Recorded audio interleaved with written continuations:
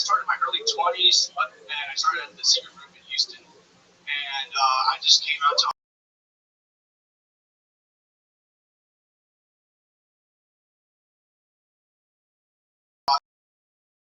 Austin.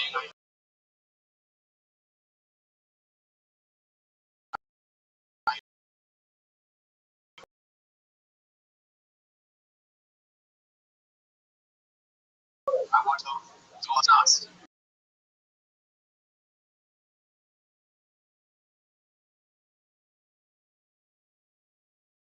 For about a month.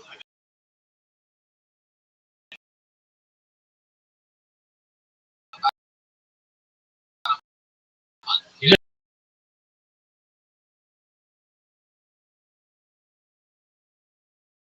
live in Yeah, so those chills. James because I'm.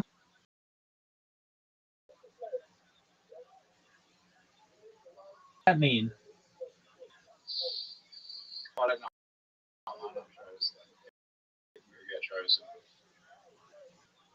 Do you feel they should have gotten chosen?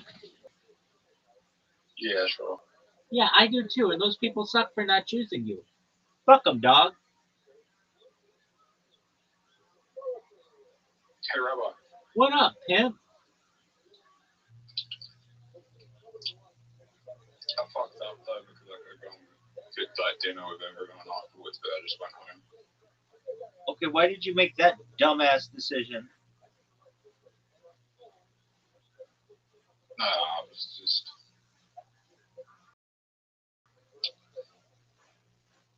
I don't know. Just didn't feel welcome. Why didn't you feel welcome? That's sad. Do you know who was at the dinner? CHB? Yeah, dog. It was like I was. That girl sucks.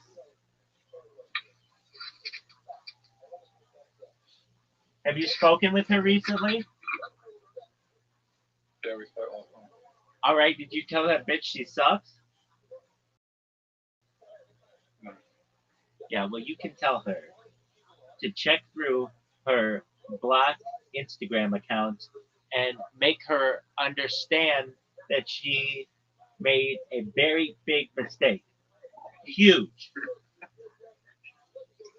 Because all I do is bash that bitch. I was her biggest fucking fan. I'm the one who believed in her when no one believed in her.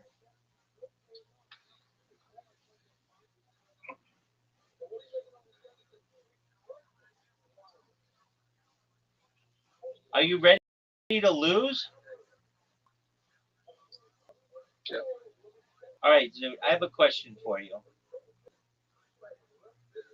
Did you know that I watched a YouTube video on Play-Doh on ways to do bounce really efficiently? Okay. And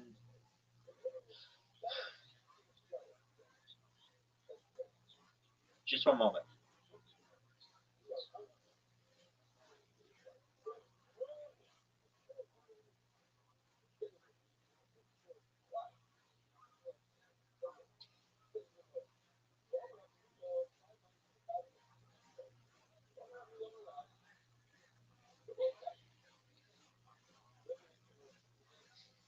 This guy who I one time called on the phone, uh, I learned about him from this radio show. He's not picking up his call. That his telephone to this radio show every night, and like just talks about bullshit, and they're thinking he might be dead. I hope it's not true, but he's like a he's like a guy who calls into this show 365 days a year. I mean, he always calls in. And one time I called him and I told him about my project, and he he thought he thought it was interesting. That's all. Okay, dude, just give me a moment. I'm gonna send you a question, or I'm gonna send you an invite. But I have lots of questions for you. Are you ready for them? Yeah, sure. What's your question? Did Reiser send you a finished version of his mural? Yes or no? I'll wait. Yeah. All right. My second question to you is, what did you think of it?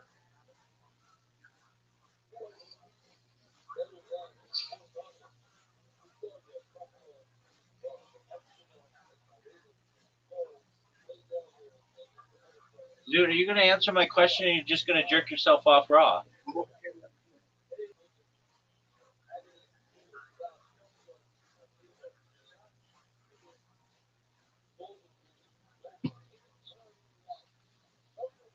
It's better than what I can do. All right. There's parts of the outline is very spotty. Though there's things that there that are very better than what I could do. There's things that inside that are very sloppy and feel like a bit rushed. It's fine though. Like, if you had to make a mural of something, what would it be?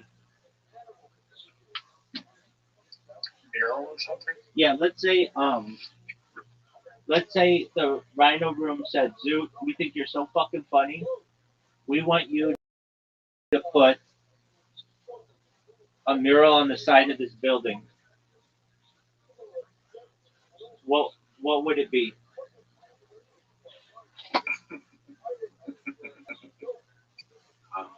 Assassination. All right. I figured it would just be a bunch of bombs because that's what you do there. Hey, oh. I mean, Charlie Kirk's assassination is controversial. All right. Now, here's my question for you. Are you ready for it? Yeah. Can you wait 30 seconds for me, please?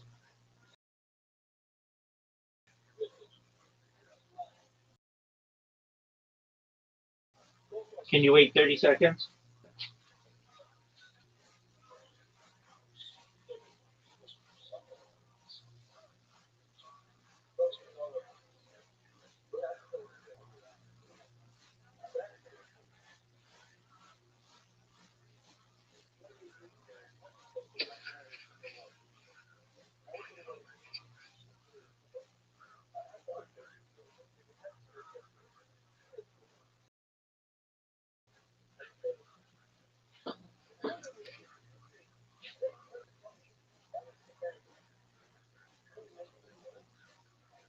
Do you ever watch that guy on TikTok who goes to like different stores and asks the people to say funny stuff on the intercom system?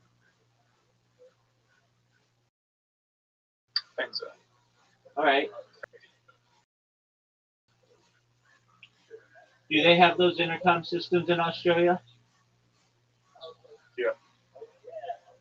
All right. Now here's my question for you, and you may consider this to be the greatest question that anybody's ever asked you in the history of the world. I think it might be. Do you have any plans to be on any other podcasts? Yeah, Joe Rogan. Fuck yeah, baby. That's what I like to hear, Zoot. Zoot, if I had a podcast and I wanted to interview you, would you let me? All right, tight. Do you want to be on another podcast? I can get you on another podcast.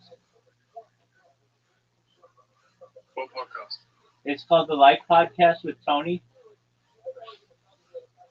Who's Tony? He's someone from Europe. I'm thinking about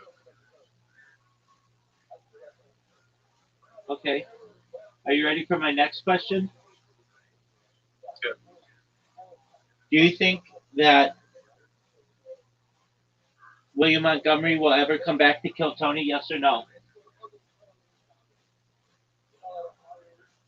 Yeah. Okay, here's my next question. Oh, look who the fuck shows up. Look who the fuck shows up. You don't even get your normal welcome. Where in the app have you been? I've been eating, and I finally have my room back. I don't care. You said you were going to be back an hour ago. Happens. You couldn't send me a message? You couldn't send me a message? You couldn't send me a message? I'm not sure if you are gonna read this message. That doesn't matter. At least you could have been like, at this point, instead of getting browbeaten, you would have been like, look, Rabbi, I sent you a message. Apologies, it took longer than I thought. And I'd be like, oh, no worries, Tony. Absolutely not. But instead, you were very, very you were disrespectful. That's all I'm going to say. I'm sorry, bye, but I'm back, and let's go make it up. Let's make it stop. No, I've got Zoot here now. Bro, Zoot can be best at podcast in the world. I know we do. I know. I'm going to make this the best podcast. I'm going to make this the best podcast you've ever had. Yes.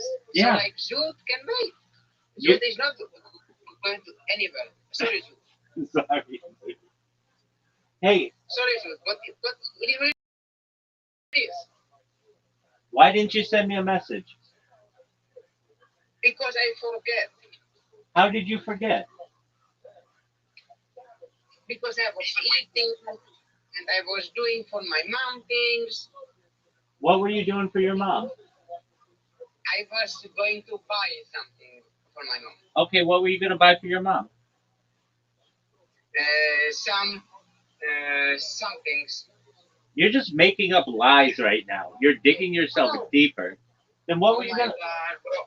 You know what? I don't care if you believe me. I'm just saying that what I do. If you don't believe me, I don't care. Just tell me what were you going to buy her? Some chocolate. Okay, that's really nice. Yeah. All right, just for you, we're going to do this. But you have to wait. You have to wait like 5 minutes. I've got to set up my other streams, and then we'll do it. Best podcast maybe ever. Yeah, best podcast ever. And sorry, Zoot. I'm so sorry, Zoot. But it is what it is. I'm sorry, bro. Zoot left. Zoot. He's gone. Yeah. I don't know why. Are you going to have Zoot on your podcast? He's a stand-up comedian from Australia. I want, but I don't know if he wants to. He said he would think about it. Nice. Very nice. Yeah. Very nice is right. Now here's my question. When are you going to have Reverend Andrew? Oh, this podcast will have 1 million views because he's so different than other people I ever have podcast. So soon, I hope. I know.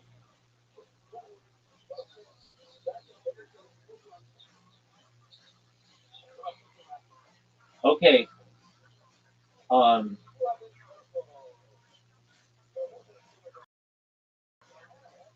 The description of the podcast that we're gonna do, though. Yes. I want to write it for you, and you can make any changes you want. But we want to make sure it's really good for SEO, for search engines. Yeah. So just one moment. I have like 6 computers that I'm fixing right now, or just restarting. So. Okay, I'm not going to be mad. It's okay. Yeah, exactly. You have no right to be mad. I'm the one been waiting 2 hours for you. Now here's my question for you. Okay. Let me just tell you how I envision this, and then you tell me if you like it or you don't. Okay. So you had said something that was really interesting, which was your screen for like pictures of stuff. Yes. So what if we did? So you say, "Hi everyone, I'm Tony." Wait, you do the same entrance for all of your videos. Hi guys, what's up? Which is cool. it's kind of your trademark at this point. But you say it's Tony. I'm back again with a very interesting series of topics that I'm going to have. We have our friend here, Rabbi Rothschild. Rabbi Rothschild, in addition to being an Orthodox rabbi, is a, and I'm going to let him talk about the discoveries that he has made while spending his life 24/7 on the internet. Rabbi, go ahead, and I'll say I have spent a lot of time, obviously, on the internet, and I discovered this website a few years ago, and I find it to be fascinating. It talks about futurism, but I don't ever hear anybody talk about this website. And so I consider it a privilege to be able to use your platform to be able to review some of the information. It is in relation to a future timeline. It's futuretimeline.net for anyone who wants to follow along with us. And what Tony and I are going to do, we're going to have discussions on the different topics that we review as I read them. And while I read them, Tony is going to look up and show pictures on his screen. And we hope you enjoy. How does that sound? Yeah. Okay. And I never share my skin on podcasting, so we will gonna see how I'm going to do. okay.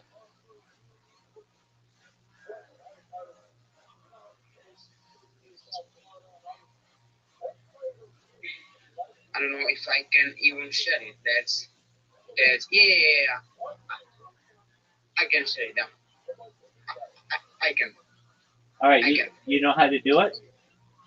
Yeah. Okay. Yeah. You go make history. There's another thing. I am. There's Okay. another thing that I would like to do. I think it still exists on Wikipedia. I'm going to check in a moment, and I will let you know if it exists. And it might be the greatest thing that you've ever heard. It might be the lamest thing that you've ever heard. Okay, I have two more computers that I have to do, and then we'll start. Yeah. I know it. I know it's okay, big dog. All right, Wikipedia.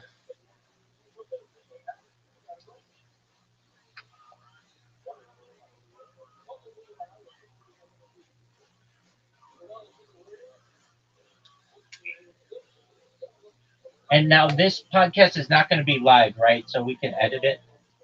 Yeah. Okay.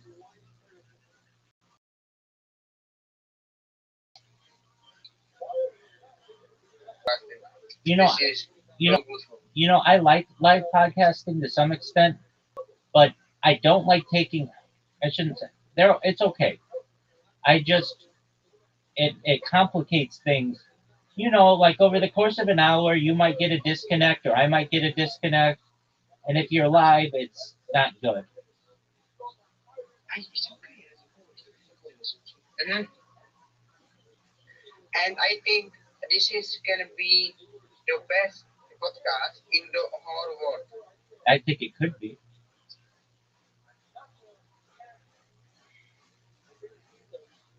because like we can do something what and not what nobody done. I agree. We can do something very big, very big.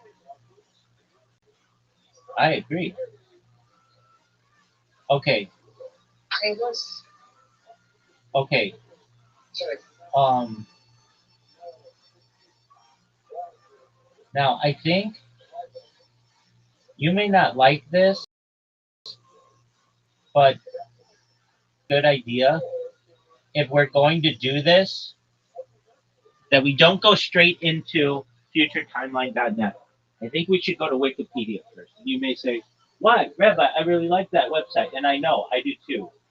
But so long as we're doing like future predictions, um, I want you to, I'm just going to give you an example. Go to a website, okay? Yeah. Wikipedia. I am brushing my teeth for you. Oh, you're brushing my teeth. Well, you're going to smell beautiful then. Yeah. Okay, well then just one moment. I'll be right back. I'm brushing my teeth.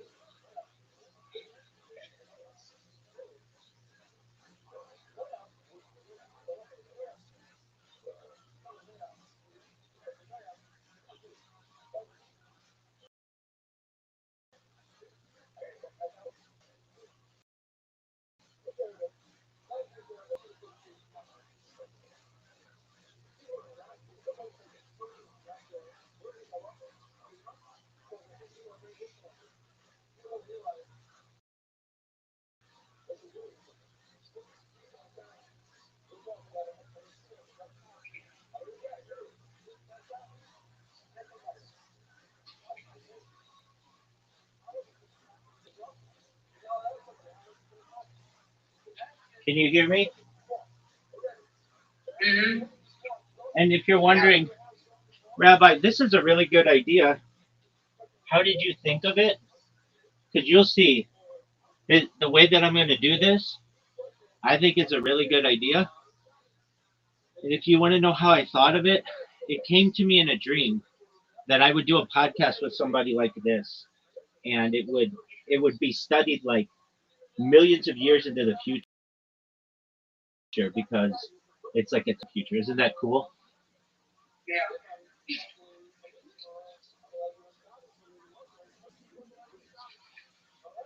Okay. So like, are you? You you seem to be very, very, very excited. Got it. I am because I I've been wanting to do this for Very long time. a long time. Yeah. But are you at your computer? Yes, I am. Okay. I am. Can you go to a website? Yes. Can you go to wikipedia.org? Wikipedia. That what? O-R-G. ORG.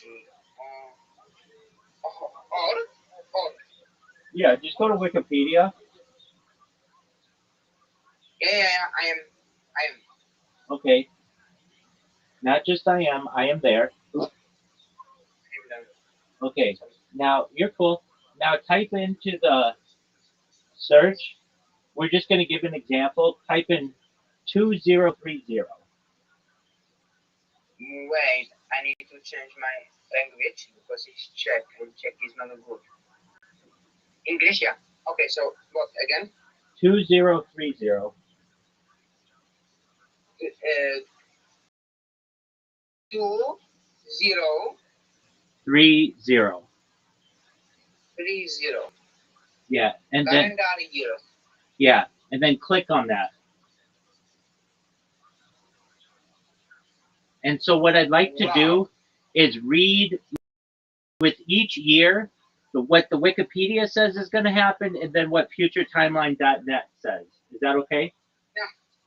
Yeah. Okay. It is.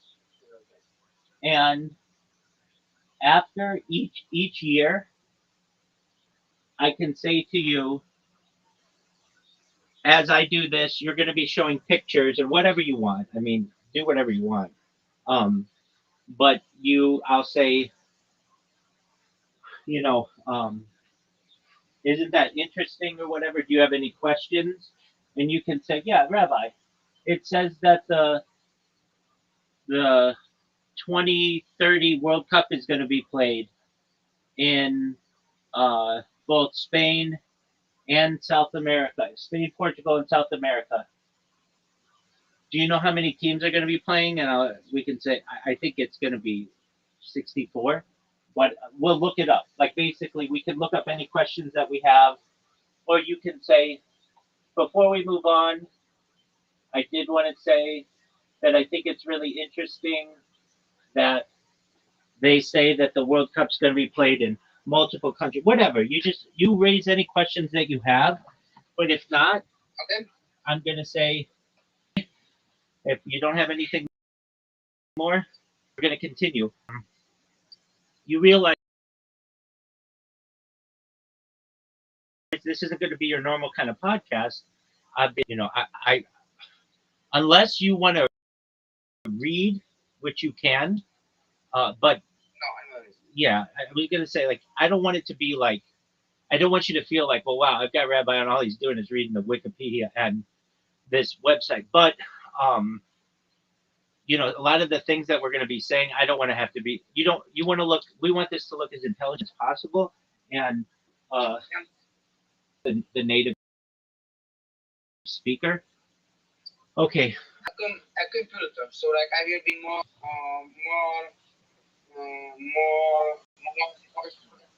Yeah, and you're going to be and you're going to be looking up pictures and whatever else, right?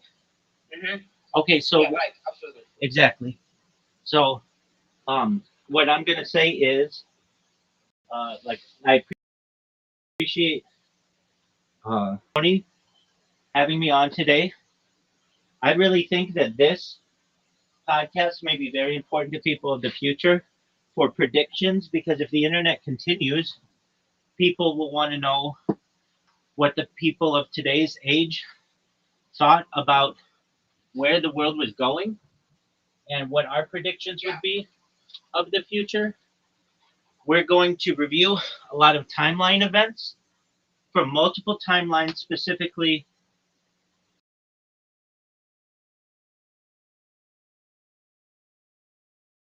Wikipedia.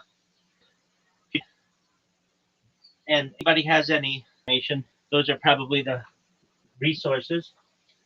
And it will be interesting for generations of the future to study these videos to understand where we were right, where we were wrong, and sense. But like, yeah, it makes sense. But I have only one. I have only my question is because like when I see your interview with that guy, with that like your best interview, like it was good, but like the only thing what was missing was I don't know like you or you was not like I cannot see your neck. Oh, So like and that can be disturbing because people say you are fat fuck and this. If you can do this, like I know you have a beard, yeah. but like in that episode was too much. Okay. I'm gonna wear what I'm comfortable. I have a beard, and it doesn't look like I have a neck. I don't care if people say I'm a fat fuck. So what? I'm a fat fuck who knows a lot about the future. Okay. We'll see how it looks. But basically, my shirts are black, and uh, I don't want to necessarily. Like, I wear this all the time. Okay. I just want to tell you that. I appreciate it, and you should know that I recognize that's an important thing for me to know. I understand, but I'm not too like. How do I want to say? If I wear a white shirt, my beard is still gonna cover me up. But like I think white shirt can be a really good idea because I wear a black shirt. I am in black man.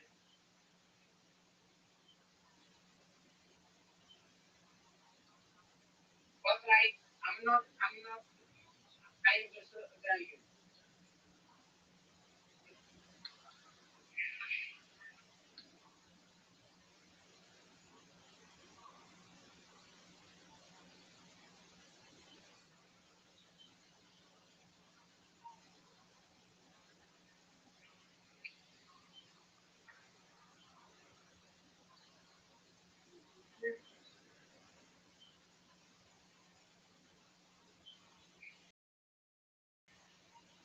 So, are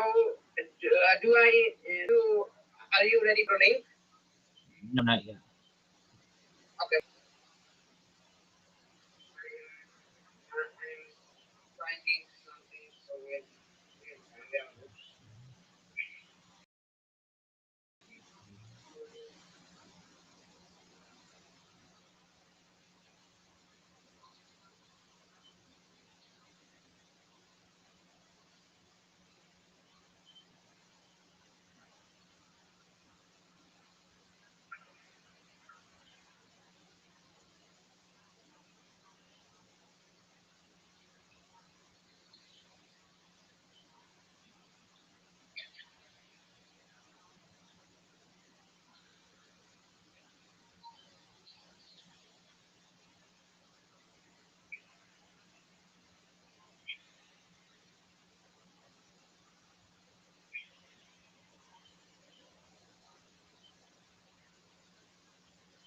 What do you will have for? I'm gonna have my space background.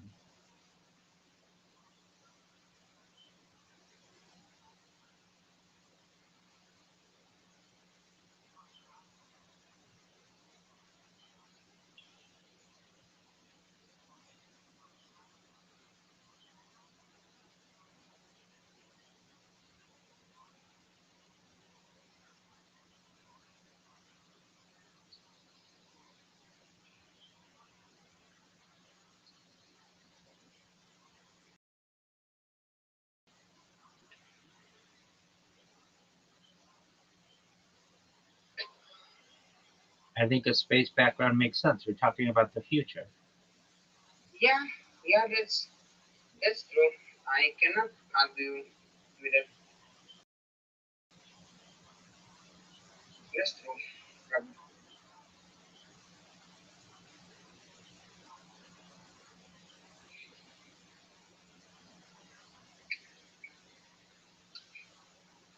Do you have my email address? I can send you that on Discord.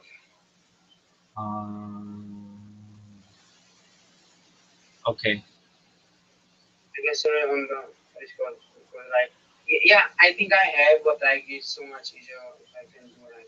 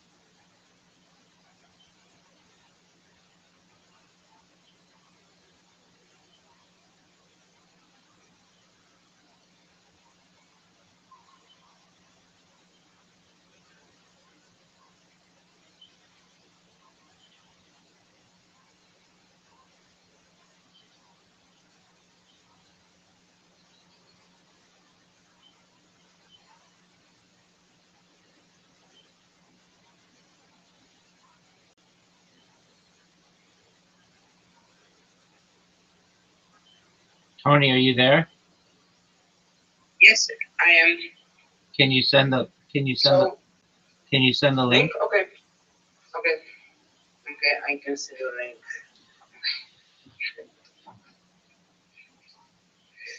Tony, also before we start, I want to talk about time, how we define a year, and different kind of clocks. Of course, of course, of course. Send the link. Okay.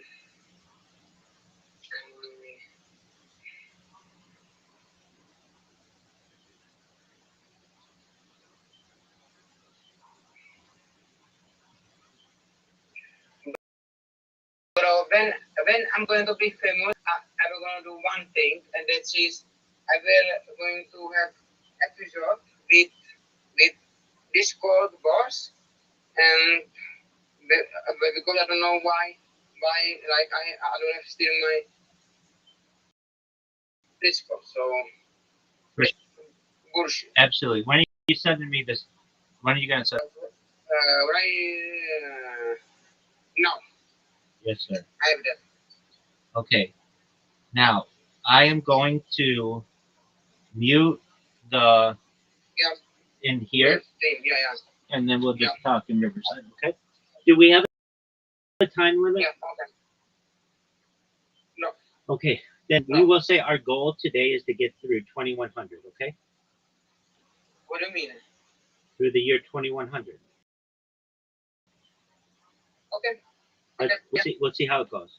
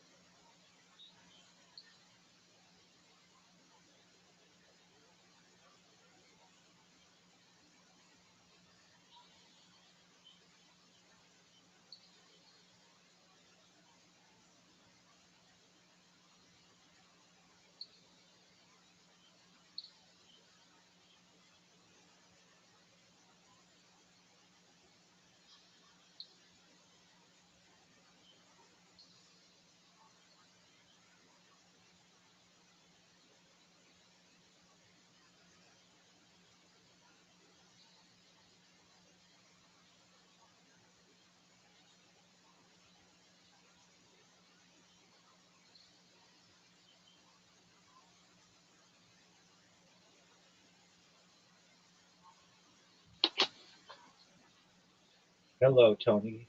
Can you hear me? Okay.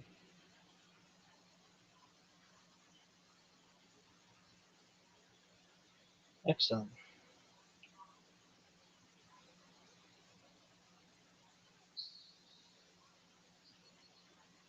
Oh, your lips look terrible.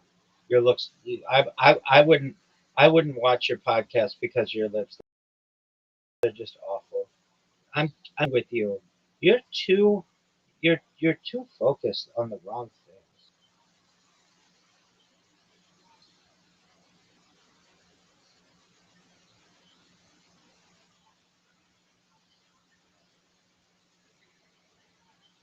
Okay. Yeah, it's great. And we will start in 2027 if that's okay with you.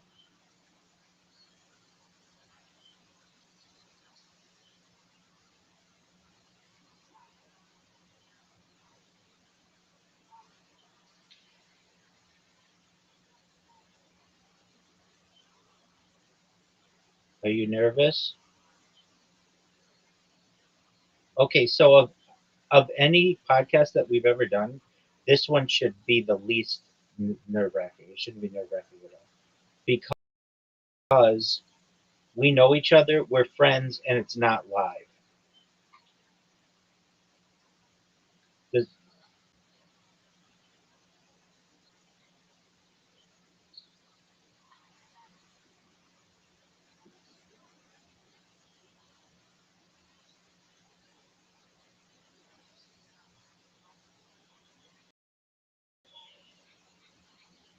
You're gonna do you're gonna do just fine. Yeah. Um, if you want, let's see here. Like if you want to show pictures, which you said you do, right? Okay, then there's a way that you can show pictures. Can you go to futuretimeline.net? Okay, and go to 21st century. Okay, are you sharing your screen?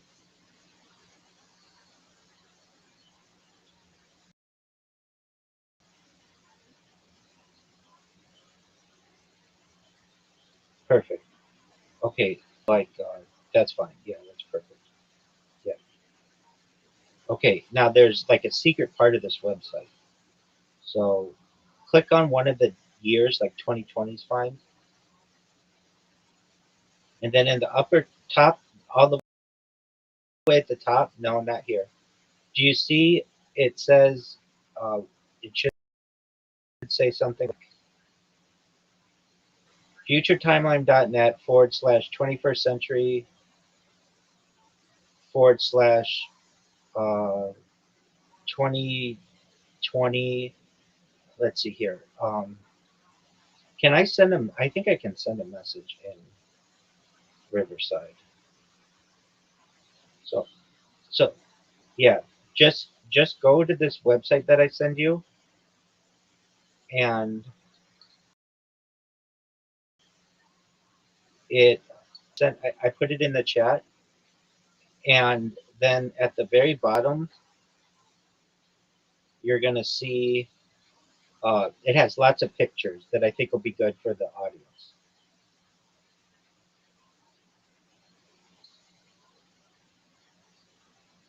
Just one moment.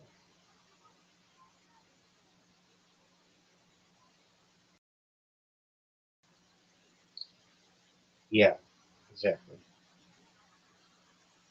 So keep scrolling down. Yeah. So while I'm doing this, you do that, okay? And we'll just see how. I don't know. We might get to 2050 and be like, wow, it's been an hour. Let's stop. But we'll see how it goes. Okay? Are you are you nervous?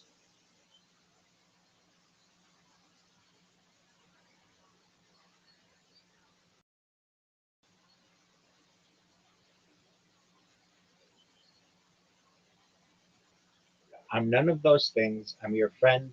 We talk all the time in my Discord. This, you're going to be totally fine. One thing that I will do at the beginning, I want to show people my YouTube, so where they can find me. So I'll show this screen just for a moment, and then move into it. Okay?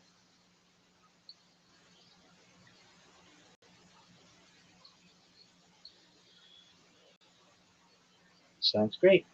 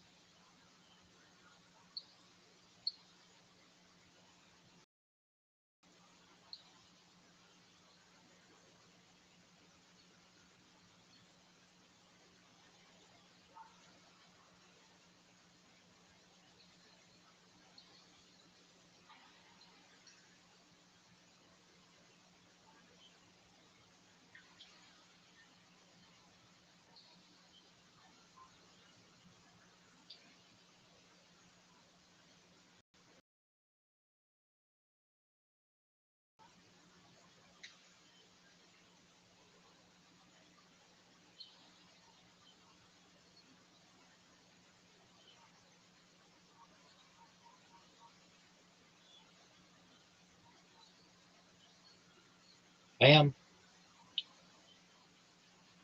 God willing. Stop, stop, stop, stop, stop, stop. I was talking over you, so we need to start again. Apologies. Uh,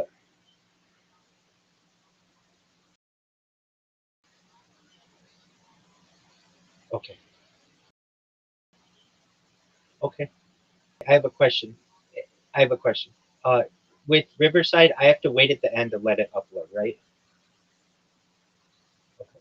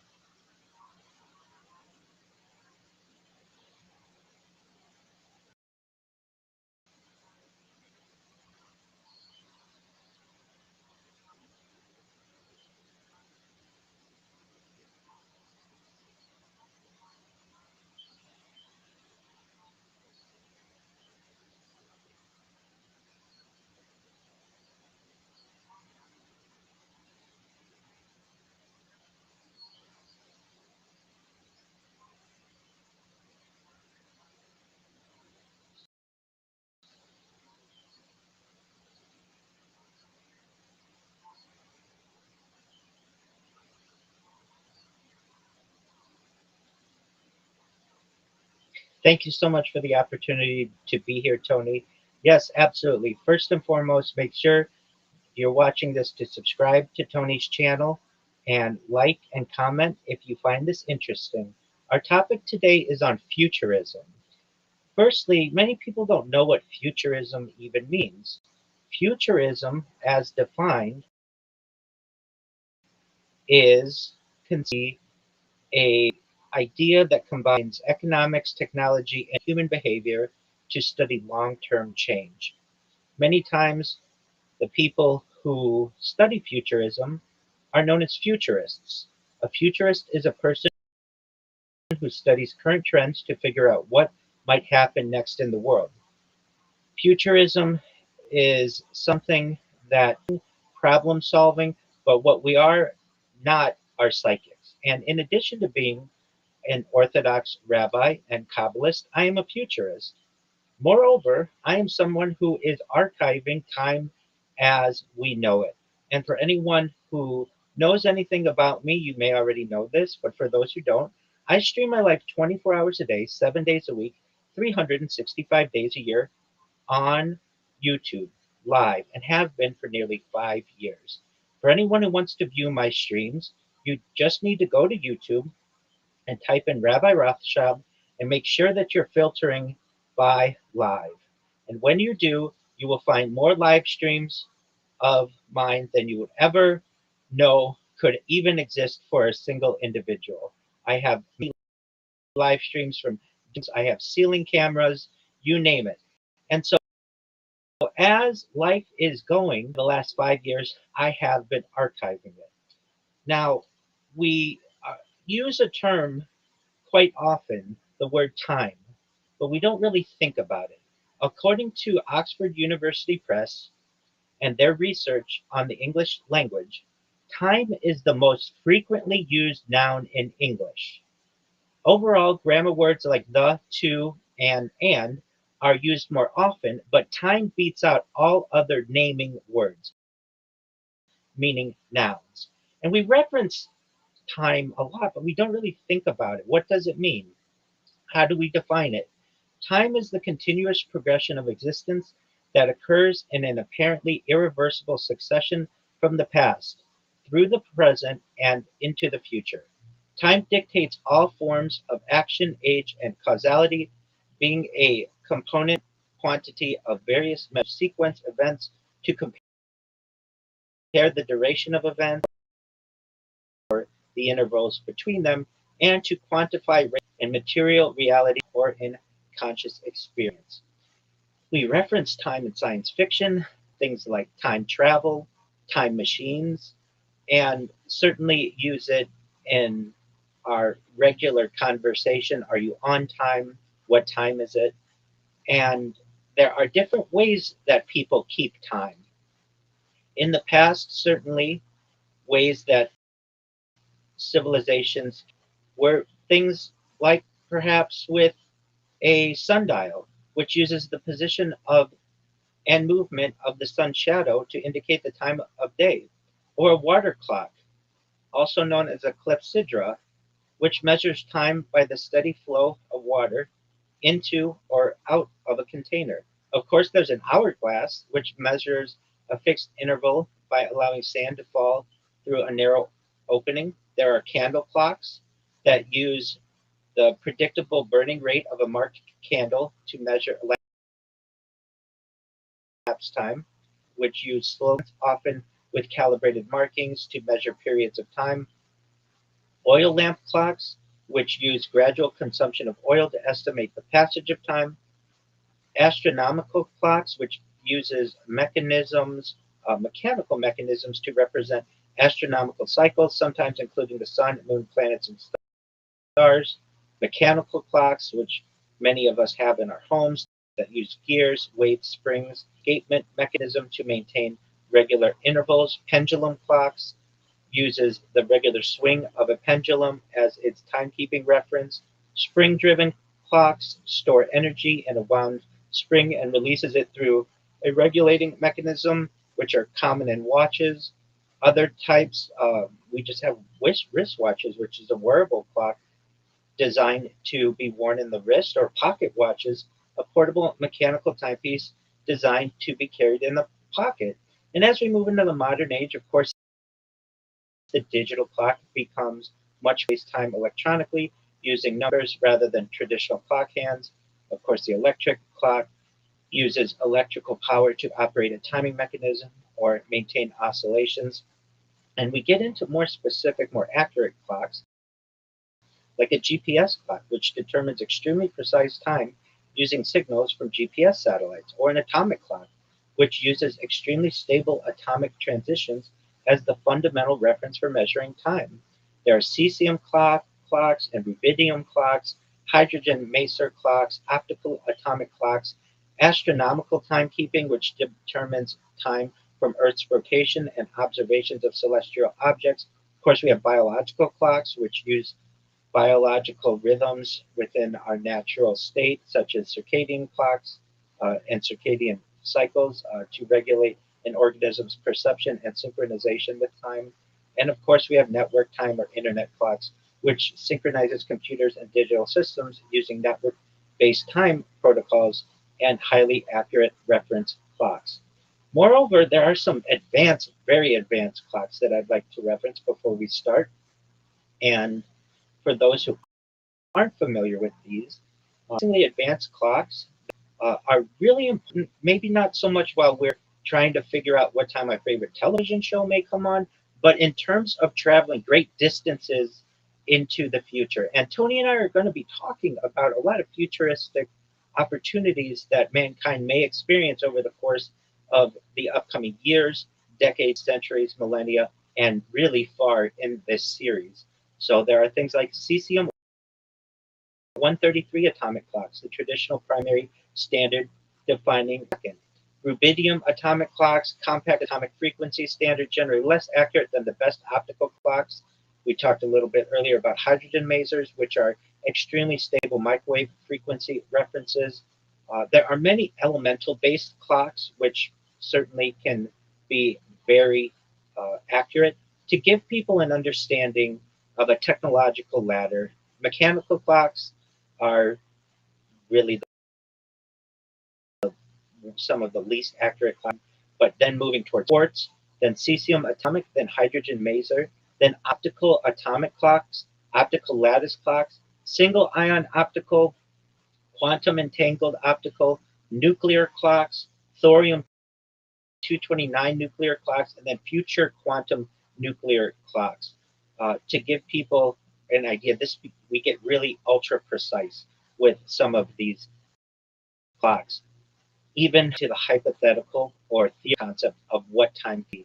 So the next time that somebody says, "Are you on time?" Is anybody really on time? Does anyone really know what time it is?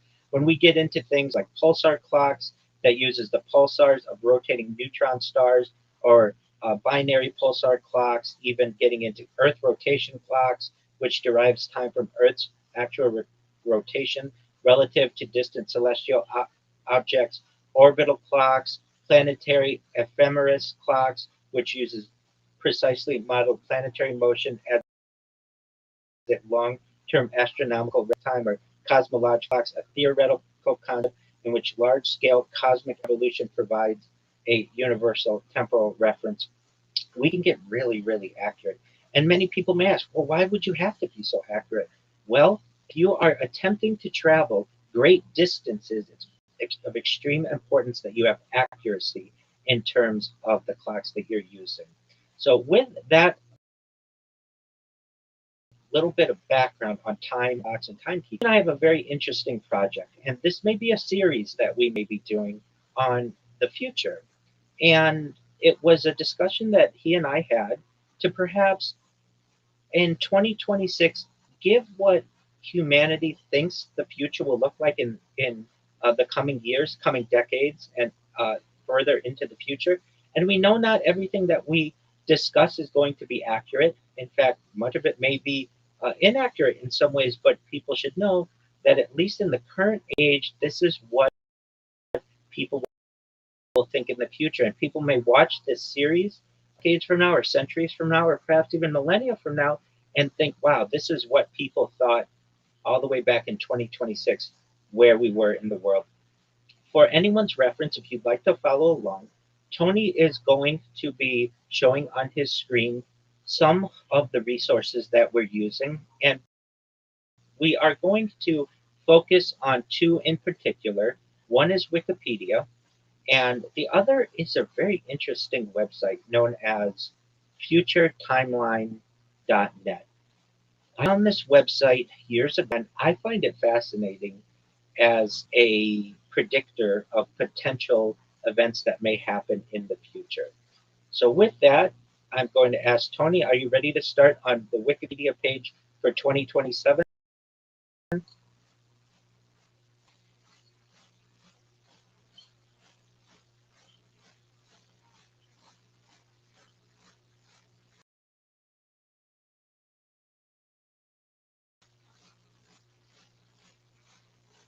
Very well. We'll start 2027, and we should say that it is today, August 8th, and thus these events are potentially going to be in the up maybe 4 months or so from now. We should have January 15th to 25th. The 2027 Winter World University Games are scheduled to be held in China. From January 20th to February 7th, the 2027 African Games will be held in Cairo. January 30th, 2027, the 2027 German presidential election is scheduled to be held. March 7th, if not triggered earlier, the next Estonian parliamentary election will occur no later than this date. March 19th to September 26th, the 2027 World Horticultural Expo is scheduled to be held in Yokohama, Japan. April 18th, the 2027 Finnish parliamentary election is scheduled to be held, as well as the 2027 French presidential election. In May of 2027, we will have the 2027 Eurovision Song Contest that is Bulgaria. On May 1st, if not triggered earlier, the next Serbian presidential election will occur no later than this date. May 15th to August 15th, Expo 2027 is scheduled to be held in Belgrade, Serbia. June 6th, the 2027 Mexican legislative election is scheduled to be held.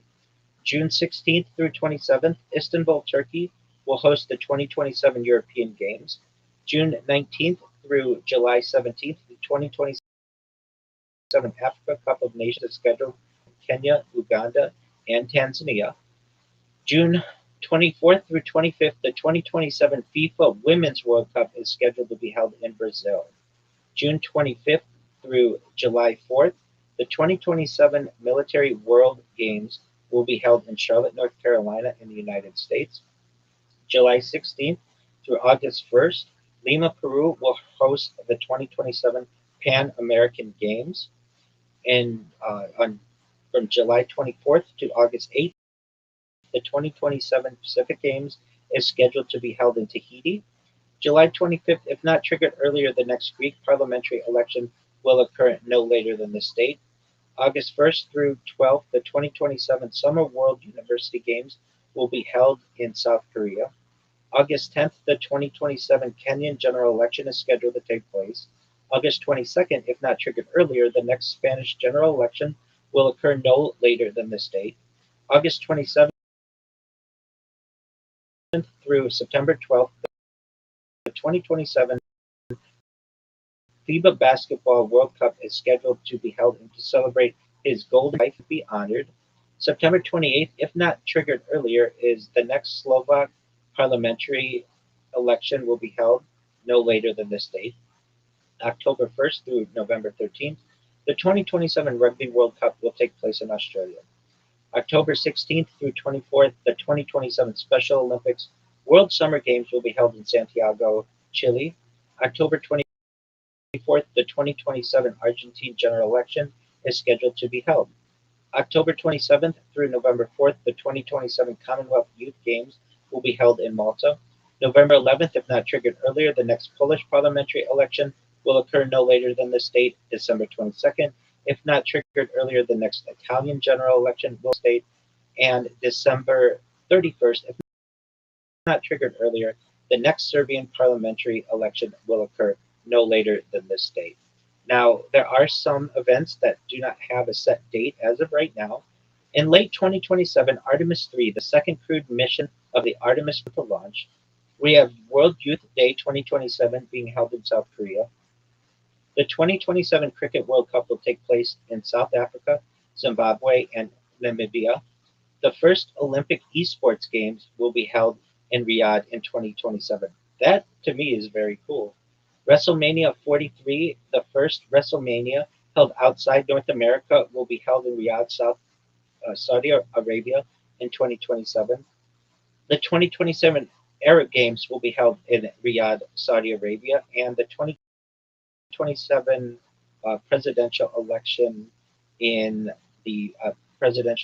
the Middle East is scheduled to be held. With that, we're going to move on to our sister website, futuretimeline.net. And if I may ask my colleague, Tony, are you ready for futuretimeline.net? Excellent. Right. In 2027, the EU will end all energy imports from Russia, or this is what is predicted. And I want to again say, we don't know any of this for sure. In February 2022, Russia began a full-scale invasion of Ukraine.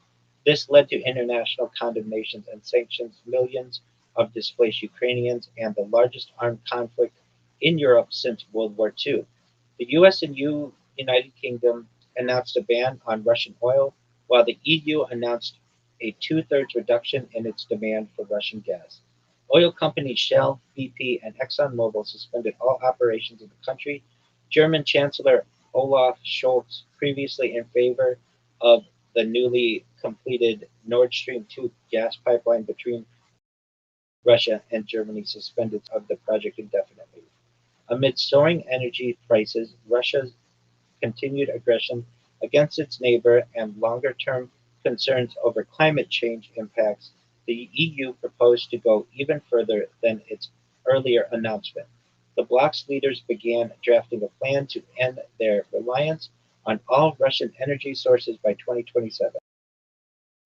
Finalized in May, Power EU project completely gas, oil, and coal imports while accelerating the green transition. Until this point, Russian fossil fuels had been used as an economic and political weapon, costing the EU nearly $100 billion euros per year.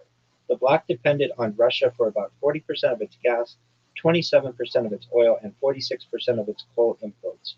The REPower EU plan included measures to boost energy savings, diversify energy supplies, and accelerate the rollout of renewable energy, all in economic growth, security, and climate action for Europe and its partners.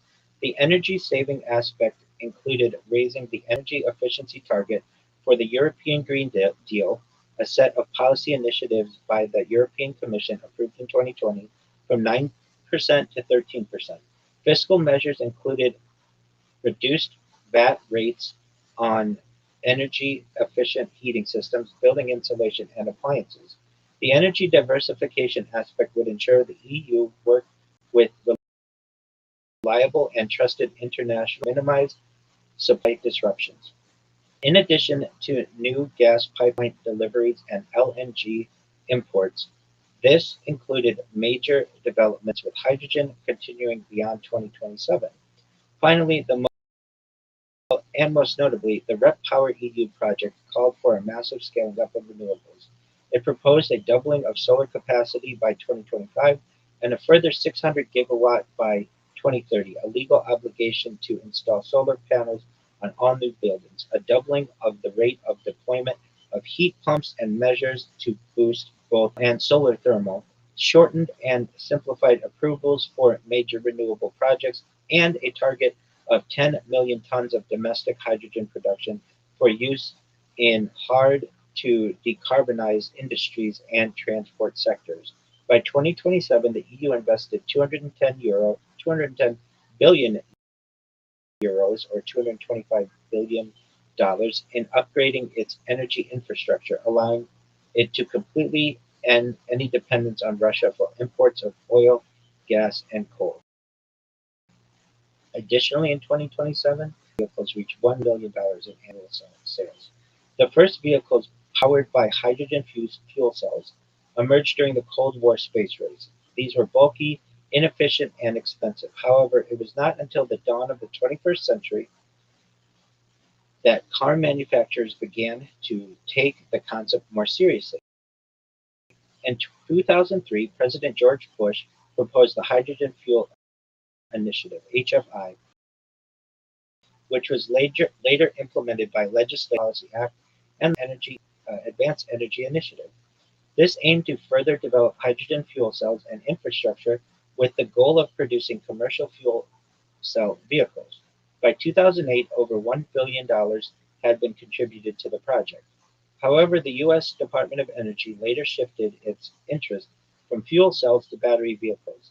High costs and the lack of infrastructure were major problems, compounded by the culture of deploying fuel stations over such a large geographical area. This led U.S. automakers to delay their hydrogen vehicle rollouts. The situation was different in Europe, however, with less geography to cover, and where governments had serious plans to develop the required infrastructure. Japan and South Korea, too, had similar initiatives getting underway. In addition to expanded infrastructure, future advances in technology reduced the size, weight, and cost of hydrogen fuel cell vehicles.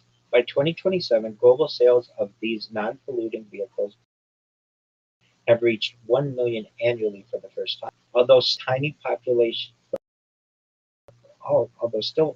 only a tiny proportion of total overall vehicle sales, the industry is now entering a period of explosive growth. Also in 2027, Tokyo are connected by high-speed maglev.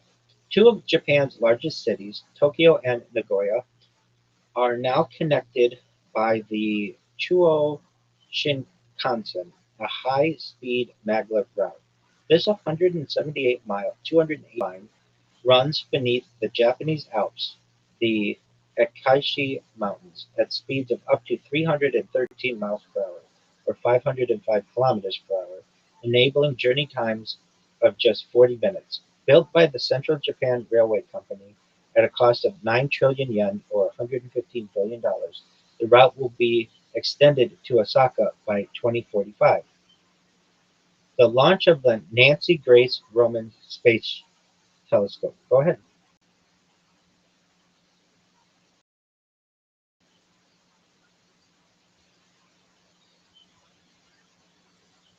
No, I have Windows 10. That's okay. The next event will be the launch of the Nancy Grace Roman Space Telescope. In 2027, NASA launches a new space telescope, the Nancy Grace Roman Space Telescope, formerly known as the Wide Field Infrared Survey Telescope, WFIRST. It is named after the first female executive at NASA, who served as the agency's chief of astronomy throughout the 1960s and 1970s and played a key role in planning for the Hubble Space Telescope. Shortened as Roman, or the Roman Space Telescope, its 5-year mission aims to address cutting-edge questions in two main areas: the universe and exoplanet research. By measuring the precise distances and shapes of millions of galaxies, it provides insights into dark energy, the mysterious force that is accelerating the expansion of the universe, chronology of the universe, the growth of cosmic structure, the consistency of general relativity, and the curvature of spacetime. In addition, it finds thousands of new exoplanets using the microlensing technique, which includes planets with masses as small as Mars, as well as free-floating or rogue planets. This complements the discoveries made by other telescopes like Kepler, TESS, and the next generation of missions, providing a better picture of the population of exoplanets in our galaxy.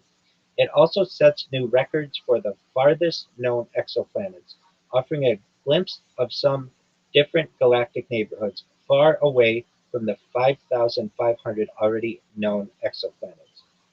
Placed in a halo orbit around Sun-Earth Lagrange point L2, Roman carries two scientific instruments. The first is a wide-field instrument, a 300-megapixel camera providing multi-band visible to near-infrared images, able to capture 100 times the area of Hubble's camera. Roman also features 1,500 times the surveying speed of that earlier telescope.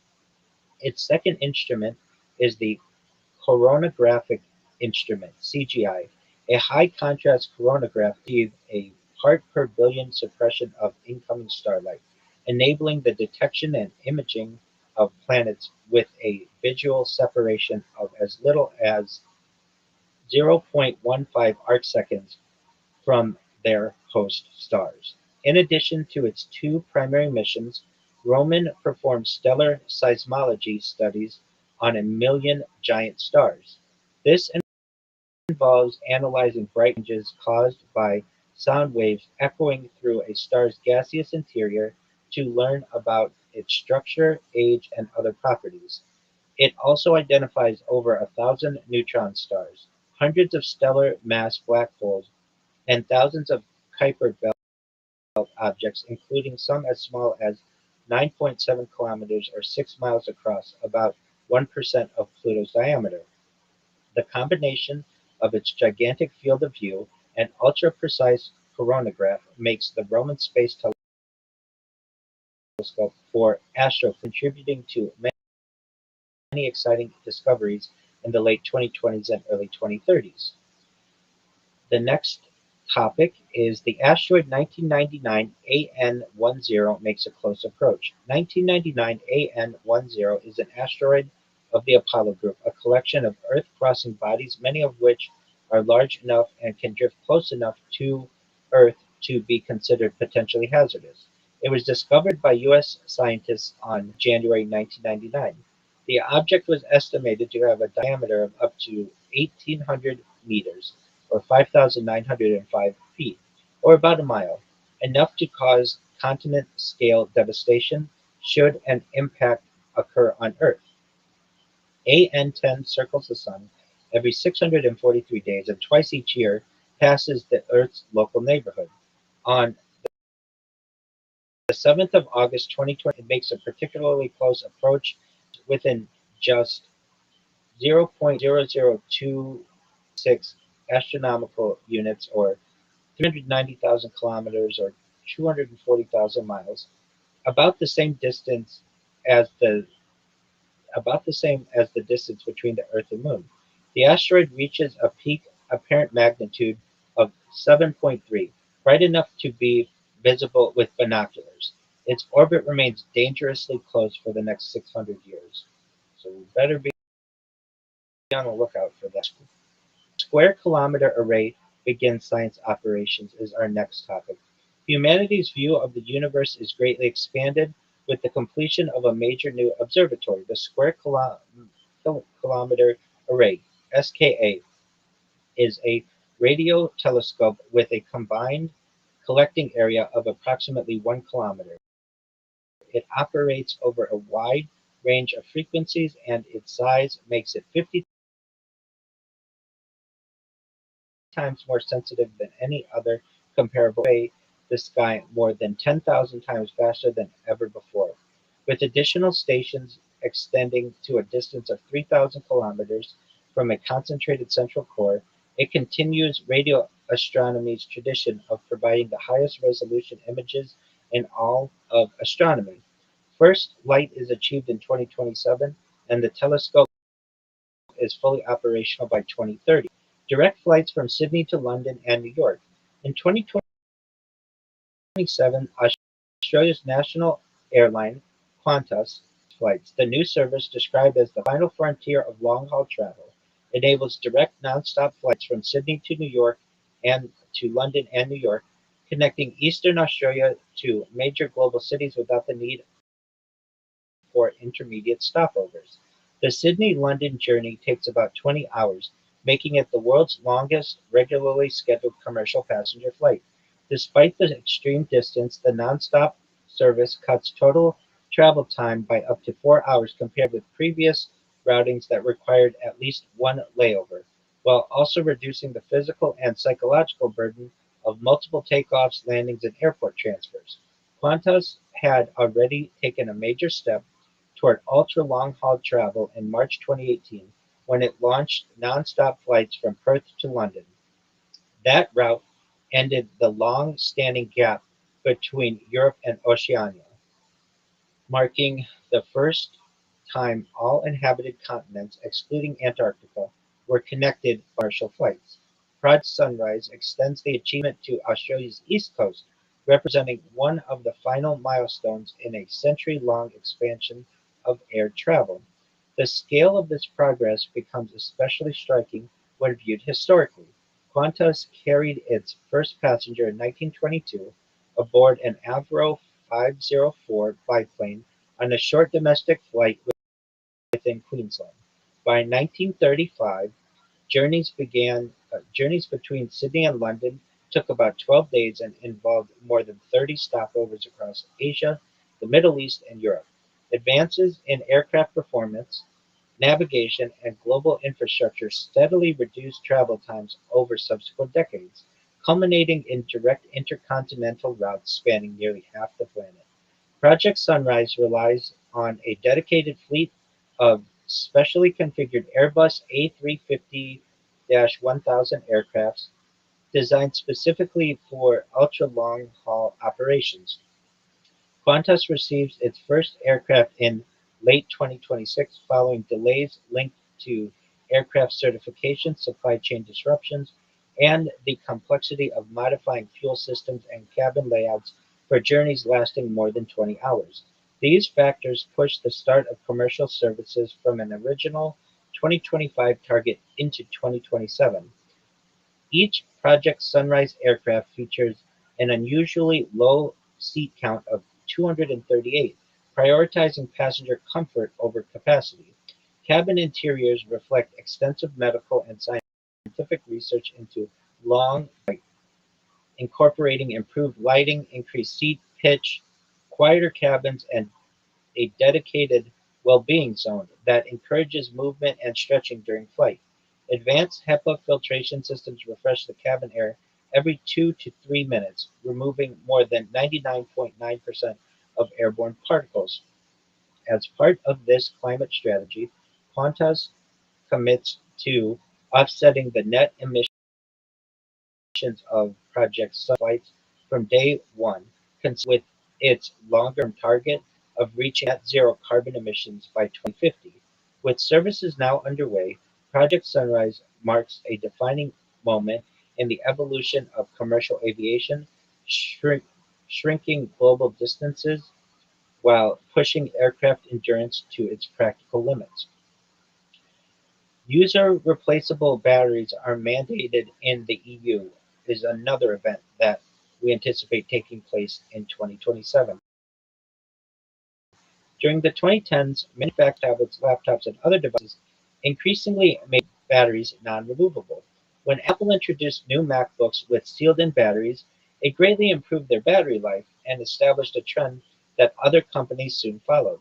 The Samsung Galaxy S5, released in 2014, became one of the last flagship phones with a removable battery, after which permanently built-in non-replaceable batteries became the norm.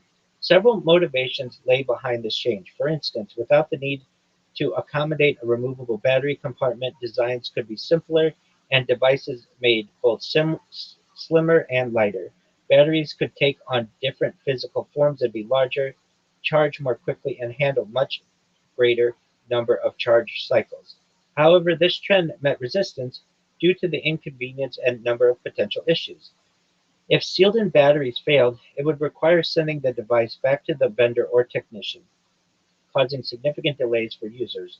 In some cases, the battery swelled over time. It might damage sensitive components of the device. If in some cases, if the battery swelled over time, it might damage sensitive components of the device. Users criticized what they increasingly saw as a form of planned obsolescence, while environmental campaigners also noted its contribution to the growing mountains. These and other problems led to calls for regulation to reverse this trend. In 2023, responding to these concerns, the European Union proposed a mandate for user replaceable batteries in all devices by 2027. New rules would cover the design, production, and recycling of all rechargeable batteries sold within the EU, stipulating that for portable batteries used in devices such as phones, tablets, and cameras, consumers must be able to easily remove and replace them. This would require a significant design rethink by manufacturers. Additionally, the European Parliament had plans for non-rechargeable batteries. Had a, the European Parliament had planned on rechargeable batteries with a phase out to be decided on by 2030. And I would just like to take a moment and compliment the EU for this policy. It does seem to make technology better. Next, 2D barcodes are ubiquitous in retail. The first traditional barcode was invented in the 1940s by Norman Joseph Woodland and Bernard Silver, two graduate students in Philadelphia in the United States.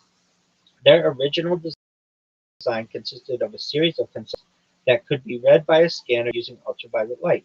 In the 1960s, Woodland and Silver refined their design and developed the modern barcode, consisting of a series of lines and spaces of varying widths. They also developed a scanner that could read the barcode using the light and assigning unique identification numbers to products. This would later become known as the UPC, the Universal Product Code. In 1972, the UK supermarket chain Sainsbury's introduced a barcode system to help manage inventory more efficiently using the UPC. In 1974, a pack of Wrigley's chewing gum became the first product to be sold with a barcode when scanned at a supermarket in Ohio in the United States. Barcodes soon became an integral part of the retail industry, used to identify and track products in stores and warehouses around the world. In 1994, Toyota subsidiary Denso Wave invented the first 2D barcode, embedding data on both the horizontal and vertical axes as a way to track vehicle parts during the manufacturing process. The quick response QR code, which the company developed, saw widespread adoption in Japan, alongside many other types of 2D barcode, also known as matrix codes. In contrast to linear, one-dimensional barcodes, this new format could represent far more data per unit area. Whereas a standard barcode is 20 digits, a QR code had capacity for more than 4,000 alphanumeric or numeric characters. More significantly, however, the number of possible combinations became astronomically higher.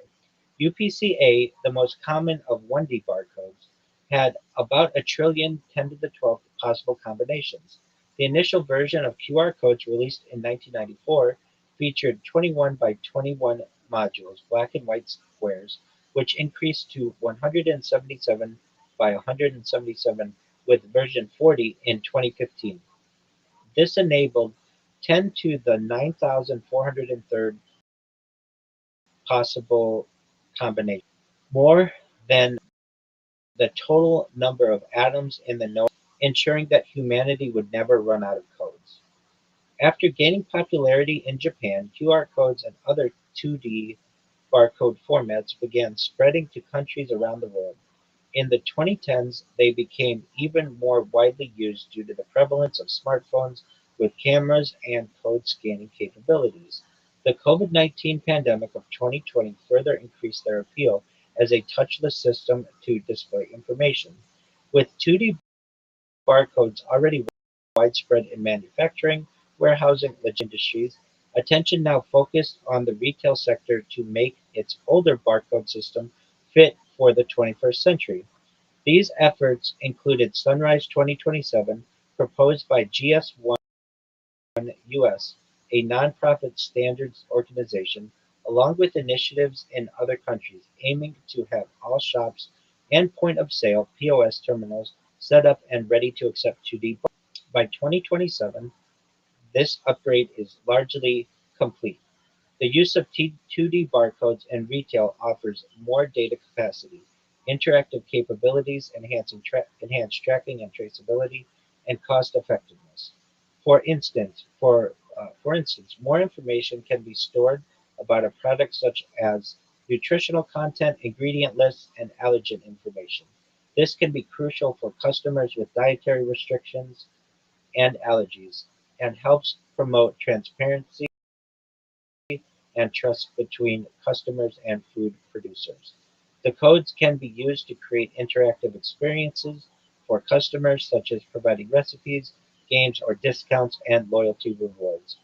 They also help shops and food producers gather valuable data and insights into customer preferences and behavior. Individual food products can be tracked and traced throughout the supply chain from farm to table.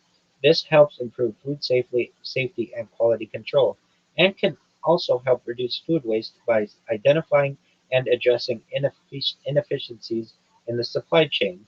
Information can also be provided on sustainability practices.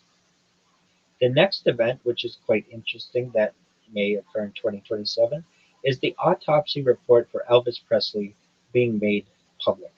Elvis Presley was one of the 20th century's most iconic singers, often referred to as the King of Rock and Roll or simply the King.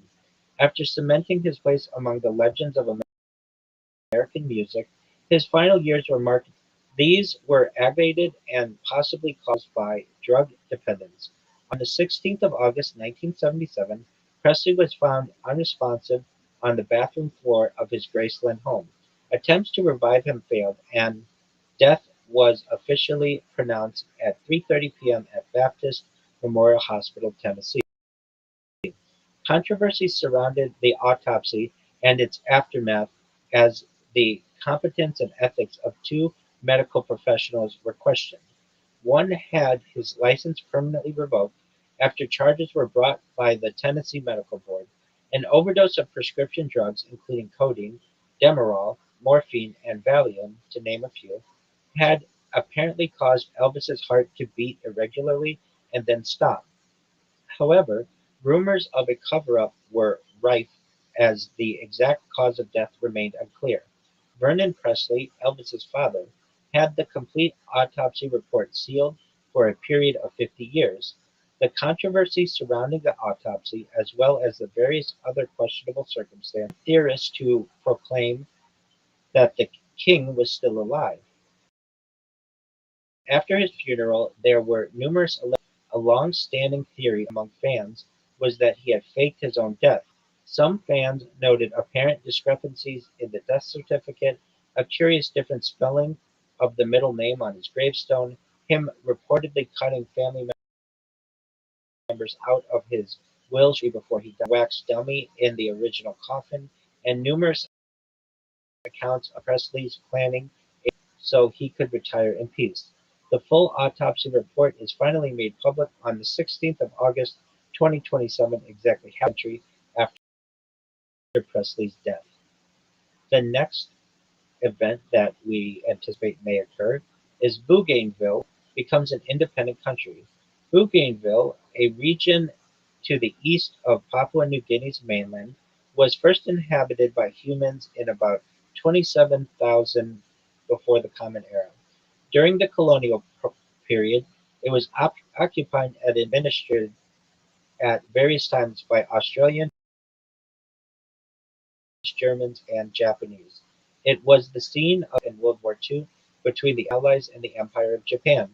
After the Japanese surrendered, Australia resumed administrative control of Papua and New Guinea, including Bougainville, under a UN trusteeship.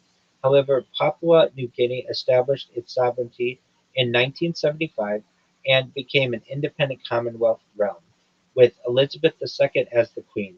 A few factions in Bougainville had already demanded independence and unilaterally now naming their territory the Republic of the North Solomons, although this was not internationally recognized.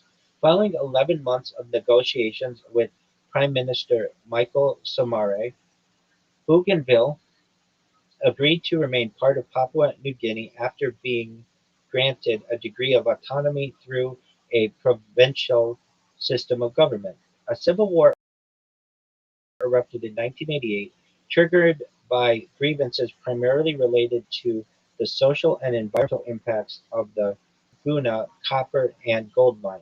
which was operated by an Australian company.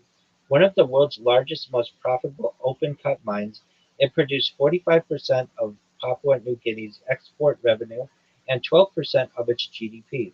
But although its government was a 20% shareholder, the local population received only 1% of the profit share, which led to the growing which led to growing resentment. Escalated into a full-scale civil war involving Bougainville Revolutionary Army rebels, Papua New Guinea Defense Forces, and various other factions. The war lasted for 10 years and was devastating, resulting in an estimated 15,000 to 20,000 deaths and displacing many more. In 2001, a peace agreement was reached, leading to the creation of an autonomous Bougainville. This granted the region greater autonomy and paved the way for a future referendum on independence. As part of the agreement, Bougainville would be allowed to hold a non-binding vote to gauge public sentiment on independence versus greater autonomy within Papua New Guinea. On 23rd November 2019, Bougainville finally held its referendum, in which an overwhelming 98.3% voted in favor of full independence as opposed to merely greater autonomy. This result set the stage for ongoing and the government of Papua New Guinea about its future status.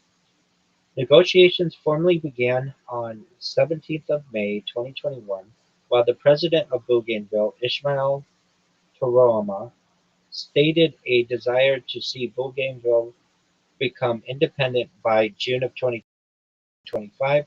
Papua New Guinea's Prime Minister James Marape cautioned against setting a specific timetable. On 7th of July 2021, it was announced that Bougainville would become independent by the year 2027, pending ratification from Papua New Guinea's parliament. Today, in 2027, the world is welcoming its newest country, Bougainville, who's the 196th member of the United Nations.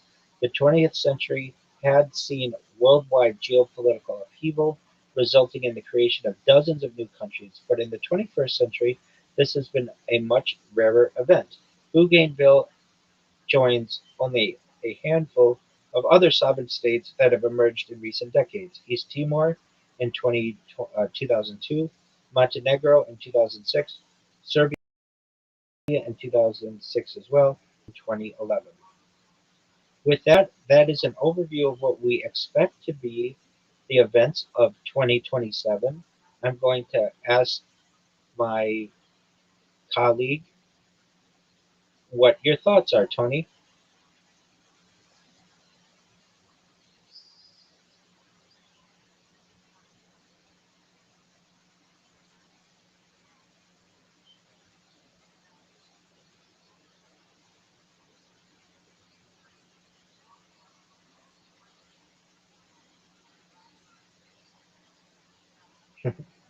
I agree with you. That will be quite interesting.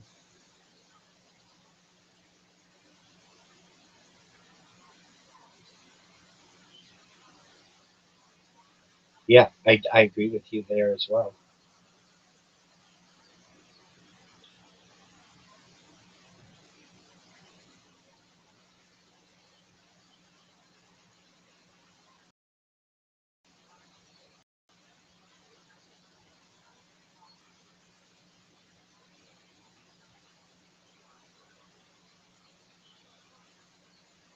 Absolutely. Absolutely. Well said. I agree on all points. And as we move into our 2028 discussion, I may make the suggestion to Tony, if possible, to mute your microphone, to perhaps limit any kind of background noise, if that would be possible. And with that, I'm going to move into the Wikipedia article for 2028. And with that,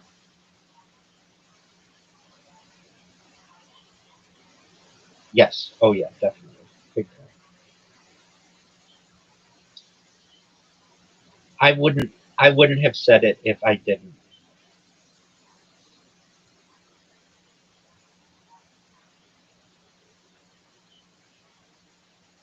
All right,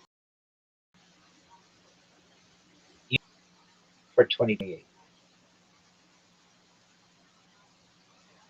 Excellent. Here we go. So in 2028, it is the 2028 year of the Common Era, and we predict the following scheduled events. January 5th through 30th, the first FIFA Women's World Cup, uh, the first FIFA Women's Club World Cup is scheduled to be held. January 15th through 29th, the 2028 Winter Youth Olympics will be held in Italy. April 12th, if not triggered earlier, the next South Korean legislative election will be held no later than this date. In May, the Eurovision Song Contest 2028 was determined by the 2027 winner. May 8th, the 2028 Philippine presidential election is scheduled to be held. May 14th, if not triggered earlier, the next Turkish presidential election will be held no later than this date. Additionally, if not triggered, the next Turkish parliamentary election will be held no later than this date.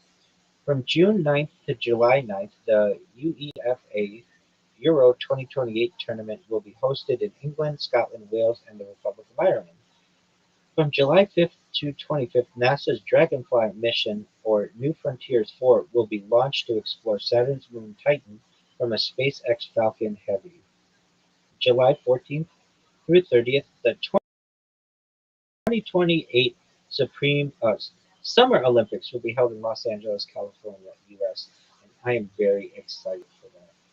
July 22nd, a total solar eclipse will be visible across Australia, including Sydney and New Zealand.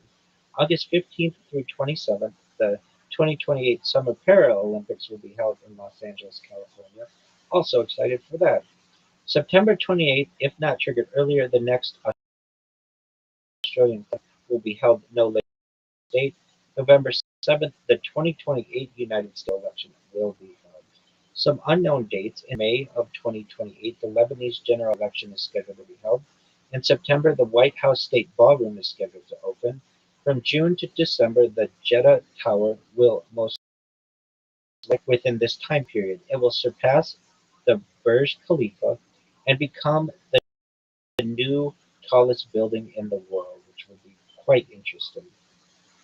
NASA is targeting the first two-thirds of 2028 to launch Artemis 4, the first crewed lunar landing since 1972, and the last third of 2028 to launch Artemis 5, the second crewed lunar landing since 1972.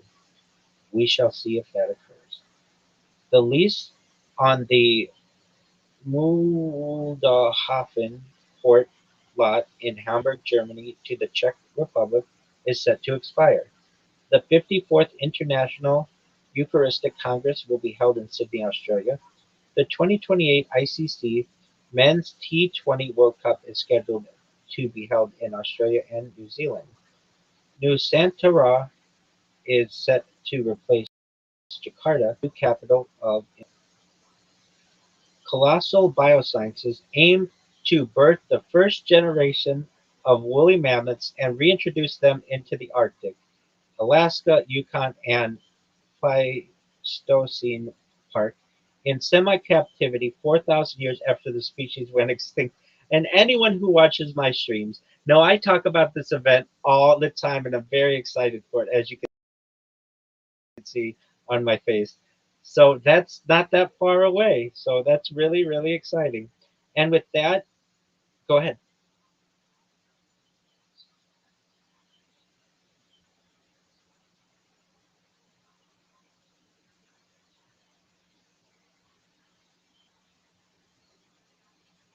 That's fantastic.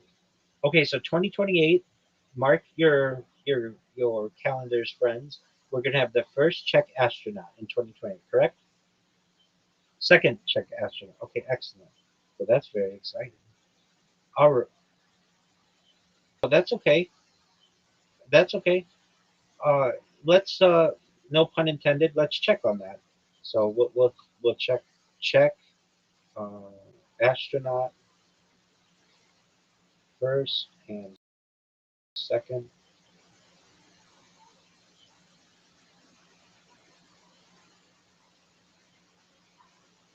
The first Czech in space was Vladimir Remek, who flew on the Soviet Soyuz 20 mission of 1978.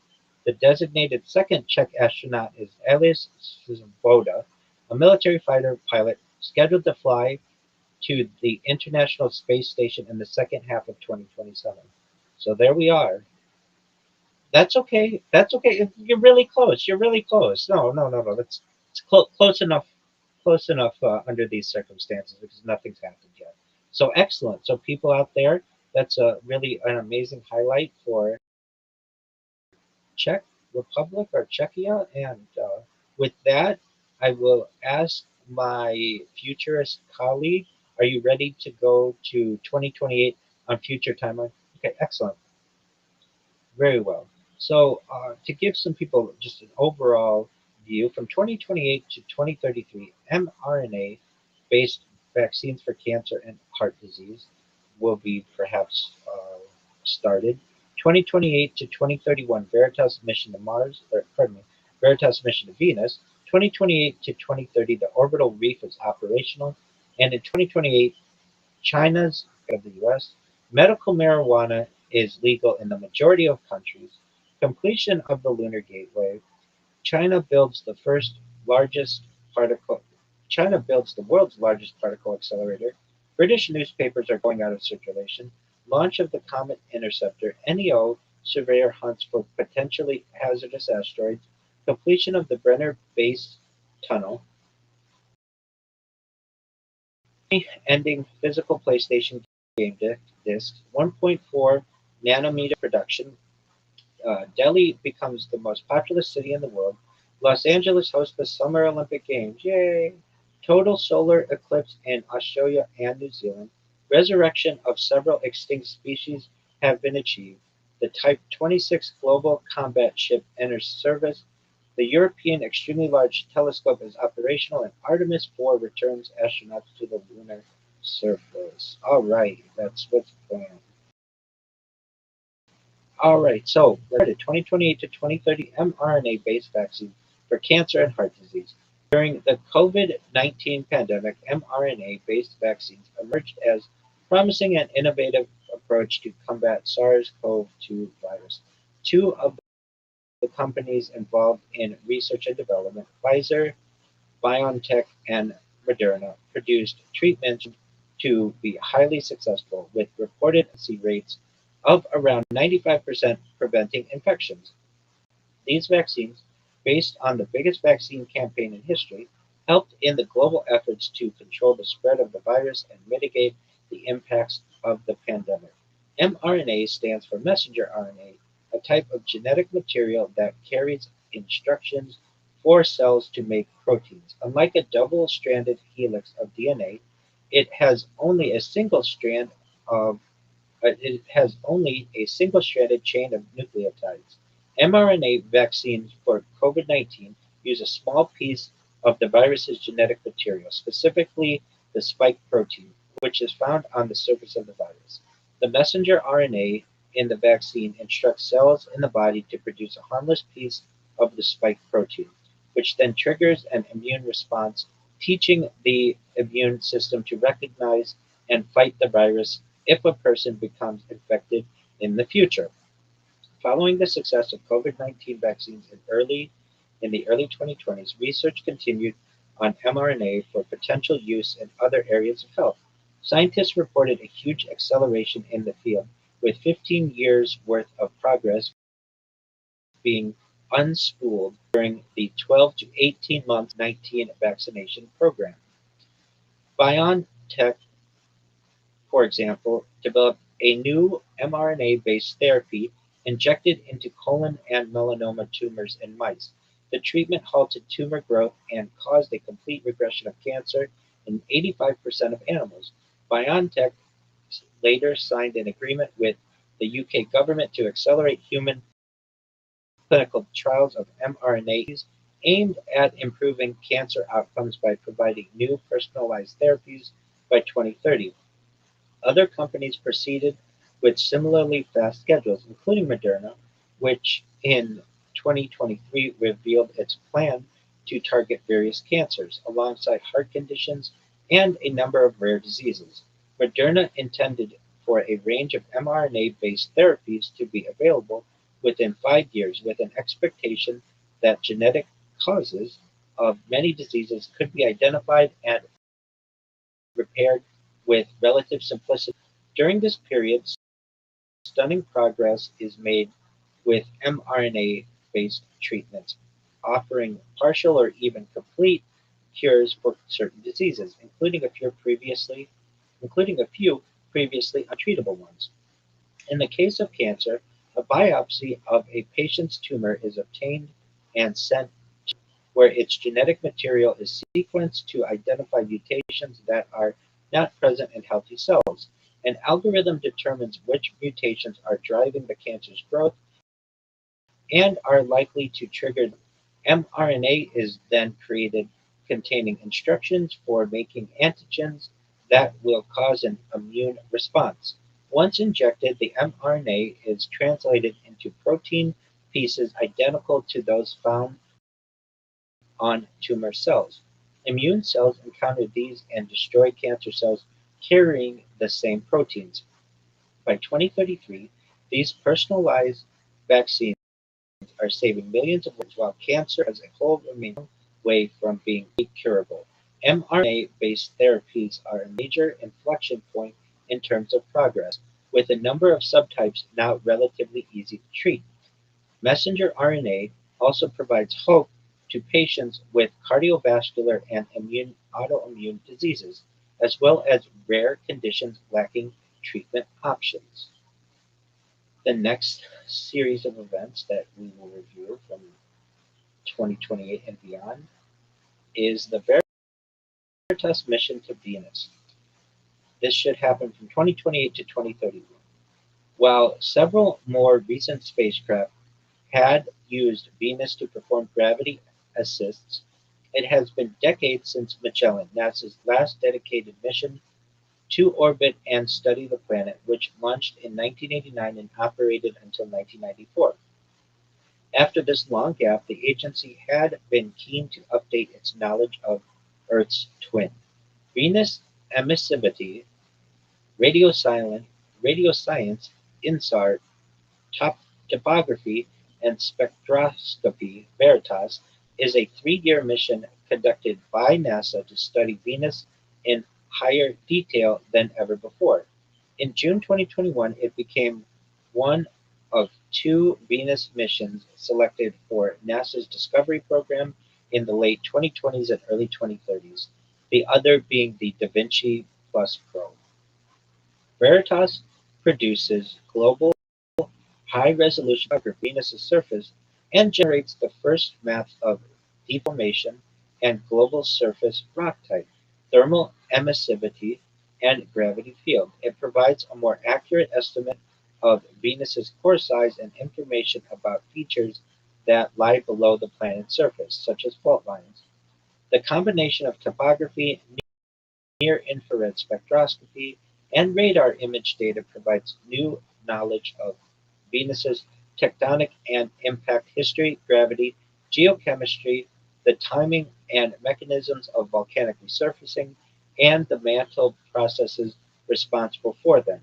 Veritas also reveals insights into Venus's wetter and cooler past. Much of the probe's data is of relevance to exoplanet science, understanding how planets beyond our solar system evolved. While the earlier Magellan probe had a spatial resolution of 200 meters, Veritas can generate image details as fine as 30 meters, a nearly 7-fold increase. Meanwhile, altimetry measurements are improved by as much as 60 times. On board are 2 scientific instruments, the Venus and the Venus Interferometric Synthetic Aperture Radar (VISAR). The spacecraft the spacecraft operates until 2031. From 2028 to 2031, the operational. The overall orbital reef is a low Earth orbit (LEO) space station designed by Blue Origin and Sierra Nevada Corporation. intended for commercial space activities and space tourism uses. University, Boeing, Genesis Engineering Solutions, and Redwire Space.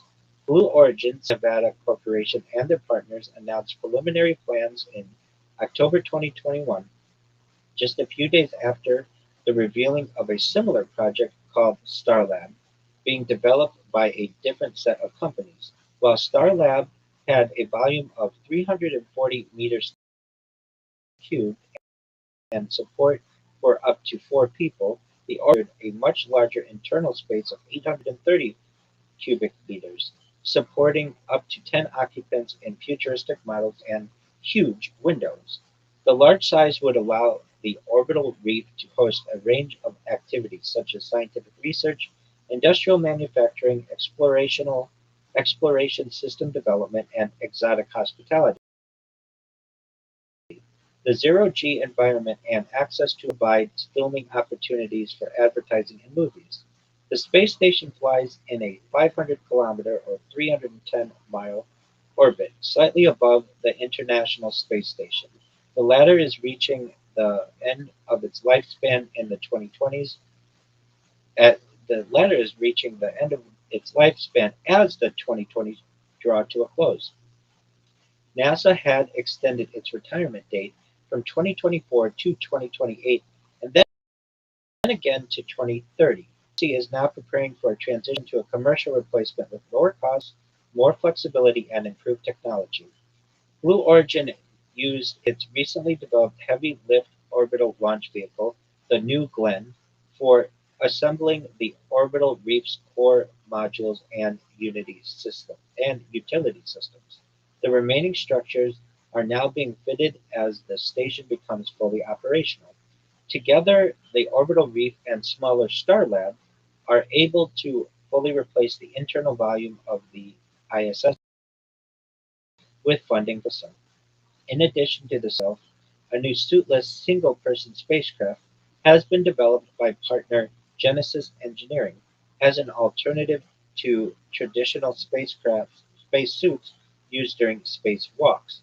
Those who visit the orbital reef can take advantage of this pod-like craft with greater maneuverability, two robotic arms, and larger field of view. So for the people out there who are interested in the orbital reef, save 2 seats for both Tony and myself because we want to visit that in the future perhaps.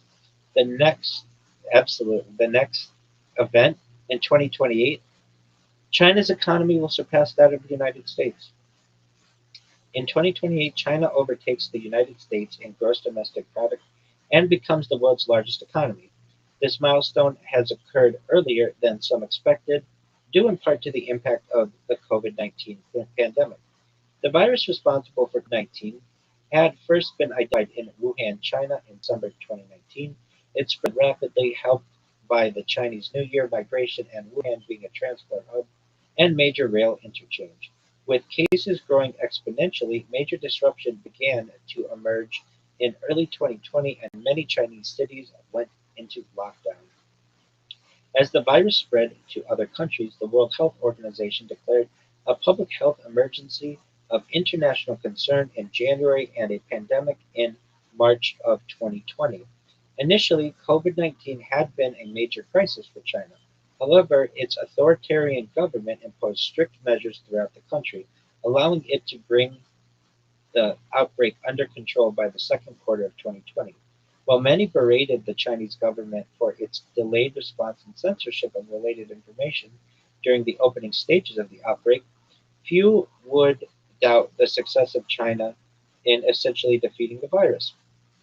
By contrast, most other countries around the world had lengthy catastrophic experiences with COVID-19, wreaking severe economic damage. The US recorded its millionth case by April 2020, and this had mushroomed to over 23 million in 2021, with nearly 400,000 deaths, the most of any country. Although vaccines began to emerge, partisan divides regarding the outbreak and a laxer approach to preventing infections meant that the crisis would persist for many months to come. The U.S. and other major economies had negative growth for that year, which China achieved, while China achieved positive GDP of 2% in 2020. China's 14th five-year plan from 2021 to 2025 involved a dual circulation strategy, with plans for both external and domestic demand working together. This had been implemented partly in response to trade disputes with the US and elsewhere, and partly due to expectation that external demand would be depressed by the pandemic and that China would need and that China needed internal demand to sustain growth. President stated his aim as being to fully bring as President Xi stated his aim as being to fully bring out the advantage of its being China's super large market scale and potential of domestic demand to establish a new development pattern featuring domestic and international circulations that complement each other. With skillful management of the pandemic and damage in the West, the relative economic performance of China exceeded many analysts' earlier forecasts. China saw average economic growth of more than 5.5% a year during this time. By the end of its 14th plan period in 2025, it had comfortably met the threshold for a high-income economy, defined by the World Bank as a gross national income per capita of about $12,536 or more. Although its growth has slowed to 4.5% a year during the second half of the 2020s, China's GDP is overtaking the US by 2028. It continues to widen the gap between itself and the US during the early 2030s, though at a slower rate of less than 4% a year. Longer-term demographic and other problems in China enable the US to regain its position as the world's largest by the end of the century. Medical marijuana is legal in the majority of countries. The cannabis plant had a long history of medicinal use dating back thousands of years. Its usage remained controversial and taboo in many cultures. However, not until the late 20th century and early 21st century did it start to gain wider acceptance and legality as an option for treating health issues. Due to production and governmental restrictions, little research has been conducted into the safety and efficacy of cannabis for medicine. A systematic review and meta-analysis in 2015 found moderate quality evidence in support of treatment for chronic pain and spasticity, but lower quality evidence for improvements in nausea and vomiting due to chemotherapy. A number of medical organizations around the world called on governments to better enable scientific study of these drugs. Amid a growing support of its legal classification, more and more countries began to decriminalize cannabis and enable its usage for medical reasons. Some even permitted recreational use in limited amounts. Uruguay became the first country to legalize the whole process from cultivation to sale, distribution, and consumption. Nearly 20 states in the United States had legalized recreational use by 2020, though it remained illegal at the federal level.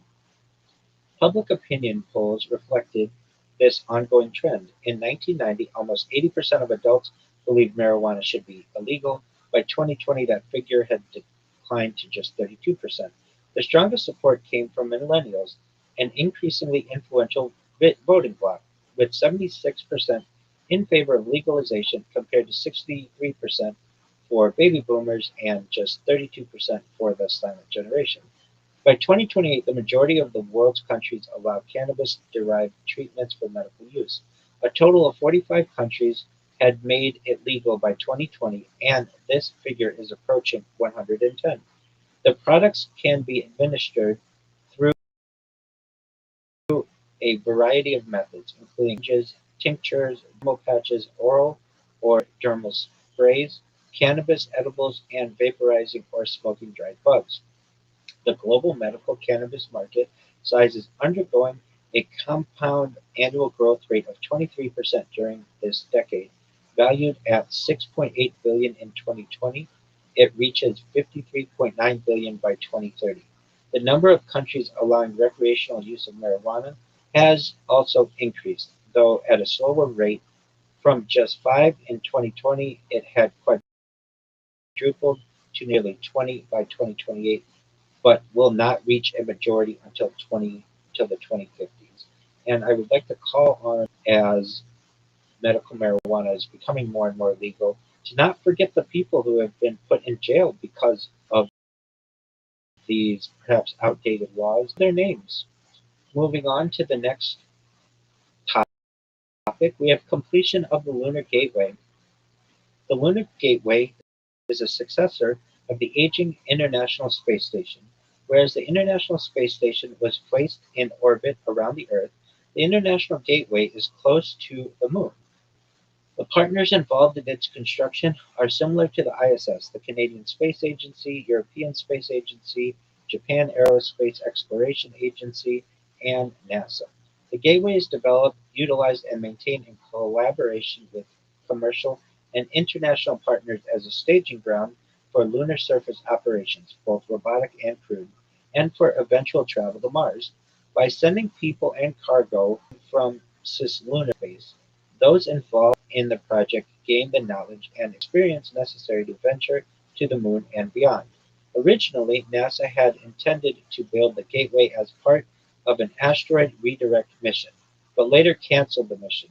An informal joint statement on cooperation between NASA and Roscosmos was announced in September 2017. However, in October 2020, Roscosmos stated that the program would be too US-centric for Russia to participate in, and in January that it would not take part in the LG LG.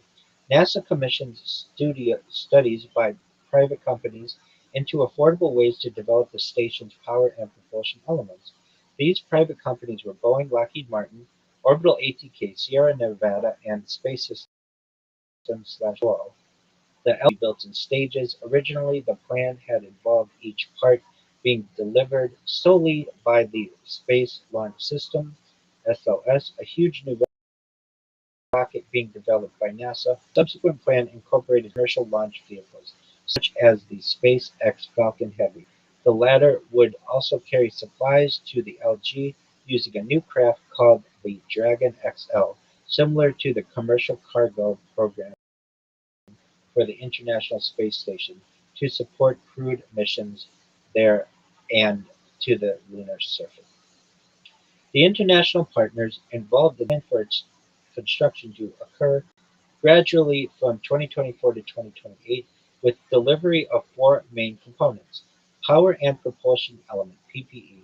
Serving as the main command and communication center of the LG, the PPE can generate 50 kilowatts of solar electric power for its ion thrusters, which can be supplemented by chemical propulsion. An S-band communication system provides a radio link with nearby vehicles, and it can also function as a space tug, transferring a spacecraft from one orbit to another. Alongside the habitation and logistics outpost, see below, the PPE is the first component of the LG to be delivered, launched by SpaceX on a Falcon Heavy in 2024. Habitat Halo, a crew cabin for astronauts visiting the LG. Its primary purpose is to provide basic life support needs for the visiting astronauts and to enable preparation for trips to the lunar surface. In addition to environmental controls and energy storage, it features space for science and storage, data handling capabilities, and docking ports and future modules. The Halo is delivered in 2024. International Habitation Module (IHAB), an additional habitation module built by ESA in collaboration with Japan. Together, the IHAB and HALO provide a combined 125 cubic meters, or 440 cubic feet, 4,400 cubic feet of habitable volume for the station. Delivery of the IHAB occurs in 2026. This component also includes a large robotic arm contributed by Canada's Space Agency. European system providing infrastructure and telecommunications. ESPRI, a service module with an airlock for science packages, additional capacity for xenon and hydrazine propellant, and communications equipment. It also features docking ports and a small windowed habitation corridor. The Esprit module consists of two parts and is fully installed by 2027. The complete assembly of the Lunar Gateway requires about 25 launches from Earth, most of which are uncrewed. The final delivery occurs in 2028 and the station then begins full operation, serving as a platform for missions down to the Earth. Pardon me, serving as a platform for missions down to the Moon. These surface operations are initially robotic but enable permanent human base in the 2030s. The LG has an expected service time of about 15 years, allowing it to operate into the early 2040s. Towards the end of this period, NASA begins testing a new and separate vehicle designed to more remote destinations, such as Mars. Known as the Deep Space Telescope (DST), this can carry up to 6 astronauts on extended voyages, using both electric and chemical propulsion. The DST is returned to the LG after each mission to be serviced and reused for a new mission. Overall, the Lunar Gateway lives up to its name as a gateway to places beyond low Earth orbit (LEO) and is arguably the logical step for human exploration of space. In addition to being a platform for regular visits to the lunar surface and functioning as a relay between the Earth and Moon, it also provides opportunities to test new technology for reaching Mars. Also in 2028, we anticipate China will be building the world's largest particle accelerator. Following the success of the Large Hadron Collider (LHC) in Europe, the Chinese decided to build their own larger particle accelerator. Researchers at the Institute of High Energy Physics in Beijing announced plans for a machine 52 kilometers or 32.5 miles in length, twice the circumference of the Large Hadron Collider. This would allow the Higgs boson to be studied in greater detail, revealing new insights into the fundamental structure of matter and confirming whether multiple types of Higgs boson existed. Contributing with completion, it paves the way for an even larger project in 2035. And so we see from this this diagram, we have the Large Hadron Collider, which was completed in 2008, circumference of 27 kilometers and energy of 14 TeV. China's Electron Positron Collider should be completed in 2028, circumference of 52 kilometers and energy of 70 TeV. China's hosted International Super Collider is to be completed in 2035. Circumference is 80 kilometers, energy is less than 100 TeV, and a very large Hadron Collider should also be finished in 2035. It has a circumference of 100 kilometers and energy of 100 TeV. And for those people who are wondering what TeV means, we are going to make sure that everyone is aware, especially those people watching this in the future. So TeV is a tera electron volt, obviously. It's an energy level that is a major benchmark for next generation particle physics. So if you are unlike our friend Tony and myself and you didn't know what a TeV is, that is a tera electron volt. And with that, we're going to continue on to the next topic. British newspapers going out of circulation. By the late 2020s, the last of Britain's national newspapers are being taken out of circulation. Once formerly major titles like The Sun, the Daily Mail, and ceased production. The surviving newspapers have now all transitioned to entirely digital formats. The printing industry had a long history. The printing industry had a long history in Britain. The first printing press was invented by William Craxton in 1476. This led to further developments in mechanical movable type and a huge increase of printing activities over subsequent centuries. During the 1600s, wood spread both news and rumors, such as pamphlets, posters, and ballads. The English Civil War from 1642 to 1651 of the Common Era greatly increased the demand for news.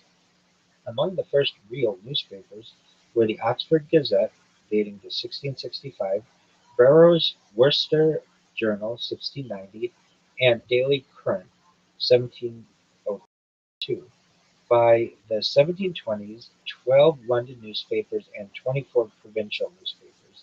The first English journalist to achieve national importance was Daniel Defoe, who lived from 1660 to 1731. During the 18th and 19th centuries, the Industrial Revolution allowed production methods to be improved, print runs to be greatly increased, and newspapers to be sold at lower cost. Circulation of the Times rose from 5,000 copies in 1815 to 10,000 in 1834 and 40,000 by 1851, about 80% of the entire market. The period from 1860 to 1910 was considered a golden age of newspaper publication, with further technical advances in printing and communication, combined with a more professional style of journalism and prominence of new owners, socialist labor and trade union papers began to proliferate. In 1896, the Daily Mail was first published and became the first daily newspaper aimed at the newly literate market, resulting from mass education, a new retail price with plenty of competitions, prizes, and promotional gimmicks. It was the first British newspaper to sell 1 million copies a day. Two other halfpenny papers to emerge included the Daily Express and the Daily Mirror. By the 1930s, over two-thirds of the population was estimated to read a newspaper every day, with almost everyone taking one on Sundays. Circulations continued to increase, reaching a peak in the mid-20th century. From the 1960s onwards, however, sales began to decline. In an effort to attract more readers, some tabloids, including The Sun, the Daily Mirror, and Daily Star, began publishing images of topless women. The 1980s saw the introduction of computer-based typesetting and full-color offset printing. The reporting of stories became ever more sensational and controversial as the fall in sales continued into the 21st century. The rapid rise of the Internet, providing instant and free access to information, accelerated the decline of the newspaper industry. A major factor was the emergence of smartphones, tablets, and other handhelds, web-enabled devices becoming cheap and widely available. By 2015, none of the remaining UK papers had a daily circulation above 2 million. The overall circulation of newspapers declined by 6.6% in 2014, with further in the following decade, resulting in the end of printed national newspapers in Britain. The next event that we anticipate is the launch of the Comet Interceptor. Comet Interceptor is a mission by the European Space Agency (ESA) to rendezvous with a comet originating from the outer solar system that has begun to approach the Sun. This follows a similar effort, Rosetta, that visited 67P Churyumov-Gerasimenko in 2014. However, unlike that earlier probe, the new craft is designed to encounter a pristine comet with largely undisturbed material surviving from the dawn of the solar system. The targeted body is therefore an Oumuamua-like interstellar object, or possible fragment from the Oort cloud, approaching the inner solar system for the first time, as opposed to a short period comet like 67P that orbits the Sun every 6 years. The mission is unusual in that it launches before a primary target has found. For a dynamically new comet, stellar object, the time between discovery, perihelion, and departure from the solar system, typically a few months to a year, is too short for mission organizers to prepare and launch a new spacecraft. As such, these astronomical objects can only be encountered after being discovered inbound, with enough warning to direct an already operating spacecraft.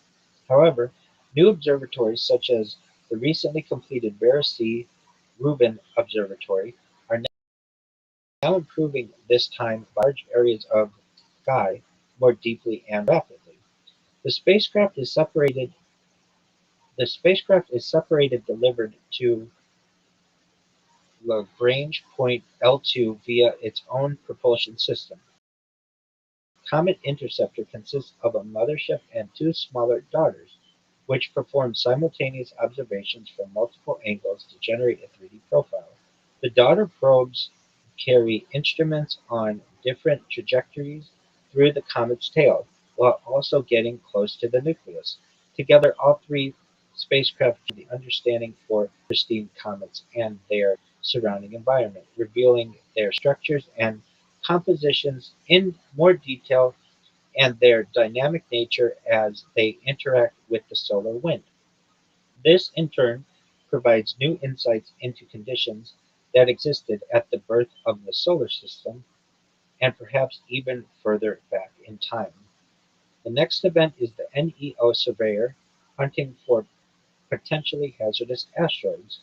NEO Surveyor is a space-based infrared telescope designed to survey the solar system for potentially hazardous asteroids. The spacecraft is developed by NASA and its successor to the agency's Near-Earth Object Wide Field Infrared Survey Explorer (NEOWISE) mission, which launched in 2009. First proposed in 2006, the concept failed repeatedly to obtain funding.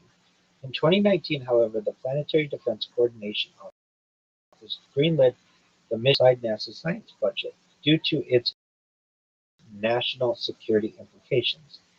NASA authorized the NEO Surveyor mission to proceed to the preliminary design phase. The spacecraft is launched in 2028 with an expected lifetime until at least 2040. It deploys a sunshade and operates a halo orbit around the Sun-Earth L1 inner Lagrange point, enabling it to see near-Earth objects (NEOs) inside Earth's orbit. Its mid-infrared detectors are sensitive to thermal emissions for revealing particularly dark and elusive asteroids independently of their illumination by the Sun. The detector array is 2048 by 2048 pixels and generates 82 gigabytes of data per day. The telescope's orbit allows downlink speeds to Earth. Its mirror is 25% larger than that of Earth. The onboard instruments feature improved sensitivity and better cooling techniques, combined with a field of view that is wide and deep enough to discover tens of thousands of new NEOs with sizes as small as 30 meters or 98 feet in diameter. The exponential trend of cumulative discoveries in recent decades and leads to over 90% of asteroids 140 meters identified and tracked, helping to improve planetary defense capabilities. The next topic is the completion of the Brenner Base Tunnel. The Brenner Base Tunnel is a 64-kilometer, 40-mile freight and passenger train route running through the base of the Eastern Alps mountain range and linking Scandinavia and the Mediterranean. It consists of two primary tunnels carrying traffic from north to south and vice versa. A smaller secondary tunnel lies below these and is used during construction as a guide to determine geological conditions, then later used for drainage and emergency access. The 9.2 billion euro or $11 billion project received substantial funding from the European Union. It forms the central component of the gigantic ScanMed corridor, beginning in Finland and running all the way down to Malta, which forms a crucial north-south axis for the European economy. In addition to the Brenner Base Tunnel in Central Europe, another major component of the ScanMed corridor is the Fehmarnbelt-Fixel link, the northern part of the route. The undersea tunnel provides a direct link between and Lolland, and from there to the Danish island of Zealand and Copenhagen, becoming the world's first combined road and rail tunnel. The Fehmarnbelt fixed link is completed shortly after the Brenner Base Tunnel. Maximum operating speeds in the Brenner Base Tunnel are 250 kilometers per hour or 155 miles per hour for passenger trains and 160 kilometers per hour or 99 miles per hour for freight trains. This helps to relieve a bottleneck on the Alpine connections between Germany and Italy. Previously, journeys had involved meandering rail and congested roads with steep inclines. By contrast, the Brenner Base Tunnel is an entirely new route passing smoothly and directly through tens of kilometers of rock. As a depth of 1,720 feet below the surface, it becomes the lowest passage through the Alps, cutting travel times from 80 to just 25 minutes. A major technical challenge had been the four distinct rock types and one of Europe's longest fault lines, through which the tunnel would need to pass. Phase lasted from 1990 to 2002 and involved preparatory work. Phase two followed 2008 with prospection, borings, environmental planning, and the final technical details. The construction phase of the main tunnel began in 2011. The project involves a total of 21.5 million cubic meters of material being excavated, with around one-third of this being recycled and reused as concrete aggregate in the tunnel. The remaining material goes to uh, five sites above ground, acting as filler for areas that can be reforested. When completed in 2028, the Brenner Base Tunnel becomes the longest underground railway connection in the world, surpassing the 57-kilometer or 35-mile Goddard Base Tunnel. The next topic, which we will review, is the fact that we will have Sony ending physical PlayStation game discs.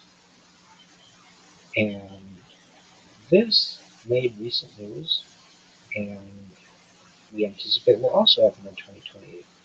This year, being 2028, Sony Interactive Entertainment discontinues physical disc production for all new games released on its PlayStation consoles. New titles are now only sold in digital formats via the PlayStation Store and participating retailers, ending more than 3 decades in which boxes normally contained physical media. The change reflects a long-running shift in consumer habits. Digital download subscriptions and cloud saves, live service updates, and large day-one patches had already made discs less central to console gaming during the 2010s and 2020s. For customers still purchasing from retailers, download codes replace discs, leaving any remaining blue plastic cases as little more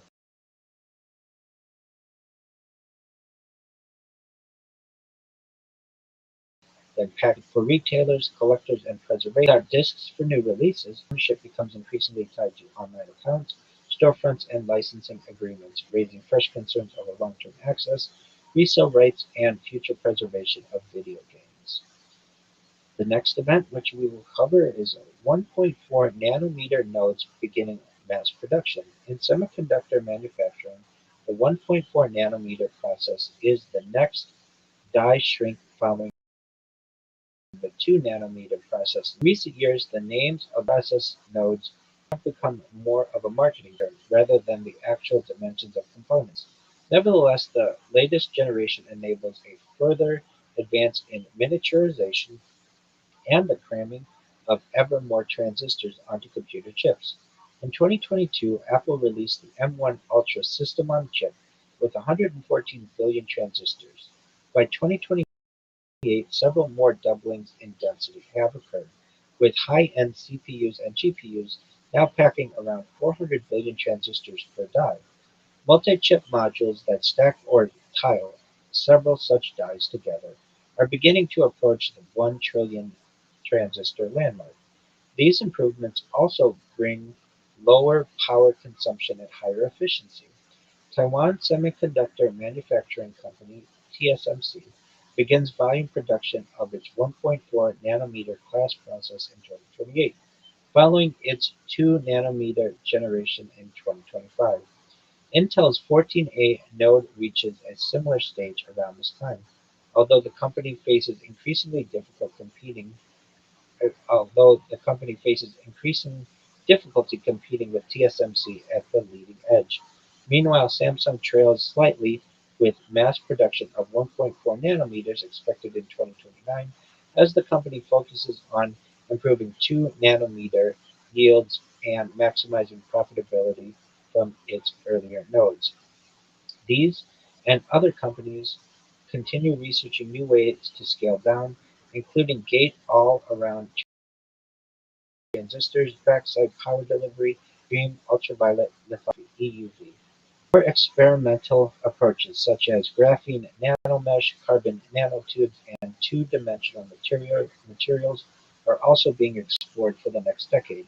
The challenge of miniaturization is becoming so great that a radical may soon be needed to maintain the trend in computing power. The next topic that we will cover is becoming the most populous city in the world. By 2028, Delhi has overtaken Tokyo to become the most populous city in the world. The Japanese capital had held this title since 1955, but during the early years of the 21st century, it began to reach a plateau. After peaking at 37 million, the city actually went into decline from 2020 onwards. The Indian capital, by contrast, was surging ahead. Home to some 29 million people in 2018, Delhi expanded to reach 37.2 million just a decade later.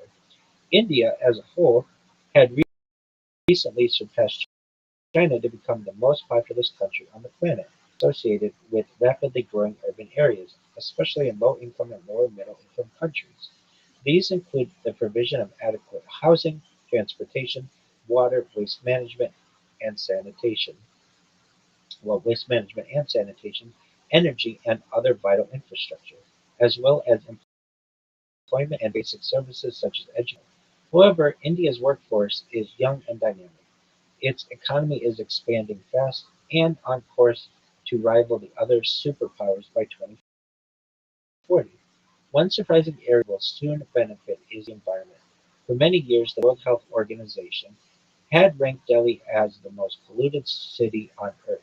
In the 2010s, poor air quality caused 2.3 million deaths in India each year, almost the same as from tobacco use, costing 3% of the country's gross domestic product.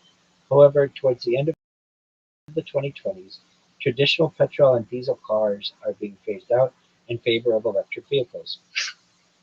Widespread use of solar and other renewables is also making a difference now, with almost 60% of India's electricity being generated from non-fossil fuels. Furthermore, as part of its commitment to the Paris Climate Agreement, India has pledged 6.2 billion to reforest 235 million acres, or 95 million hectares of the country by 2030. The vast project will soon increase India's forest coverage from 21% of total land to 33%. Next is Los Angeles hosting the Summer Olympic Games. From 21st of July to 6th of August 2028, the 34th Summer Olympics are held in Los Angeles, California.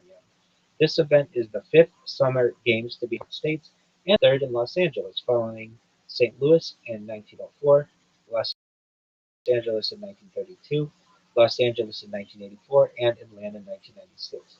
Los Angeles also becomes the third city after London in 1908, 1948, and 2012, and Paris in 1900, 1904, and 2020, to have hosted the Olympic Games on 3 occasions.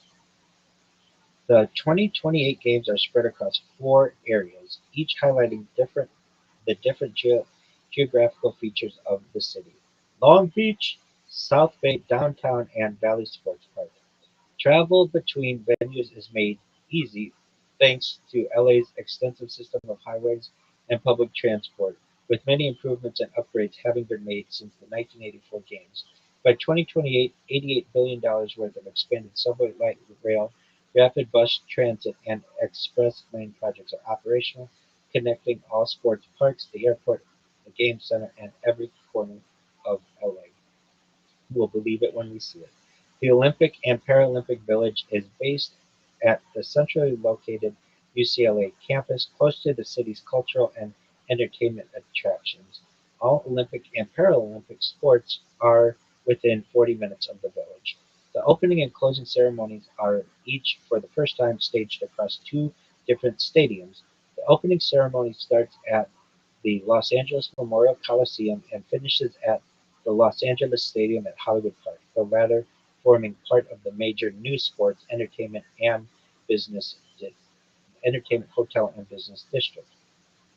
The order is reversed for the closing ceremony. While most Olympic host cities have 7 years to prepare, Los Angeles was given an additional 4, for a total of 11 years. This was due to the unusual bidding process in 2017, which saw Paris and Los Angeles elected simultaneously for 2024 and 2028 respectively.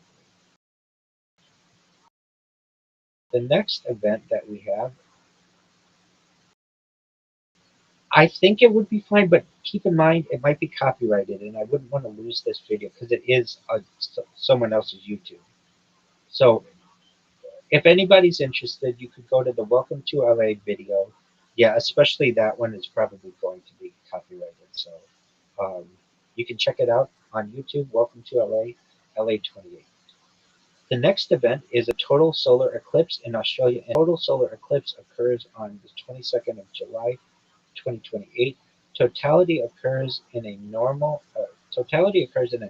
path across Earth's surface, and a partial solar eclipse visible over a surrounding region thousands of kilometers wide.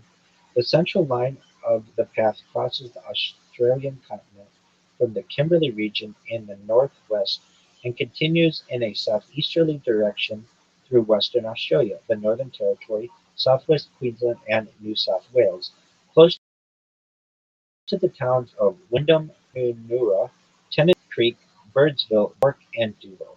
It continues on through the center of Sydney, where the eclipse has a duration of over 3 minutes. It also crosses Dunedin, New Zealand. The next event, again, very excited for this one. Resurrection of several extinct species has been achieved. In 2009, the Pyrenean ibex became the first animal to ever be made unextinct for 7 minutes when a cloned female was born alive before dying from a lung defect. By the late 2020s, a number have been resurrected, with varying degrees of success, including the famous dodo, last observed in 1662, the wild pigeon, and woolly mammoth calves. The 3 different approaches have been taken to restore lost animals and plants: cloning, in which genetic material is extracted from preserved tissue to create an exact modern copy; selective breeding, where a closely related modern species is given characteristics of the extinct relative; genetic engineering, where DNA of a modern species is edited until it clones the extinct species. Ethical concerns have arisen, however, such as the effect of these alien species on modern ecosystems. The next event is the Type 26 Global Combat Ship entering service. The Type 26 Global Combat Ship is a British Royal Navy vessel that replaces the aging Type 23 frigates, allowing aging Type 23 frigates. Following 30 years of research and development that began in 1998. It enters service in 2028, with the program running into the 2030s. Ships are constructed by BAE Systems at during this time at a cost of nearly $12 billion or 16.5 £12 billion or $16.5 billion. They remain in service until the 2060s. The Type 26 forms a general-purpose fleet with air defense, anti-ship, towed array sonar, and anti-submarine warfare capabilities. Each of these 150-meter or 492-foot vessels has a crew complement of 118 with capacity for 208, a top speed in excess of 26 knots, 30 miles per hour, or 48 kilometers per hour, up to 8,000 tons of displacement when fully loaded, and a maximum range of 7,000 nautical miles, 13,000 kilometers. The ships are designed for multi-role versatility, flexibility in adapting to future needs, affordability in both construction and through life support costs, and exportability. The Type 26 features a number of improvements over its predecessor, the Type 23. It packs a formidable array of weaponry that strike-length VLS silos, enabling the ship to fire a mix of current and planned future missiles such as land attack missiles, very long-range anti-ship missiles far further than before, and anti-machine submarine missile torpedoes, various air, sea, and coast threats, including speedboats, coastal batteries, helicopters, and unmanned aerial vehicles (UAVs). The ship's guns include a 5-inch BAE Mk-45 naval gun, two 30mm DS-30M Mk2 guns, two CIW weapon systems for defense against anti-ship missiles, and a pair of miniguns, along with four general-purpose machine guns. Being of greater size than its predecessor, the Type 26 has more aviation capacity and storage space. Its hangar can accommodate two helicopters, Royal Navy Wildcats and Merlins, while its flight deck supports a Chinook helicopter, a major improvement, which matches the Type 45 destroyer's Chinook-capable deck. The extra space enables a larger, multi-role mission with more supplies, a mini-hospital, disaster relief equipment, and up to 60 Royal Marines, as well as mine hunting equipment. If necessary, a fleet of these ships can be organized to have a group of 18 helicopters take off simultaneously and land more than 1,000 soldiers at a zone in a single mission. This brings massive force to bear immediately and makes full use of the have any element of surprise, a big improvement over previous fleet operational mission abilities. Another notable feature of the Type 26 is an additional connected hangar and flexible mission bay at the aft end of the ship. This enables the ship to function as a base for launching small boats, as well as autonomous marine vehicles. The Type 26 is designed with modularity and flexibility in mind to enhance versatility across the full range of operations, including counter-piracy, counter-terrorist, and humanitarian and disaster relief operations. The ship includes a meteorological and oceanographic MEDOC system, which collates and analyzes environmental information to support operations. Britain's navy had already from the recent completion of the Queen Elizabeth aircraft carriers. The Type 26 Global Concept Combat Ship is another highly important addition. By the 2030s, about half of the Royal Navy's frontline personnel are operating on these frigates. The modular design and open systems architecture ensure that they can easily be upgraded. They can easily upgrade as the modular design and open systems architecture ensure they can be easily upgraded as new technology develops. The next event is the European Extremely Large Telescope becoming operational. The revolutionary new telescope is built in Cerro Armazones, Chile, by the European Southern Observatory (ESO), an intergovernmental research organization supported by 15 countries. It has the aim of observing the universe in greater detail than even the Hubble telescope. The main mirror is 39 meters or 129 feet. This makes it powerful enough to directly image exoplanets, study their atmospheres, and potentially detect water and organic molecules in protoplanetary disks around stars. It can also perform stellar archaeology, measuring the properties of the first stars and galaxies alongside probing the nature of dark matter and dark energy. Originally planned for 2018, the observatory was delayed several times due to financial problems, with first light not occurring until 2028. The mirror is also reduced in size slightly, having previously been 42 meters. The next event is Artemis 4 returning astronauts to the lunar surface. In 2020, astronauts on the lunar surface for the first time, 17 in December 1972, or at least what's reported in December 1972. The Artemis 4 missions delivers a crew to the moon's solar pole region, where two astronauts descend in commercial human landing system, where two astronauts descend in a commercial human landing system while two others remain in lunar orbit aboard Orion. The landing follows a major restructuring of the Artemis program announced in 2026. NASA had originally intended for Artemis 3 to carry out the first lunar surface mission in 2027. However, the agency revised the mission plan to become an Earth orbit test due to technical challenges. The human landing system required large-scale refueling, which involved transferring hundreds of tons of cryogenic propellant in Earth orbit, approximately 100 times more than the Apollo lunar module had carried. NASA also needed to validate full system integration between the Orion spacecraft and the lander, including autonomous rendezvous and docking, crew transfer procedures, power and data links, environmental control compatibility, and abort scenarios. Following this Earth orbit test, NASA launches the next mission in the Artemis program in 2028. Artemis 4 flies aboard an upgraded Space Launch System and plus additional cargo into lunar orbit. The astronauts dock Orion with a SpaceX Starship-based human landing system.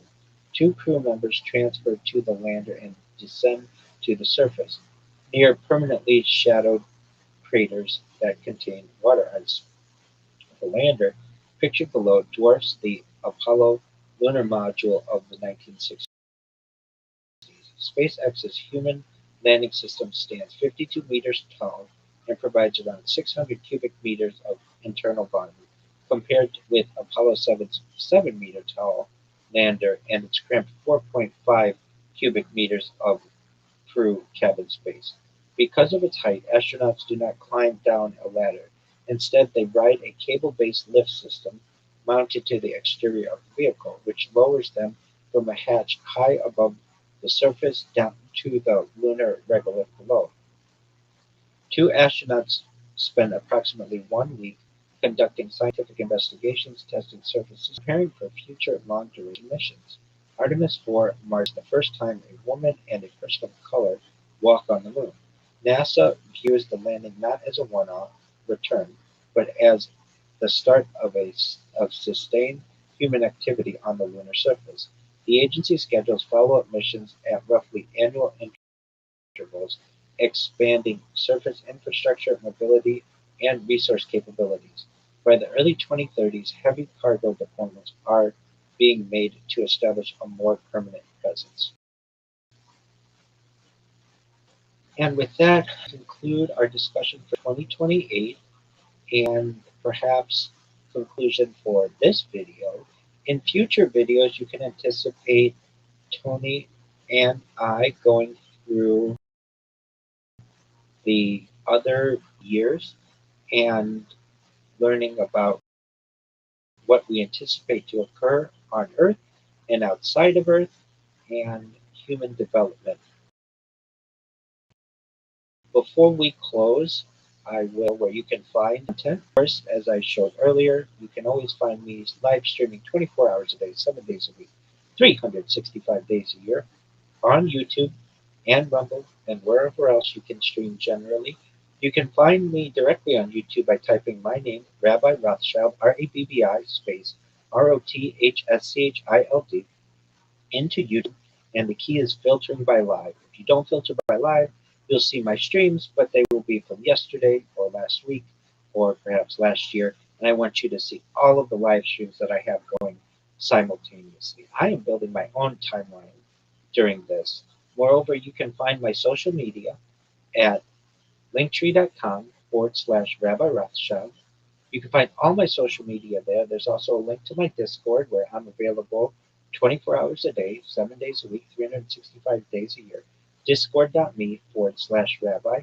You can also find my writings on many of these futurism topics and topics on technology, religion, humanity, social justice, you name it, at rabbirothschild.medium.com. And with that, I'll pass them to Tony.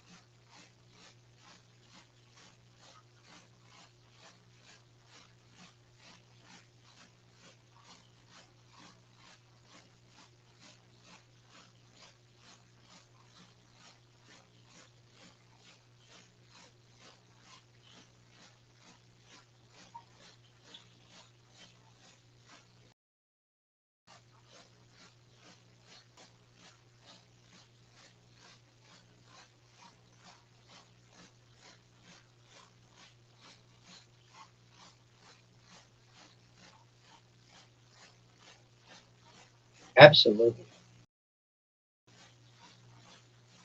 And if there's any event that you think might take place during the years that we mentioned, or maybe something that you don't think will take place, put that in the comments. We would love in our future series, we can even potentially take a look at them. And if you haven't had a chance, please make sure that you follow Life Podcast Network on YouTube. Go to Tony's link tree, which, Tony, what's your link tree?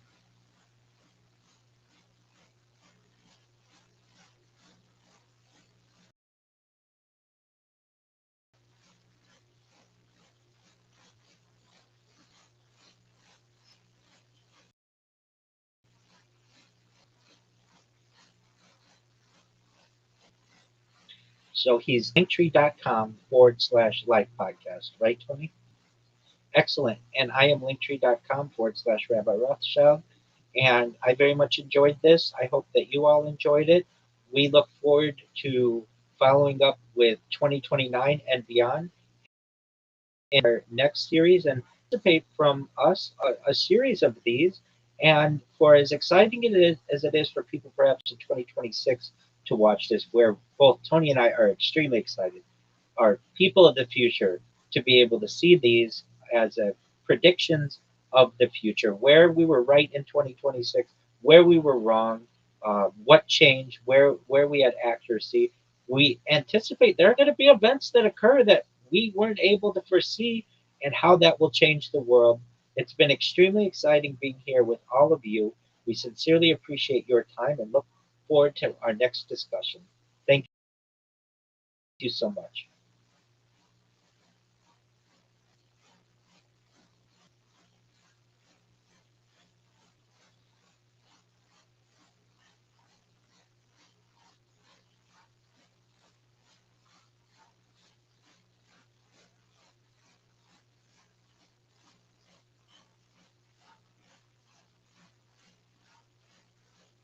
You did so well. Good job.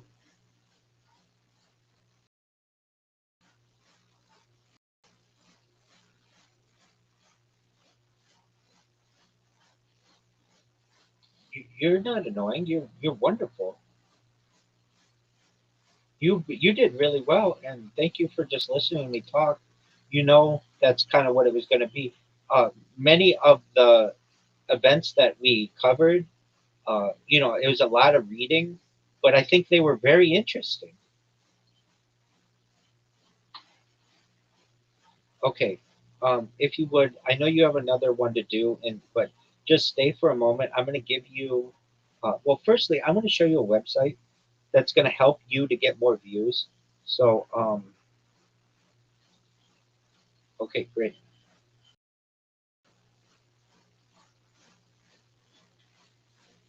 And I think this will be so cool in the future. We'll be able to watch it together. You know what I mean? Like it's evergreen content because you never know where we were right, where we were wrong.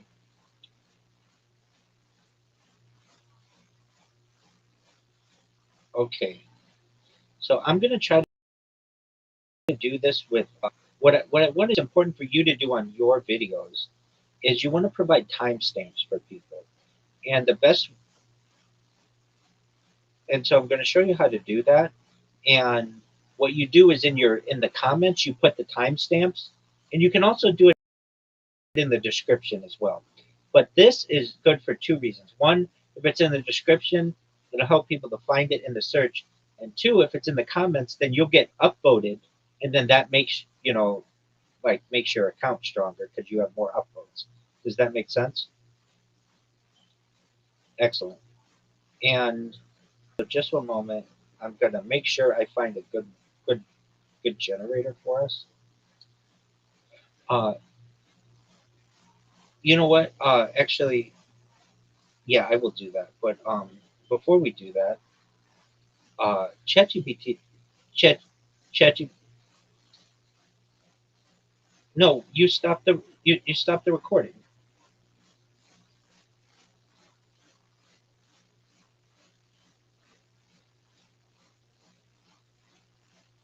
Oh, I recognize that. Um,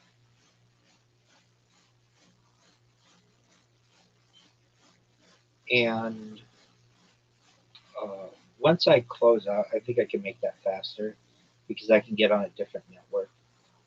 But even still, it'll. I'm live streaming on my own. Oh, I know why, because I'm live streaming on two different streams right now on my own. So just one moment. Let me let me make sure that. Okay, so I think I can just go to one of your videos. I'll go to the one that we did.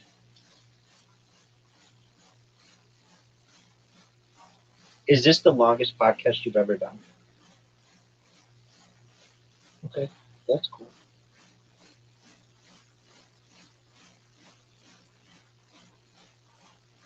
Yeah, I know.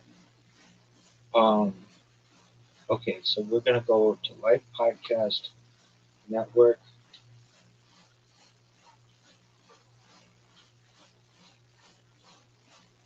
Let's see if it shows up.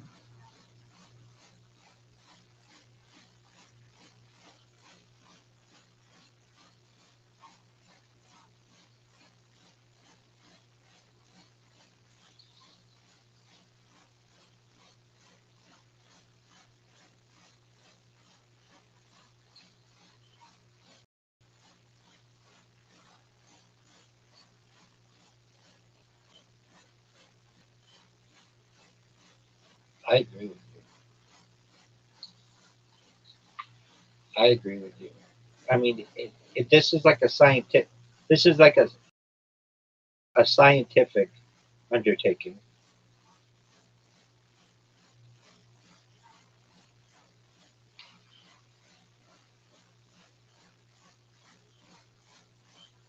It could be. Okay, so I see Life Podcast Network. You have 100 subscribers, and I'm going to go to our the most recent. Um, well, I'll just go. I see the most recent one that we did. I don't know. It's from 2 months ago, but that's fine. Okay, I'm going to share the link. I'm going to copy the link,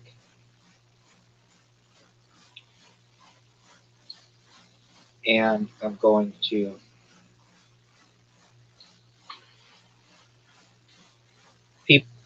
pe- people in the future will, and then when we have like 10 hours worth of them, they'll watch it on a playlist.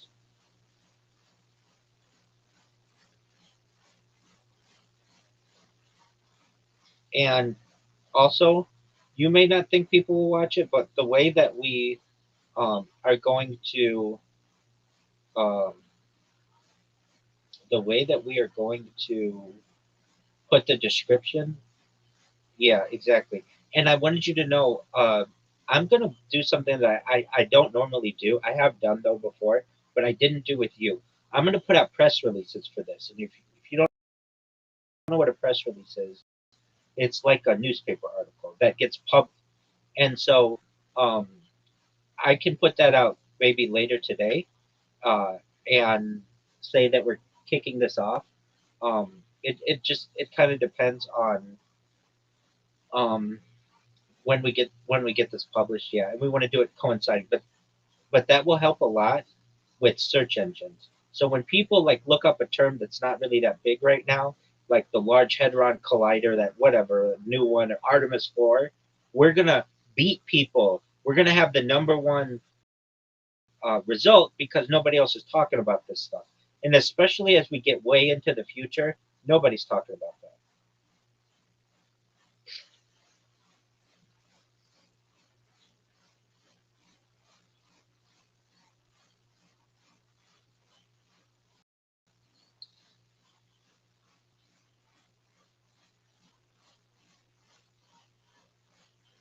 We should do them like weekly, I think. Weekly, yeah. So we do 2027 and 2028 this week, maybe 2029 and 30. And just know that like it's the information's really dense up until like 2060, something like that. Or no, up until yeah, 2060. And then again, like the further in the future that we get, there's not as much to read. And then once we get to 2100, it's a lot easier. It's like there's not that much, but we have like a lot of content there, and that's the thing that you should see is very beneficial. The more content that you have, the better. In terms of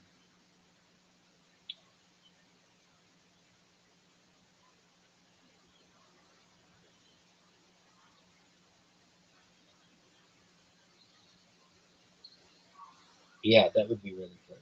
Okay, so we're gonna say generate timestamps for a video auto.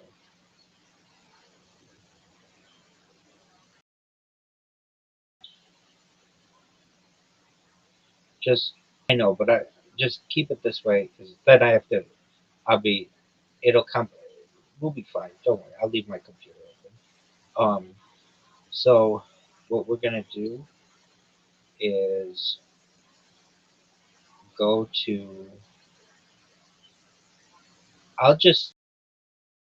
Uh,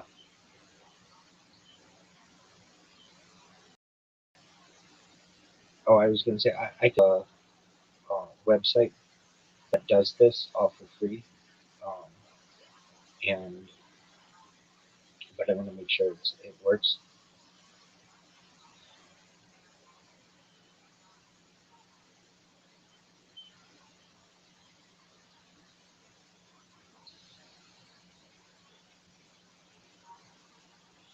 Yeah, it'd be fascinating. I mean, if you could make what for each one of those articles, do a TikTok.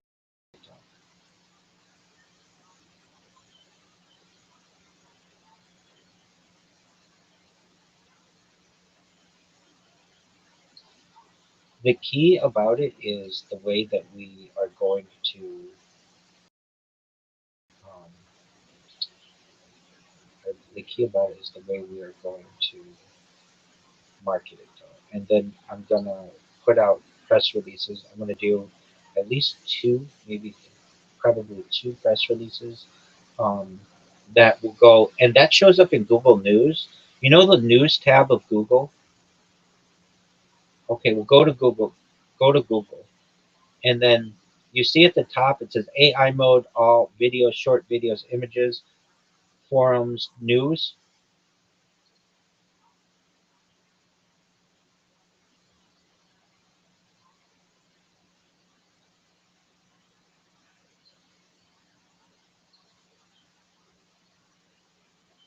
Yeah, at the very top.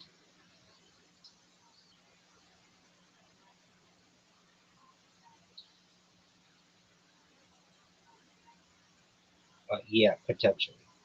Um, okay, so here's what I want you to do. Go to this website and I want you to put put this link in and see if it comes up with what you want.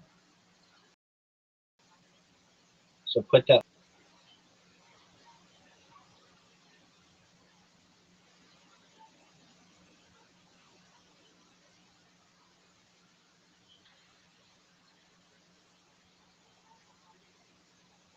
Yeah. So just sign up for it, and it will.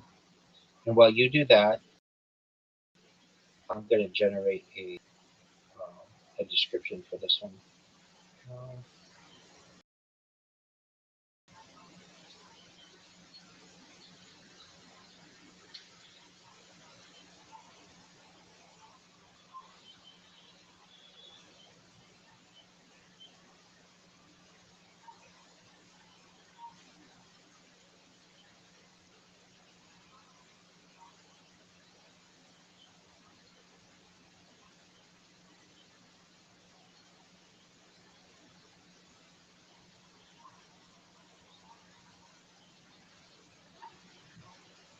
yeah, I wanted to do it with someone, and you and I have a good enough relationship that we work well together, and we have to be patient, because there's a lot to go through. But it's fascinating. It's absolutely fascinating.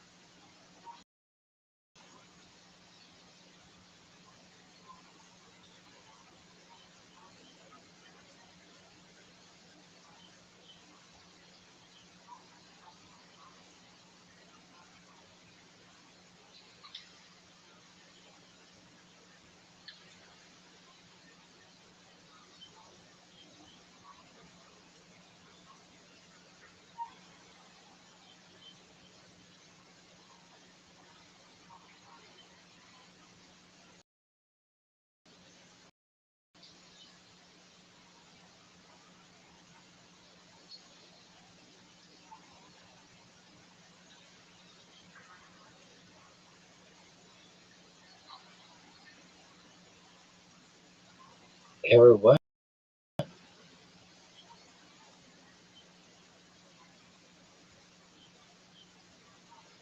Okay. Um, I'll give you another website that you can use. So that was exemplary AI did not work.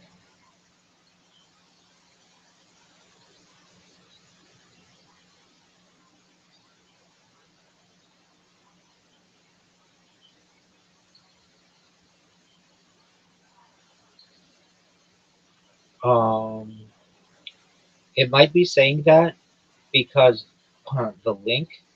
Uh, so I'll send you another link to put in there, and you tell me. I just sent it.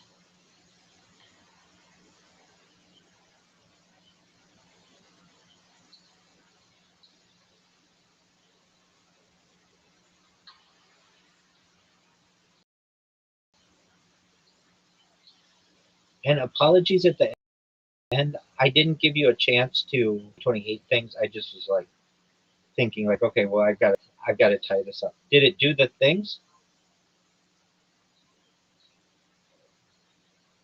Is it good?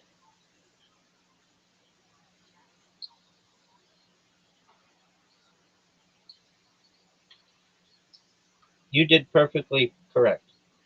You did perfectly correct.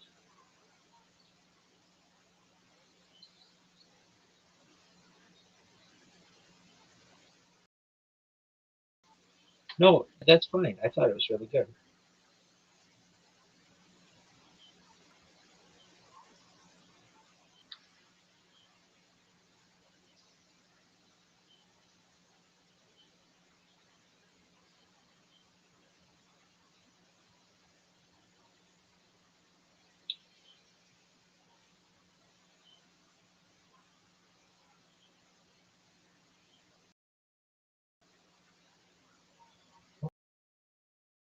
Okay.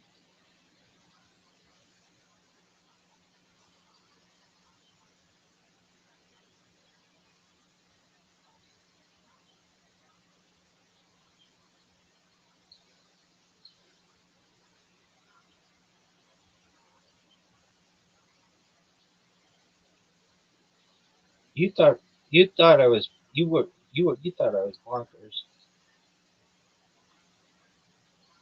You thought I was bonkers.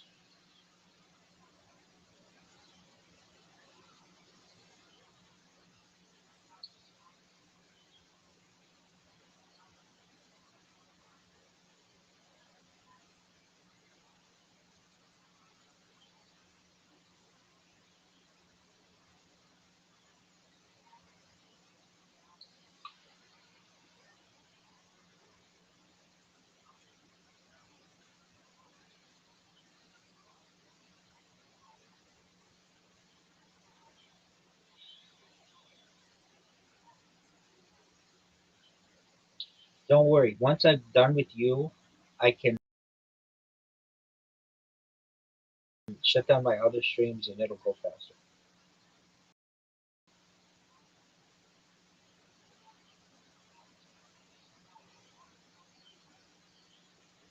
Exactly. So that's what you need to do with all of you. You get what I'm saying?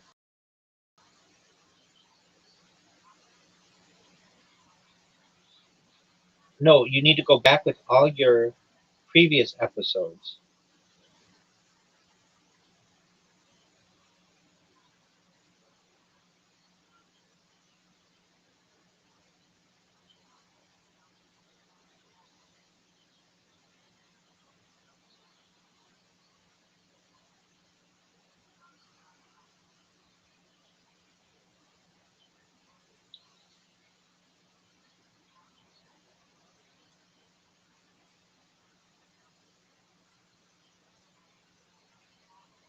Is it okay if I call you Tony from Life Podcast?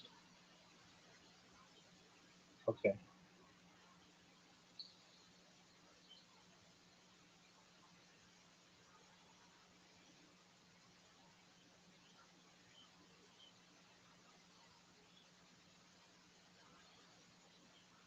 Well, that's just what you go by in my Discord. So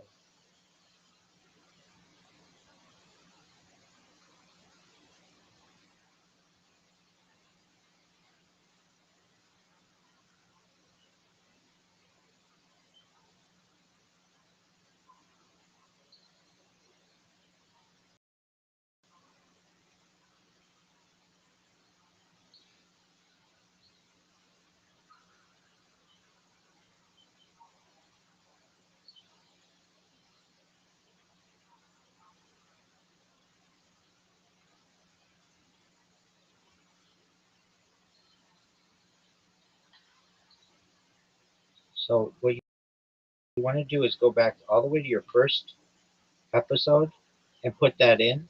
And then you also want to do that if you can in the comments and the description and all your other like on Spotify and Amazon. Take some time, but that'll get you a lot more people because that's what you talk about. And then when people are searching it, it shows up. It's not just an audio file, it's actual text.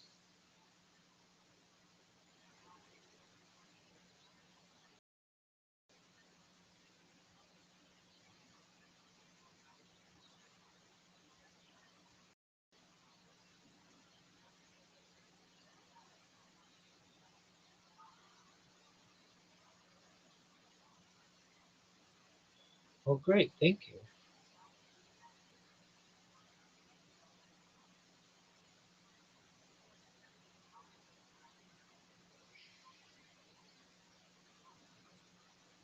Okay, I'm almost done.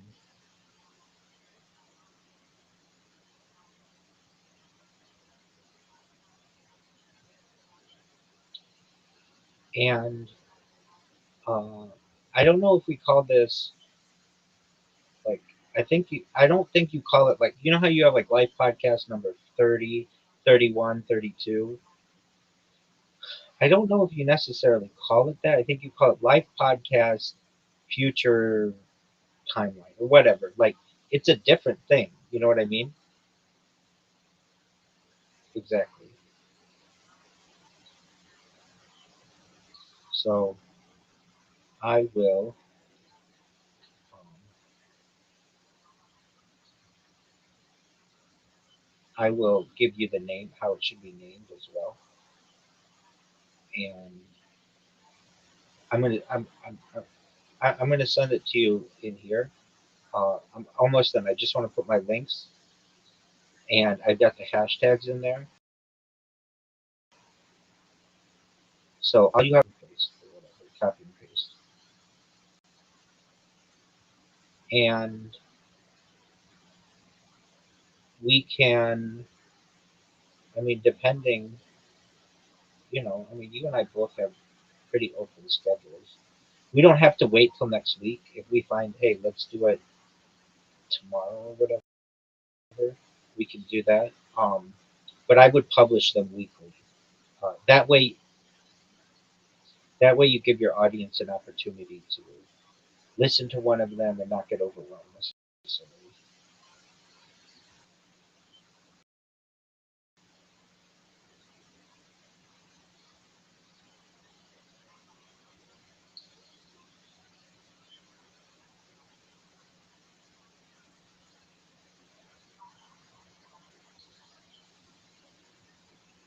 That would work.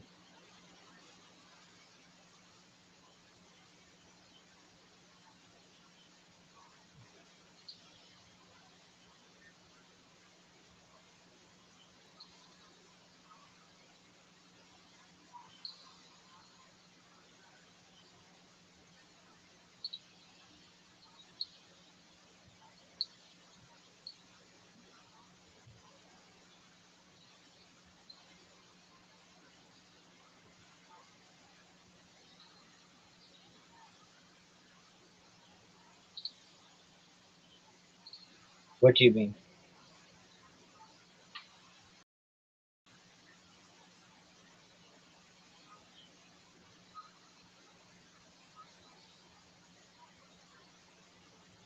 I still don't know what you mean.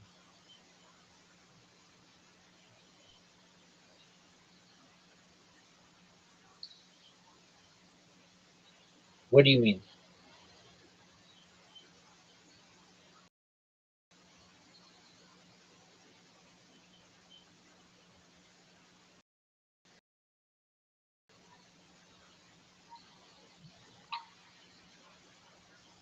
Oh,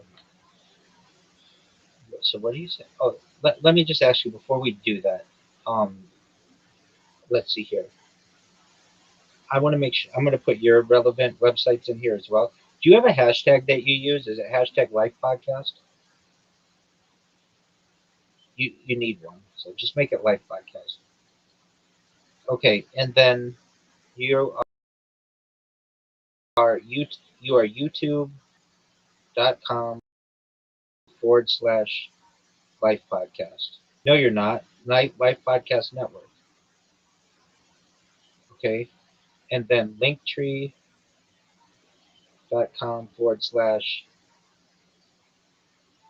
podcast. Anything.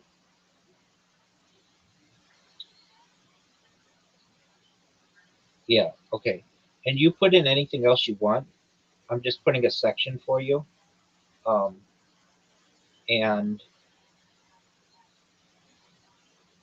you you put it all because I don't want to spell it wrong or anything like that. And um, we're gonna call it. This is gonna be called um, Life Podcast. I would call these special editions.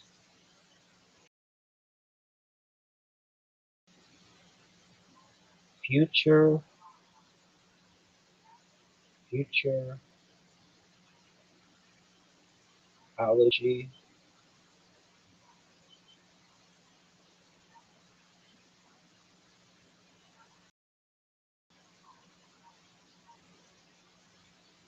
How many people have seen my blog?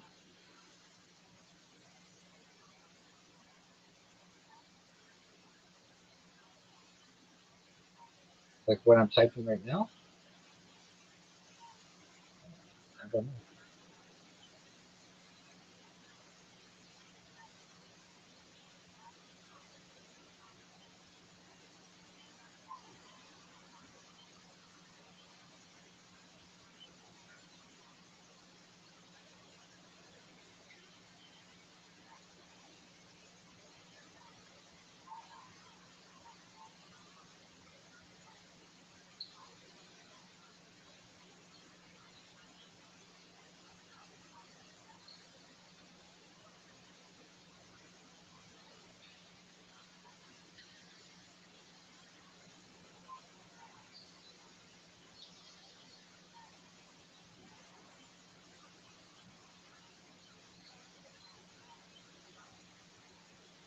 I mean, over time, absolutely.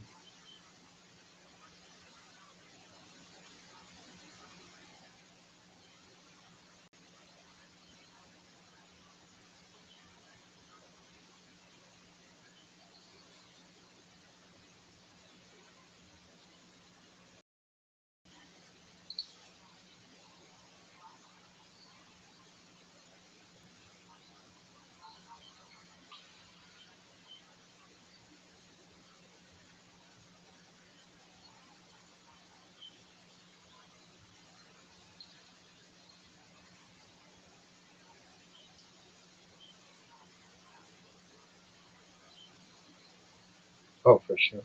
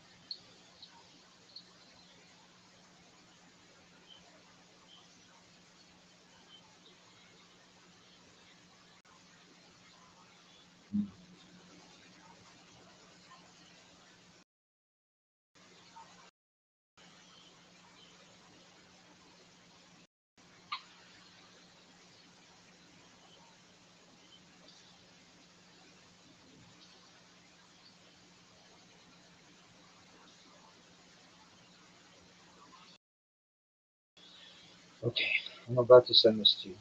Are you ready for it? Okay. This is uh, this is how I would. I'm just reading it. I want to make sure. Because,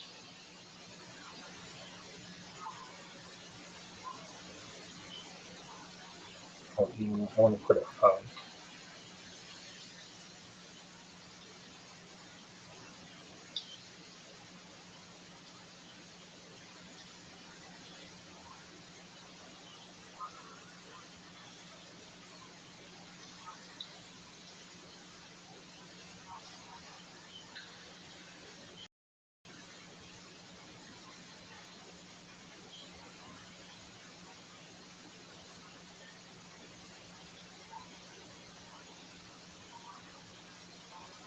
What are you saying?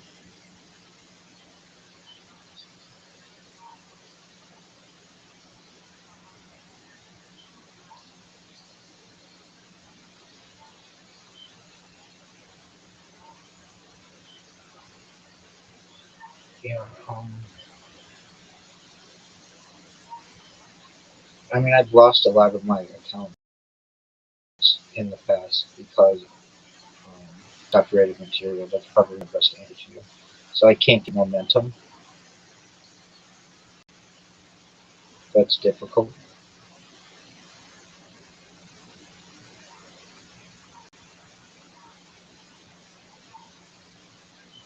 Oh, for sure.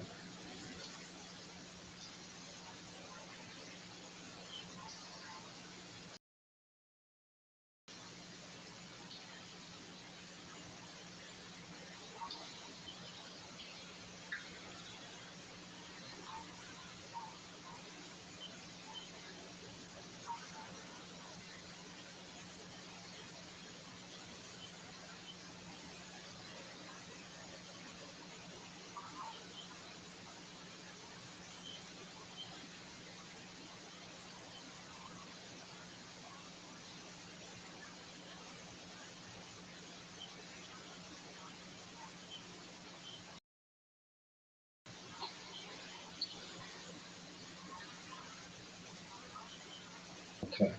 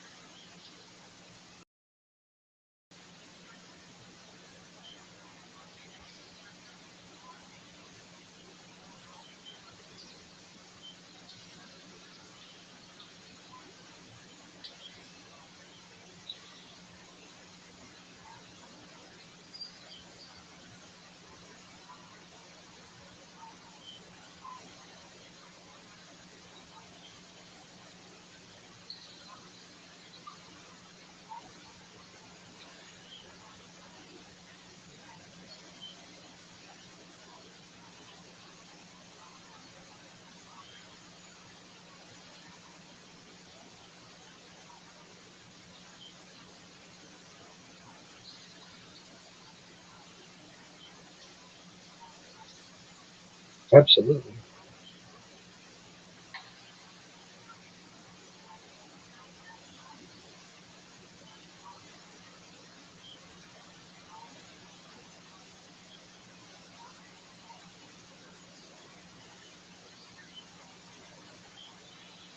What is that? Like Legos?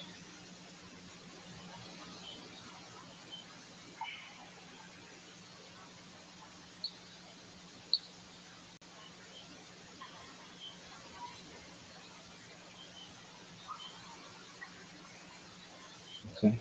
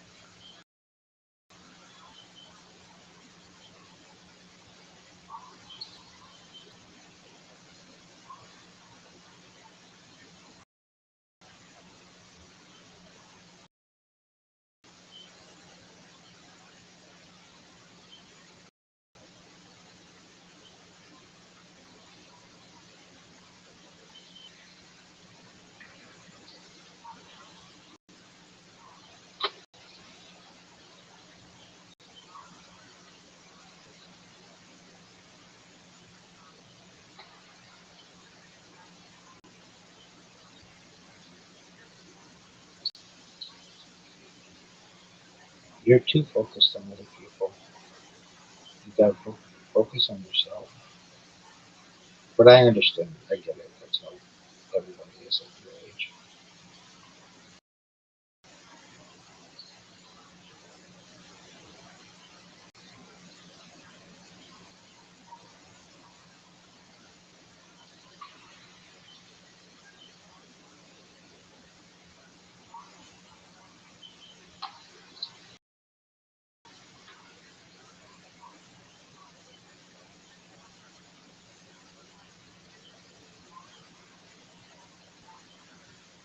And they had 1,000 people watching them. That's nothing. They should have a lot more than that.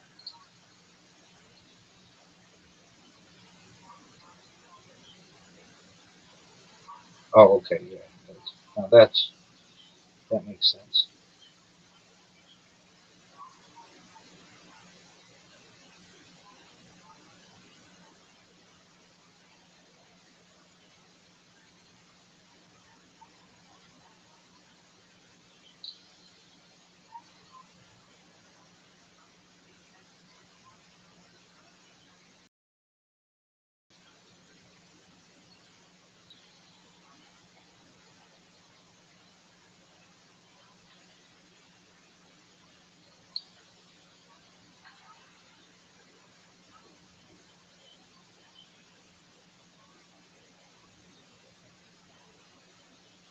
No, I know I have more than everybody, so I don't have to focus on it.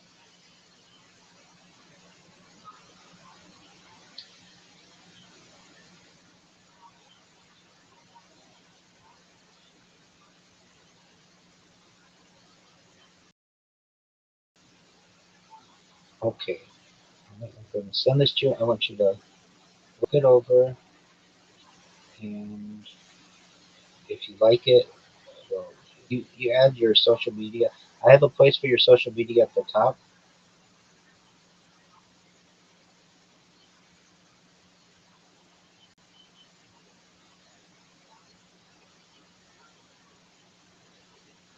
One thing, I don't know if the way it said something, but let me make sure. Uh, oh no, it did it. It did it. It did it. Okay.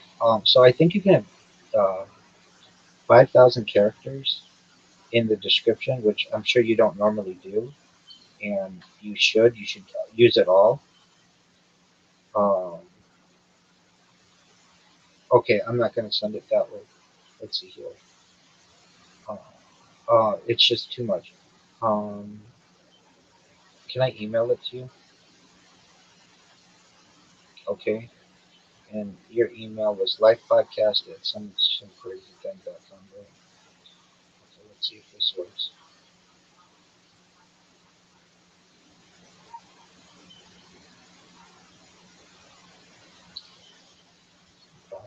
All right.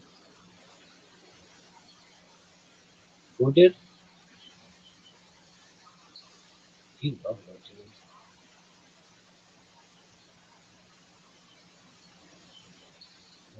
May be a blessing. Even with all that money.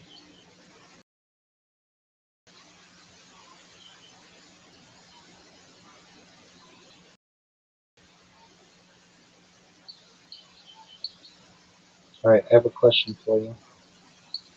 What was the longest podcast you ever did before this one?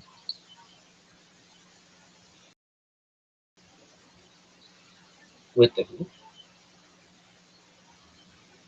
Oh, okay.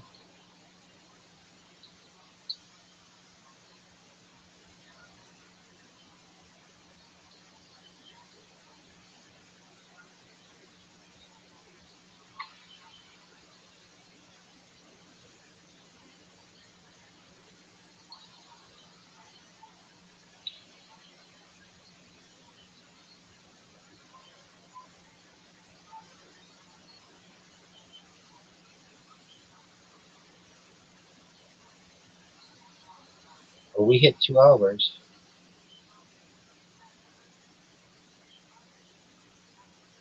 Okay. I'm sending it to you. Now I want you to look at it, and this is how I think you should use. Like, we'll use it as a template. If you don't like it, that's fine. It's engaging. It doesn't seem all that AI based. I mean, it's not perfect, but it's. So just can you check your email and then let me know what you think.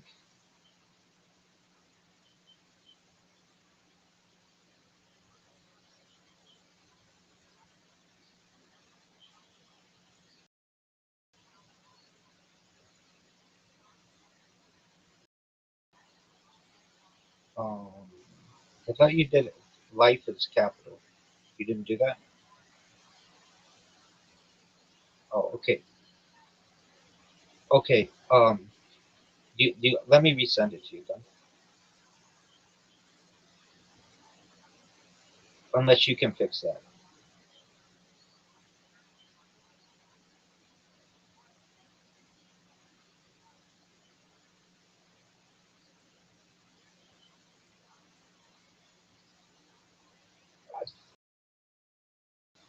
That's why I said, if you have that,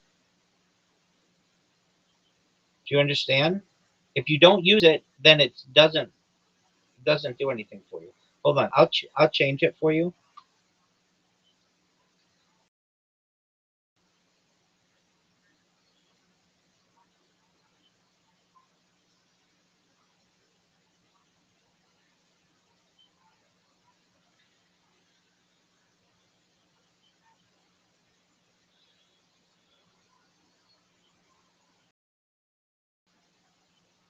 Description for the video.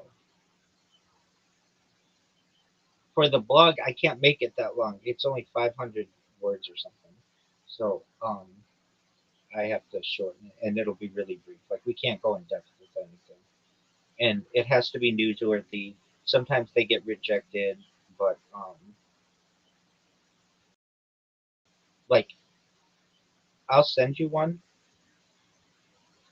so you can see what it looks like. But just one moment. Let me send this to you. No, it's not. I want you to read it. In fact, I want you to memorize it. I'm just okay. Okay, so you should. I'm gonna send it again.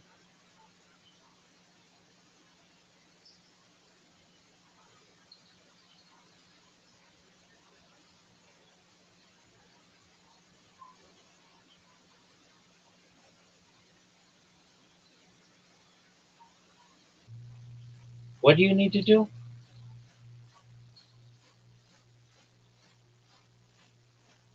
Just tell me. Tell me.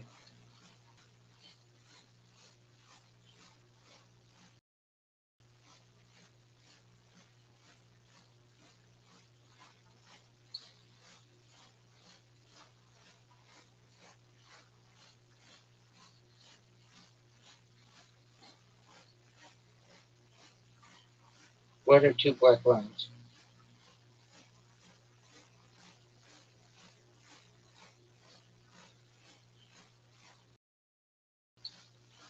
Oh yeah. You can get rid of that.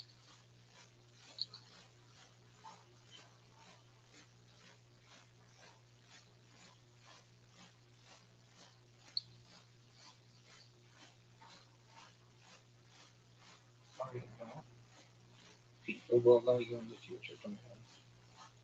I've had to work and earn my titles. Okay, so where were the two lines you were saying?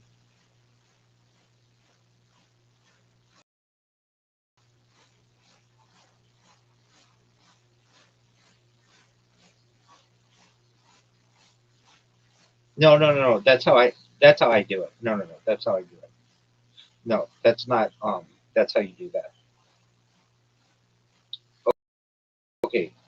Uh like podcast.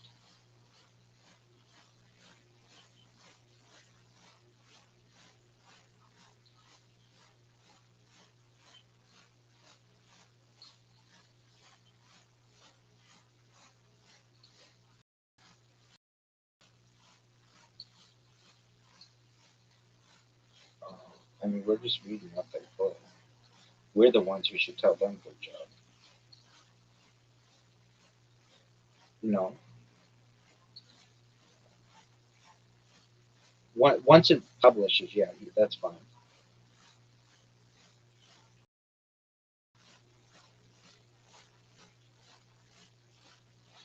Okay. Um, I'm looking. I think I got it.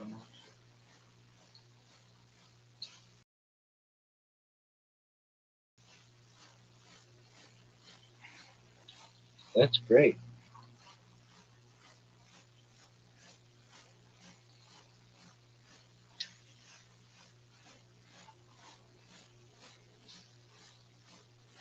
Okay. Are you at your email? Okay, you should have it now.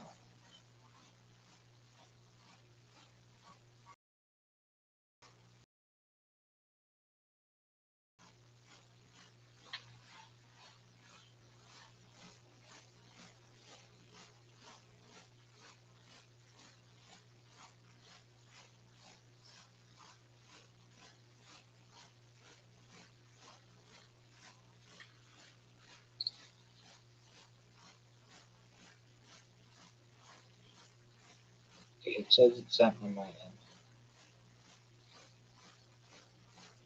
Hit refresh.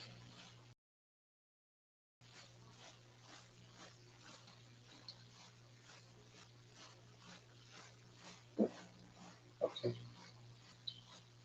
Okay, read it now.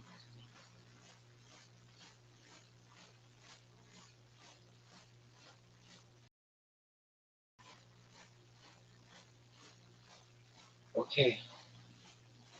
Okay. Oh, I know what I wanted to do just before you go, and then you can go. Um,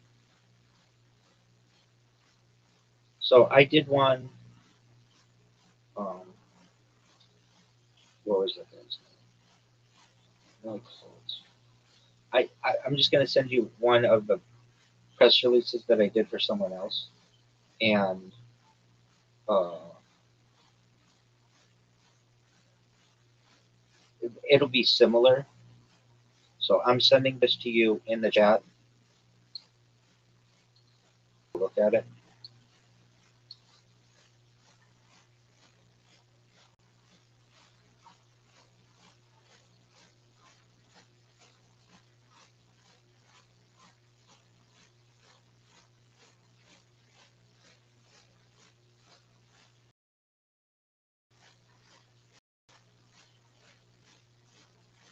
It's like a, it's like a, an, it's like a, it's like a newspaper article, right?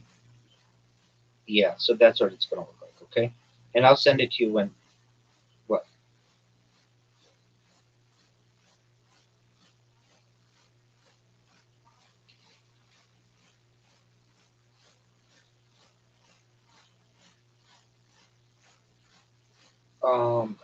I would love to tell you that I can, but they really limit links. That's something that they really limit. Um, they limit. Let me tell you what they limit. It has to be newsworthy. It has to be under 500 characters. They limit the pictures you can put.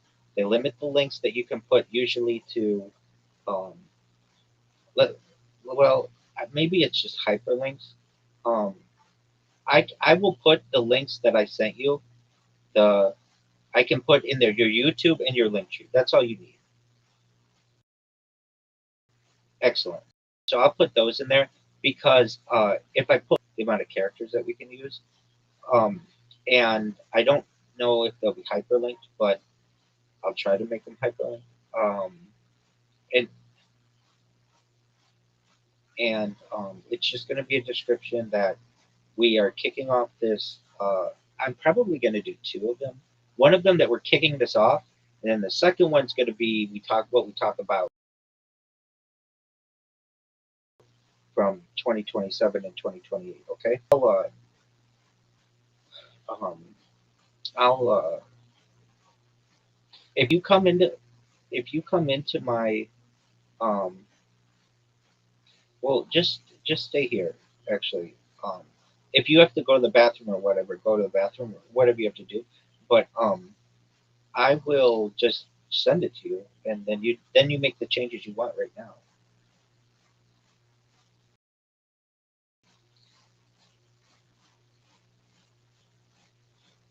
Yeah, definitely.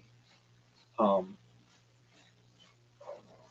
but before we do, I'm gonna please.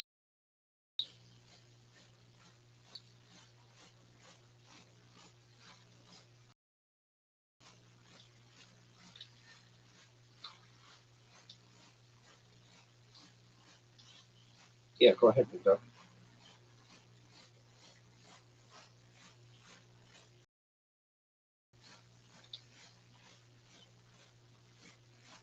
No, not even close. The reason why is, I've had people with like 250,000, and other people have like 70,000 downloads, and people with 190,000. Those are really exciting because those anybody could see it. You and I both combined have like maybe 1,200 people who see us on YouTube. It's not that big.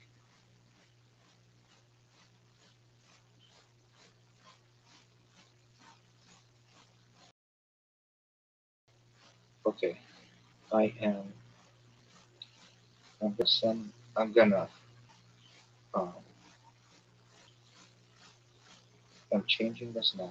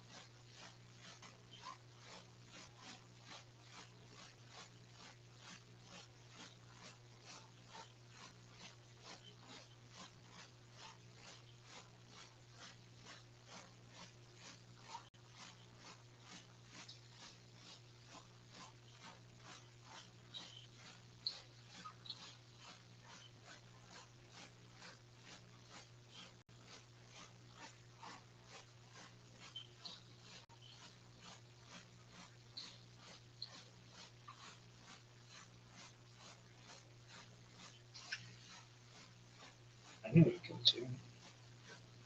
I know you can see. It's in a lot of places picked up. All right.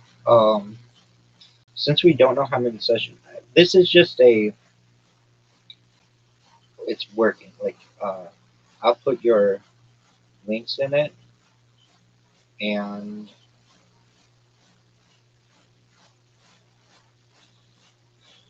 um,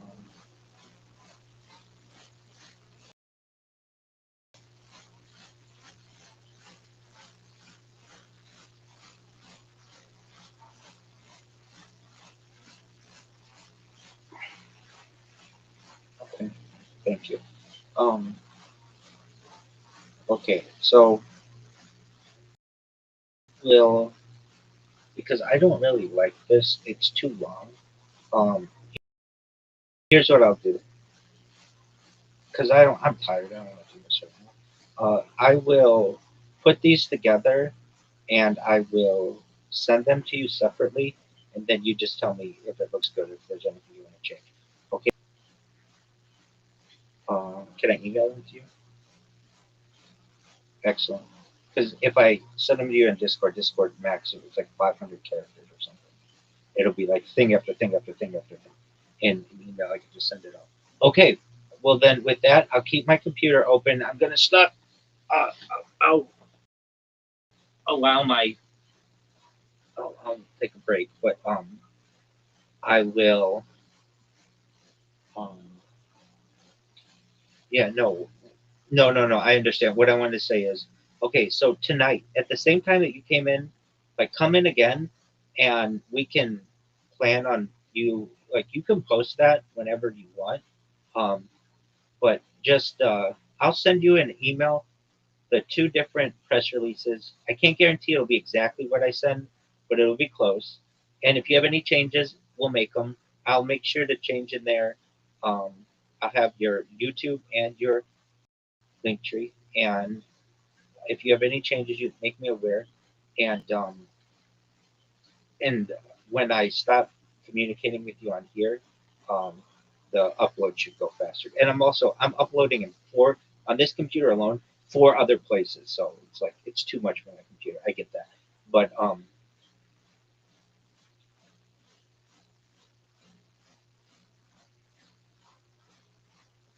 absolutely. The key, the the key, the key is putting the description just like we have it. You know what I'm saying?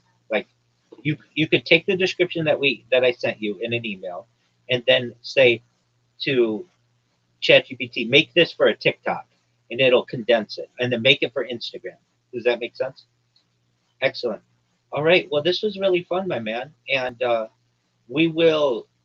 we can do another one tomorrow if you want, or we could do it maybe later in the week, whenever. For me, it's easier to do on the weekend and podcast then. But maybe we do another one tonight next weekend. Okay. Well, thank you. Absolutely. You take care, my man. Bye bye. Shout out to Tony, everybody. Oh, Rabbi has to go to the bathroom. That was cool. Very, very cool. Oh, oh, oh.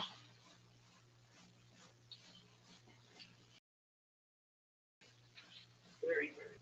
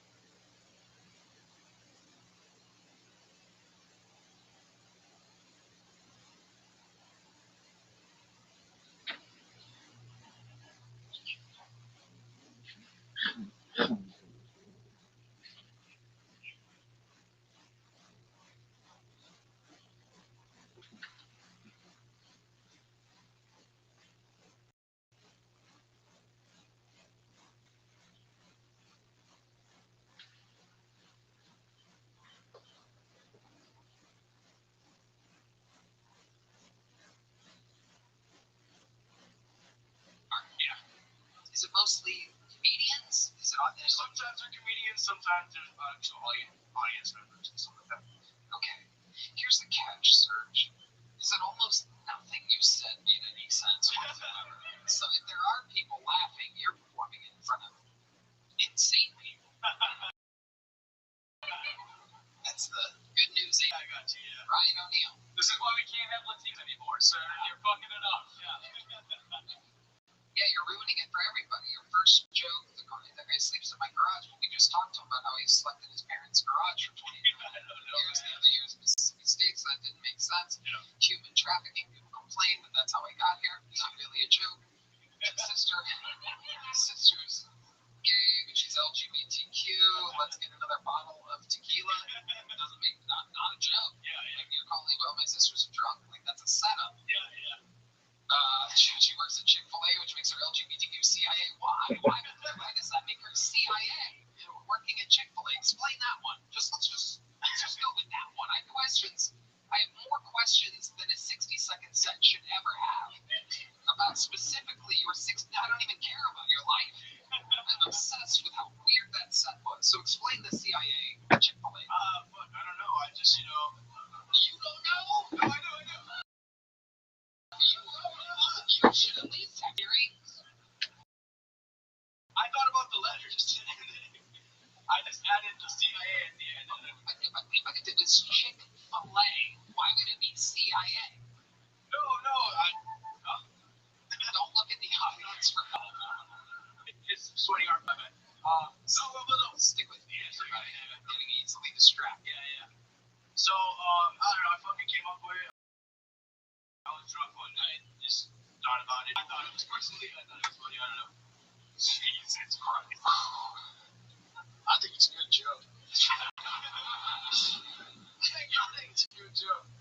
Surge. He just said that he's an artist. He should sit at the table. He doesn't have to feed you. You know what I mean?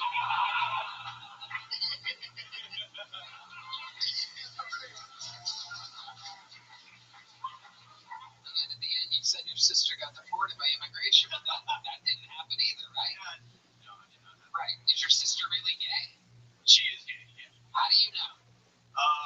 She has a girlfriend. Okay. Do you have a girlfriend? I do not. What do you do for work? I'm a server at the moment, yeah. A server. Yeah. Okay. Yeah, at a restaurant called Sawgrass. Okay. Yeah. Oh, you made a noise there. You like Sawgrass? You do? What do you get when you go to Sawgrass, D. Madness? Tell the truth. Oh, you're saying steak? You're lying. No, really? Okay. Real answers from the great D. Madness. A steak. Oh, yeah. Ex-fiance. That's a sad. Oh,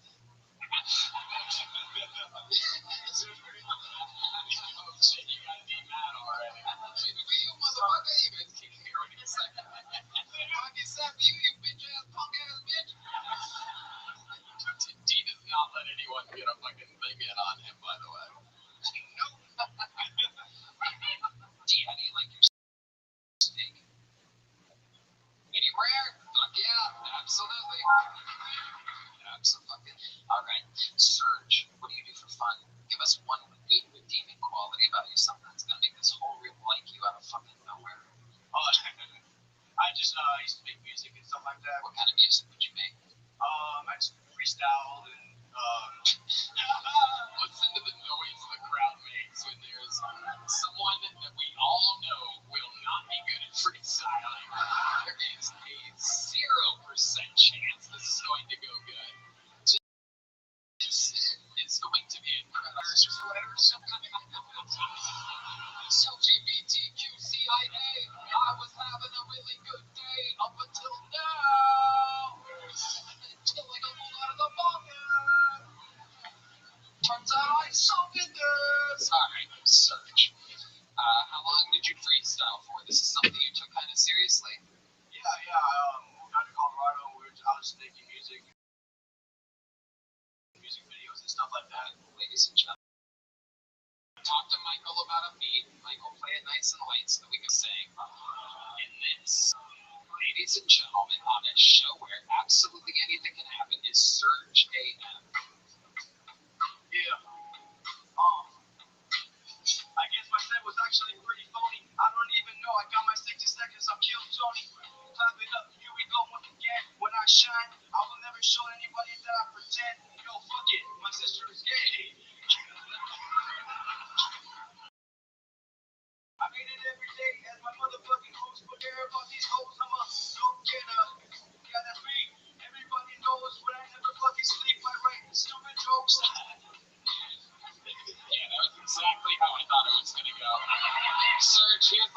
Oh boy! Wow! Wow! There he goes, Sir JM. Every search, he tried his best. Tried his best. Oh, listen to that pop! The great Heidi has arrived, everybody. Here she is, live in the flood. All right.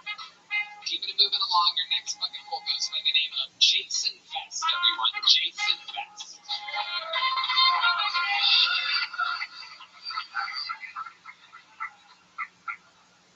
I lost my virginity at the Asian massage parlor. By a saggy-tittied, wrinkly old ass woman that looked like me. She had a raspy voice. She was like, spaghetti eggs. Her name was Mama San. She taught me many lessons, and this is what she taught me. When paying for pussy at the Asian massage parlor, always tell Mama San you have a latex allergy. Even when you don't. There's a pretty good chance she cannot accommodate your request and you'll get bareback sex for free.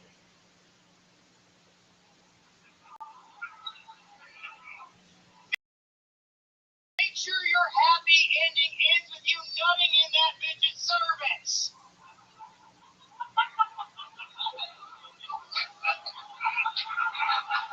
Yeah. Drain your balls out at your bank account. Always tell Mama San, always ask Mama San if she's got a new girl on rotation. Add some variety to your Asian polio, guys. Jeez. Alright, thank you. Alright, Jason Vest. Admitting to rape. This is not what he said tonight. Whoa! What? How are you? How are you? Doing good, Tony. Doing good. I've always wondered what Santa's elves do in the off-season. Incredible. So, last time you were on the show before, and you talked about a lot of crazy, like, sex stuff. And here you are, guns a-blazing, right on brand. Is any of this true? Oh, yeah. I'm the Anthony Bourdain Asian pussy, man. I was always going to massage parlors. Wow. So what happened? You said that like it's in the past now. You no longer go? I reformed, and now I just help men achieve success by giving advice, helping my brethren out. How did you reform? How did I reform? I got married. Okay. She said, well, you can't be having sex with Asian pussy anymore. So I've been married for 20 years, guys. 20 years. Wow. 20 years. No one's excited about it. Two woman. She's gonna love this shit. Yeah. Amazing. So Jason, remind us, how long have you been doing stand-up? 5 years. And what do you do for work? I'm retired from the National Guard. Whoa. Wow. Thank you for your service. Yes. Where did you serve exactly? The North Pole.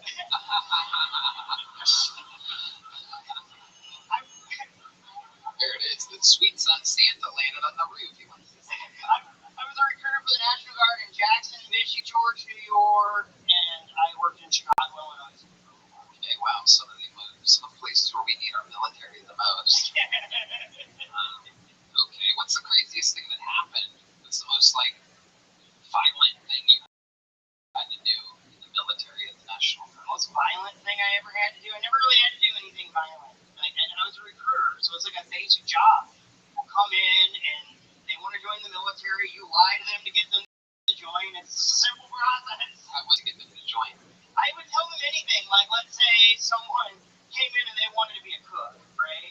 Being a cook, nobody who joins the military wants to cook the damn food. They want to do like cool Rambo shit. So I'd be like, listen, you're going to be like an executive chef for the president or some shit. Oh, I was the top recruiter for the Michigan Army National Guard. So I can talk about this. wow. Damn. Brag a lot. Braggadocious. Incredible. Okay, Jason, what's something interesting about you that we didn't find out last time you were on the show? Something interesting about me, I am a compulsive eater. I hide the peanut butter jars. I am a compulsive eater, recovering alcoholic, and I just treat it for food. I just treat booze and everything for food, and I just compulsively eat. What's the most piggish thing you've ever done eating food? I spent $45 in DoorDash from Whataburger. Wow. Yeah, it's like I seen your food order. I follow you. yeah, those middle of the night Instagram stories by Red Wendy's. Oh yeah, no doubt about it. Jason, what does your wife do? My wife is a photographer, and she works for an orthodontist office, and so she runs like a call center. She works from home, and she helps me edit my videos. And remind us, what kind of videos are you making, Jason? I make content. I make a lot of massage parlor videos where I use my past experiences to help men get Asian pussy, like I do. I do that as a service. Oh, it means this advice. Have you been? Yes, you just pay for sex. Great. No, That's the point. he's teaching etiquette. How dare you? The condom is for your protection. Oh, no, I go bareback, brother. Bareback. Christ. Oh, my God. Bareback. You are the fucking weirdest dude. Can't quite figure it out. You're an interesting guy. What's the craziest video that you've ever made? It was a true story. So I got on Kill Tony last time, and my social media clips blew up. I told a drunken story. And these big corporate whiskey lobbyists reach out to me and ask me to make content to get people to stop drinking Crown Royal because in Canada they're throwing American whiskey off the shelves over this Donald Trump tariff bullshit. And they wanted me to make videos, and at first off, I grew up in Michigan on a trip order. Like, I didn't feel comfortable doing it, and the guy was like, it's $700 for a 30-second video. I'm like, fuck Canada! Some of the best stories are drinking American whiskey, am I right? Jack Daniels, hell yeah! Fireball! Alright, Jason. What size joke book did you get last time? I got a big one. Okay, well, guess what? Here's a little something to add to your collection. It's a little one. The first catch of the night, Jason Best. There he goes, everybody. Oh, I just accidentally ripped this in half. That's a first. Ladies and gentlemen, make some noise. You guys having fun out there, huh? A couple of very odd bucket pulls to start the show, but it's okay. Make some noise for your next pull. Patrick, everyone. Patrick Lake.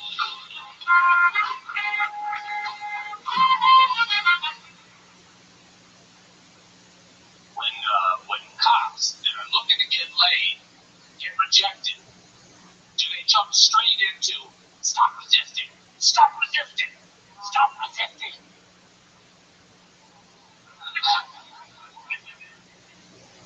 A doctor's office from my hometown was raided. The doctor there was arrested and charged with crimes related to trading sex for pills and sexual imposition on patients. And as a patient of their practice, when news broke, I couldn't believe that someone told. That was Dr. Feelgood. I went to Dr. for back pain. Everything started normal enough. Doc started checking me over and then doing those resistance checks. You know, don't let me push your arm down. Good. Then the other side. Good. Don't let me pull your pants down. Wait, what? Say anything. My pants and drawers were at my ankles. And Doc said, don't let me make you come. Oh, doctor. As I stood there getting topped off by my doctor, I realized I didn't know my insurance covered this, and I didn't even have copay. Patrick Lake. Hello, buddy. How are you? Doing well. How are you doing? Good. How long have you been doing stand-up? Just celebrated 3 years. How did you celebrate by worse than ever? Did you celebrate by wording every joke you've ever written and starting from absolute scratch? That's something like that, yeah. Alright. Okay, where was this 3 years at? Hell? Imagine that if you die and go to hell, you're the full-time comedian. And you know, actually, doing your act 24 hours a day and everybody has to stay awake and watch it all the time. Yeah. Close. Dayton, Ohio. Dayton, Ohio, pretty close. One of the closest cities to hell on planet Earth. Patrick, what do you do for work?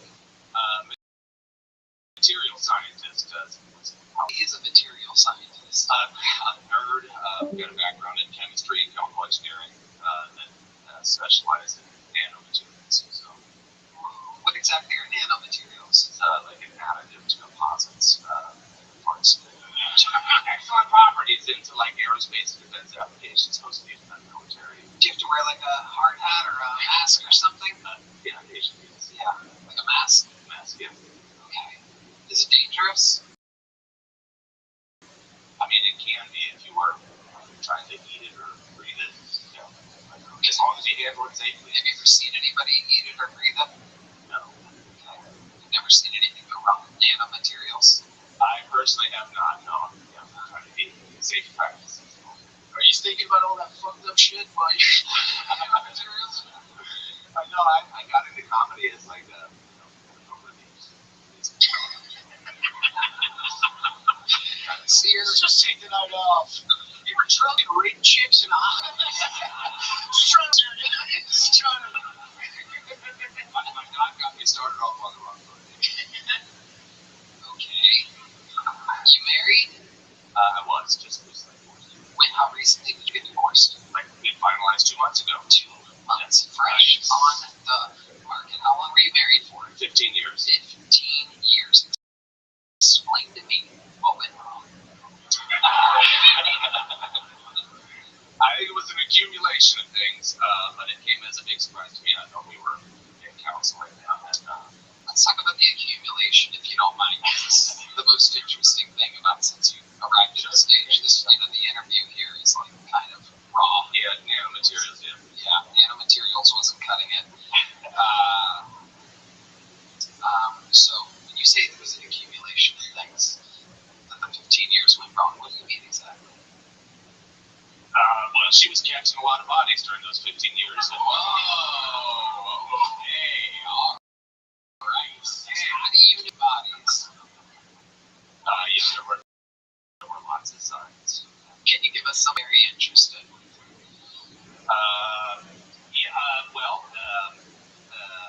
STIs. Oh shit, okay. Now we're talking. This is very compelling. Give this guy a round of applause, huh? That's what I love about this show. Is all of a sudden it just hits you out of nowhere. See, Ryan O'Neal, you feel good about this, right? Yeah, was this all happening while you were collecting turquoise? Like what?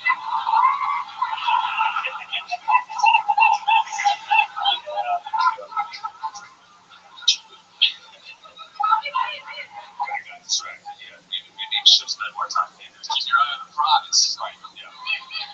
It's a pretty stone, though. Okay. So STIs, and you say you caught an STI. Which one? I'm curious. Actually, I didn't. She did. And it was just on one of those appointments. I was like, hey, honey, you want to come along? And, Oh shit. You went along with it. and I went along. And you're in the room and the doctor says, well, let's have a... Yeah, well, I'm just going to go ahead and send in some. Yeah. That's a suspicious man right there. Yeah, I want to see My God. I want to see the lab results. Yeah, I find this so compelling. So can you kind of paint the picture for us? Yeah, I mean, like, yeah, she had a fishy smell, and I was like, Oh, yeah, that'll do it. It's just a little bit odd, and then, she was kind of trying to glaze past that with the doctor. I was like, hey, honey, what about that fishy smell? And then, the doctor did a swab, and as soon as she got close to my then wife, said, oh, no, I'm going to call that a prescription for antibiotics. And I said, well, do I need some too? No, you're fine. There's only a... You sure she's just not Filipino? Shit, known for the smell. So the reason why you didn't need a swab, I'm guessing, is because you guys weren't actively having sex. Yeah, the thing that she was diagnosed with there was BV, bacterial vaginosis. Yes. Apparently, plastinellas don't have to take some. Right. So did she admit to you, like, on the spot, on the drive home? Oh, no. She's going to deny it until she's dead. So she stays like, But how do you don't get these things? How do you know that she definitely did something? There were girls' trips, and there were, she left her, message board open on the computer. What messages did you see, just out of curiosity? I mean, making plans for, meetups in the woods when she'd go on. She's like, in the woods, yeah. The old jungle bird has arrived again. There's 2 reasons for that. one, I live in Yellow Springs, Ohio, so it's like a crunchy town, right? Okay. And two, she's Portuguese, and that's like where the prostitutes go into the woods, actually. Really? That's a thing with Portuguese women? Portuguese? Portuguese? It was wild the first time I was in Portugal driving to the beach. Portugoose? Okay, how do you know Portuguese women fuck in the woods? That is a stereotype I've never heard. I thought all I do all day is I study stereotypes. I've never heard this one. Yeah, we were on like a visual, like to the beach. We had to like drive through a section of like a wooded area, and there's like clearly a prostitute standing at the edge of the woods. And I was like, what is a woman doing in a nightgown like at 11 o'clock in the morning? Next interview is like not. This episode is brought to you by Blue Chew, by the way. ZipRecruiter and Shopify. Wow, this is so interesting. It's amazing. Were there any you led with girls' trips when you have messages of her meeting in the woods? Yeah, I should have just led with that. I mean, you know, she was in the spring. Okay. Interesting. Do you know what kind of Red Band's hard as a rock right now? Do you know did you grow up here? Did you import her? I did import. Yeah. You did? You really did? Where did you find her? Online? We were at a science. Is it a sex addicts and Okay. No, it was like a science and engineering conference. Right, and the was like, well, yeah, I mean, you could take the girl out of Portugal, but you can't keep her out of those woods. You know what I'm saying? That's the old. Right. It was a science conference? It really was, yeah. Was she a scientist too? Yeah, she was. Wow. You think she'd be better at covering her tracks? It must rule to be a kid in Portugal. Fucking go into the woods and just pushing everywhere. That's all we did as kids. You go to the woods, like ride bikes and shit, look for pornos, and there's just naked ladies walking around. It sounds like they're eating each other out. It's a cute face. All the porn get your dicks on, you know, you come on, it's stuff. Wow. But you didn't have any kids with her or anything? Well, we do. We had 2 kids. Oh, shit. Okay. So you got kids. Are they yours? They are, yeah. I like, my kids look exact. I've got 3 kids, and they all look exact. Are you sure? Really? Are you positive? Like, really positive, yeah. I have a girlfriend now. Are you sure one of them doesn't look like a tree or something like that? Brother? I do have a brother. Oh, here we go. Is she ever hung out with your brother? Perhaps? Yes. Wow. I'm not too worried about that one. You should be. You should be. What's your brother do? He's a hunter.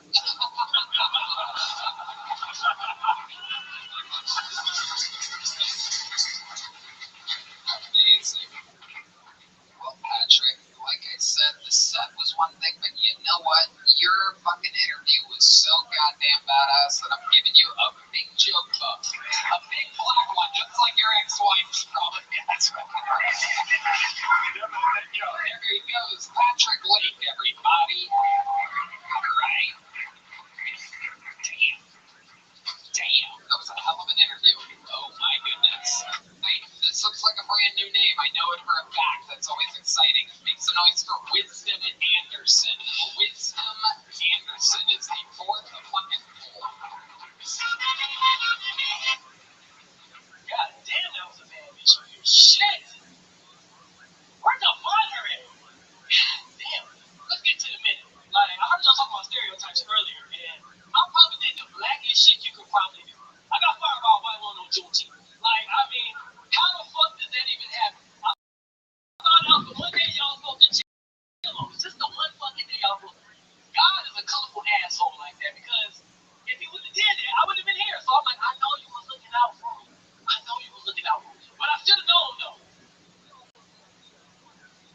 Some shit started happening different in my life. I started looking at white women a little bit differently. Started looking a little bit better to me. I said, I got to be coming into some motherfucking money. There's only money to get a white woman to start talking to you. I'm like, what the fuck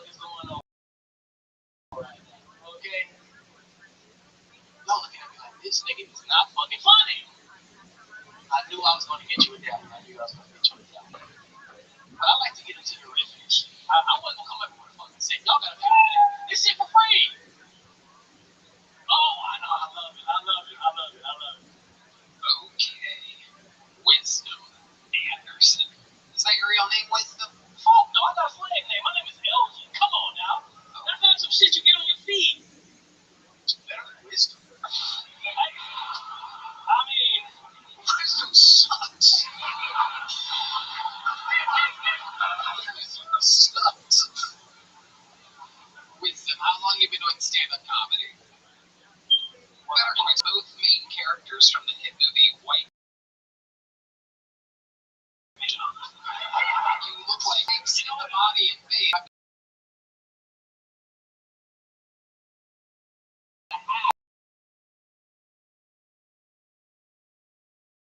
That's Woody Harrelson in that movie. you know what? Woody's hat and everything else nice. You know what it was? I played baseball. That's what it was. You did. Position. I had two parents. That's Elgin. Alright, so My whole life. if I'm like just stop before you came here. Alright. So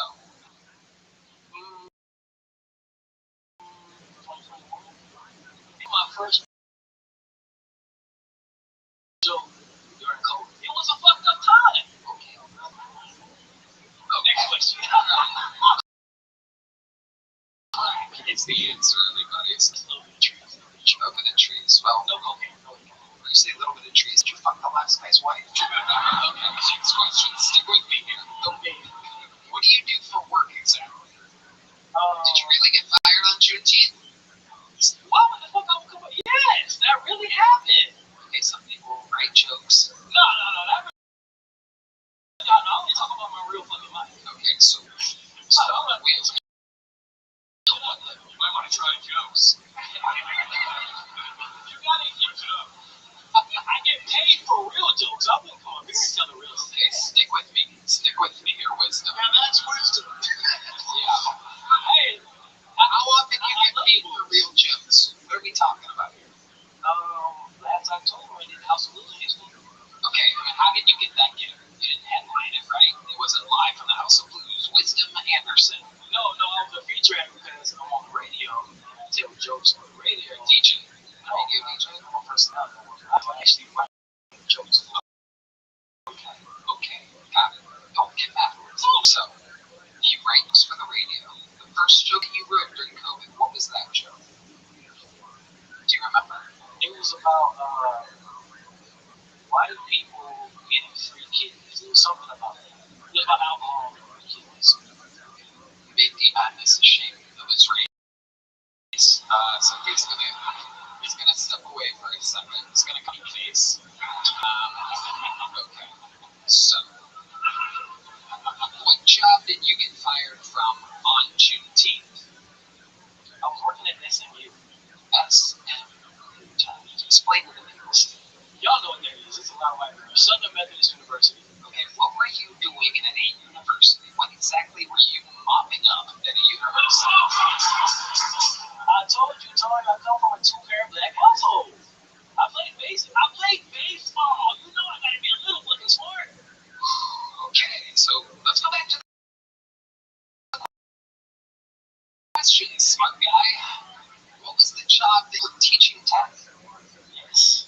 And how and why did you get fired? I made white children tears.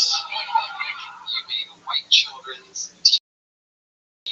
What did you do to make white children cry?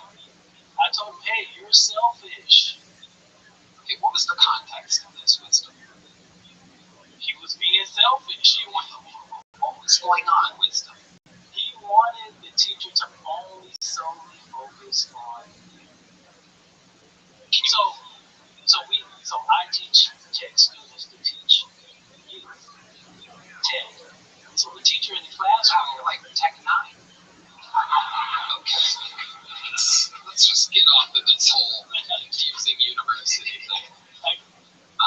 The ring around your neck. Whose ring is that? Where did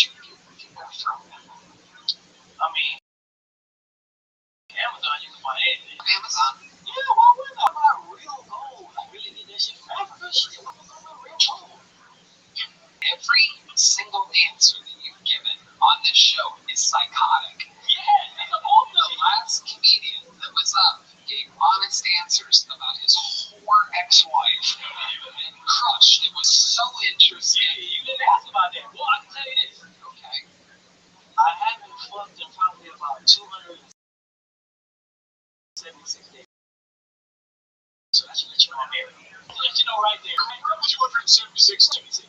I'll be keeping count. If any married men are here, y'all know the fucking problem. So you're married. Oh, y'all know? Oh, it's just me. Fuck. I'm trying so hard with you. You are on the show right now. You do this. Yes. Okay. You're married. This is where you would answer the fucking question, are you? Okay. So the ring around your neck. When I ask. Oh, y'all know? Oh, it's just me. Fuck. You would wear a ring on your finger. No. Okay. Why? When you're not fucking at home, I gotta fuck somehow. My therapist let me fuck. But you're not. But you just said you didn't have sex until. Do you see why this interview isn't a real interview? My wife. Okay, so you're admitting to having sex. Stick with me here. You're admitting to have sex. This is why radio is completely dead, by the way. Don't really communicate with people. They're not making any good influence on it. I don't talk about this on the radio. Okay, I know you don't talk about this on the radio. You're not loud, but you're allowed here. So you cheat on your wife? You already said it. How would I? I'm just trying to ask you. I'm trying to confirm, or you could go, no, I was kidding. Look at me. You know bitches want to fuck me. Tony, come on now. Oh my god. Dude, I tried so hard. There he goes. Wait a minute, Anderson, everybody. It's okay, wait, so there you go. There he goes. Wow. The rare, uncharismatic black man. Very rare. A rare bird, if you will. A rare bird. No, that's not.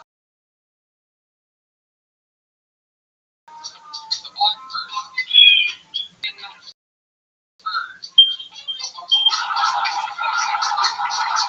There you go. Alright, you fucking cool. Ladies and gentlemen, on this devastating episode, make some noise for Vinny Florida. Vinny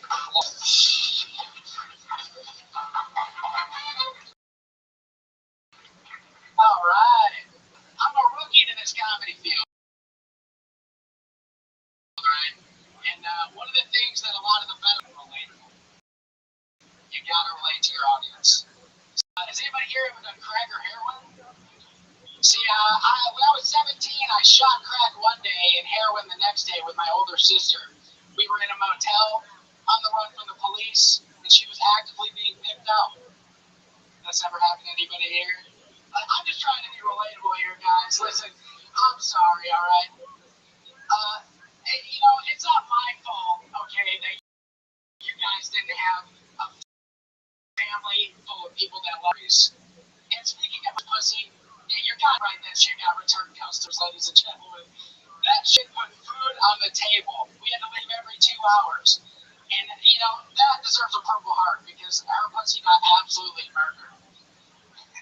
Right. Thank you. That's my time.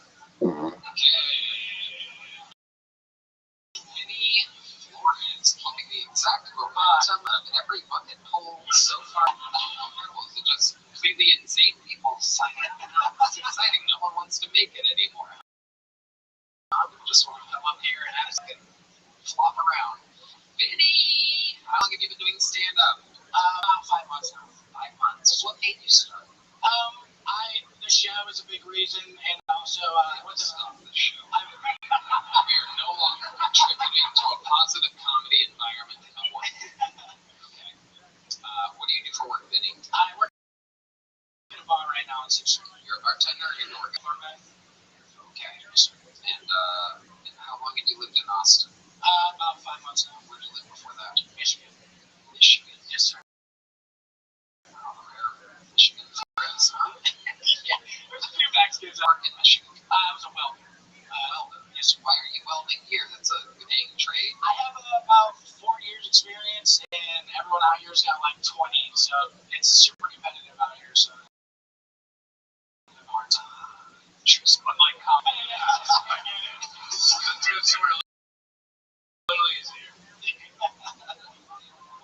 Vinny, is it true about the crack and the heroin? Yes, that's all true. That's crack and heroin. So, half white, half Mexican, and my white side is Michigan white trash, pretty much. So, yeah, my mom was addicted to heroin, and yeah, I mean,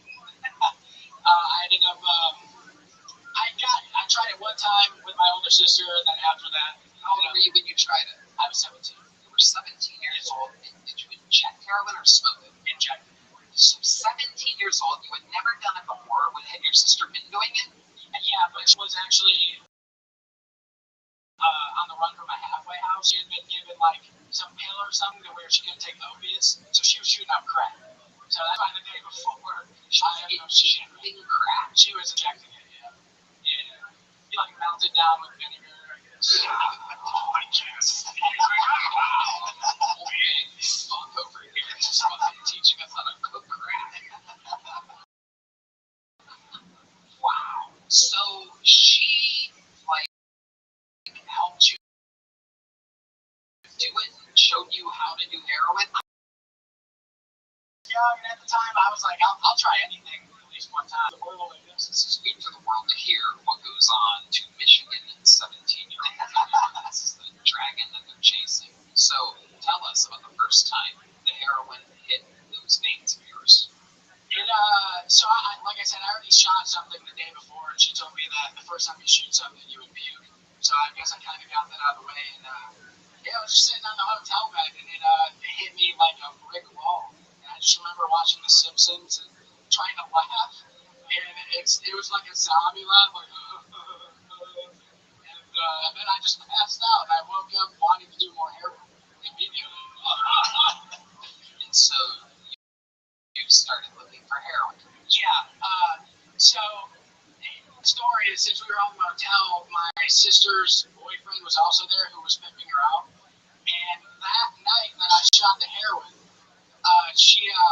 we were going to get cigarettes from the gas station, and we jaywalked. And they're all on the run for felonies. I'm just on the run for like a weed misdemeanor in Michigan. And we're in Ohio at the time. It's warrants. It was us three and jaywalking. And we're jaywalking. At 6. Yes, sir. This is like a tourist ad for the state of Michigan. This is incredible. This was actually in Maumee, Ohio. Well, like that for Maumee, Ohio. I've never even heard of that. Top left corner. Yeah. So I'm from Adrian, which is like 40 minutes from Toledo. So I'm like on the border. Either Maumee or Toledo. Wow. You got busted jaywalking. I think is where the story's going. Yeah. And then so the cop obviously, Tori is a jaywalker, constant jaywalker. D-Madness is talking about this motherfucker. Crosswalks do not matter to him. Alright. Very famous jaywalker. Okay. So obviously, since he has felonies in his name, he immediately just got booked. And I'm a minor at the time, so they're like, okay, well, we need to take guardian. And I had no choice but to her boyfriend's friend was. And luckily, Boyfriend's friend now all of a sudden. Go on. yeah, those four. Okay. And then it could have been fucking her. I don't know. Everybody was fucking. But You marry a scientist right after this. Keep going. Just keep going. we went back to the motel, and then the cop just kind of let me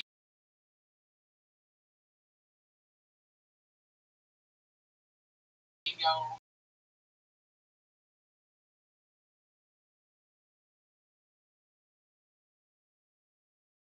In there, and then he went away, and then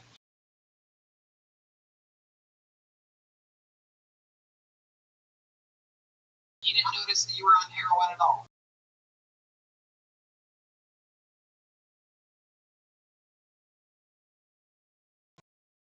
I wasn't on heroin yet. This is like right before. This was I ended up doing his heroin, but I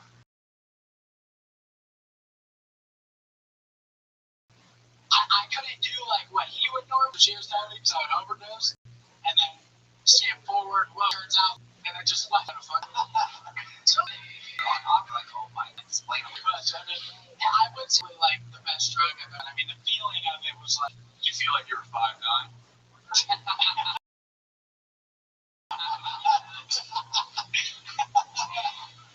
Vinny, what's the coolest thing you've ever done in your life other than heroin? The coolest thing I've ever done in my life. I accomplished accomplishments, you ever save somebody's life, or fucking win an award, perhaps? Nothing crazy like that. I used to play in band, so that's like that was some of the coolest stuff. What do you mean by win a band? I play guitar and bass. Yeah. Don't worry, I'm not asking. Yeah, okay, I got that. Yeah. I got it. Dini, what ended up happening to your heroin using, crack injecting sister? What's her OnlyFans? She's doing good supposedly right now. I mean, she's a little iffy. She ended up marrying like some 50-year-old. They had a wedding in Mommy, and yeah, so it's chilling. I guess just okay. That's what she says. I don't know. They might be doing correct. Did you go to the wedding? Yeah. Was he barefoot too? No. Why was she barefoot? It's white trash. I mean, she literally forgot her shoes at the motel that they were staying at. Like, it's pretty bad. She gets gross. We have to start deporting half Mexicans too. That's what this means to me. I don't know if you guys are with me on this, but I think I'm gonna call my friends in the administration and I support it. It's illegal. I support it. I support it. Kenny. Alright, buddy. Well, here's a little joke for you. You can't mix it with vinegar, melt it down, and then smoke it, but you can write some jokes. Alright, thank you. There you go. It's Vinny Flores, everybody. Keep writing. Keep trying, Vinny. Like, tell people that so they don't fucking relapse on heroin and shit on their way out. They're like, okay, told me to do it again. Like, keep signing up. Keep signing up, Vinny. Keep writing and signing up, Vinny. Don't give up tonight, Vinny.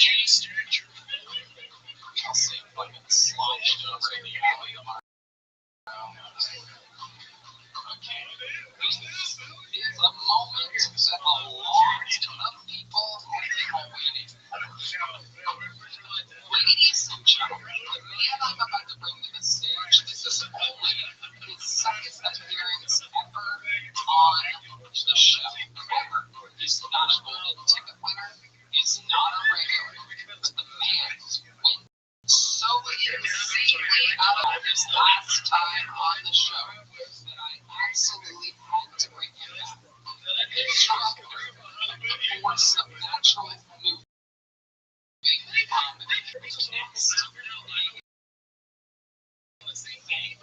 Ladies and gentlemen, to you, a long-awaited return.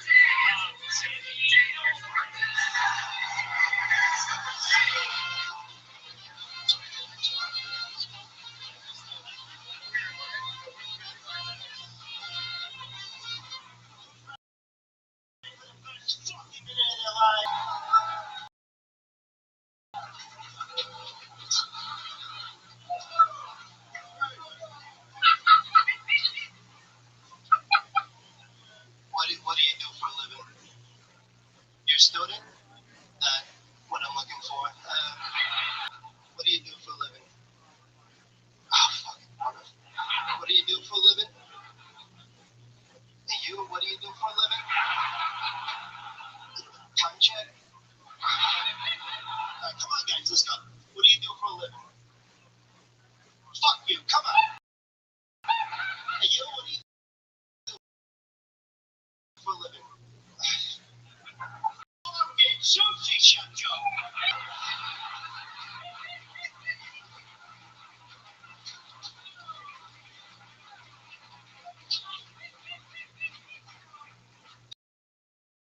Does anybody work at an airport sushi restaurant?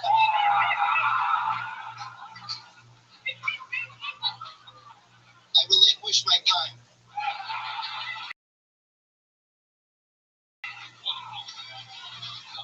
Long-awaited return of the force of 6th Street. To me, no brakes. All gas, no brakes. This guy left dinosaur pop-size footprint on the show. The last time he was on, hard in the paint. Some people said the next big is famously handed off his joke to the man in the front row, whoever it was. Tonight, his sunglasses in their person in the front row. It's becoming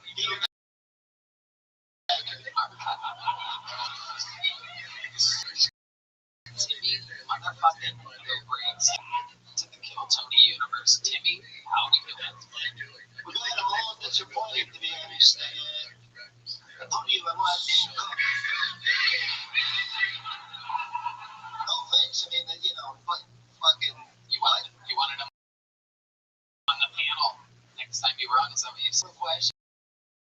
I said, the bucket of MHLs, I said, Dan Cook. Above my head, so I don't know what the fucking. I tried my best to get him. Wasn't easy. We have to settle for Chris O'Connor and Ryan O'Neal tonight.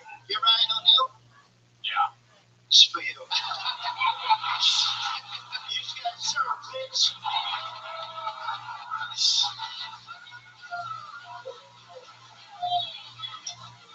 Get your ass. Open it up. Yeah, why don't you show everybody what that is, bitch? Why don't you show everybody what that is? Here's a picture of my niece's volleyball team. Oh, from Steve Spanish.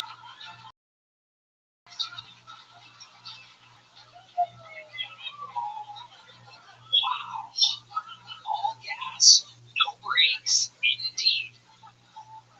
The people's champ of Kelton. The people's going to take a winner, bitch. That's right. The people's golden ticket winner. I'm going to pretend like you didn't call me a bitch right there. Because I like you. We're going to keep it that way. No disrespect. I respect what you're doing. I love you, Tom. Thank you, Timmy. I love you too. So tell us, what does Timmy No Brakes do when he's not on stage? Yeah, I mean, well, I recently got in some trouble. I went to play a gun. That was not good.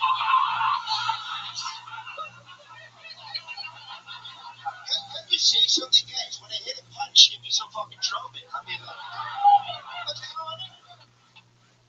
Not yet. When I hit it. My God. So, Timmy, there's so many questions I didn't get to ask last time you were on. I can't even imagine what a confident human like you, what life like you, Timmy. I mean, I gotta say, it's never changed. I had a bunch of bitches slide into my DMs. I had Hillary Duff slide into my DMs. Yeah, more like Hillary Muff. Bitch has a vagina.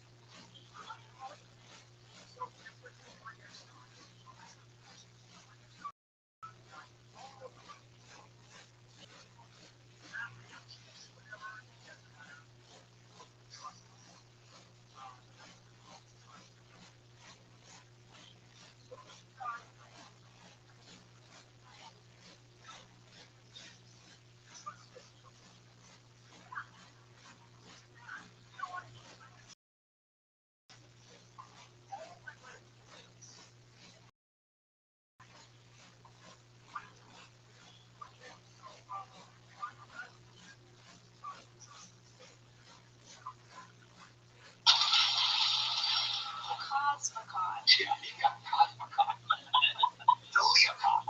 The direction of the erection is going up. Oh, sorry, that was dumb. You're smart, I was kidding. You're dumb, I'm smart.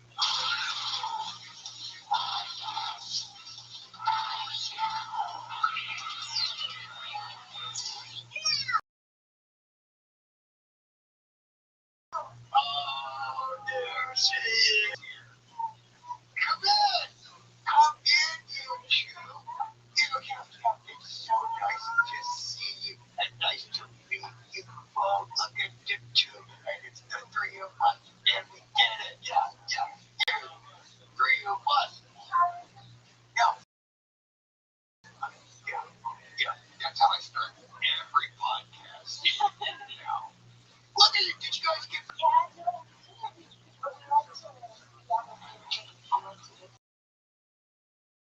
I like that about YouTube. Where does yours go? Ask something. From Tarantino. And that's her. Ballet. The one in the yellow.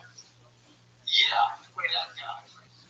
Yeah, that's a fucking wait. The yellow one. Oh, wait.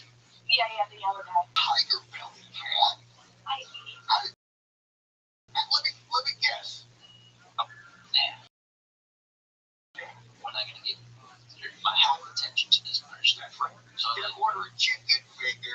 tries to get the attention. This way they get used to Bobby. Set the stage for disappointment. And then Bobby goes on. Oh, like very low bar? Yeah, because if you come out and you do all these well-written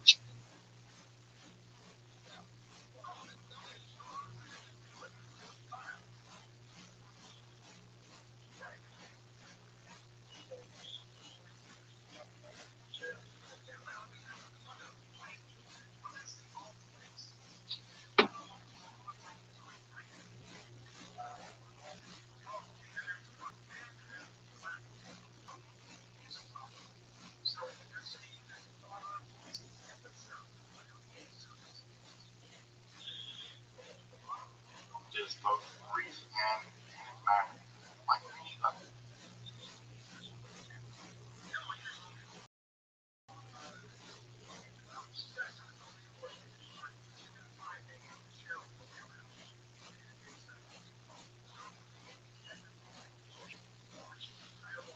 The stereotype of the colonial Puritan is that of a grim black flag.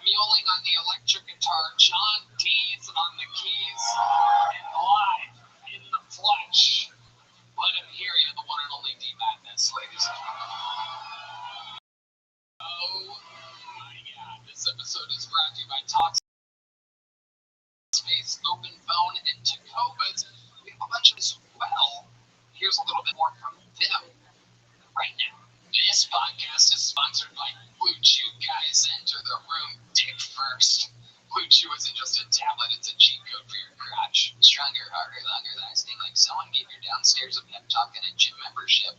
Blue Chew is the original brand offering chewable tablets for better sex. Nothing makes you more of a legend than a little Blue Chew. Discover your own. We've always got a special deal for our listeners. As always, get your first month of Blue Chew free. Just use promo code Tony at checkout and pay $5 for shipping. Wow, that's it. Showing Blue Chew's mission to upgrade humanity one thrust at a time. Head to BlueChew.com for details and safety info. And big thanks to Blue Chew for sponsoring the podcast.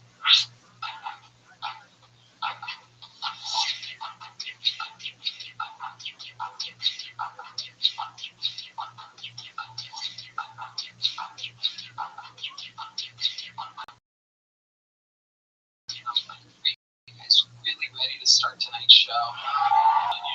It's about to go down every single week right now. Oh, I forgot to mention, this is the first episode that we've ever taped 12 years and 2 months of doing this show nonstop. Never missed a Monday release. This is the first time in our history, right now, and it might only last 1 week, in which we #1 podcast in the world. So, very exciting, wild accomplishment. Don't for the guy that owns the club. But this week we are the #1 podcast. Oopsie daisy. Sorry, boss. We're all best friends. It's all very exciting. Speaking of best friends, I booked 2 on tonight's show. An absolute legendary episode ahead of us, ladies and gentlemen. 2 of the best to ever be on this show. You're here. You're lucky. Ladies and gentlemen, make some noise for our guests. The return of Duncan Trussell and Ian Finance.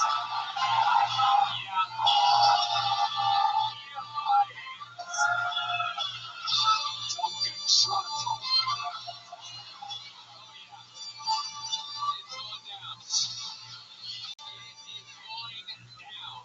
We have fun every Monday. You guys have done this show before. Very exciting. Here we are, absolutely thriving in showbiz, unlike Stephen Colbert, who no longer is employed. Jimmy Kimmel is next. They will all fall in line and bend the knee to meet the new young king. And my guests are Ian Finance and Duncan Trussell. Duncan was my first role live 18 years ago. I saw him for the first time at the Comedy Store. Special appearance at the end by the great, another Hall of Fame nominee guest, Lil Hobo. Yeah, thank you. Yeah, Lil Hobo. How's it been? Not great, man. He after the last appearance, he's already addicted to drugs, but after the last appearance, he spiraled into heroin addiction. Spent some time on the streets, and yeah, he was just in like a really horrible Waymo accident. Wow. Well, prayers up to the great Lil Hobo. Thank you. A ventriloquist doll that has the soul of an aborted baby in his heart, right? Man, I just have to say this, like, when somebody is in a deep, deep drug spiral, things like that, and avoidance is hard, and real estate.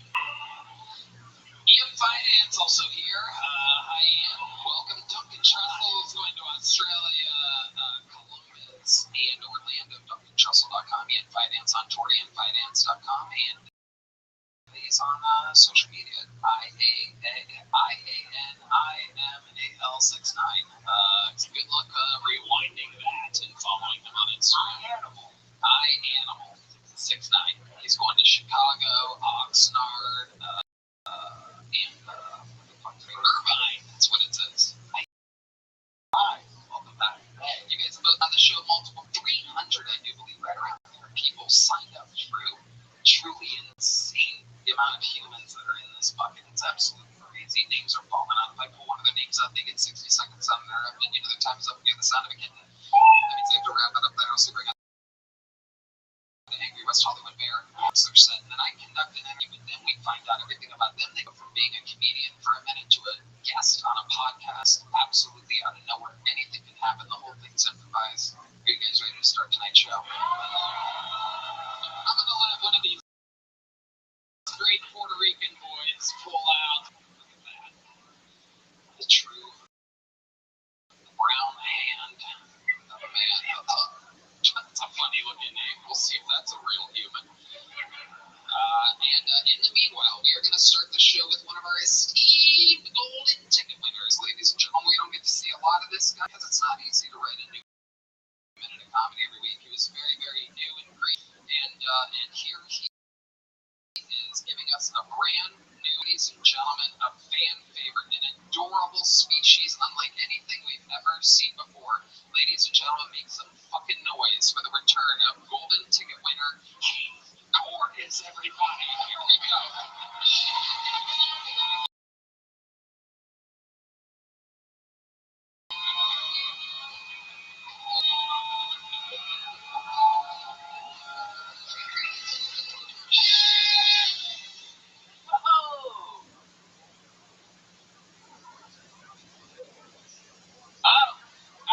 I moved to Texas about 2 years ago, and before I moved here, I was living with my grandma, and I liked living with my grandma a whole lot, but I had to move out. It was time. I had to move out.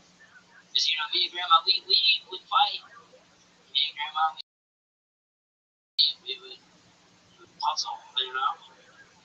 Like, she was a bake. She liked to bake, like, cookies and cake and brownies and everything. It was good, and I liked it a whole lot, and I would eat it up too fast. And she would tell me how pissed her off. And she would say, stop doing that. It pisses me off. And I tried to control myself, but I didn't have any self-control. And she knew that. She knew I didn't have self-control, but she still made the sweets. She was like a pimp getting cracked or a bitch.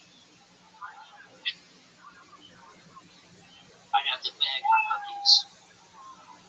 And beg, I'd say, please. And she'd say, shut up.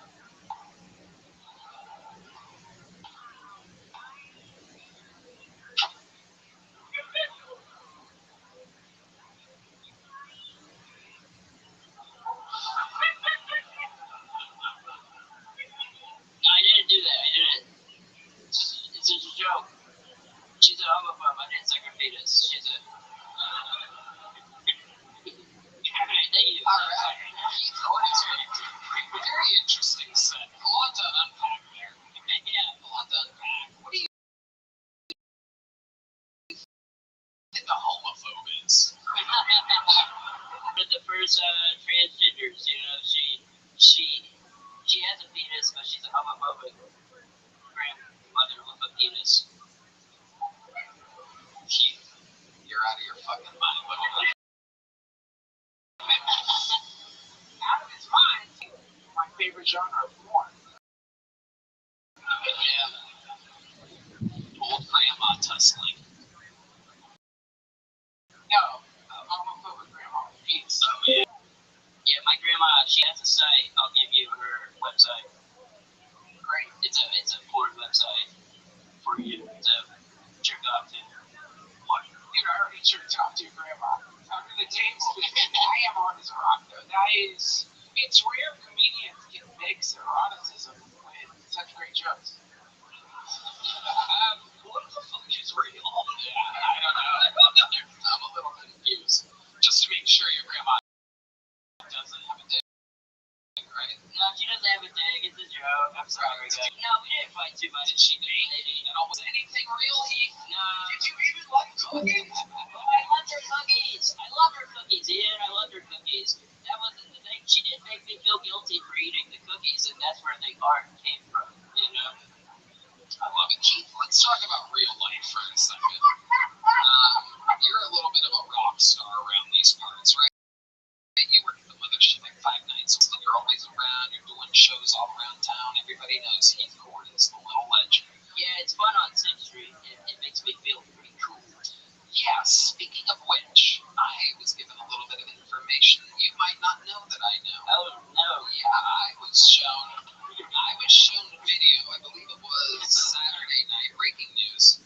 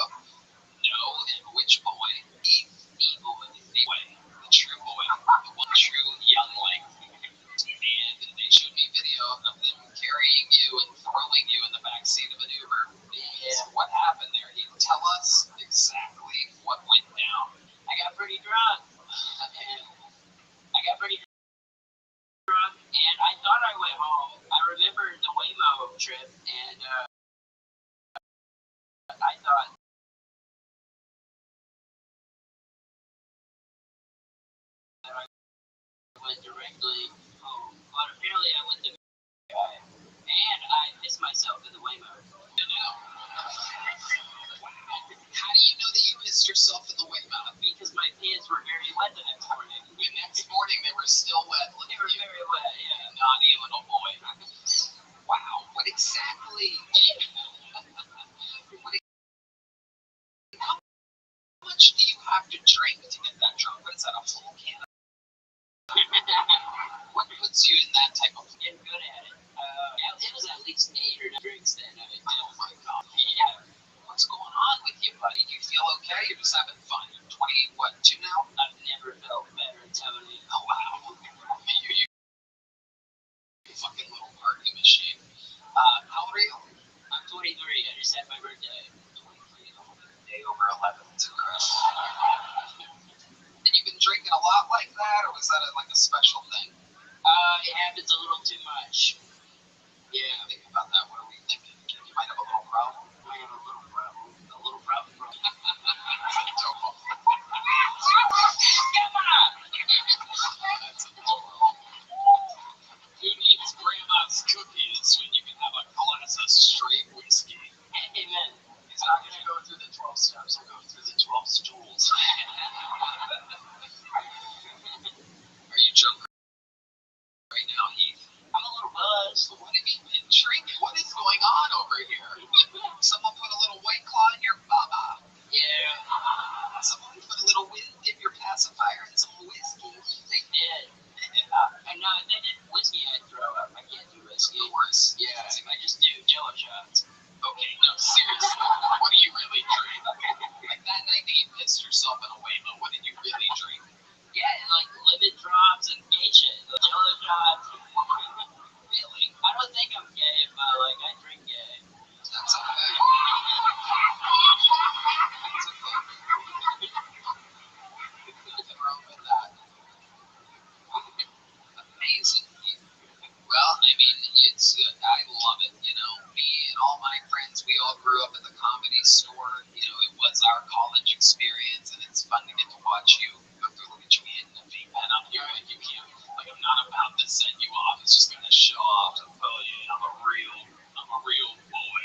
Just a vaping boy. Can't wait 15 more seconds for that hot hit of vape. That's right. So we love you, Heath. It's so fun to watch you grow, physically and mentally here at the mothership. We love you. You you're on your way to wild success. Can I champion one thing on? Sure, Heath. Whoa, okay.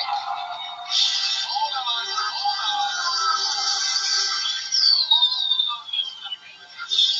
Hold your fucking horses. Now we got something to talk about. Yes. Black power, absolutely. Holy, whoa, Heath, whoa. No, don't do that, Heath. You got hands. Don't do that, you little rabble rouser. Settle down, Heath. Settle down, you crazy. Jesus Christ. I'm trying to get away from the whole nuts. God damn it. Fascist Tony Hinchcliffe has an 11-year-old Nazi training the Hitler Youth over. It looks like the kind of genetic freak Hitler was trying to get rid of.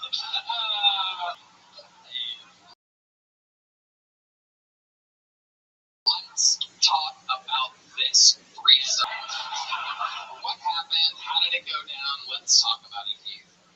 It was a very hot lady who had an OnlyFans account, and I made out with her like a year ago, and I wasn't supposed to do that because I was dating somebody at the time. Whoa. And so like everything, she's been like totally hot for me. And it didn't work. I was gonna put on a mustache, but it didn't work. Well, get up, Monty. Pick it up. Get up, Heath. You have another shot of this. Okay. Did the adhesive stay on the... Okay, let's skip the mustache. Yeah, it didn't work. Wow. Can you just real quick, just for my own super confusion, why were you going to put on a mustache then? It was supposed to be like a metaphor about how. Well,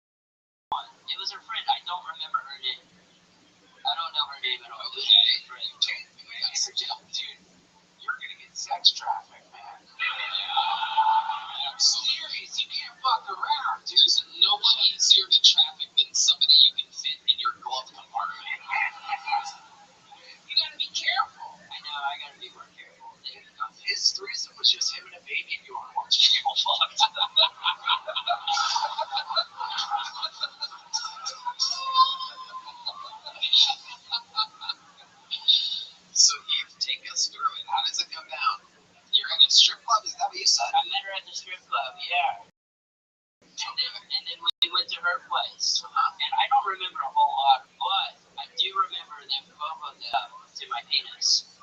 You were molested. This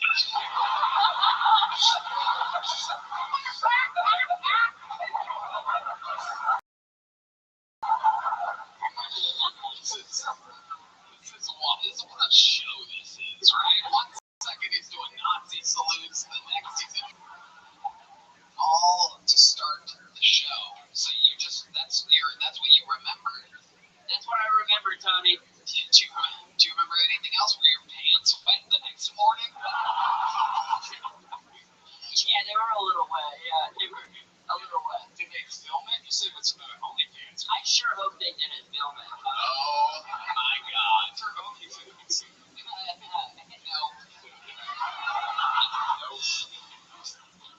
Any other details about it that you remember? I remember feeling shame the next day. You felt shame? Yeah, I actually how they felt. What the fuck did we think about this?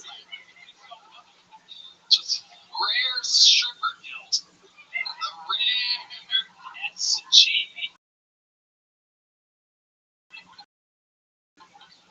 All right, the show has begun under the gentleman. Great job. And now we go to the bucket. You guys know this is the part where things can get a little bit wacky because we're meeting people. Anything can happen. A lot of these people's hearts are beating out of their fucking chests because minutes before they have no idea that they're going up, and all of a sudden now they're on the biggest show in the world.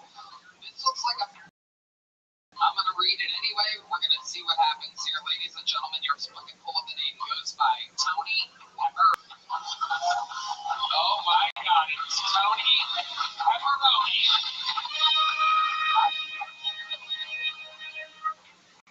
That is to me a Tony Pepperoni. Hey, what do you call when the right brothers do 9/11? The wrong brothers and Mamma Mia. When I say Mamma Mia, you say Mamma Mia. Mamma Mia. And what's a fat lady's favorite computer, Adele? Mamma Mia. Guys, anxiety is like vaping. Just because you're not ashamed of it doesn't mean it's not gay. Mamma Mia.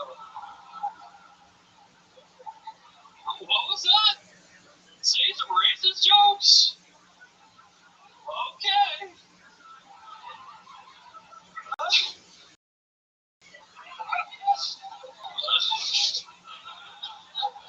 What do you call a Chinese guy with a lot of money? Cha-ching? What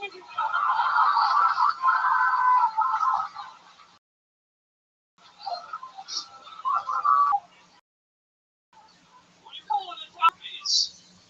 Tony Pepperoni. Tony Pepperoni, ladies and gentlemen. Oh, wow.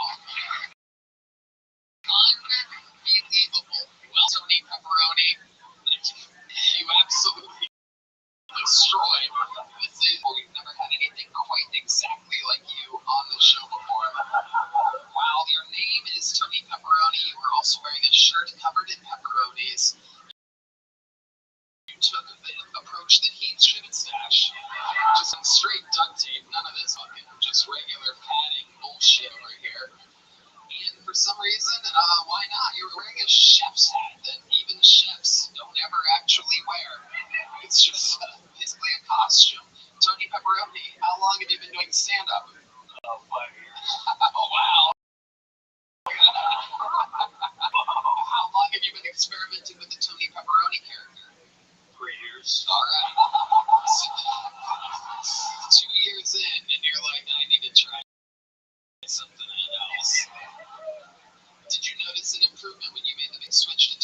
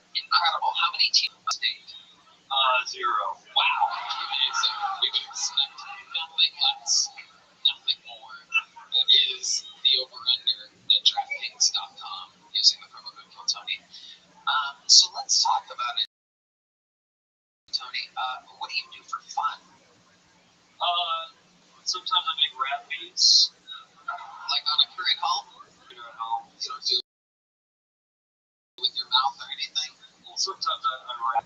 Really? Yeah. Wow, it's not good. I mean, I don't care if you say it's not good. You're wearing a chef's hat, you have duct tape on your face, a pepperoni shirt, and you crushed your set. Michael, give us a little light beat. Tell them the beat that you want, Tony Pepperoni. Slow move.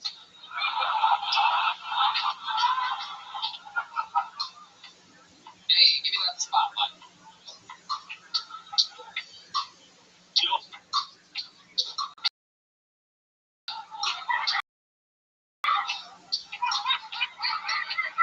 Put your hands in the air. Put your hands in the air. When I say Mama Mia, you say I'm Mama Mia. Mama Mia. Mama Mia. Yo, see ya. I wouldn't want to be ya. 'Cause you ain't the one. No, it's the one that's wearing pizza. That's me. Tony P. P-E double P. Carboni. Ain't no phony. Ain't no baloney. It's cheese and pepperoni. Check my Insta. Buy a shirt and get to know me. Wow. I'm getting reports in my ear that is one of the most prolific raps in the history of the show. Some people are saying, they're also saying that you just said pepperoni 5 times. It's absolutely incredible. Wow. What's your real name? Anthony.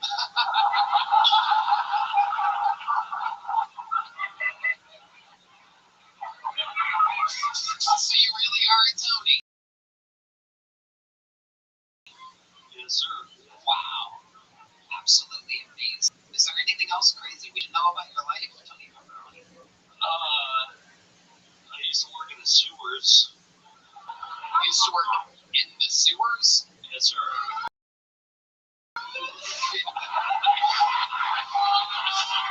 Absolutely amazing. A right man on the ones and twos. No better time for an Italian stereotype than Tony Pepperoni telling us that he worked in the sewers. What exactly did you do in the sewers? Mostly I crawled in the sewers and I got out of the way.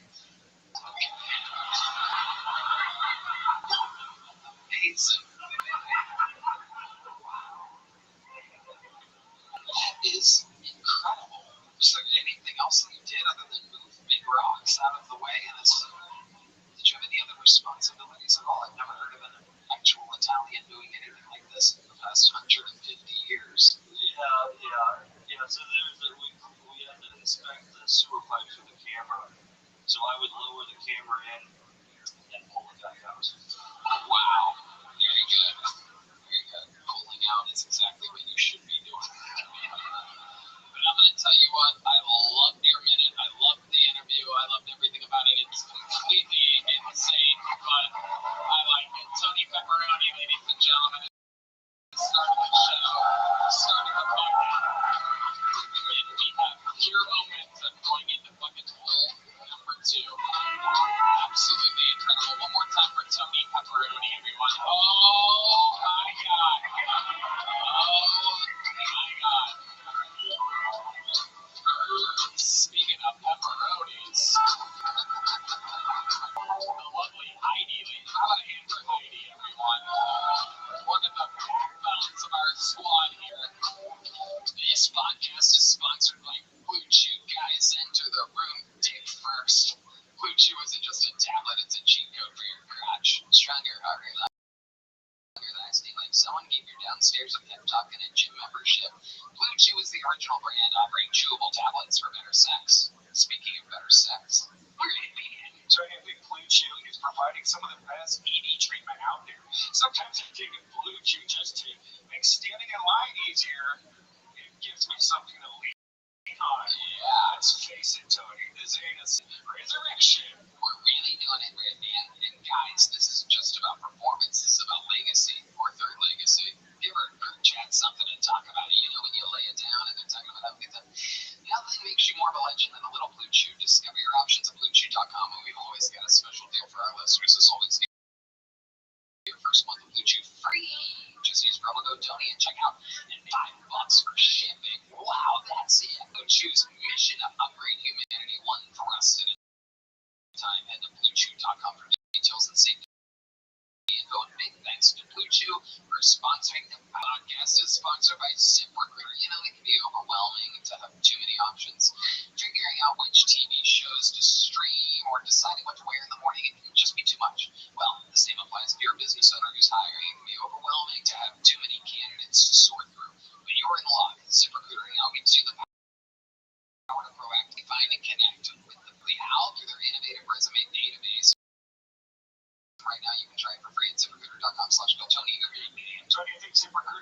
best hiring site out there.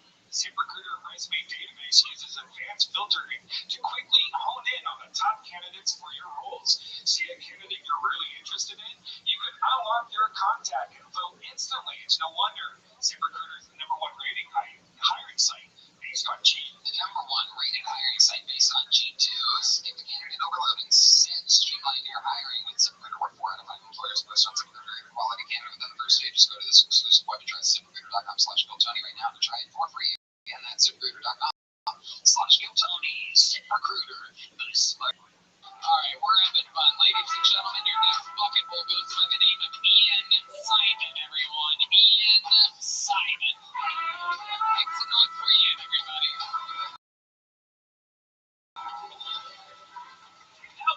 This is a great evening. Glad to fucking be here, guys. Amazing. Alright, so let's start off on fucking Jew.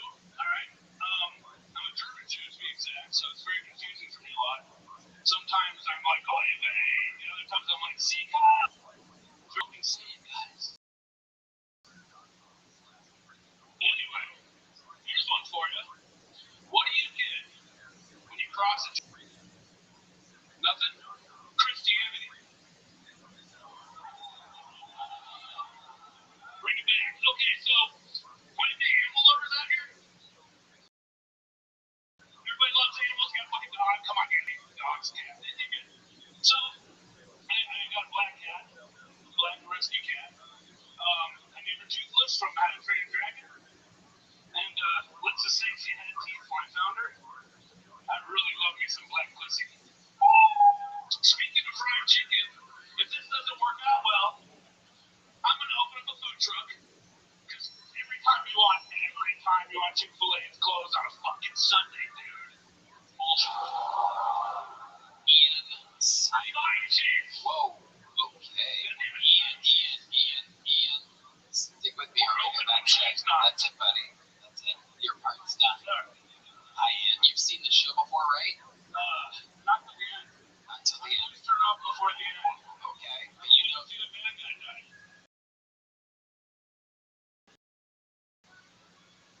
Okay, Ian.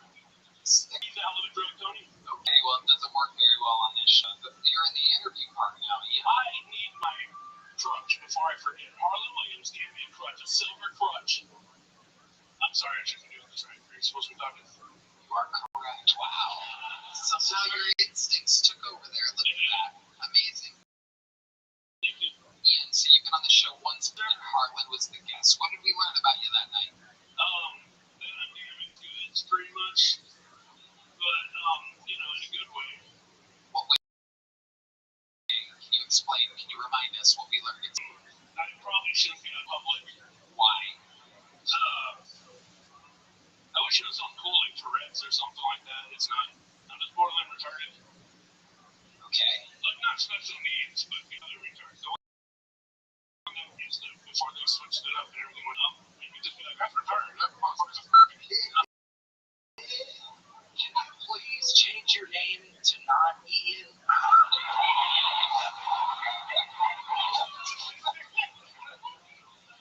Please. Perhaps something that rhymes with pizza topping or something like that. There you go. Yeah, you got it. Hey, killing yourself.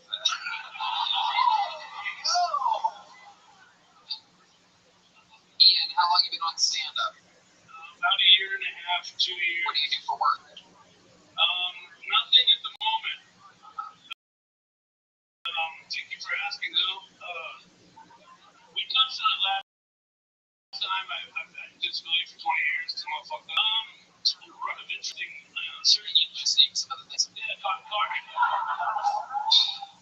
accidents. Adrenaline junkie crap. Just run of the mill. Driving his car and road tests. Protester too on the way to Circle K or 7-Eleven. Okay, Ian, we're gonna keep it moving. You got a little joke book last time you were on? Fuck no, I didn't. I got a crutch. You got nothing. You got nothing. No, I got a silver crutch. I can see why you got nothing last time. I was in ER twice. There he goes, Ian Simon, everybody. Ian Simon, everyone. He's leaving now. There you go, Ian. There he goes. There goes Ian Simon, everybody. One more time for Ian, everyone. There he goes. Oh, yeah. There's the vibes tonight. Anything can happen on this show. Make some noise.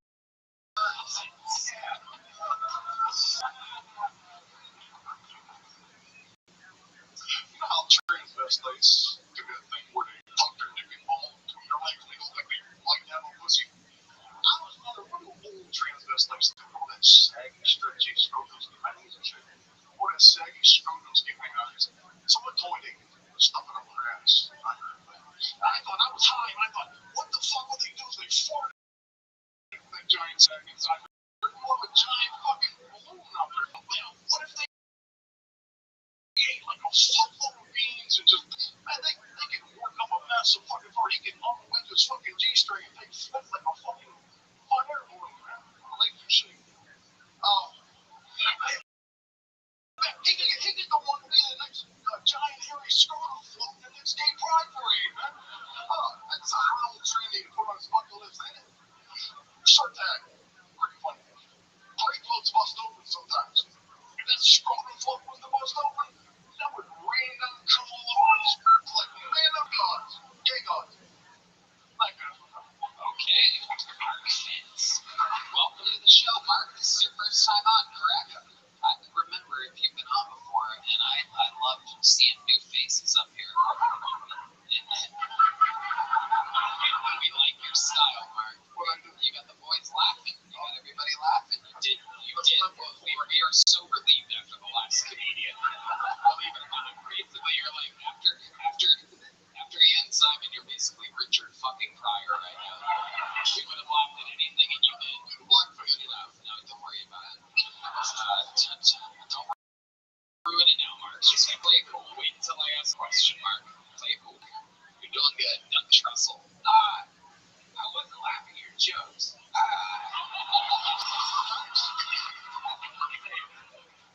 I was laughing because like the only funny part of that to me was when you kept saying my legs are shaking. Yeah, when I did the scrotum thing, I looked down and like, my knees were okay then. I went like this and my knees were like, see, that's real. Yeah. Everything else, well, I can't imagine that at some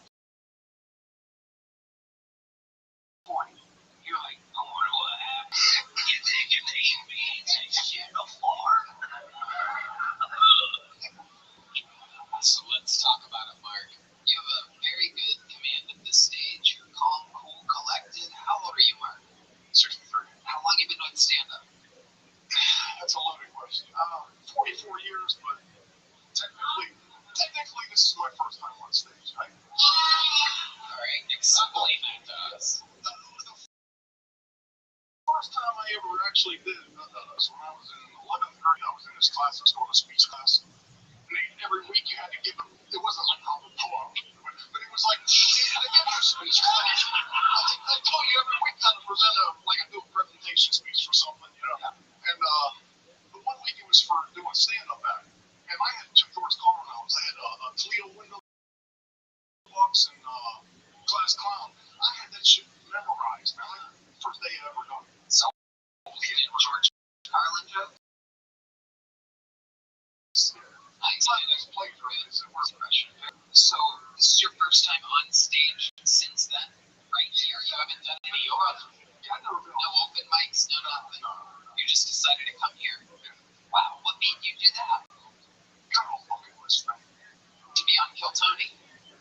How many weeks have you signed up? I do stand up, but then it was to I was initially going to try to just do open mics. Did a 3-minute thing. Sure. Why?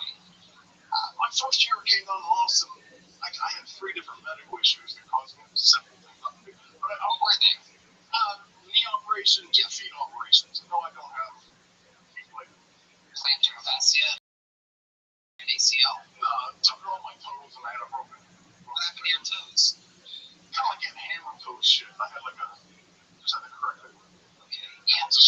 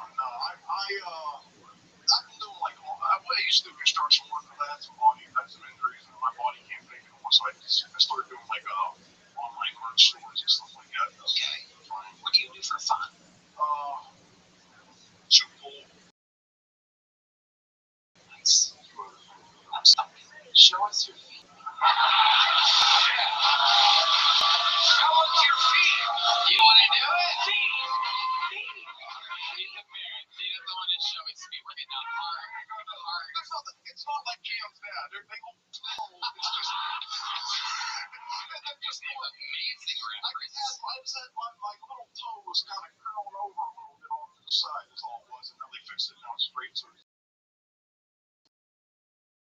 all you can see is a little scar. I'm not taking my soccer shoe off straight. See me later, I might. So the doctor made your toe straight. Yep. Okay, I'm gonna need to talk to this doctor.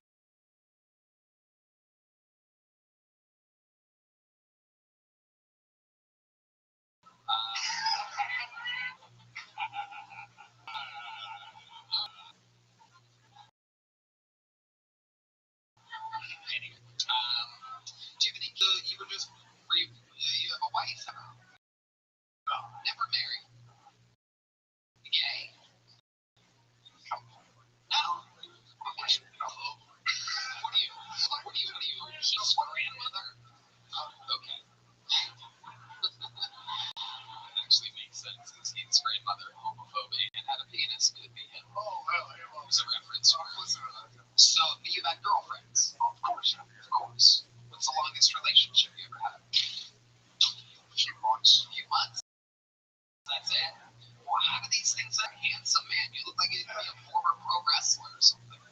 I used to be really. I was real wild. Tell us about that. What do you mean? I kind of figured you would. Yeah.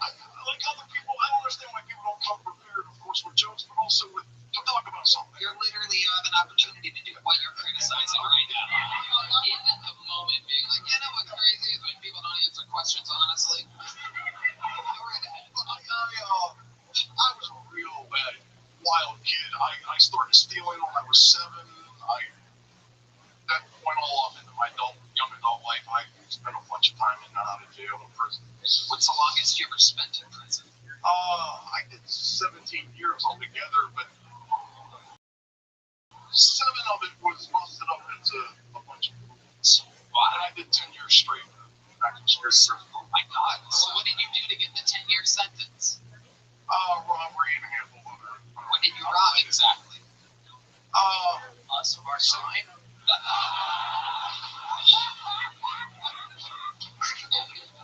I'm so scared of you. That's a good thing. Real bandit out there. Oh, curly toes. Strike again. Curly toe bandit. It was, I brought this. You know what the 10-cent year federal sentence was for? I just said I feel weird talking about it. It was, it's long ago. Now, you're great. Grocery store. You broke open a safe in it. While they were open for business and called for the manager and had them take me back. Was it HEB? No. It's a different thing. Giant Eagle? No. Kroger, different thing. Was it a Kroger? It was one of it wasn't in Pittsburgh. It was one of I don't even know the name of the grocery store. It wasn't a normal chain. You don't even know the name of the grocery store that you robbed and got 10 years in federal prison for? I think that's the last thing I should really concentrate on. I mean, you got 10 years in prison. I would have. It was one no name. It wasn't like a chain or some little. Okay, so slow it down. Just stick with me and answer the questions honestly. Okay. So, at what point did you get caught? Did you get money out of the safe? Oh yeah, I got it. How much did you get? But then I got caught later. Answer the fucking question. Answer the fucking question. Stick with me. Focus, motherfucker. How much money did you get out of the safe? 11,000. And I got away with it, but then I got caught later. Caught later. How long did you get away with it? How did they catch you? When I ran out the door, the grocery store had the slide open, but it's not fast enough because I'm putting the lever real fast. Put the mic up, turn it up. And I put my hand onto the door and pushed it shut. Oh, finger. I already said finger. Yes. Wow. So how long did you get away with it for? 2 months, 1 month, 3 months? A few months. How long? What did you spend? It was like about 6 months. All good. What did you spend the $11,000 on?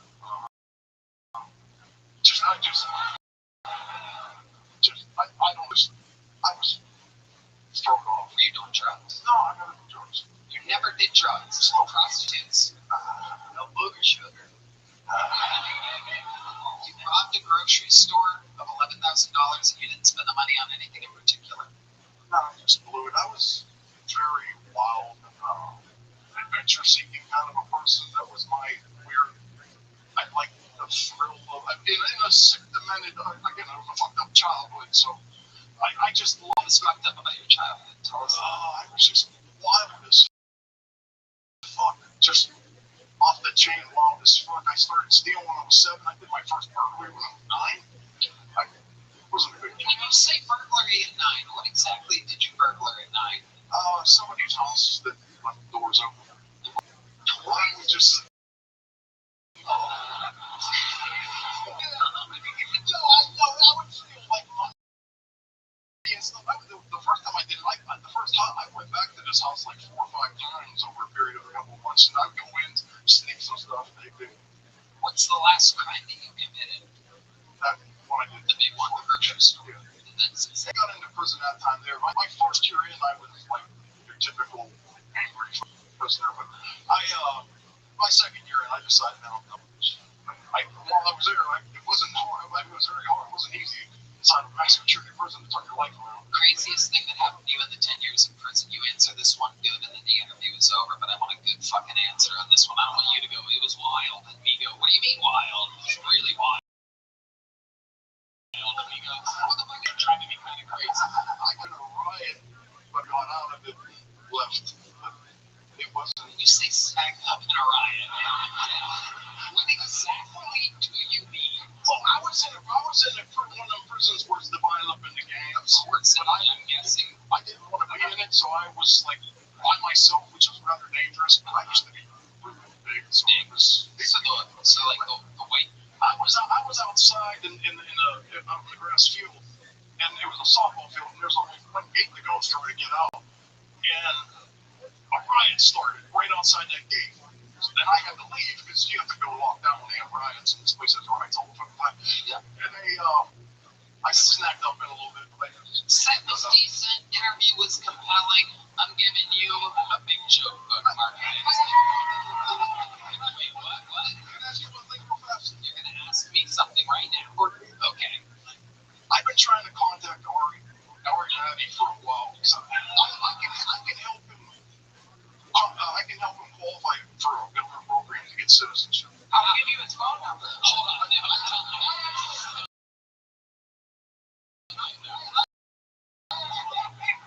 But in prison, you gotta give me. I actually have. Can you explain to us how you, of all people, not me, friends with the current administration, or Joe Rogan, who literally decided the presidency of the United States, what can you do that we can't do exactly? It's a long story how I got it, but I stumbled. I was looking for something for myself, not because I'm but I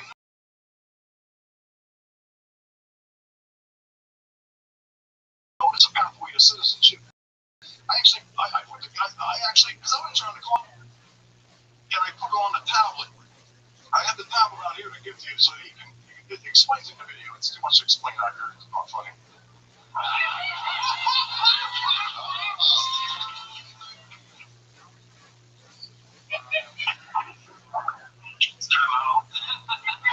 Ari, you're on the show. Jesus Christ. I know I told you that you have the night off, but there's a guy up here, very scary guy. He's been in prison numerous times. He's 63 years old. The last time he was on stage was 40 forever to answer questions. He spent 10 years in federal prison after robbing a grocery store in Pittsburgh, Pennsylvania for $11,000. He got away with it for 6 months, but he left his fingerprints on the door on his way out. And he was part of a riot once. Long story short, at the very end, after I told Big Joke Book, he said one more thing. Can I ask you a question? I can help Ari. How far away are you from the club exactly?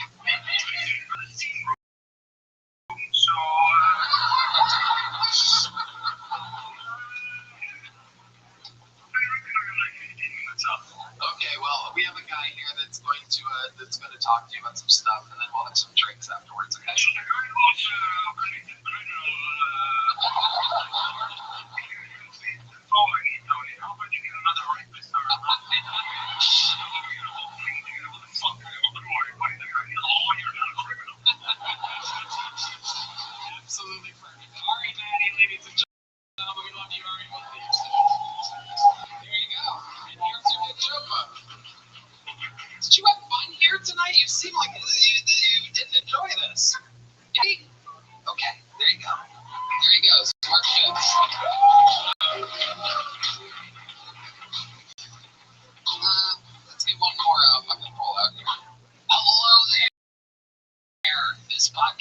Sponsored by Young, we used to dream of being anything. An astronaut, the president, a princess.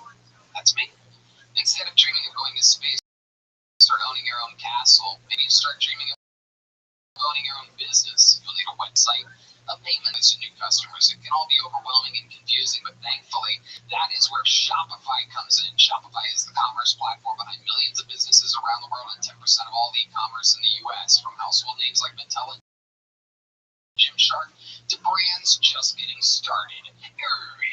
Tony, I love Shopify. You can accelerate your content creation. Shopify is packed with helpful AI tools. Get the word out like you have a marketing team behind you. Easily create email and social media campaigns wherever your customers are scrolling, bowling. And best yet, Shopify is your commerce expert with world-class expertise in everything from managing inventory to international shipping to processing returns and beyond.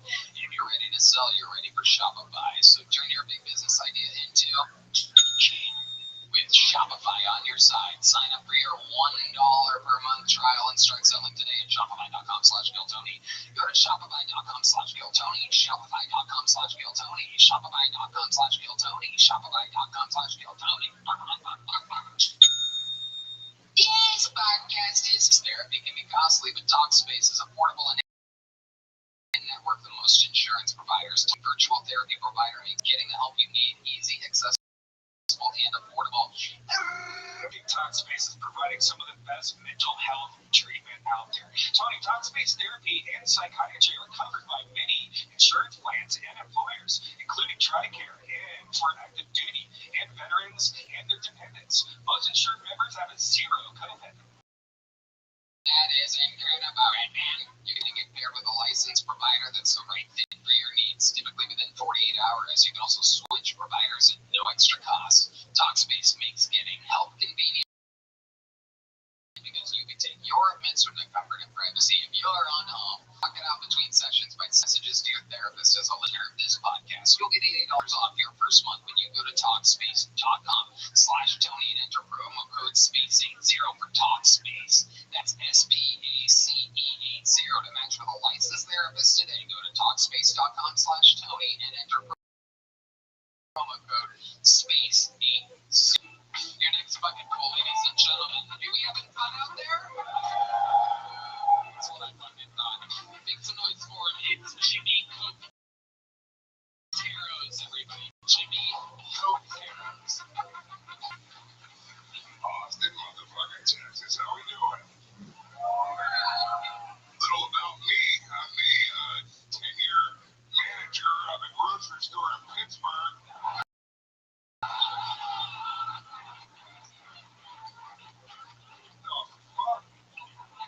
I got fucking 60. I'm gonna fuck this whole thing. I got 60. I might have did some worse shit than him. I have an 11-year-old son, and I had some cord in my phone. Austin, I'm picking him up from summer camp 2 weeks ago. We're driving home. He sees the Tesla Cybertruck. Dad, I heard those are expensive. Let me have your phone. I hand it to him. It's quiet. Dad, I look over. Massive amounts of blowjobs on my phone. Full panic. I don't even know how that got on my phone. He's 11.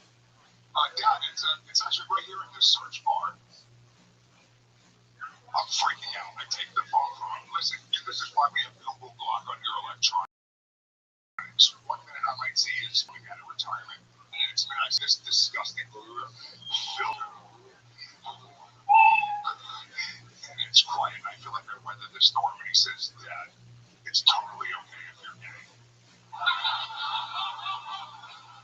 They start showing me all the vagina. There it is. Very solid, ladies and gentlemen. Jimmy Coteros. Welcome to the show, Jimmy. I like your style.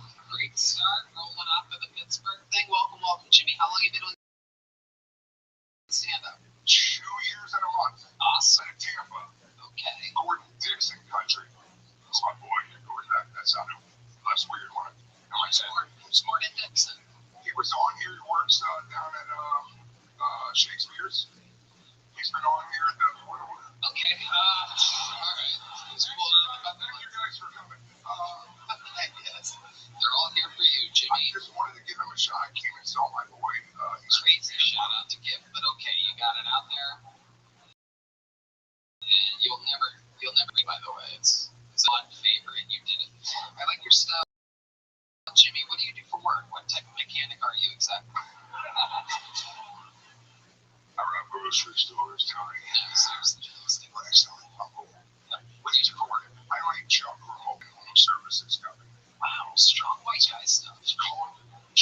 so you know, I own it. I just needed to.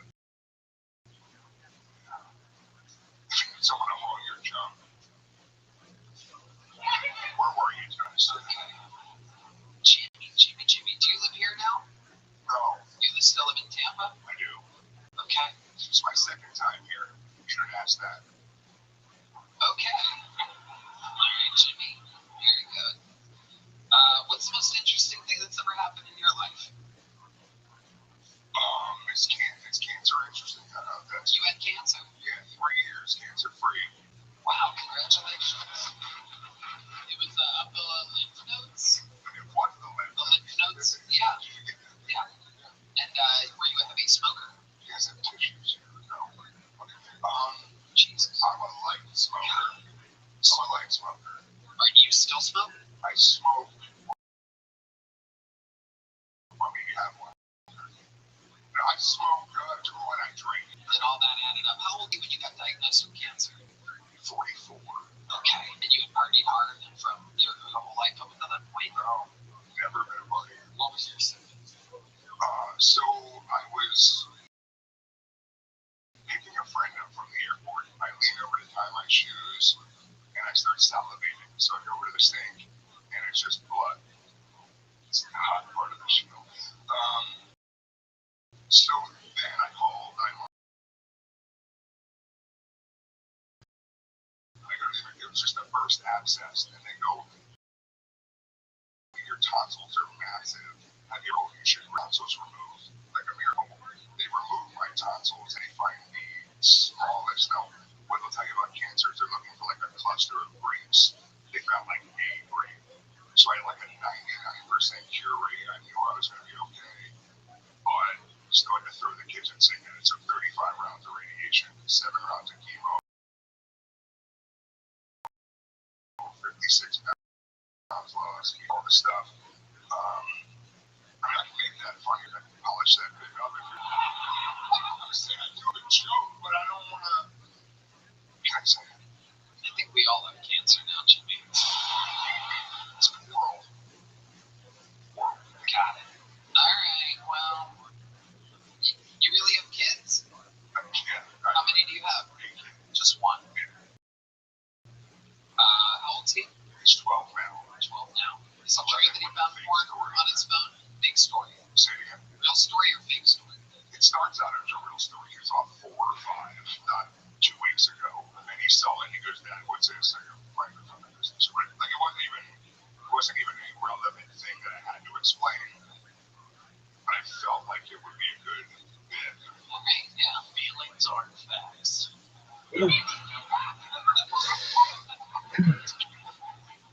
How do we feel about Jimmy, guys? It's very rare that we have to see twice in a row. It's very exciting. Picture on that fucking grocery store. I was on that market. I don't remember the name of it. I'll never forget that day. Rest of my life. Third time's a charm. I like you, Jimmy. You oscillate between like funny and then like trying to rock.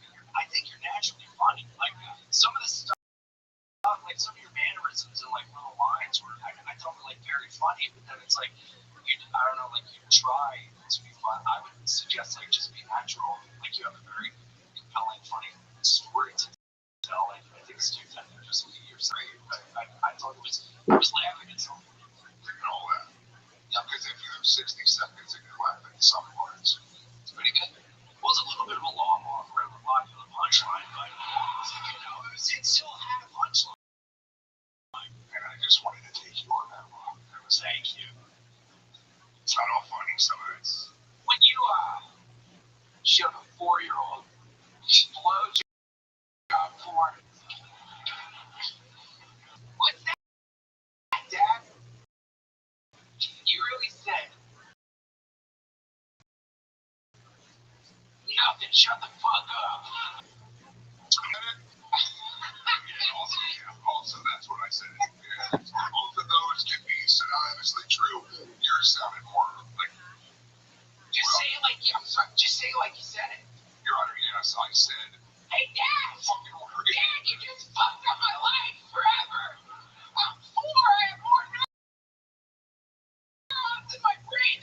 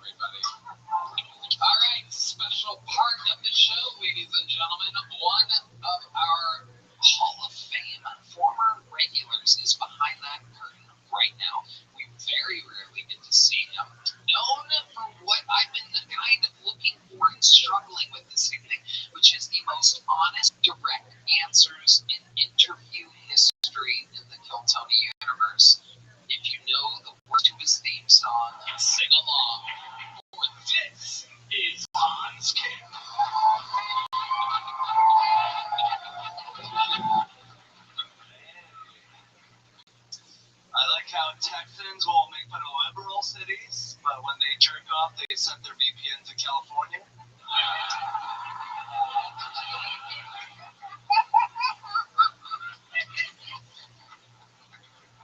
That's gay as fuck, bro. I have a gun. Not on me. It's somewhere in the room.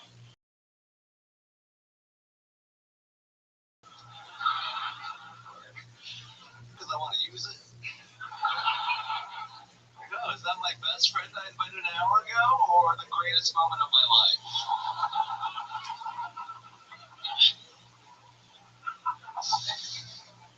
I have an AR-15 that can shoot 600 yards. I can't even imagine being mad at someone that far away.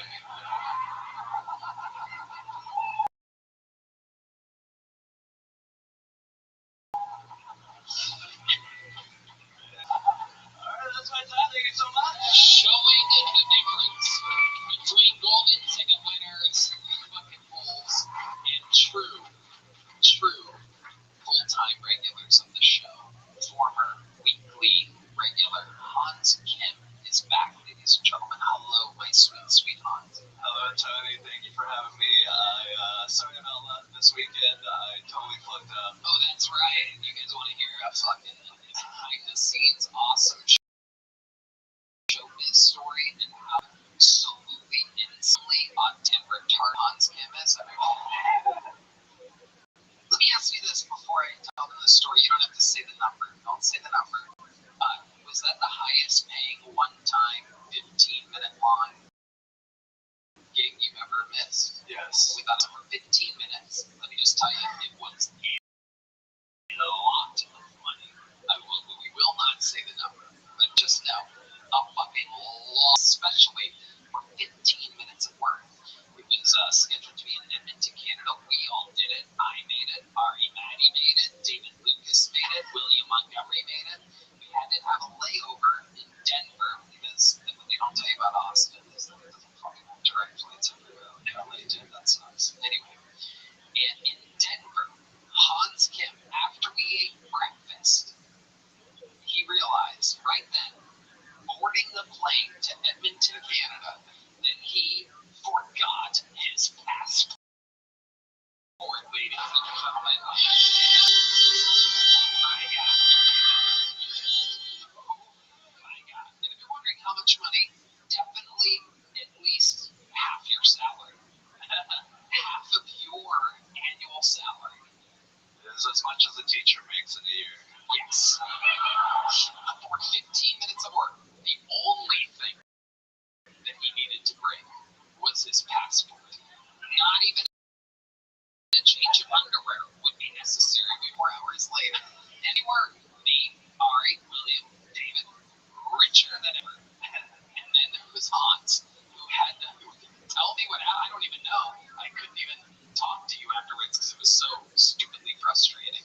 Oh, yeah. So what happened? You had to get a flight from Austin? From Denver to Austin. I was going to do that, but then I was like, I have a weekend in Appleton that I canceled for that show, so I was like, let me just go to Appleton. So I was just alone in a hotel room while you guys were in a stadium. Oh my God, yes. In Appleton. In Appleton, Wisconsin. So that's even worse. Hold on. Did you cancel the whole weekend? No, I canceled the Friday. So you were going to fly from Edmonton to Appleton? Yeah. That's crazy. So that night, can you tell us, like, what was going through your head? What type of guilt? I was like, stupid. See, that's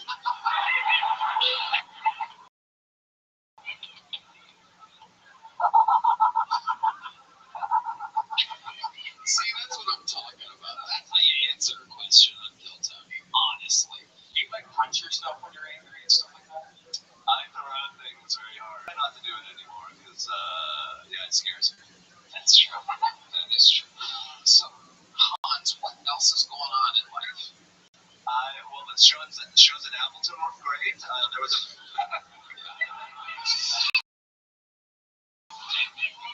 And you had to do, 2-hour-long sets? 2 Saturday, 1 Sunday to make up for the 4 days away from home, just without the the teacher salary. And there was a pregnant lady in the show, and she had a seizure during my set. Wow, a pregnant lady had a seizure during your set in Appleton, Wisconsin. Yeah, she was fine. She couldn't handle her liquor. No, I'm just kidding. That's a joke the husband made. Okay. Giving credit where it's due. But yeah, I was like, name the kid after me. But yeah, she was seizing up. I guess that's something that women do when they're pregnant. Oh, did it? I don't know. Maybe she was a liberal. Was it at a specific joke, or was there something where there was? Yeah, like the Chinese. A lot of Chinese during the pandemic, which as a Korean, I say let them have it. They're the ones that decided to eat bats and pangolins. I was just eating dogs like a good Asian. That's right. Hans, no guy. Wow. Everything else is good, Hans. What else is going on? I have a bulletproof vest now. What the fuck is going on with you? Virginia texture 2.0. I mean, yeah, it's a force multiplier. I have battle. What do you mean? Wait, what? What the fuck? What do you mean? Like, if you have a bulletproof vest, it multiplies how much force you can inflict on your enemies. What? What do you mean? Like, if you buy another gun, it's not like you're gonna dual wield 2 AR-15s, so it makes more sense to buy like gear that'll help you in a gun battle. This is far from an internet evidence. Yeah, it is been a while. What are you gonna do with all of this stuff, Hans? Do you ever have thoughts about it? Yeah, I think about shit, Lafan SHTF a lot. Wait, what? SHTF, I've been watching a lot of YouTube about this. Nobody knows what that is. You're a prepper. You're becoming a prepper. Thank you. You bought me a long-range walkie-talkie recently. I don't know if you...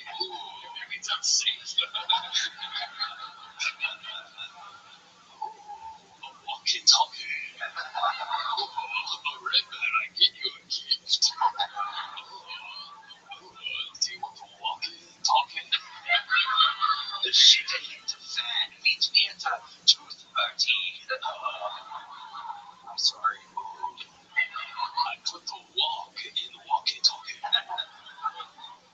What is your plan with the walkie-talkie situation? Looking for some long-form friendship. Yeah, we're out in the woods doing that. You go in the woods sometimes here in downtown Austin. The old famous Austin Woodlands. What the fuck are you talking about? You know, when the zombies come, when we're like traveling, and we just go, hey, Red Bacon, do you have any more bacon or something? Red Man's like, that's literally all I have is some bacon. Have you guys communicated with these walkie-talkies? Hello. Yeah. Walkie-talkie. Wow, what are you guys talking about? Like, hey, we were in the same room when we did it. Wow. Truth comes out. That's what I'm talking about. A good, honest interview. It's so much easier than people think. Both parts really, to stand up, be real. That's what we tell everybody. The interview answer honest. That's between people trying to blow up their answers and just being real. It was so funny picturing you two in the same room, like, sure, you hear me. What did you guys talking about? I was at the Secret Show every Thursday, and yeah, we were just like, hey, you're gay, I'm gay, we're all gay. Yeah, that sounds about right. Yeah, that sounds about right.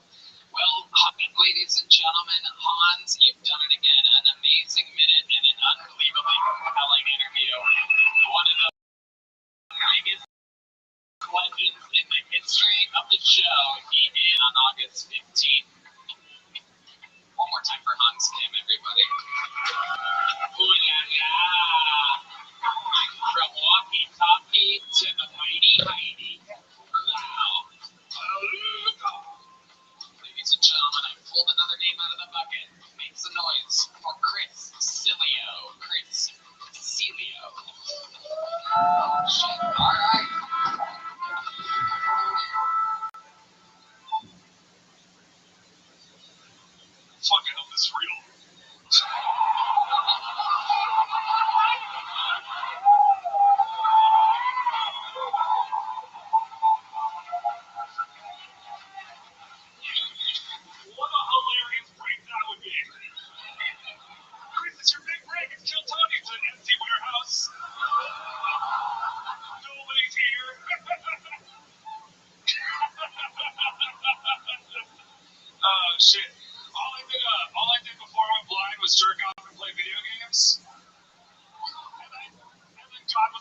enough.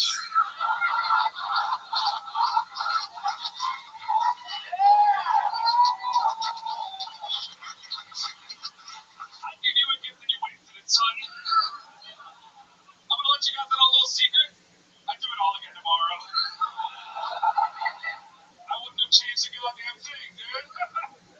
Get over my roommate for bringing me out here, dude. He's a way better roommate. My last roommate sucked. He just didn't really care about personal space. He would always hang out in my room. So every time I'd go to off, I'd have to be like, hello?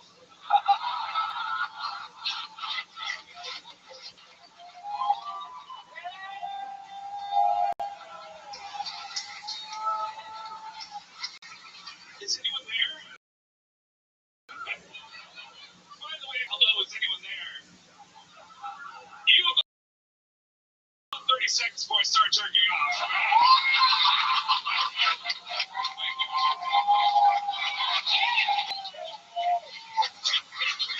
You should say something, alright? The run's on you, not me. I don't want to hear about it in the papers later. The guy who kind of looks like Louis C.K. does exactly what Louis C.K. did.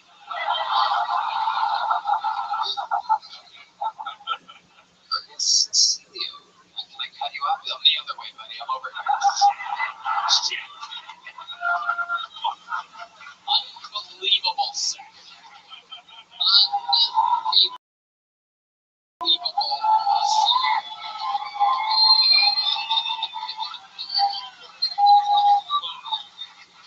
Incredible, Chris. So amazing. I can't believe that you think you look like Louis C.K.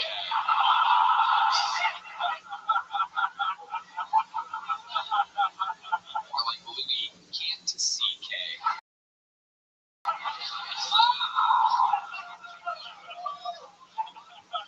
I loved every single thing with you tonight. How long have you been doing stand-up comedy? 10 years. 10 years. Holy shit. Where are you? You still live in Miami? I just moved here. Wow, congratulations. How recently did you move here? 2 weeks. Is this your first time signing up for the show? No, I've been here every week until you got me. So 2 weeks? Yeah. Amazing. I love it. I love it. So how old are you? 29. 29. So you started at 19. Yes, sir. When did you go blind? Really? You went blind at 19? I was 18, yeah. And so what exactly happened? I had a fuckload of retinal detachments, which is something that usually UFC fighters get.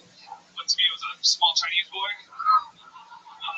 Wait, what does that mean?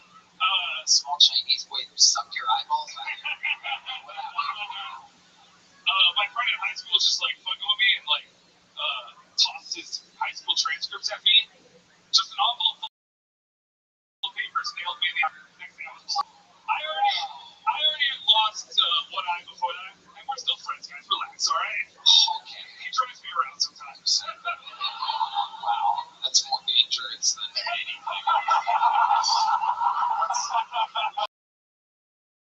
You're probably the better driver out of the two of you. This is incredible because you lost an eye before that. How did you lose the eye before that? Same thing, just a bunch of retinal detachments, but I was like, this one's going good. Nothing's going to stop me on this one eye. And then came through future sealed mind. Wow. Is it thyroid issues? It's the thing that, thyroid that happens. no.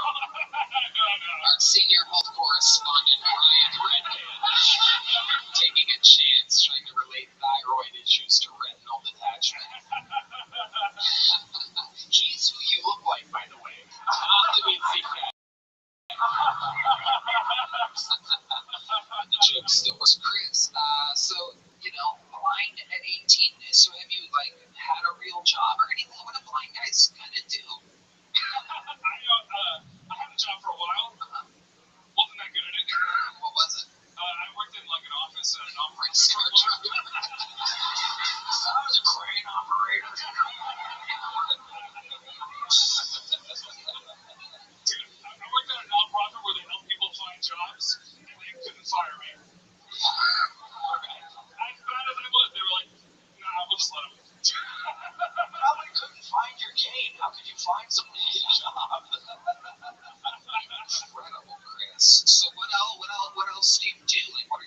parties? What are you into? I like to go to music festivals and do drugs. Oh, fuck yeah. Absolutely. Incredible. What's the most fun you've ever had at a music festival? What are your favorite drugs? All of them. Okay, hell yeah. Preferably at once. Acid mushrooms. Everything that somebody told me will make me see something, I put in my mouth. Yeah. Amazing.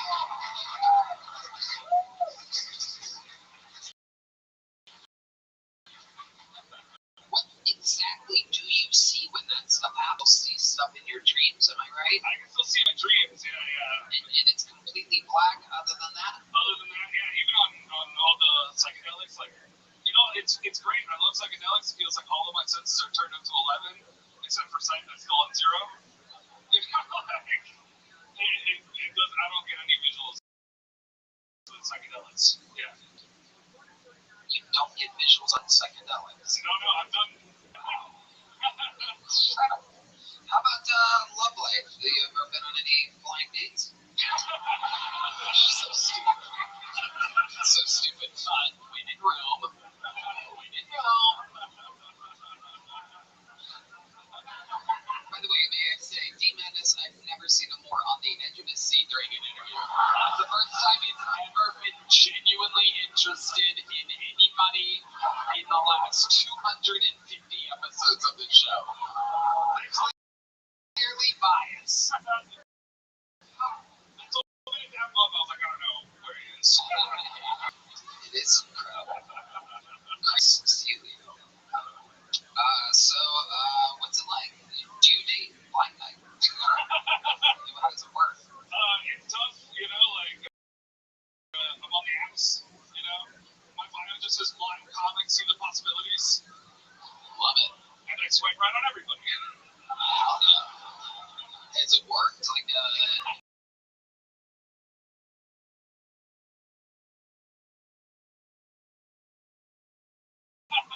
it's like, give us an example of what. A girl take me to an art exhibit.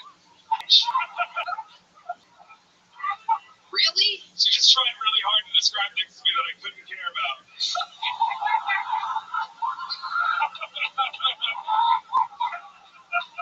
God, that is so fucking funny. It's crazy. Wow. My goodness. So what else, Chris? What are your, now that you're here in Austin, what are your goals? To do this, man. I want to do this. When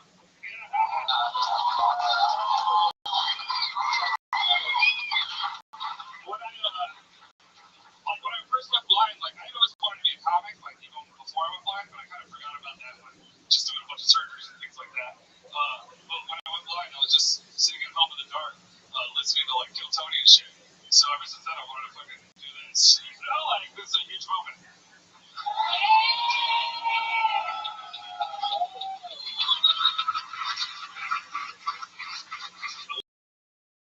OG belly room Kill Tony, dude. OG belly room Kill Tony. Wow. Amazing. Well, come full circle for you, my friend. Even though the lineup is out of control nowadays, so many fucking talented regulars and people in the rotation. I have to say that I want to see more of you, and having you sign up regularly would just be a tremendous hassle for you and for everybody else. Be the first and only one that matters to tell you that you are indeed the newest golden ticket winner.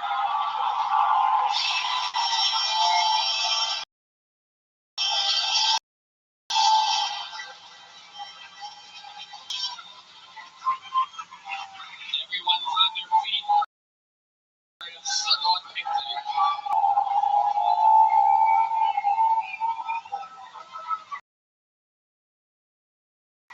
Yeah, I'll let you have a secret show.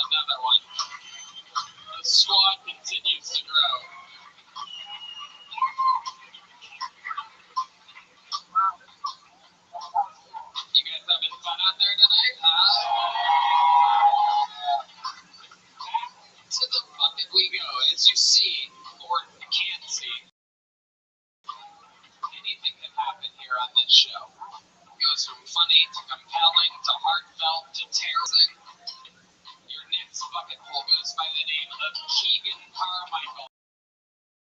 Everybody makes noise for Keegan.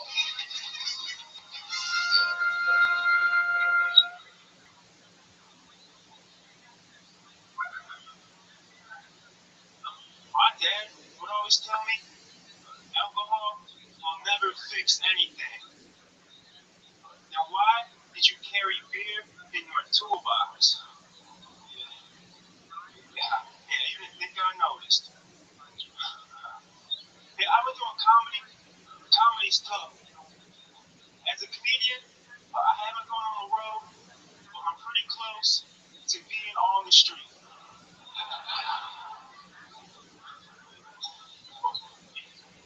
Yeah, I wish your story really did come with two sides because I would love to read a book with mashed potatoes and coleslaw.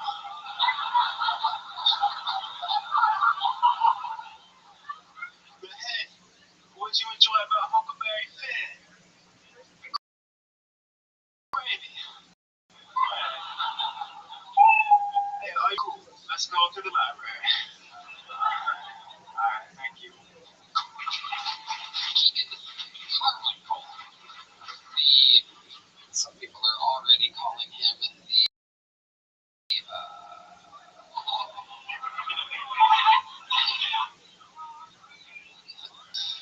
Keegan, let's just jump right into what literally 100% of the people. Are you aware that in every single way you're doing a Mitch Hedberg impression? I get reminded every day. Is that on purpose or like accident? Is this how you are in real life? Yeah, it's weird, but like people DM me like that question, like, is that how you are? I don't know what you want me to tell you. So you were like this, and that was your sense of humor, and then you saw Mitch Hedberg, and you're like, whoa, what are the odds? Yeah, shit, first date Mitch Hedberg. I still I mean, the look, the everything, every single thing, the delivery, the joke style. Are you a super fan of his? No, my favorite's actually Dimitri Martin. Dimitri Martin? Now I know you're kidding. That's literally nobody's favorite. I just love the way he rips the paper off. Who are you in real life? What do you really like? I just a couple of beers in the park and read a book, man. How long have you been doing stand-up comedy? A little over 2 years. And has it always been like this? You from Seattle, Portland? Where are you from?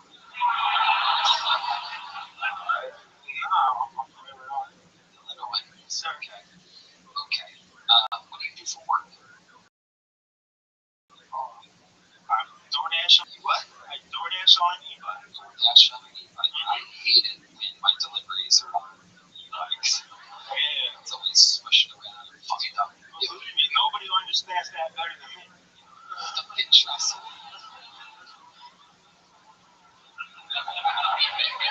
It is funny, like your spirit definitely lives on through him, not quite as powerful, obviously, as the late great, super amazing Mitch Hedberg, but I mean, you two kind of got it down. You wrote those jokes? Yeah. Right.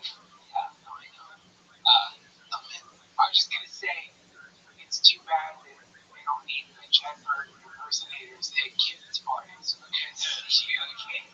I'm sorry. It was funny like 20 seconds ago. So, every time you do a show, anywhere you go, every time you do stand-up, all the other comedians are like, God, this fucking guy's doing a Mitch Hedberg impression, right? Yeah. Some people wait outside the club to like say shit to me. Yeah. Have you seen Mitch Hedberg's stand-up? Yeah, it kind of freaks me out. How old are you? 31. 31. So when's the first time you saw Mitch Hedberg stand-up? Were you a big fan of his at one point? Oh. At one point, I mean, Dimitri Martin was a guy. Again, I hear ya. That's funny and all, but seriously.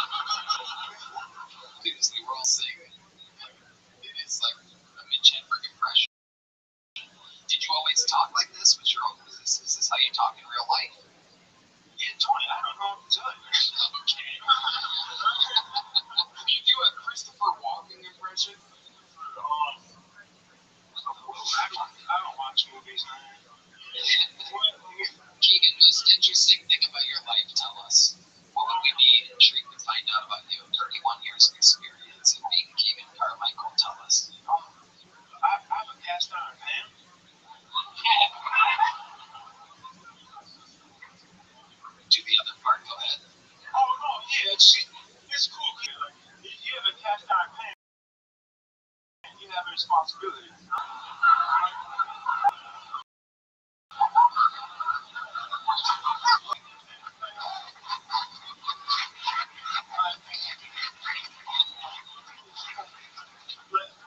Like a lot of girls now, they're dog moms. You know, not me. Like, I'm the father to a pan.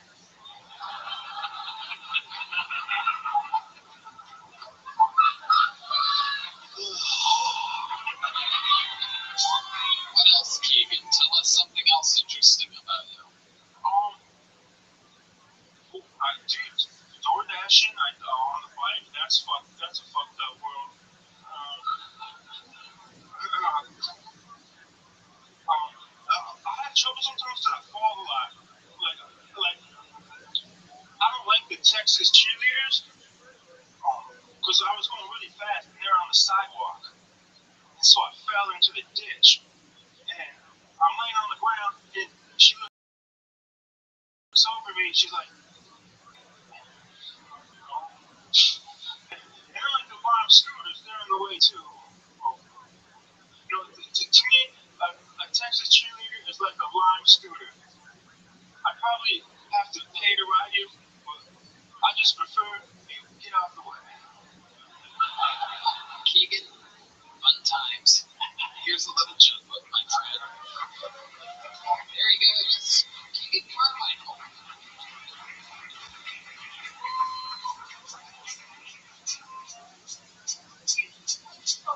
It's kind of like blasphemous what he's doing. Here's good jokes. You can just do them like different, like his own self. It's like literally acting. Yeah, and looking like him's kind of crazy too. Anyway, we have any sage? Can we sage the room? We never really saged. We never saged the Kill Tony stage before, but that one kind of creeped me out. Yeah. You guys good? Everybody good? This guy's leaving. He's seen enough. This guy's pissed. This guy's pissed off. Make some noise for your next fucking poll, ladies and gentlemen. It's Mike Gleason, everyone. Mike Gleason. How's it going? A lot of my friends say that I'm really hard to get gifts for. I don't think it's that hard to hop online and Google things to get for people with yellow teeth. That's an incredibly big smile. Sorry about that. I'm from Chicago. I'm in a dating scene here, which is pretty good. Took a chick out the other day, which is awesome. Opened up the car door for her, and she's like, "Look at this. Chivalry's not dead." I'm like, "Easy, bitch. My door stinks. I gotta climb in first." Chivalry. I don't know if you're cold. The window works just fine. But that's awesome. Really big flamos out here, you guys got. Pretty cool. Brings back the childhood me. I used to throw snowballs at cars, which is pretty fun. But now I feel like you can just throw anything at these things, and you're feeding all these like vegans that are like hanging out in the streets doing yoga poses and stuff. Alright, that's it. Okay, Mike Gleason. Fucking alright. Mike, how long have you been on stand-up? It's kind of weird. I started in like 2001, and then I kind of quit. And I really like the show, so I kind of moved out here. Nice. How long did you move to Austin? On Easter, 420. 420? Perfect. Fuck it, dude. What do you do for work? I haven't found a job yet. Okay, what's your plan? What are you good at? Stealing catalytic converters? No. Where are you from? Where were you at before? Out in Chicago. Good Chicago. Construction. This is what construction guys look like in Chicago. I guess, yeah. Okay. Have you looked for a job in construction here? I have, yeah. How's it going? Not bad. I kind of actually turned down a few jobs, which is weird, but I just wasn't catching a vibe. Okay. How much money do you have saved up? Quite a bit. Like what? A lot that I don't want, like, my poor friends to reach out to me.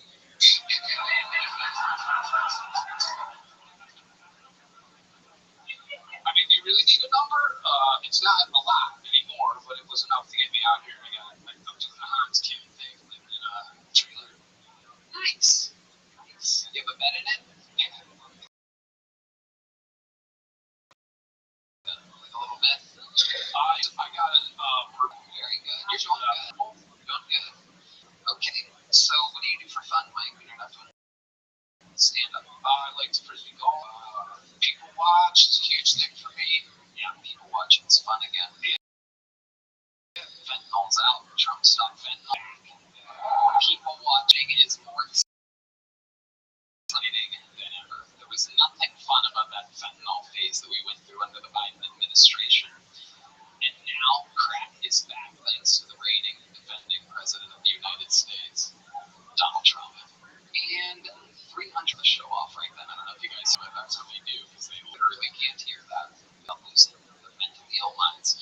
Mike Gleason, tell us what the most interesting thing about your entire life is. It's our first time meeting. You might as well spill the beans. Overshare. Okay, start right now then.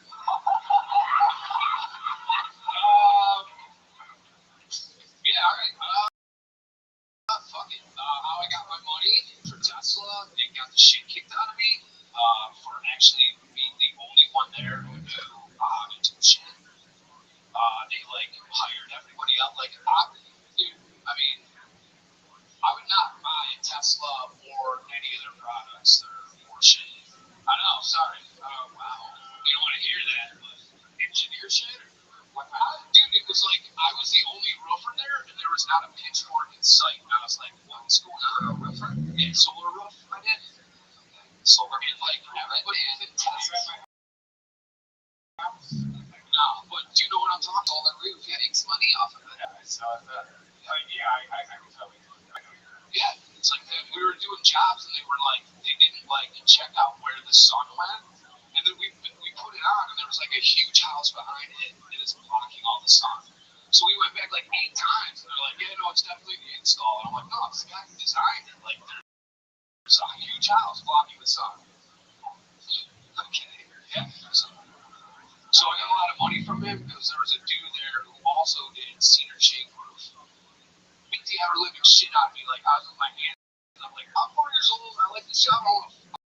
Beat you up. He beat the crap, punched you in the face, kicked you in the ribs, the whole thing. Dude, he took my helmet off and smashed it off. Maybe my phone, I think I had my, you could read what Tesla sent me, everything that all the dudes wrote, and it was hilarious. They're like, he was a pussy and all this shit. And then he slammed the helmet off my head, everything that this guy said. He kept saying solar panels. Yeah, CES is getting shut down all the time. And they beat the shit out of you. One guy did, right? So, but you made a bunch of money because of that? Well, I fucked up my hand in the fall, and then, I don't know, the chick who did the surgery, left some metal in there. I was Wolverine for a little bit, and then they took 3 bones out. So, the settlement I got a hefty chunk of change. Again, just can I tell you how much is left? Yeah, it's probably funnier. Sure, $20. Okay. I'm buying leather jackets. It's the middle of the summer. I'm not spending well. Wow. You got a female surgeon. Yeah, she left a metal. She was pregnant. Two pregnant chicks hate you. Sorry. Why do pregnant chicks hate you? I don't know. They just smell my singleness and never settled down. I don't know. They just hate me. Pregnant chicks hate me. And it's hate me.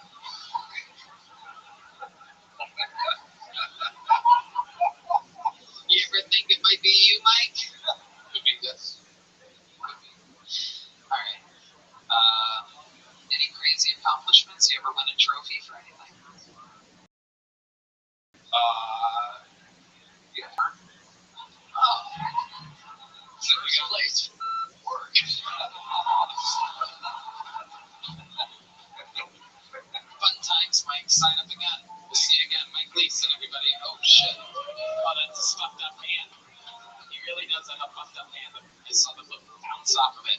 right off the steel plate. One more time for Mike Gleason, everybody. All right, we're coming around the corner here. Make some noise for your next bucket pool. We're going to keep it moving along. It's Derek Spady, everybody. Derek Spady.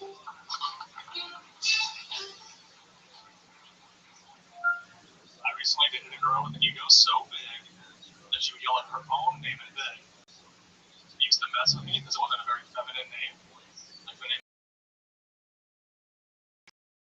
is her daughter Wade. Let's get into some. I told my parents I figured out that I was a daughter. I was like, who told me? My sister's Asian. I'm one of the slow kids. Even at age 6, you know, two whites don't make a wall. Right after the divorce, they just like gave up on parenting. Like I don't know how to do anything right. I kill so many houseplants. I call my home plant parenthood. And I don't like the name. I'm getting it out of that pot. Speaking with my girlfriend, thinks I don't want plants because she caught me throwing seeds away in the shower one time. This isn't true. I love plants. I love plants very much. I would love my plants no matter what. Even if they turn out to be transplanted. Alright, you guys are great. I appreciate you guys. Derek Spady. Hi, Derek. You been on the show before? No, not before. Okay. You just look like everybody that's been on the show before. Welcome, welcome. How long have you been on stand-up? 5 years. 5 years. You from here? No, from Portland, Oregon. There it is. I felt Portland energy earlier, and this is why I felt it because you were coming up. Okay. You lived here? So I'm here for about a month stand-up on Airbnb. Nice. Just visiting. This is your first week signing up? Yep. Lucky fuck. I know. Amazing. Odds were 1 in 300, and you nailed it. Are you often lucky in life? No. Right. What do you do for work? So I worked at a Kroger for the last 5 years, and now I'm just taking time off. Shout out this episode. Absolutely. It's almost as good as HEB. Be careful. You be careful what you say. We were raised around Kroger's. We know Kroger's. Kroger's not really that close to HEB. Have you been to an HEB since being here? Yeah. What, 1? 3. 3? Yeah. What types of things did you get from HEB? The produce is better than the produce I had for you. Jill Calvin's out of this world. Did you try anything from the deli needs, perhaps? No. Did you try any of the prepared things like the fully stuffed jalapeno pepper? No, I think all. Well, that's where you will find that there's a complete whole different universe, like materials in HEB. The more you try it, the more you take chances you will find. HEB reigns supreme. Around here, we like to say, you know, with HEB, yeah, you know me. Nobody's ever said that before, but I said it. The Pacific Northwest, the Kroger's or Fred Meyer's is not exactly the same as the Kroger's where you're from. So that's probably a different things. Okay. You got the crowd riled up right now. One thing you're going to need Hans's bulletproof vest. What do you do for work? So like I said, I worked at Kroger's, and then right now I'm not. What were you doing there? Stocking shelves? No, I manage one of the departments, the home department. So it's like, What department? it's like the cosmetics, the shampoo, all that kind of stuff. Ew. Worst part of the grocery store. No doubt about it. I hope you guys never stop talking about grocery stores. Well, I'll tell you. Liars. You don't like grocery store talk? Everyone loves grocery store talk. What's your favorite aisle? Look at you two fucking grocery store hating ass guests I have here tonight. I hate HEB.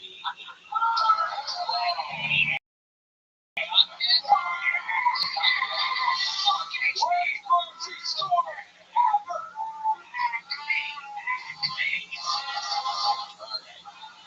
For those of you just listening to the podcast, Ian and Duncan were brutally shot live in the room. Luckily, it was by Chris Celio and D Madness, who hit the ceiling multiple times, and Duncan and Ian ran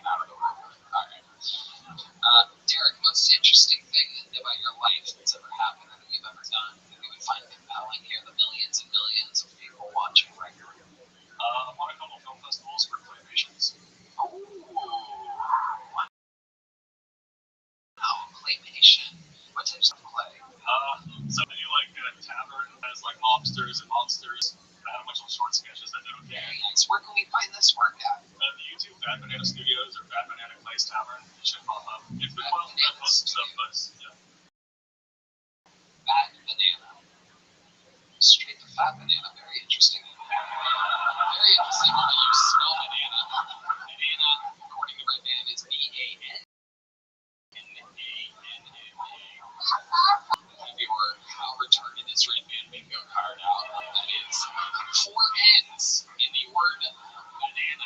Ladies and gentlemen, this is who I work with side by side every Monday for 12 years, and I have never once shot myself in the head.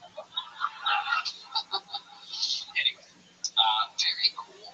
You must get all the claymation pussy. How's that going for you? I mean, it's so toxic, so you basically spend all your day in a room. I go to the girlfriend though, so. Nice. What does she do? She also works at a room. Yeah, what is she? If you work in the cosmetics aisle, I must know what section of the grocery store does your girlfriend work in? She took over for me when I left. Wow. So she's in cosmetics. Is she still in Portland? Yes. So you're here and she's in Portland, but it's only for a month. Yeah. Wow. Incredible. What do you miss most about her? So Pussy hole, right? The answer, no, I'm kidding. Go ahead. no, It's so weird because it's like a professional job, right? Colbert's on. And meanwhile, I'm like, her pussy hole. I'm like thriving. It's crazy, right? Doesn't make any sense.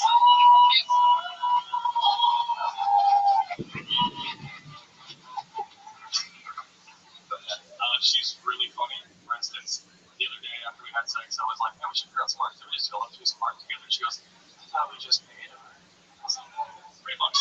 You seem to be there. Okay.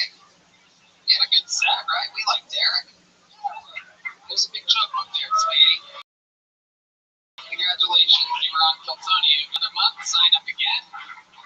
Congratulations. There he goes. Make some noise for Derek, everyone. And your final bucket full of the night. Ooh la la. Sweet, sweet, sweet. Like all that. Wah, wah, wah. Make some noise for Trent Richards, everybody. Trent Richards.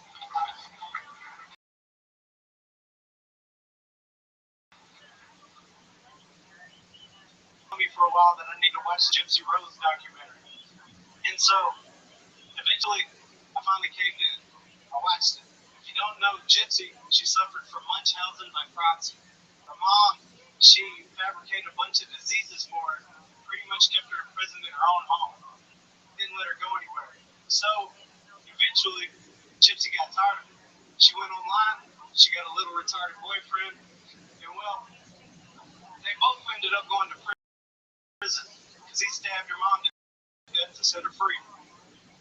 That story was so crazy to me. It blew my mind because it had me sitting there thinking, 34 years, but doesn't Munchausen by proxy mean eating pussy from the back?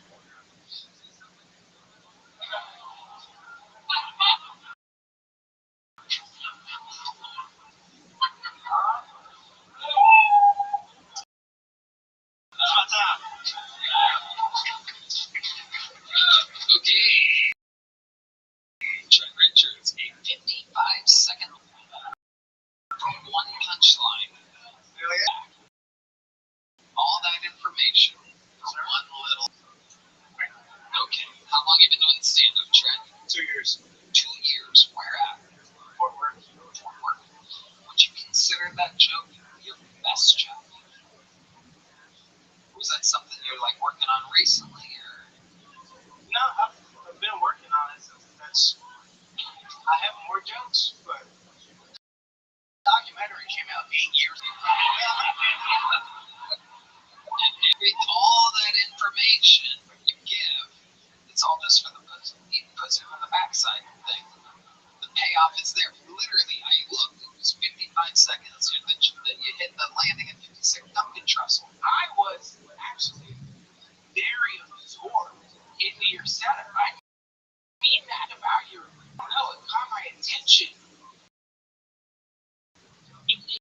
It's like watching a Southern, they're really sad, one-person show.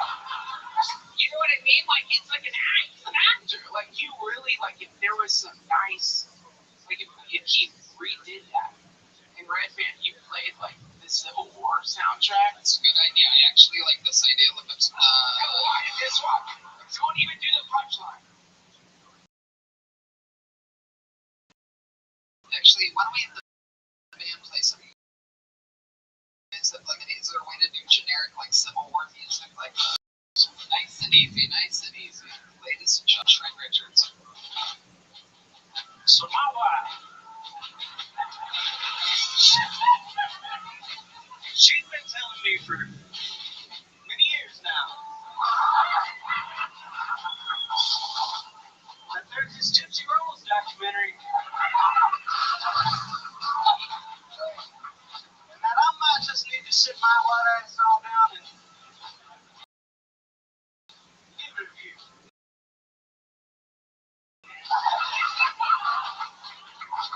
I've thought about it,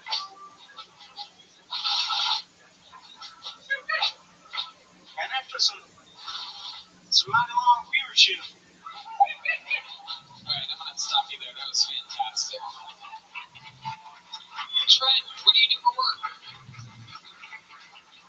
deliver groceries. Whoa! Here we go. $1 million question coming at you. $1 million question coming at you. What kind of groceries do you deliver? HEB.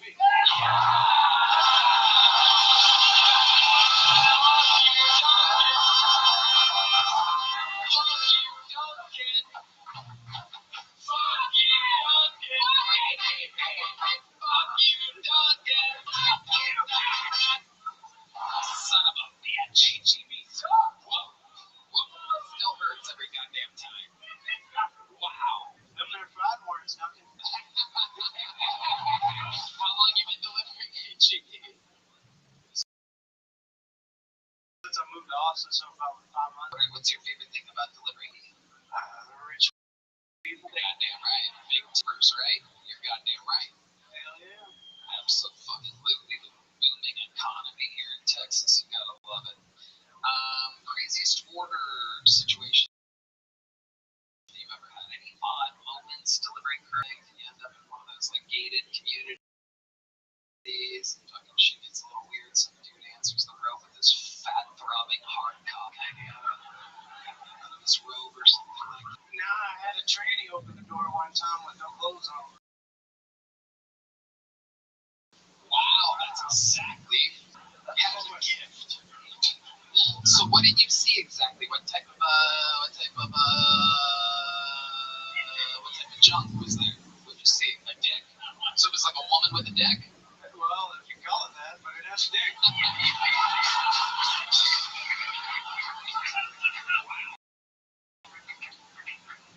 What was the address? I thought you said you deliver HEB, not HIV. That's incredible. Alright, Trent. Well, through us for sure. Here's a little joke book. Sign up again and do a different bit next time. Munchausen by Proxy, 55-second setup for one. Eating pussy from the back punchline. Gets you a little joke book. Alright, final fucking poll of the night. Ladies and gentlemen, make some noise for Martian, everybody. Martian. I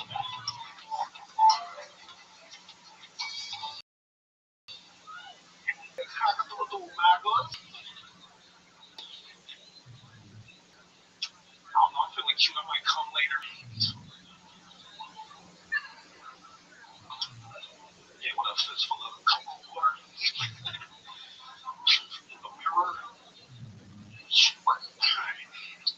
Okay, anybody ever break a long go fast by never did wrong?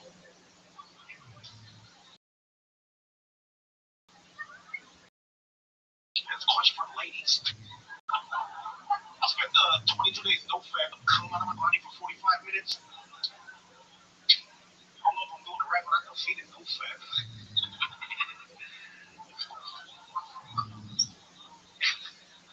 Look like a paper thing for 3.5 miles. Your fucking dick splits. I don't know, it's like I was running a Congo on the beach. Like, you don't know what I'm talking but every lady,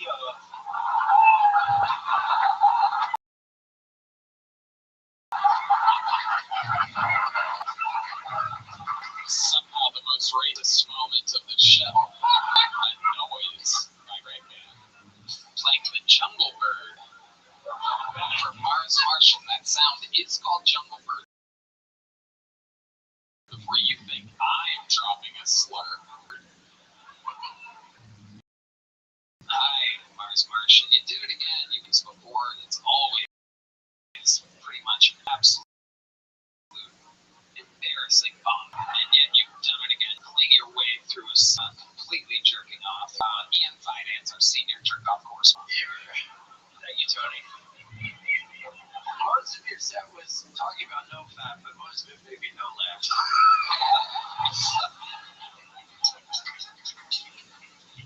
Mars, remind us, how long have you been attempting stand-up comedy? 5 months, 2 years. 2 years plus. Okay, what do you do for work? Oh, God damn it. I spent a lot of money financing my comedy career. How do you make the money? No, I want to say this. No, now I just do a lot of art stuff. I'm just constantly out here with my camera. I got a studio at the house. I'm just playing make believe. Okay. And where is your brother Diddy Kong right now?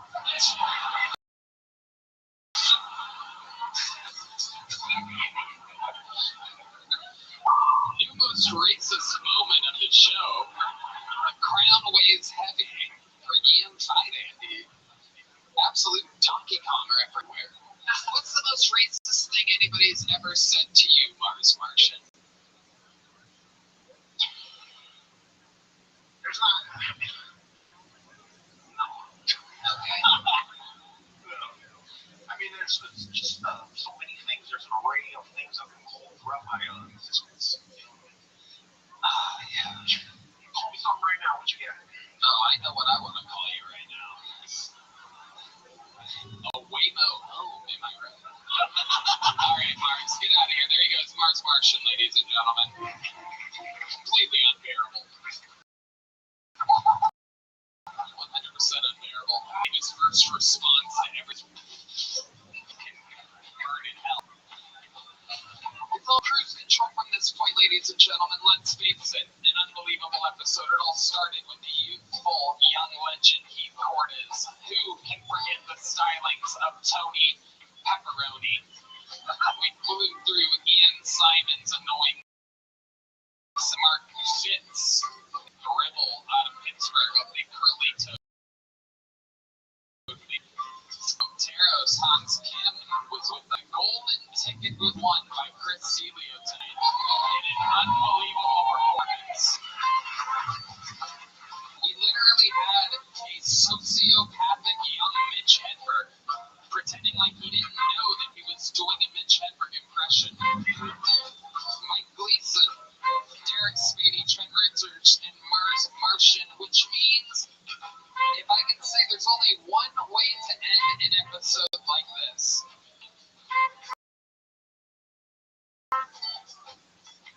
This man is Jesus Christ's favorite kid. He recently performed at the Roman Coliseum to a sold-out crowd at 3 in the morning. Some people call him the Vanilla Gorilla, the Memphis Strangler, the Talk Sleep Tycoon, the Open of Open Phone, the Tyrant of Tacomas. This is the Big Red Machine, William Montgomery.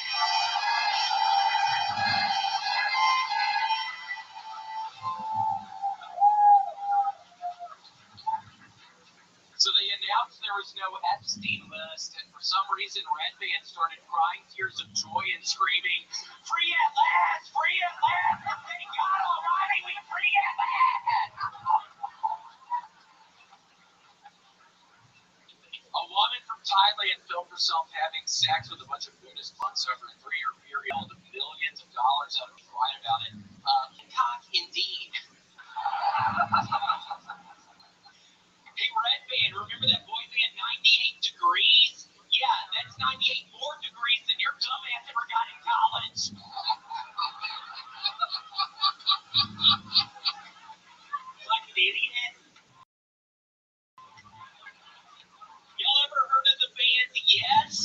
and Jens is coming to town, and I saw a recent photo of them, and that'll be a no. Okay, that's right. It's unbelievable. And who is more than anyone, more minutes, more interviews. The top space tycoon, the opus of open phone, and the tyrant of Jacobus. The vanilla gorilla, the Memphis strangler, the big red machine, William Montgomery has done it again. Wow. Very impressive. 2 Deep Red Man references. 98 Degrees. I haven't heard about them in a while. Is that true? Funny, yeah. Drop out masses away, but wow. But yeah, I think you dropped out or something. No, I got the only one that knew how to make websites back in '96. That sounds made up. That sounds what? So that's why you failed out of college, you idiot. You only knew how to do websites. I don't even know what that means. But it's really nice. So fun, the dynamic between you two, I must say. William, so much fun. How you doing? I'm doing Tony. I went with Tony and Corey to Canada this past weekend. It was wonderful. It felt like old times. It was great. Tony was so sweet. He let me stay on his couch, so I didn't have to get a $500 hotel. I really did. So a little fun fact. Again, I love the behind the scenes on this. Is he was going to share a room with Hans. I may have mentioned many times that both Hans and William are shockingly cheap. They're sharing a room. I only had to fit my watch $40. That's not bad for a hotel up there. What? It was going to cost me $40 to stay with Hans. Yeah, that's crazy. Why? I mean, why?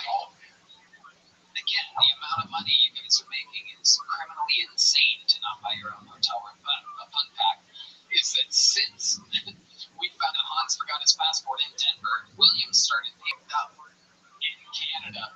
Oh man, now I don't even have a room. I'm like, what do you mean you don't have a room? He's like, I was going to share a room with Hans, and it was under Hans' name. And what the hell do we? You know, the whole thing. Let me stay on your couch, I think. And I did. I got to hear you breathe with one coin in the middle of the night. Hear breathing. It wasn't a snore. It was more like an open. It was actually quite nice. It helped me fall back asleep. I'm like, oh, it's a sweet noise. White noise. Yeah, it was. It was like white supremacy noise. So yes, we had a lot of fun. Big fun gig in Edmonton, Canada. What stood out to you, William?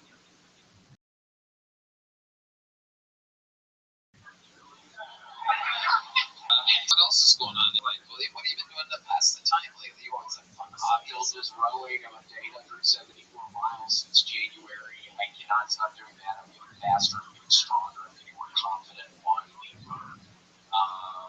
It's a lot of fun. I see Michael Gonzalez in there all the time. And I also saw our band over here. Which one? Really Jack. Don't remember his name, do you?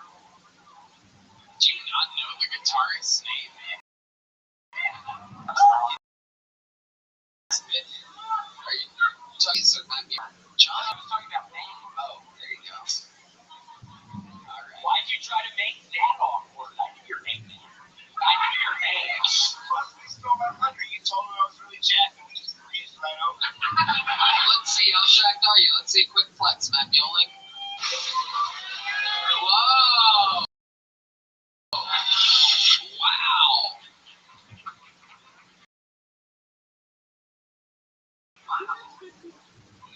Muscles. You definitely the record will show. I knew your name. I knew you. Okay. It definitely seemed like you didn't know his name. I gotta let you know. Like you may have known his name, but it seemed like you didn't know his name. Why don't you name everybody up here real quick? Why don't we go from inside down? We're gonna start over here. So go ahead. The guy's name that you knew was Mueling, and this is John D. And this, of course, is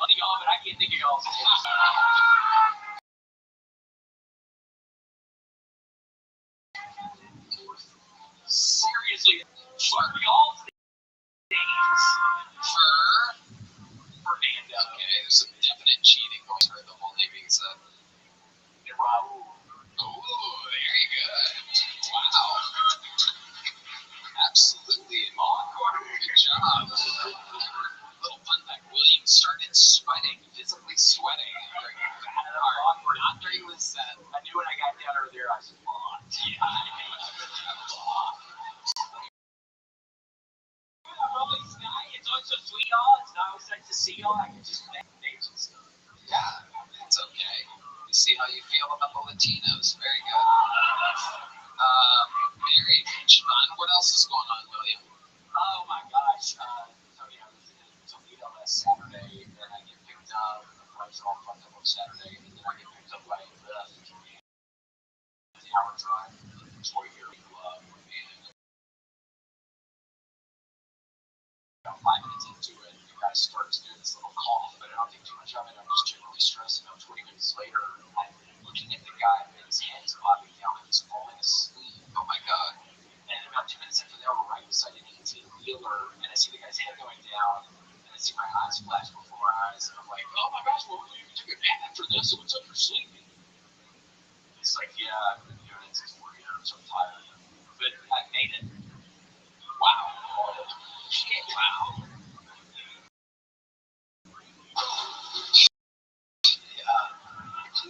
If you would and died, What would you have thought? what would have been your first words? To Jesus of the game. Yes, when you got to heaven, tell us. What would it be? Lord, you knew I believed in your ass. I pray to you every night. I was pretty sure I was going to go to heaven, but I was a little worried just because of the things that I do in my life. I'm generally Like you're talking to God.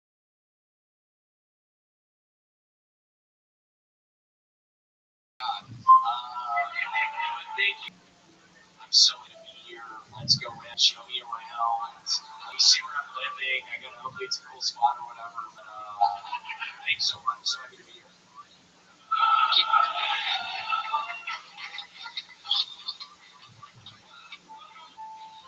was gonna be God, but let's just skip ahead. And Duncan, I'm with you, dude. I can't fucking stand HEB. I can't even read. Oh, yeah! Wait a second. Hold on. I'm getting word that if you would have crashed, you actually would have ended up in hell. So go back to the light, and now you're burning in hell. But Jesus is like, hey, do you want to rent spot? How about a hand for Keno back there in the light? We've never even seen a rent spotlight before. Didn't know it was possible. Okay, now you have to negotiate. You're begging the devil to what? No, it's the devil now. You're trying to convince the devil that you want to get out of hell. Devil, here's the deal. I grew up going to church. I confirmed in the Episcopal Church. I prayed every night and asked Jesus about it. A horrible mistake. I get it. Actions are louder than your words. And that's always what I was worried about. Because I pray a lot, but then I think, oh, we're doing some bad stuff on the side. Jesus can see everything. And so here I am. I'm just saying, this is a giant mistake. Please get me up out of here. I need to get out of here now. I can't stay here. Unfortunately, when you talk shit about the HEB,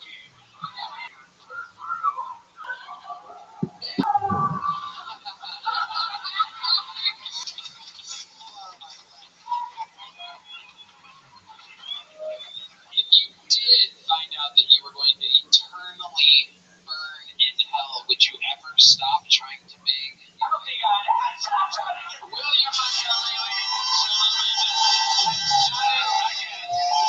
talk space open up the entire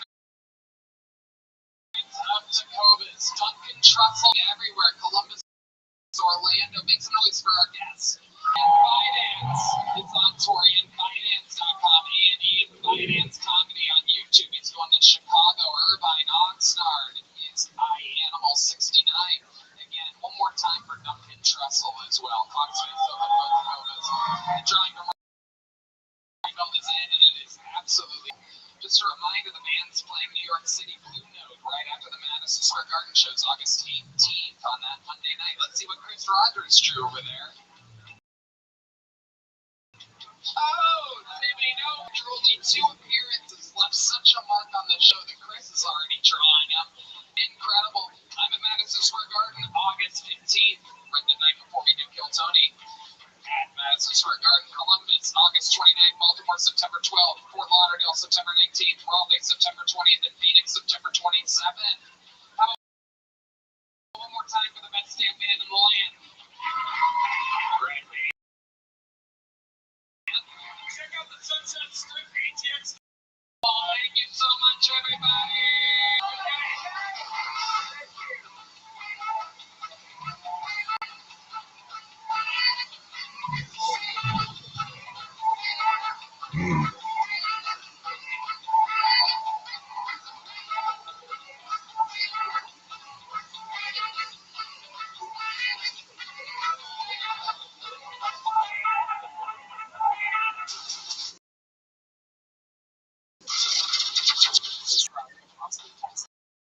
Is now open. Check out Red Band's secret show every Thursday. Go to sunsetstripatx.com for tickets.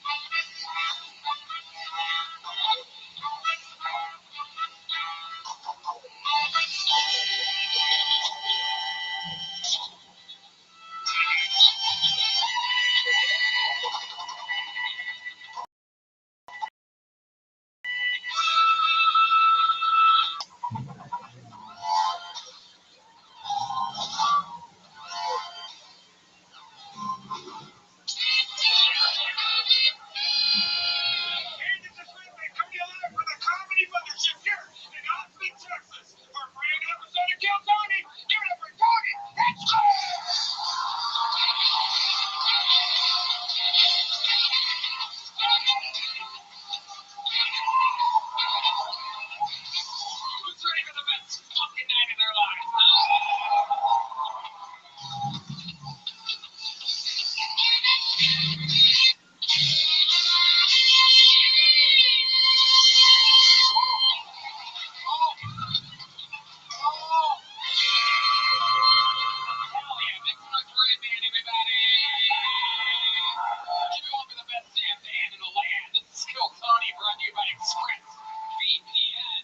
Carlos Sosa, Raul Vallejo, Fernando Castillo, Nachos Belgrande, Michael Gonzalez, Sweating Bullets, Big Mike. On the drums, Matt Mueling on the electric guitar, John Dees on the keys, and that is D-Madness live in the flesh, ladies and gentlemen. Here at 81.1 degrees Fahrenheit, 71% humidity. The AC guy is here. Make some noise for the AC guy. Texas, late in July. Welcome. Welcome. Holy shit. ACs be breaking. This is a real live show. Anything can happen. Happens everywhere. Doesn't matter how much money's here. ACs be breaking in Texas. A good old stress test here today. You see people fanning themselves. There's a Latina woman with an actual portable fan. I don't know how she snuck that in here. They lock up phones, but I guess you're allowed to shove a portable fan up your puss. Anything can happen here.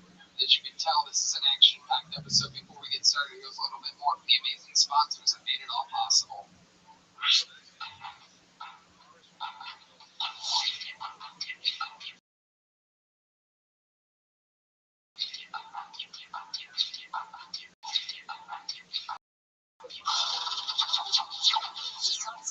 Texas is now open. Check out Red Band's secret show every Thursday. Go to sunsetstripatx.com for tickets.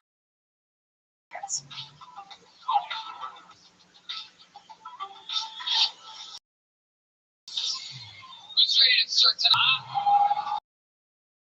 Well, you know, every single week I book the show, and I can tell you with no ego, we're really doing one of those very special nights. You guys hit the fucking comedy lottery. You did it. You did it. This is one of those big ones. Ladies and gentlemen, I present two of the greatest guests in the show's history. This is indeed Shane Gillen.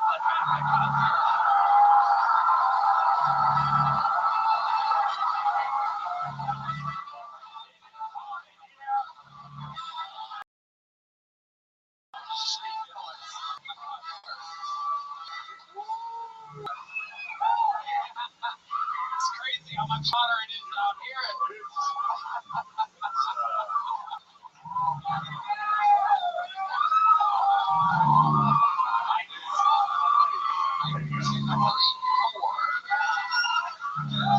It's unbelievably hot. Fucking blows. It's incredible. I don't want to bring it up because I know that you think about it. The crazy thing is that the AC works well in some places right now. The other room, which is an open mic filled with absolute bombardar, they're chilling 69 degrees in there. The green room, 71 degrees, right behind that curtain. Very, very nice. It's nice right behind there, man. Right before you went on. It's like, it's not that bad. I was like, wait till it's fucking This is where God has decided the heat will lay tonight. Matt, how you feeling down there? pretty good. I'm thinking we can like alternate breathing, you guys and girls. We're going to have to come up with some kind of plan. The AC guy is here. I'm going to ask management if anyone's listening. Wait to me before an update. Maybe we can get the AC guy to agree to make a quick appearance, live appearance. Maybe he can explain himself. Whatever we do, do not let that guy fucking leave without giving me some kind of signal. I know he was just planning on another quick stop on a 6th Street fucking dungeon-esque bar, but he might end up in front of 5.5 million people. Who gives a fuck? Right? Should we harass the AC guy? Anything can happen here. You guys, times on the show, 305 human souls signed up for tonight's show. Matt and Shane know what the fuck is up. The bucket gets crazy. They get 60 seconds uninterrupted. Then you know their time is up and they hear the sound of a kitten. It's like to wrap it up then, or else they bring out the angriest Hollywood bear, which interrupts them. I conduct an interview. It's going to be a lot of fun watching them truly physically sweat tonight. They are in for the shock of their lives. None of them know that the AC is broken here, so they're in a nice air-conditioned bar next door right now. They're going to be in the nice air-conditioned backstage, and they're going to walk out, and they're going to think it's them. So, let's have some fun. Before we get to that first bucket, I have a golden ticket winner here ready to get in. No stand-up golden ticket winners in the history of the show. Ladies and gentlemen, make some noise for your first comedian of the night. This is Martin Phillips, everybody.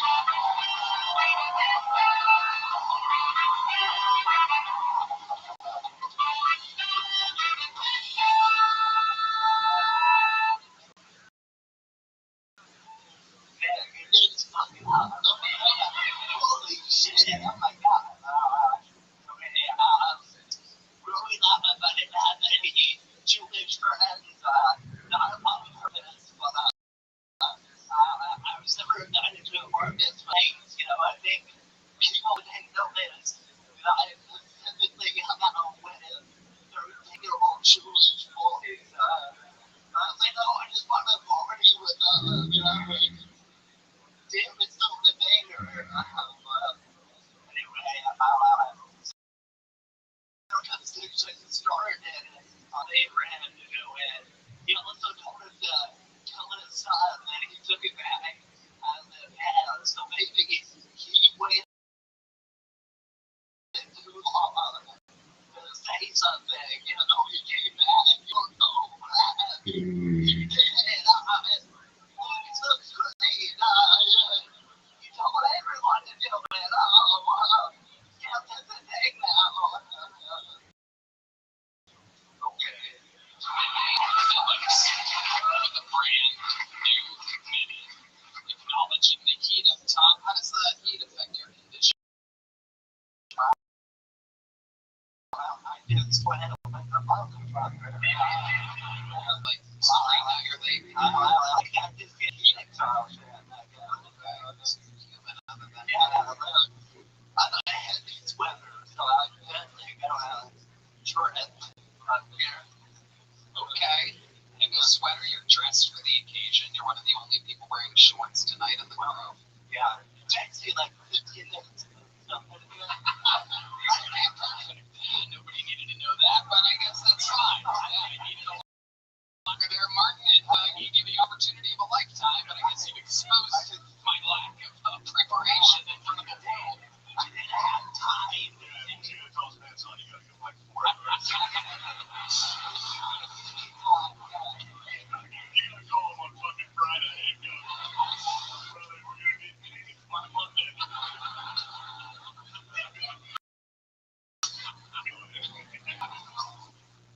Oh, shit.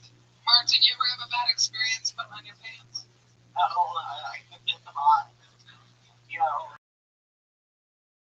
Oh, fuck, dude. Yeah.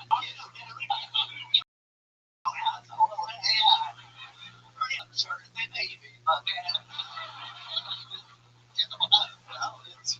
It's yellow smooth as hell. Yeah. Yeah, that's better. I gotta like lay down.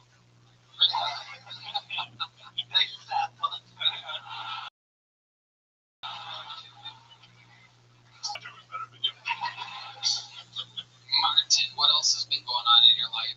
Wow, no. I'm sweating. My glasses are falling out. I bought a new car. Nice. Yeah. Wow. Not because I crashed the old one. Okay. I didn't need a new car. What kind of car did you get? I got a Prius, so potential I can get. I want to get the same car as you have, and then I can pull up and be like, hey, Quincy. Hell yeah. And then I'd have to get a Prius. Just Anyway, next time it's hot, you can't cut it. yes. Yeah, that would be implied. Only 2 days so far in 2.5 minutes. This is another episode of Kill Time blended with the others. So that's the drinking game every time. Oh, yeah. Okay. Do you drink, Martin? Oh, sometimes. Ari Maddie tells us some crazy Dude, tales. that's like the truth, dude. He's been saying shit. I'm like, I know that bad. Already is the one out. Just, I know one time I did get drunk. Already, I got drunk. I was drunk, yeah. And it doesn't make me look any more evil. Then it makes it worse, I think, actually. Like, my hotel was like a block away. I had to Uber. Like, it was, I wasn't gonna make it there. So, yeah. Awesome. Well, Martin, you got the show started tonight. The golden ticket winner, defending Martin Phillips.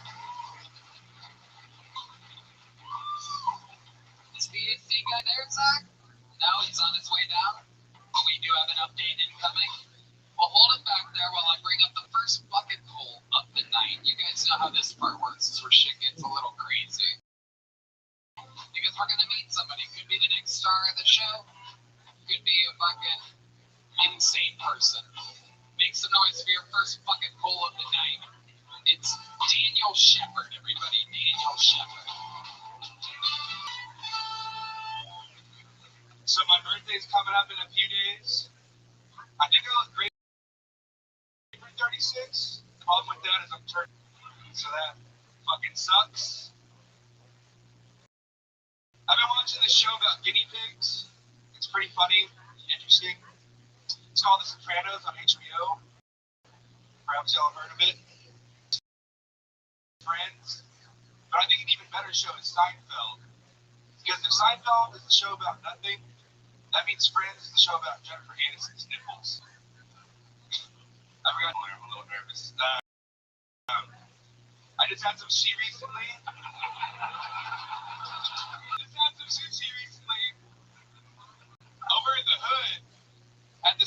place called Nigiri, please. I ordered. Yeah, they didn't have a drive-through, but they had a drive. And last joke, what do you call a black lawyer? A brother-in-law. Thank you guys. Okay. Thank God you didn't do the punchline. I was holy shit. I like watching the autism bleed through, and you're like, I forgot to equate that last thing to the other. Yeah. Straight to sushi. Yeah. Fucking sushi next. So the 3 shows that you've been watching recently, Sopranos, Seinfeld, and Friends, did you just get, what, a VCR player or something? How are you just starting these 3-decade-old shows now? Friends is a lot like Seinfeld. I just, that was kind of the point of the joke, and I almost didn't include that. I autistically added it, Yeah. Do you remember what the correlation between the 3 was? Friends is like Seinfeld without any Jews. Okay. My father wrote that joke, helped me write that joke before he died. Wow, when did he die? 25 years? He died 10 months ago. Okay. Wow, how did he die? He had a lung condition, so he had connective tissue disease, which paralyzed his stomach, and that drained into his lungs and destroyed his lungs. And then he died in my arms. He died in my arms at home one day. What was on the TV? It was the Roku TV. Just a Roku TV. The Roku, like Roku City, just gazing into the sunset. No. So one last sunset. It was Roku. How long ago was this? Like 10 months ago. Oh shit! Like it was my sister's birthday was the day before. What?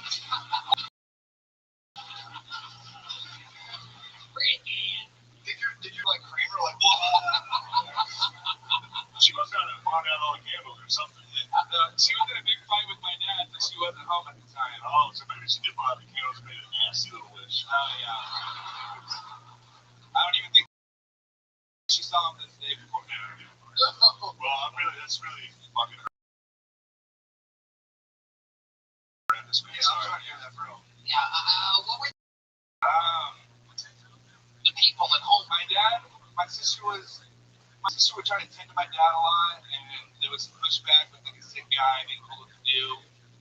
What was she trying to get him to do? Just like she's just kind of up his ass kind of person, I guess. My sister's a little bitchy. Oh yeah. I don't remember. I'm trying not to really pay attention. I just saw a lot of arguing. God damn it, dude. This is like really, yeah, you're really fucking. Yeah, but she feels. You like Star Wars? What's going on? Your fucking dad watched. Yeah, Star Wars rules in the city. That's it. Yeah. Kylo Ren could have been the best. Yeah, they really did. So I like that. Good, for sure. Hell yeah, man. For work. I'm between jobs right now. It's from my father's dad. How much exactly did you get?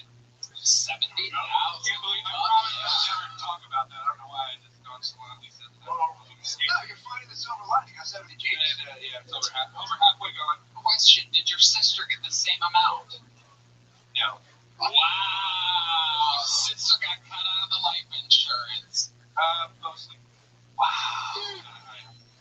Poor thing. Wow. I feel bad. I mean, you just called her a bitch in front of 5 million people a minute ago, but now she's a poor thing that you feel bad about. Yeah. Okay. Like that. Very fun. And how much more of the 70,000 you have left? It's been 10 months. You don't have a job. Where are we at now? 25,000. 25,000. So fast.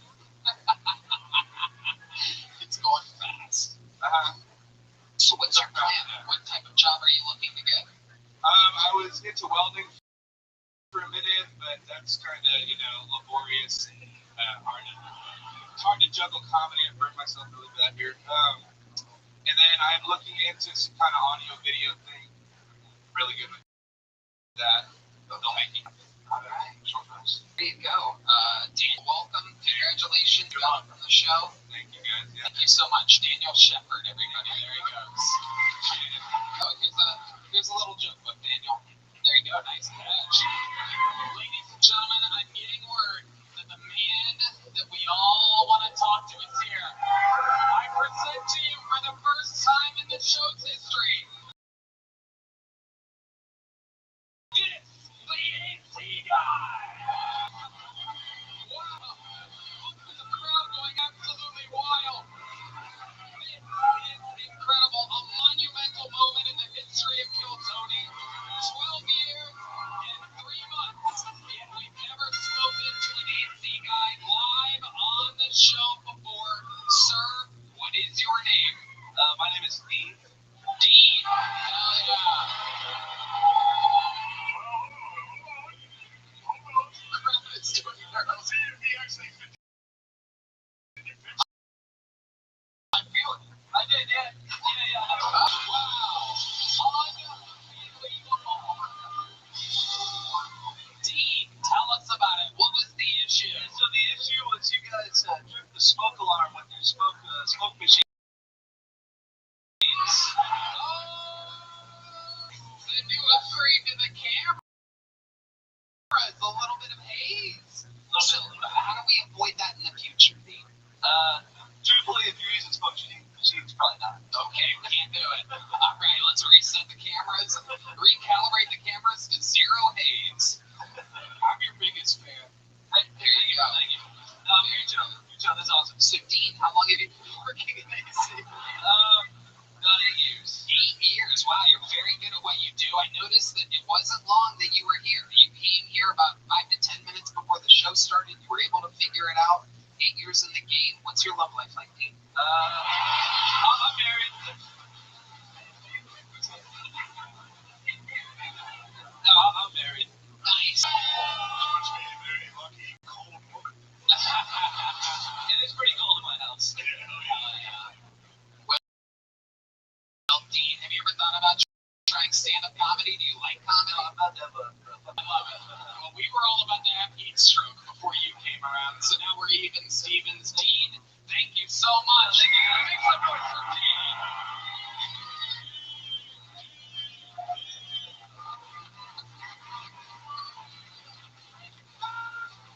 Wow, what a special episode. 82.8 degrees, for those of you wondering. We're hoping that goes down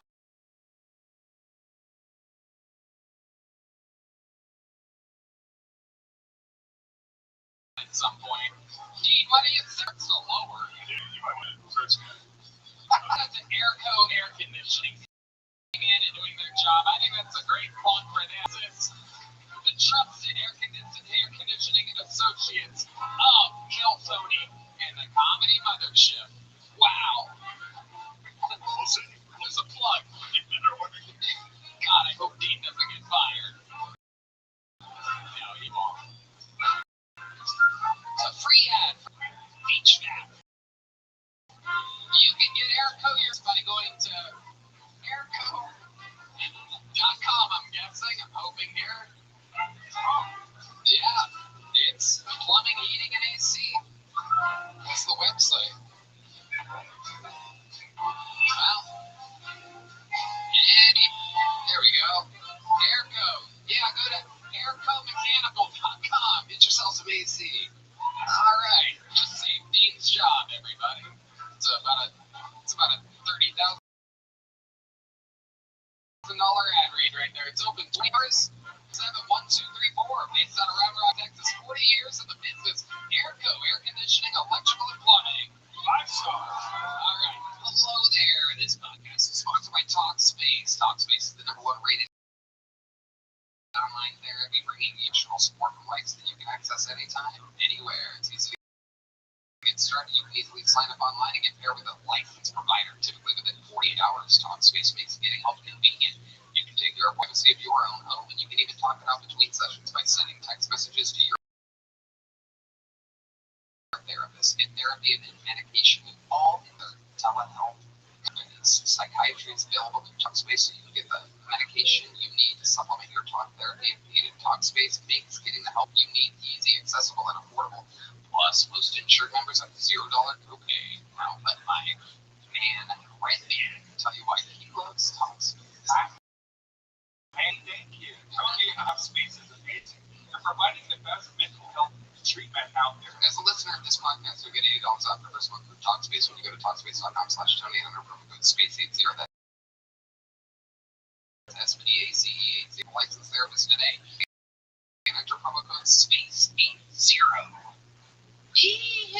This podcast is sponsored by Tecovas. Anywhere we're going, it's worth going in good boots. Find your perfect pair with Tecovas. Ever wondered if you can pull off boots with your personal style? You owe it to your feet. Full on a pair of Tecovas. Find comfort in the traditions of the West and confidence from making it your own. Tecovas now offers great comfort and timeless style to the job site. I love my Tecovas. They're the most comfortable boots I've ever worn. They're the most comfortable boots you ever worn. Wow. I wear these and you should too, Tony. Plus, with Tecovas Best in the West guarantee, you get free returns and exchanges for 30 days. Right now, get 10% off at Tecovas.com/KillTony when you sign up for email and text. That's 10% off at TECOVAS.com/KillTony. Tecovas.com/KillTony. See the site for details. Tecovas, point your toes west. Your next bullet pull is a one-word name. Ladies and gentlemen, make some noise for Paul. Paul.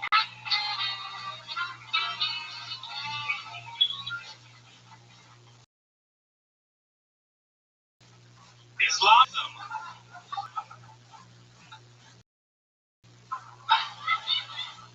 I don't get it. 72 virgins? I don't even get in a bed for less than 100 virgins. Wow. Thought this would be easier. I went first time. I was so nervous backstage. Even after. That's right. I'm an assassin. Usually don't bring this up, but my family and I hunt vampires. No, we are not Van Helsings. You're not named even vampires right now because of one family. I apologize.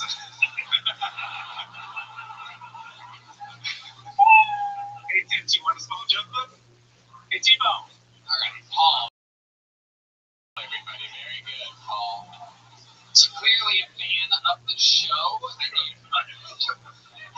You chose to sign it. This is truly your first time. What made you want to do it like this? What made you want to pick tonight? Actually, I got injured last year, and I had to have surgery. It was off work, and I wrote a screenplay for William Montgomery. So I'm trying to. That's what I thought. It was good. Well, this was a taste. I need more. Can I get the elevator pitch? Yeah. Well, let's hear the movie. The elevator, not the synopsis. Elevator pitch. Elevator pitch. Okay. Shaquille O'Neal and Charles Barkley. Okay. The way you said Shaquille had me. I mean, really. I was thinking about saying Shaq. I bored out of search for this full name. They are used to be partners. They were private investigators. But they had a falling out 15 years ago. They hate each other. And they find out their kids kept in touch and they're gonna get married. They have a fight in the ring and then they gotta chase these bikes all across the country and fight the ring. They don't want to have the wedding, but they don't want to let their kids get married. And they really considered having to play aliens and being in basketball.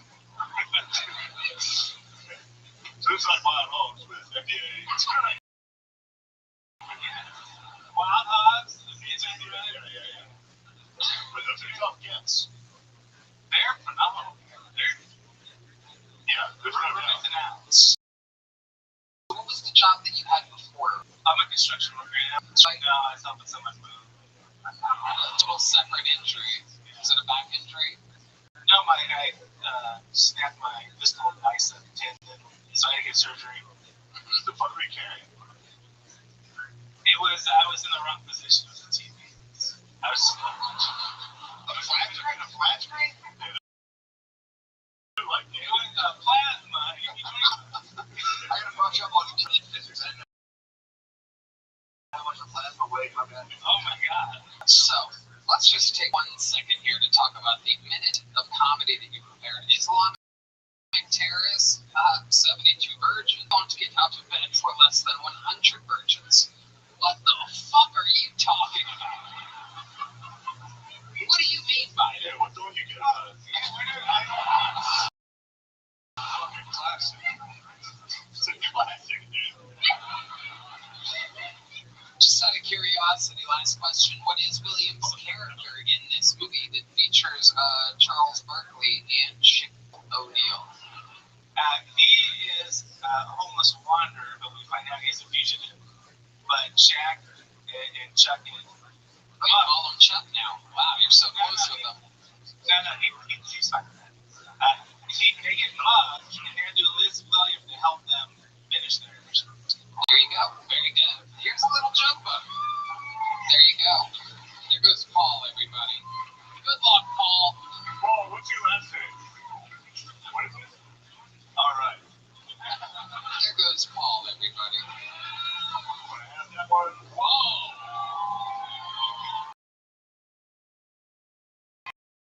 The lovely Heidi has arrived, ladies and gentlemen.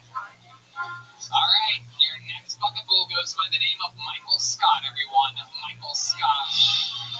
Ooh, we're down at 81.9 degrees. Hey. I know what I look like. I know what I sound like. I hear it too, guys. I mean, I got the vibe of, I just got cast as Donatello in Tyler Perry's new Ninja Turtles movie. Yeah, he's the tech guy. I get it. I'm a weird kid. When I was a weird kid, I had a lot of animals. I started up with 14. That being said, I've seen rabbits fuck a lot, guys. It's pretty crazy. So one rabbit minding his own business. That was my white one. If my black one would come hopping along, did fears everyone takes off running.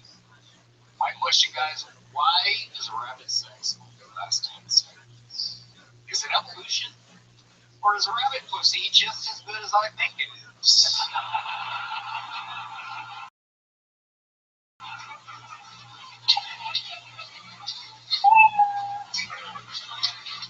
Hell yeah, Scott.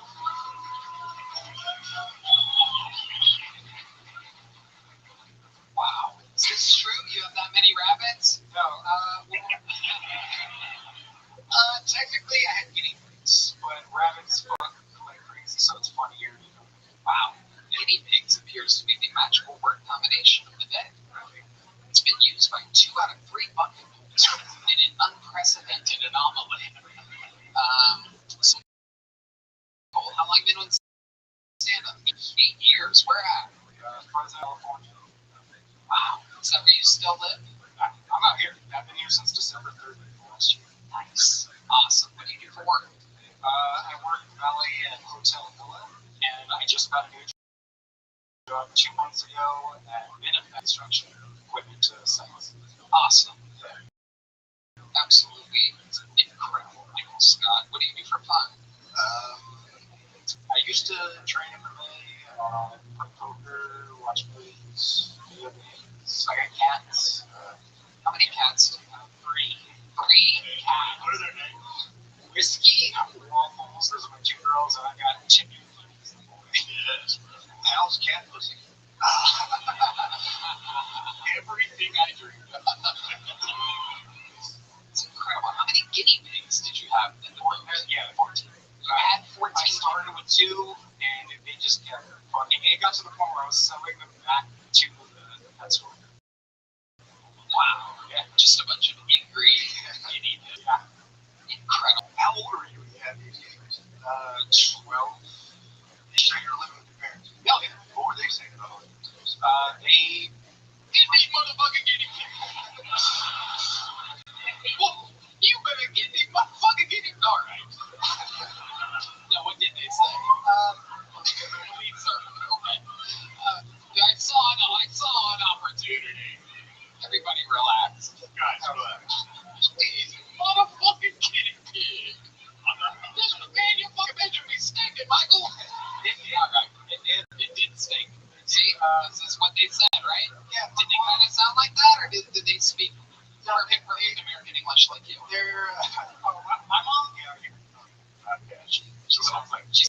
cages, not. Got it. Perfect. Northern California blast. So you had how many of those guinea pigs were in your room at once? All So you did have so you had 14 in your room. You were jacking off in there in front of 14 guinea pigs. How many times did you jack off in front of 14 guinea pigs? a lot. So many. Perform better in front of a crowd. You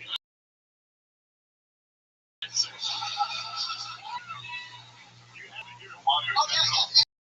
Yeah, they. Be quiet. Michael John's trying to jack off around here. My mom accidentally killed 4 of them once, though. How did she do that? She's going to be much better at my impression of her. I think you're right. I was at school one day, and I had 3 separate cages. She took one of the cages, and she said it was a hot day. She wanted to give him some air, so she took the cage and put it outside in the hot sun. She killed them on purpose. Yeah, I think I had 3 too many. One to buy. You had a lot of guineas. If you were my son, I would have. I would put those guinea pigs in a bag. You gotta smack them. Say, stop watching my son jack off. Fucking perverts. That's why I got them. Behold. Behold my son. My children. Did you bury the dead? Yeah. Where you buried him? Backyard. Nice. What type of, you put up like a monument to them? Shoebox. You were anything about shoes? They were like Pumas. You didn't put anything above ground to commemorate? No, not You around. didn't give a fuck about that post. I was a kid. I didn't know tombstones were right. Definitely. The one that survived didn't have any special powers. He was the first one. He was the Hammy. Yeah. Hampton J. Wow. Wow.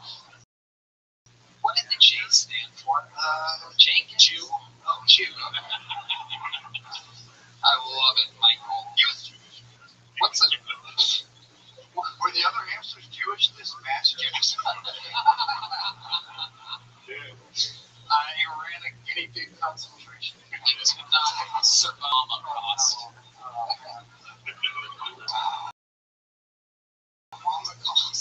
Did she ever? She said it was hot on the inside.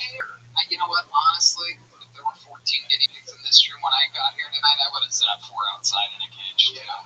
Thank goodness for Dean from Airco Air Conditioning Company. Well, hold on. Let's see. It's still hotter than hell in here. We need to bring Dean back. Kill him. Put him outside. Michael, I'd love to have you back on The Secret Show. Thank you. See you at the big jump on Michael. Michael Scott.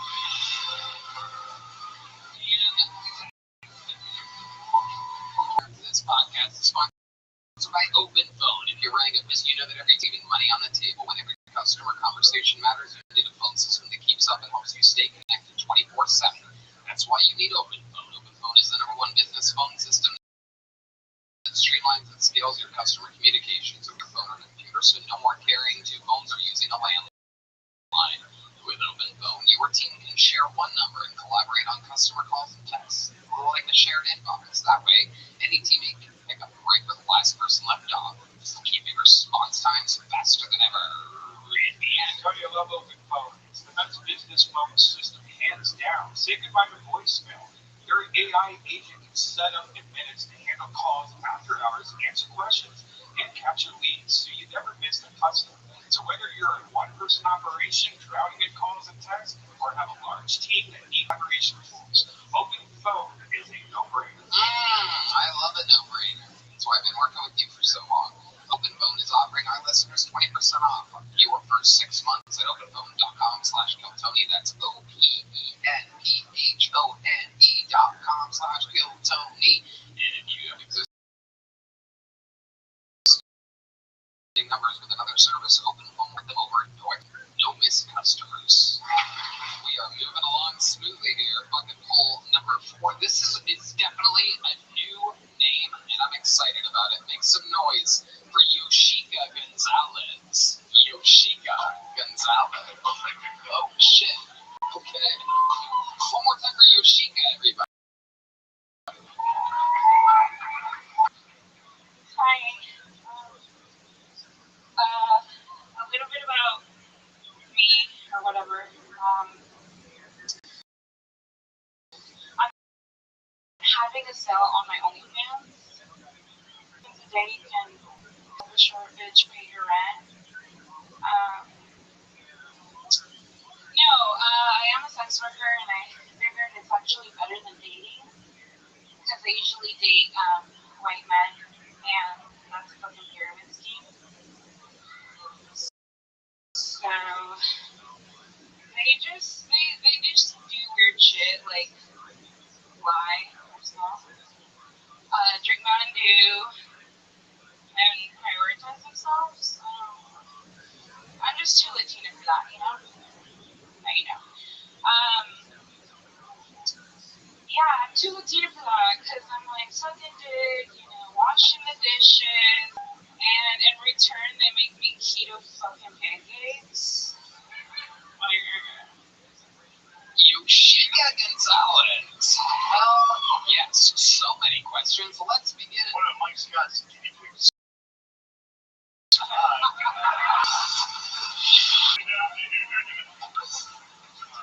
No, it's not about you. I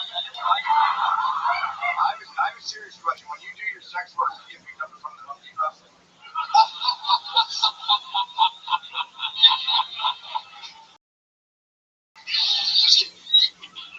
No, but when you do your sex work, you go to the Home Depot, don't you? Whoa, sounded like a zero.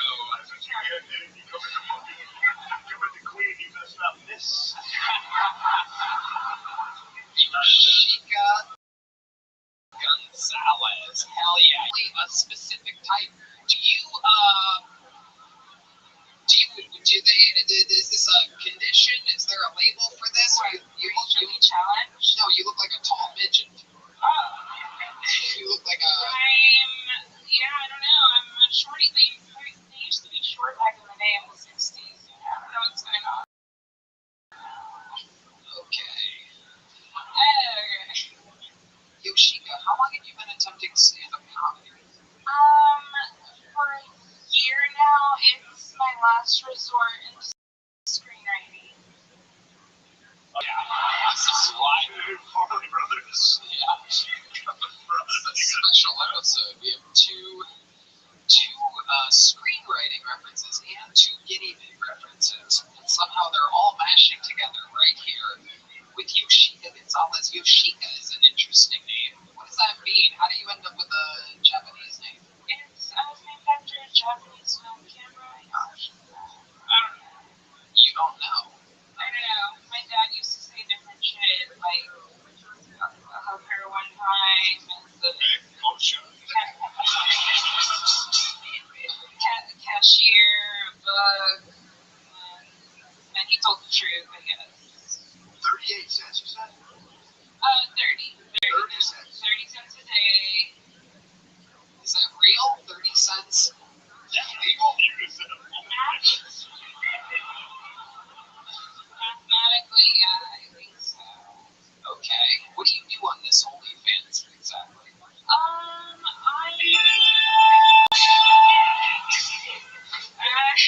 Haunt people's laptops. I don't know, I twerk.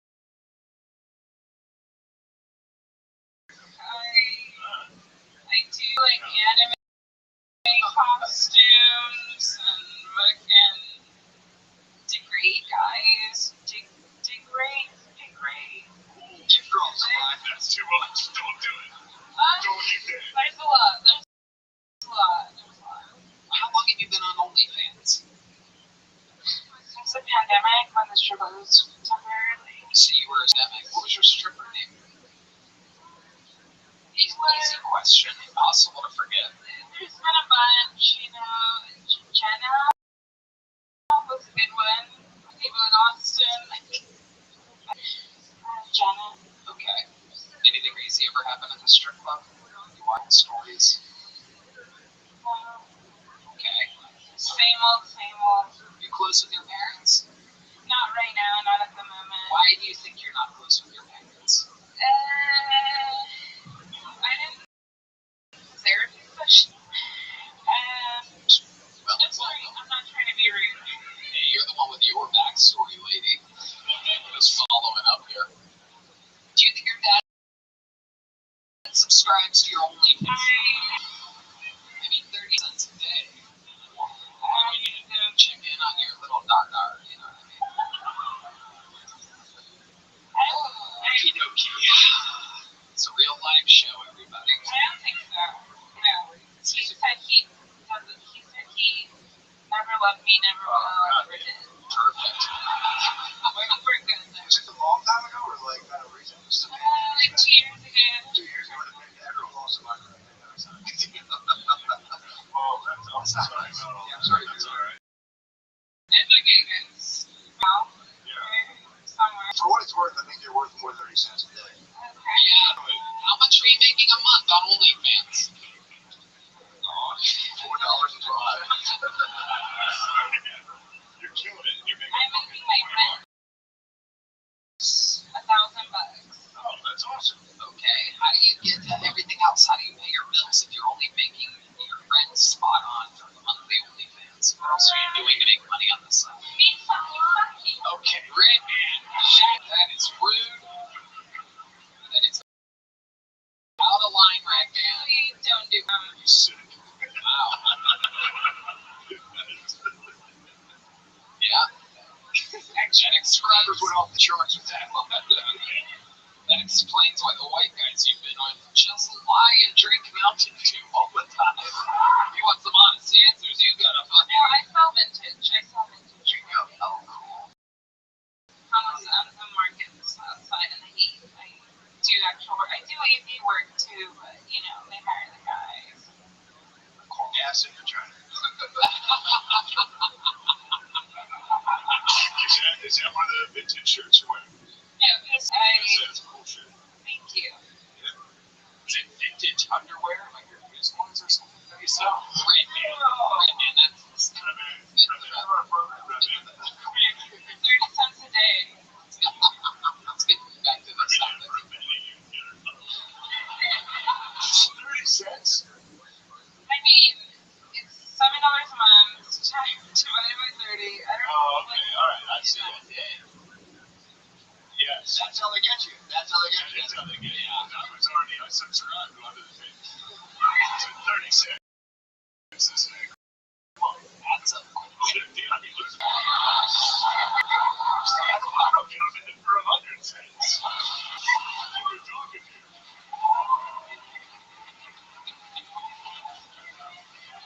But you're doing great. You're going to be making a lot more money after this, I'm sure. There are a lot of people watching online right now. Any other last pitches for your OnlyFans that you would like to give to the people out there? Many, many men. What are you trying to do? I'm trying to help her. Making her rent. Yeah, I mean, I have a wish list, but I just have like a printer on there, and no one will buy it. I'll get you a fucking critter. Yo, Chica, here's a little joke bug. Okay, Ready for it? Boom, you got it. Wow. She got it.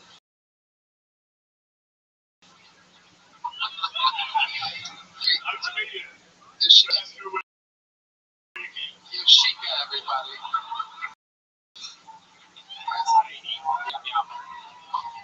Time for another golden ticket winner, everybody. This young lady won hers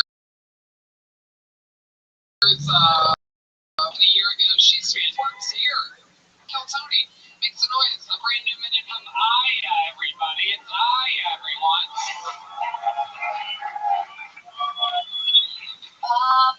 Some people don't trust Muslims. I get it, whatever. Me personally, I don't trust Jehovah's Witnesses. I feel like some Jehovah's are just registered sex offenders who got really, really, really nervous at the last second. Like, they were supposed to go out in the neighborhood and tell everyone what they did, which is, it's tough, you know, I'm gonna a child that's, so, you know, they go, knock, knock, who's there?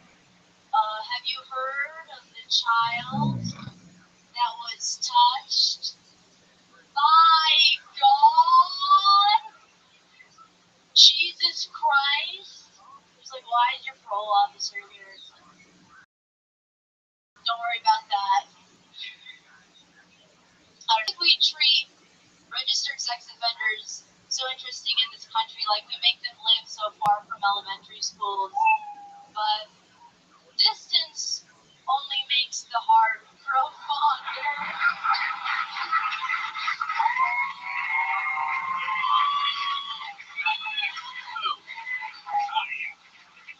Fantastic.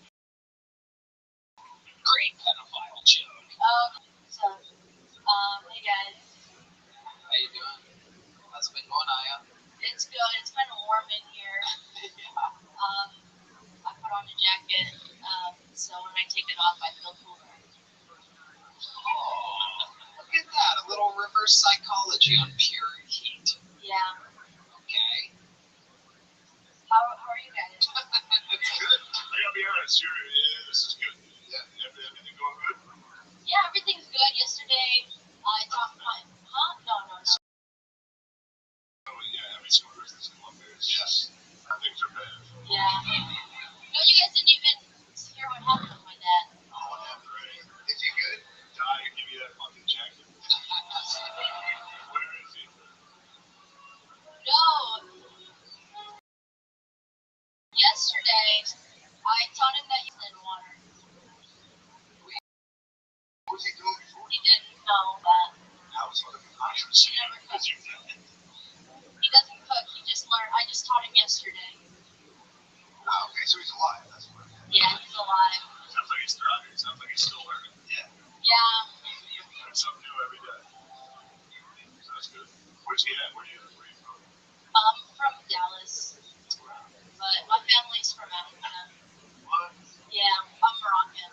Nice. Nice. Hell yeah. What was your dad doing those noodles? Eating the noodles. Just raw hard noodles? Well, no, I boiled them for him, and yesterday he came and he was like, oh, so that's how you do it. He said he's always seen people make pasta, but he never paid attention. So. Just been sitting on the floor and eating salad.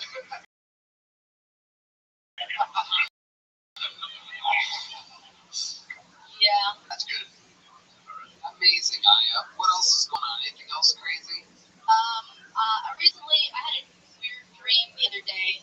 I had a dream that there was this girl, and she was really young. She was like 17, 16, and she was like in a trap house, and I didn't know what to tell her to get out of the trap house.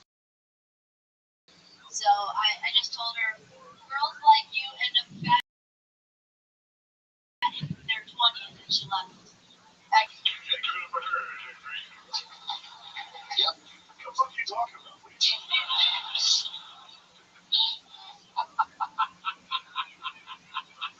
It's just my life. Yep. No doubt about it. It's the truth. Well, great new minute, Aya. Favorite pedophile joke of the day, without a doubt, so far. One more time for Aya, everybody. Back to the bucket we go. 3 ladies in a row. Make some noise to your next comedian is everyone. Jenny Rodriguez. I just watched this documentary on Netflix recently. It was about a woman who went to jail after she had sex with a man who the courts had deemed mentally incapacitated. This was a man who was intellectually disabled.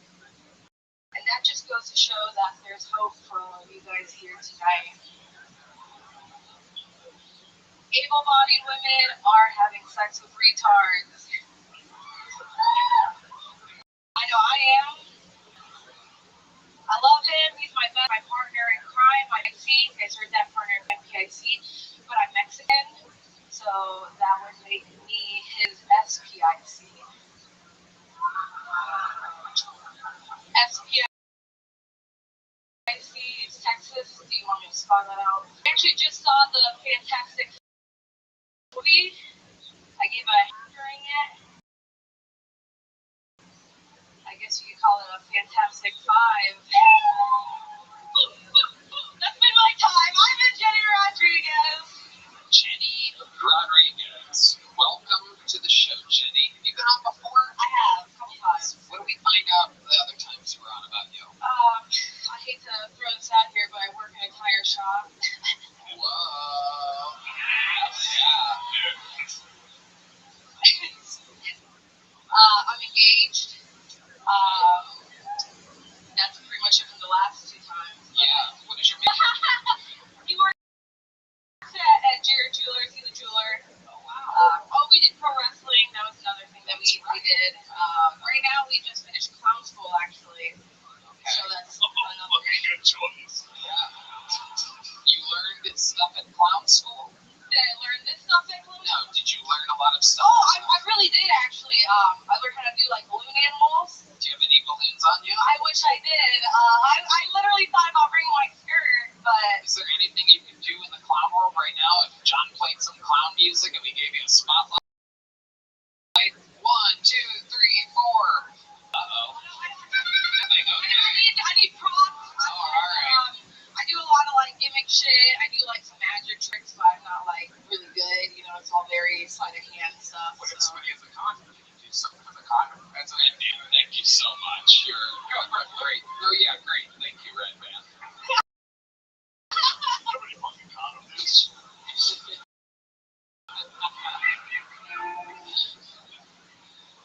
Jenny Rodriguez. So how's stand-up been going for you? Stand-up been going pretty well. The last few months I've been focusing on clown school, ironically. But I've been, taking my going to shows, trying to do what I can around here. It is a little more difficult, I think, finding a good clique around here compared to where I was last before I moved here. I came from the South Bend area. So go Irish. Are you a fan of the Notre Dame Fighting Irish? Definitely not, bro. Yeah. Notre Dame or like Notre Lame. St. Grandma's sucks dick. I don't know. Football rules. I love sports. There you go. Well, Jenny, congratulations. You got picked for another minute. You've been on the show multiple times. There she goes, Jenny Rodriguez, everybody. We're going to keep flying through it. To the next one. It's cooling down. We're at 80.4 degrees. We are around the corner from the 70s, everybody. This next fucking bull's from the inside. Make some noise for Truly Joy. Truly Joy from the inside. Is that real? Oh, wow. The furthest possible fucking seat in the entire venue. Perfect. It's great. Awesome. You would think we would coordinate this better, that someone signs up and they don't sit in the seat that's 97 seconds away from the front. Tire Season 2 out now on Netflix, everybody. Square Garden coming up this week. The 15th, we do stand up the 16th. We did Kill Tony. Where the fuck is this fucking inside bucket hole? Thanks so much for Truly Joy, everyone. So I have pretty bad luck on dating apps. Like, I literally don't get any matches. And I got this buddy who's just bragging about all the matches he has. So one day I was like, let's see him. He's on Grindr. And he's got tons of matches. That's kind of like, but it dawned on me. If I was gay, a lot of my problems would disappear. Like, I wouldn't be as lonely. I would have better fashion sense. And I'd be in great shape. Because you have to be strong to fucking do. Right? It's like fucking a bear. And then even jacking off in the mirror would be better. Like, come on, guys. Hey, you're jacking off in the mirror, and there's a hot dude jacking off to you in the mirror. Right? You start faster, he starts jamming. And then you jack off, and you bust a nut, and then this dude who's been jacking off to you for 25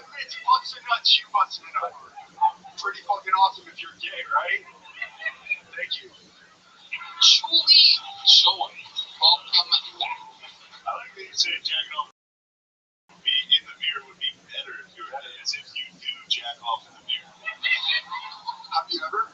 Fuck no, look at that. I don't want to see that shit. You jack off in the mirror? No, I don't, but For 45 minutes? 20 crazy. I'm gonna milk it, dude. I'm not trying to bust a nut and not be worth it, dude. Jacking off in the mirror for 25 minutes. Bro, don't knock it until you try it. Well, I will. 25 minutes is what stands out about that material. Do you really extend your jack off experience for that long? Yeah, when I do jack off, I do lots. When you say milk it, are you implying, guys? Alright, whatever. I'm fucking weird, okay? So you last 25 minutes with yourself. Do it, yeah, I try. We're about to come. What do you picture? What do you mean, dude? You were saying that you were edging, right? So, like, how do you stop yourself? Something that turns you on, and then you, like, get ready, and then you just ride that wave until you are ready to bust it out. Then you plan on killing more. Yeah. Rings on. Or party or whatever. What do you tend to watch when you're jerking off? Julie Joy? Honestly, I have a pretty fast spank bank. What are some of the wilder categories? Yeah, what are some of the weirder things that you're into? I like Dom sub stuff. You know, DS. You know about that? I've heard of it.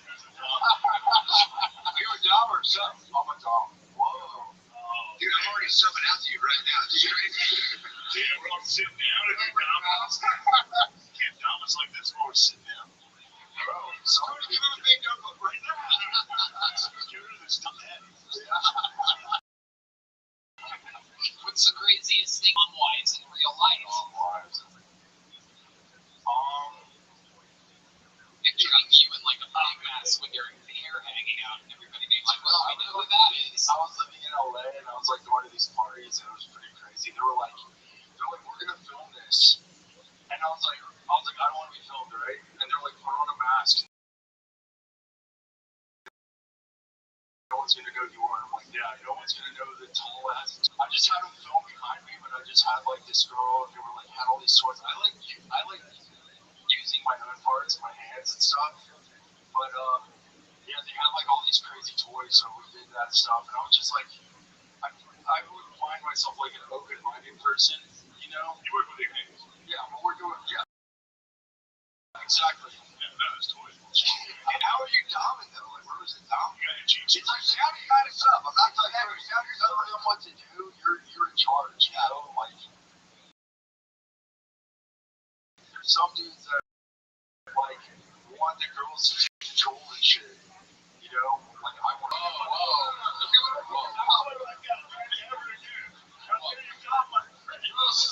You want John Sandal? Don't you? I'm coming over there. I can't believe you're not doing good on taking handles. Yo. Yeah, it's a fella, you know. What do you do for work? I work in AV, freelance. Wow. So yeah, I never heard everyone saying that. Yeah. I've done some catering jobs. What's up, dude? Okay. Wear a hairnet? Wait, we're back to hotel. Yeah. Yeah, it looks different. It disappears. I love Pentagon. Yeah. How about for fun? What do you do for fun? I like going to one course. I've been practicing two-step, like learning. I like Martin Springs. I go there almost every day. Nice. But anybody down on that? Yeah. A little bit. Yeah. Yeah. Whoa. And what's your love life like? I don't have a girlfriend here, but I have like a lover on the East Coast. You have a lover on the East Coast. She's my sub. Like you yet, Silver. Get the fuck out of here. Yo. Sorry. What the fuck, dude? You're so fucking weird. What's his name? I'm like, bro, come on now. He said, what's his name? Hilarious. What's his name? What's his name? It's a classic. Yeah. What's your son doing right now?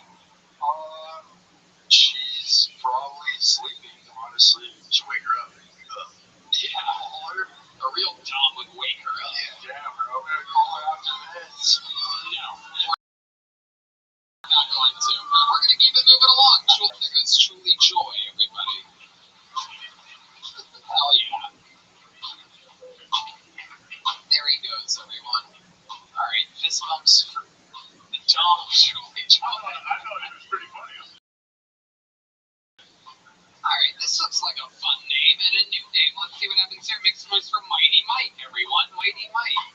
Okay.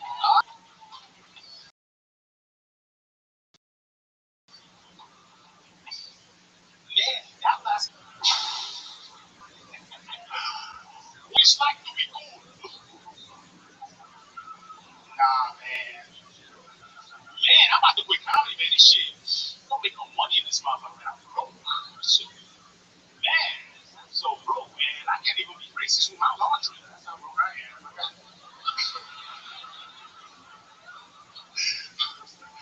Like that's the last white racist activity. White and blacks, hard buddy.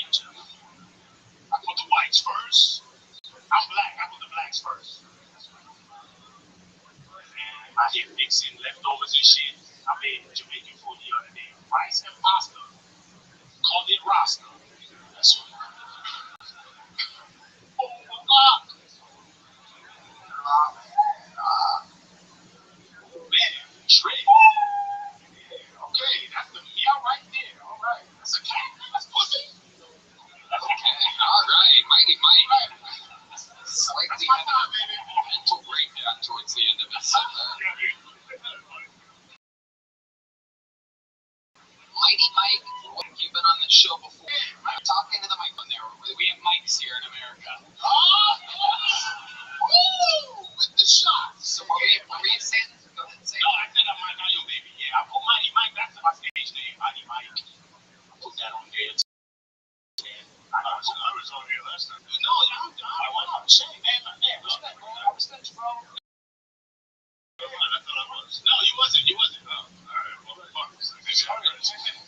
Yeah. I'm actually racist. I was like, oh, I remember this. Thank you, ladies and gentlemen. We know. Mike, relax.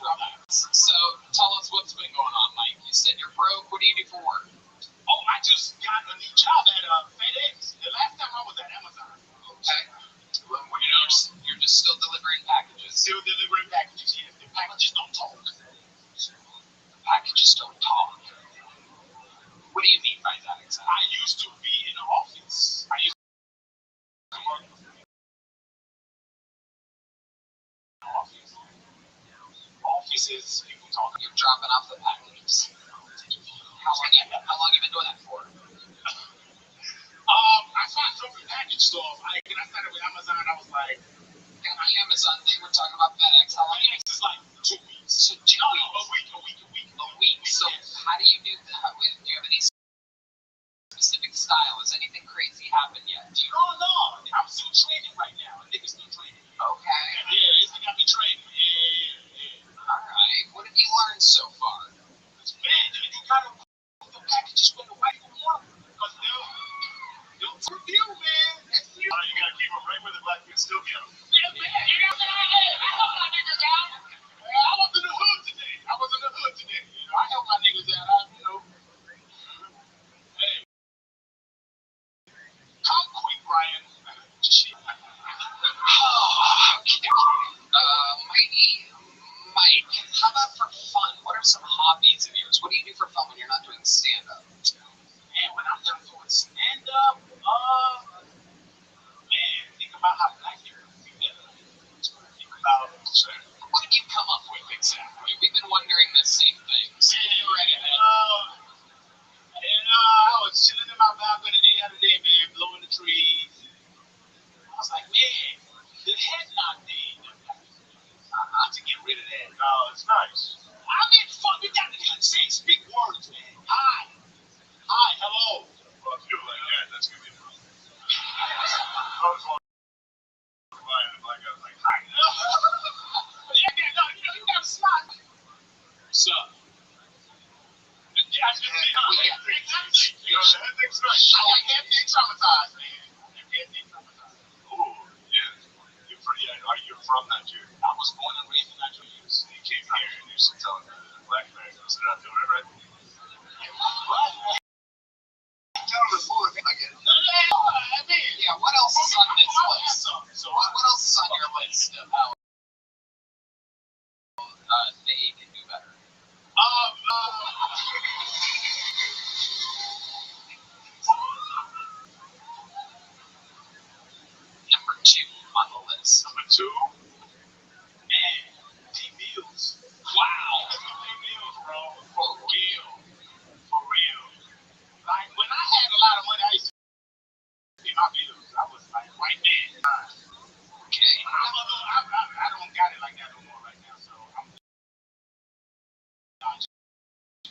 in black. Right. Sunrise, yeah, they call me at 6 in the morning. It's 5. I gotta tell you, this is a me problem, huh? No, well, yeah, whoever the individual is, yeah. Okay. Yeah, we call that. Yeah, I've done that. What do you owe money for? What are some of your debts? I know right now I owe Charter Communication. I owe them about $300. What the fuck is that? Yeah, what's that? Charter Communication, Spectrum, my bad. Spectrum. Okay. Wait, you have cable? Or is that internet? No, internet, man. Come on, don't you know that? Internet, man. Cable. Whoa, that's expensive. Okay. Do you have kids? No kid, man. How old are you? I just turned 35. So how do you think you've avoided having kids? Man, I'm doing out getting real good. I ain't gonna lie, bro. Explain to us. What's your method? Bro, I feel the pee. Like, when you about to bust a nut, you get a pee feeling. That's the sign that got pee first. Like, hey, man, it ain't piss. It's the other one. Just take it out. How you bust? I'm not listening to that voice. And I'm nut right off. And that's how I'm able to dodge that shit. Man, feeling, man. Child support, not me. Do you see like a big figure of your father, this guy in James? My dad is like, pull out, racist. No, my dad's still around. Man, he's around. Is he in Nigeria? Is he exactly? He's in Minnesota. Okay. What's he doing up in Minnesota? What does a Nigerian do in Minnesota exactly? Like smash. Yeah, exactly. He's water. For real. They don't know my dad, man. That OG, man. He speaks Italian too. So, yes. Wow. And it's true that Nigerians and Somalians don't get along. I mean, I fuck with them, but, you know, when they start thinking that, choo-choo, I'm out of there. Whoa, bro. Whoa, choo-choo, what that mean? What's your least favorite thing about the Somalians? The what? Craziest thing you have in your refrigerator, right? In your own fridge? Yeah, I got a fridge. What's the craziest thing we would find if we opened up your refrigerator right now? Some spinach and broccoli. The nigga eat healthy. No fried chicken. Wow. Incredible. Does that bring you any other points? Did you get any special powers when you eat the spinach or broccoli? You know, man, I do in the morning. Like, Okay. and the dookie come right on time. Okie dokie. All right. Fun stuff. There goes the mighty monkey. You already have one. There you go. The next one. Appreciate you. Thank you, Joe. Ladies and gentlemen, it has happened. 79.9 degrees, everybody. We've hit it. We are officially in the 70s. In this, the hottest episode of Kill Tony ever. Shane's gonna pee. Shane's going pee. Which means I'm just gonna bring up your next comedian. Make some noise for Shane Phillips, everybody. Shane Phillips. Oh, shit.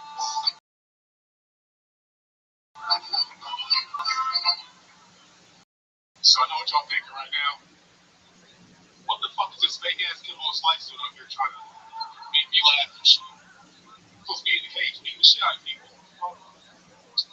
Recently I've been trying to get back into dating, and I've been kind of struggling. I realize I struggle because I take words a little too literally. Like, I don't like when women call me daddy. Because something deep inside me, something deep in my DNA, one leave. It's like every time she says, "Oh, daddy," I'm like, you know what? We out of milk. I'll be right back. She's like, "You lactose intolerant." I'm like, "Shit, man. What you look at that? I gotta get some reports."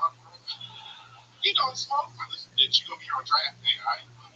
You're going to the NFL. A lot of people give me stupid ass questions sometimes. They ask me like, "Shayla, what's your favorite workout?" Like shoulder press, chest press, dips. I'm like, bitch, I'm deep press. Yeah, Shane Phillips, welcome to the first time on. Yes, sir. Welcome. How long have you been doing stand-up? About 3 or 4 years. 3 or 4 years. Where at? Houston, Texas. Okay, that was That's what I was gonna guess. Hell yeah. What do you do for work in Houston? I'm a machinist. Whoa. Okay, what kind of machinery are we talking about? Biceps. Wow. Incredible. But seriously, what kind of machines do you work with? CNC. I press buttons and shit. Okay. Awesome. Sounds professional. It's fun. Hell yeah. And you don't have kids? No. I know. You have a girlfriend? You're just single.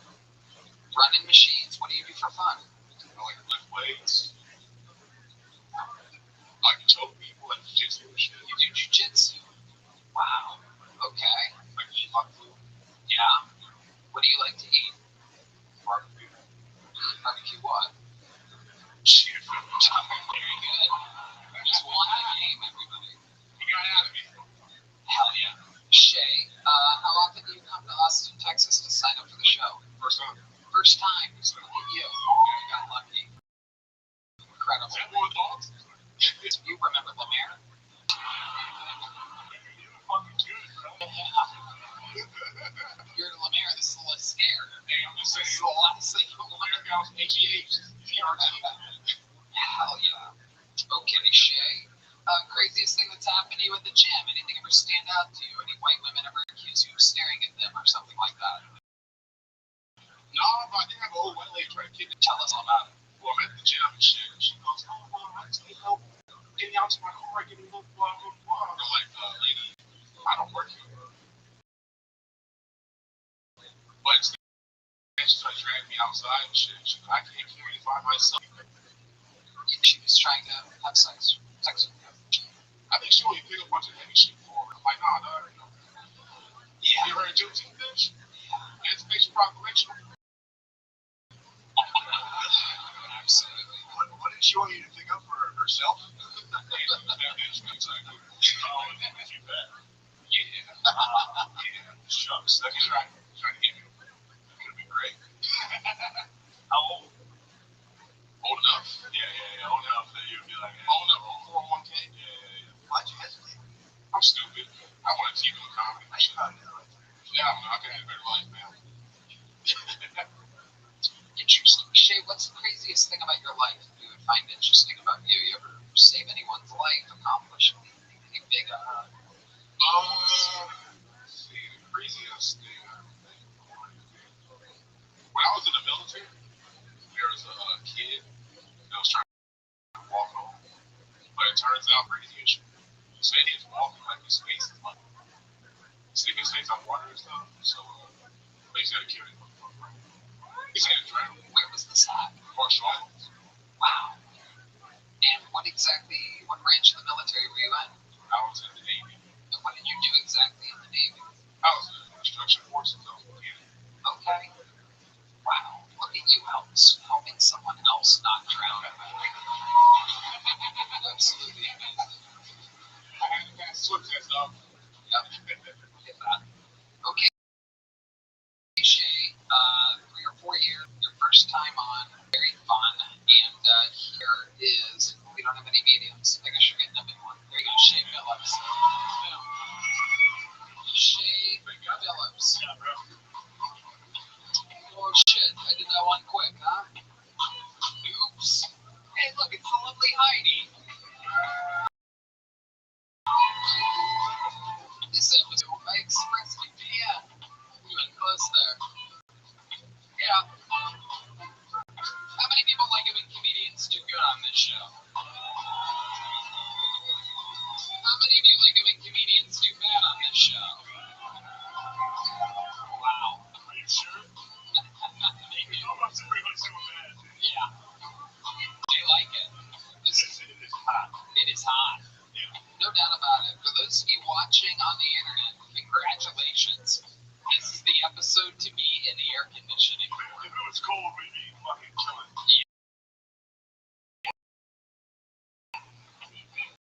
You a whole different episode. It's crazy. Times. Every once in a while. Okay. Awesome. Ladies and gentlemen, make some noise for your next comedian. You guys having fun out there still?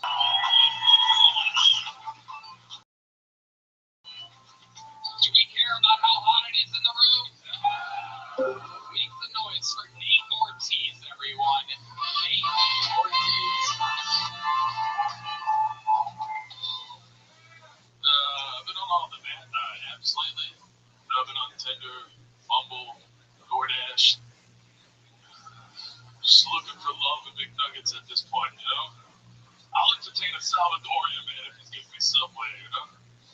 You want to watch SmackDown, dude? I even paid $20 for that Tinder premium to find out the two women I matched with look just like me. Same facial hair and everything. I got to the point I had to ask my buddies for advice. Like, hey, man, how do I get better, man? How do I beat this algorithm? They're like, hey, you should start losing some weight, bro. So I said, what, dude? So I updated my Tinder profile. I said from the front, I look like if Hagrid started a Twitch channel. But from the back, dude, looks like I'm washing dishes while salsa dancing. Thank you. Nate Ortiz. This is your first time on the show, right? Yes, yeah, for very first time. Awesome. How long have you been on stand-up? 5 years in Houston. Wow, you're from Houston too, huh? Did you know Shay? What's up? Did you know Shay? We're actually the same weight. His personal trainer. Alright, fuck you, yes, it's real. Nate, what do you do for work? I actually just got laid off Saturday. I was working in this country's shambles. Yeah, I've noticed that. Now, they found out that I actually wasn't white and I was fully Puerto Rican. They let me go. Where was this job? I was selling Samsung phones. That had like a... that's mostly Puerto Rican. Our clientele is very Middle East Nigerian. A lot of haggling. Haggling Nigerian. I don't even know how to spell the word, so I just gave them a good deal. Did you have the ass of a phone store manager? I did work at T-Mobile. That's actually the most Hispanic thing about me. It's crazy. So why exactly did they let you go? I was very late 3 times. Why? Why were you late? I didn't coke till 7 a.m. That's why you're shaped like that. The mixture of bad food and cocaine has you shaped like I'd say good decisions, but okay. What's the most fun that you've ever had on cocaine until 7 a.m.? My cocaine song is actually You Can Call Me Al by Paul Simon. And I like listening to it in tiny ways, but You do? that's awesome. Yeah, you do cocaine by yourself?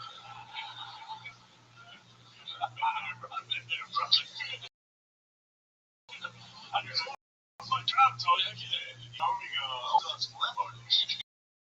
Now it's time to keep going. Till like 9 a.m. Yeah, it's too much. It's a real negative experience. Yeah. But for a while, it's awesome. When you're in your underwear, it's fucking all time. It's pretty great. But that's a good time. Yeah, whatever. You had a great special on YouTube. Thank you, man. It's incredible. One of my friends.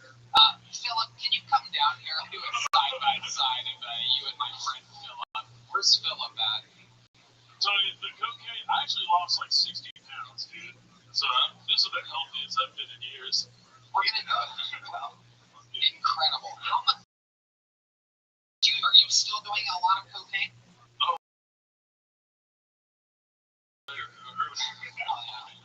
You want? No, I'm good. Permanently good. Do you have a bump? Nope. Alright. I don't do it. How do you afford it if you're out of a job? I'm not really a comedian. I do the shows for the pay and the free drink tickets, so that's really it. You gotta do fucking comedy for the pay. No, I got it for the free drinks, dude. Yeah. Mike said pay. Whatever. So even for free drinks, it doesn't make sense. Here's a healthy version of yourself. Stand side by side. Side by side. Keep going up, Philip. Keep going up. Now stand side by side. Swear to a camera. Look at a camera together. Look at the one on the right over there. Look at that guy. Yeah. See the faces? That's what you could look like if you just ate sushi and didn't do cocaine. I feel like you can lose a little weight. I have. When you were jumping, you really did look like that guy. You're saying you do meth. That's the thing. That's actually more expensive. I tried, you know. So, incredible. Philip, do you have any advice for him on exactly how to get his life together? Well, I lost like 30 pounds. A little more than that. Eat healthy, drink a lot of water. Yeah, you ever hear that? Be less healthy. No. Look more. I know, Tony, I know you saw me hesitate. Yeah, because when you said Philip, I was like, what? Don't look anything like this dude. Yeah, you look exactly like him. You have the exact same face. Unfortunately, he's just so much fatter. Only I can see it. Same face. If something terrible happened and you completely went Lieutenant Dan on yourself, this is what you would look like. It sucks for both of you, right? Yeah, it does. Philip has a new podcast on the Your Mom's House Network. What's that called? Not a damn chance podcast. Not a Damn Chance podcast. There you go. There's a free plug. There goes Philip. And Nate Ortiz. Anything else crazy we should know about you? You seem like you have a lot of backstory. My ex-girlfriend was non-binary. Whoa. What was his name?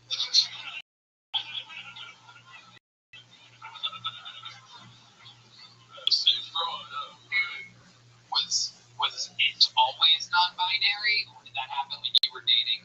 I didn't know until we were fucking. And then what did you find out? Yeah, she used the wrong pronoun while you were fucking. She kept calling me brother, you know, like old bro. Oh, man. I hate him. I was like, no, I had a lot of hard time, whatever. Because like I couldn't figure out words to say during an argument, you know. So I just kept saying shit my dad said. So I was like, hey, calm down, slugger. Yeah. Yeah, you got that one, Jim. You can't call her a bitch. You gotta be like, hey, fine, jerk. The whole thing's so weird to me. Was she non-binary when you started dating her? No, she looked beautiful, dude. And then we got together and then cut all her hair off. Oh. And what else changed other than the haircut? Her tits got hairier. Her legs got hairier. That was, Wow. that was not a good experience. And was she on medication at the time? I don't know, liberalism, I don't know, like, no, but I liked it because she was the only one to allow me to just Facebook all night, which was really great. But What do you mean by that exactly? You mean do I cocaine? put Puma on the chin, Tony. That was, Oh, fuck me. Alright. There you go. Just throwing jokes at people. Bouncing them right off there. oh, okay, thank you. There he goes. There he goes. Alright, another bucket full. We are back into the 80s. It's 80.2 degrees for those of you paying attention. Somehow it's getting warmer again, everybody. Who likes it hot in here? Okay. Hey, by the way, Dean didn't do shit. Huh?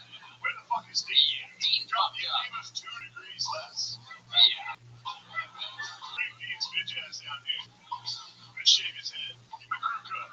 Tell him to start acting right.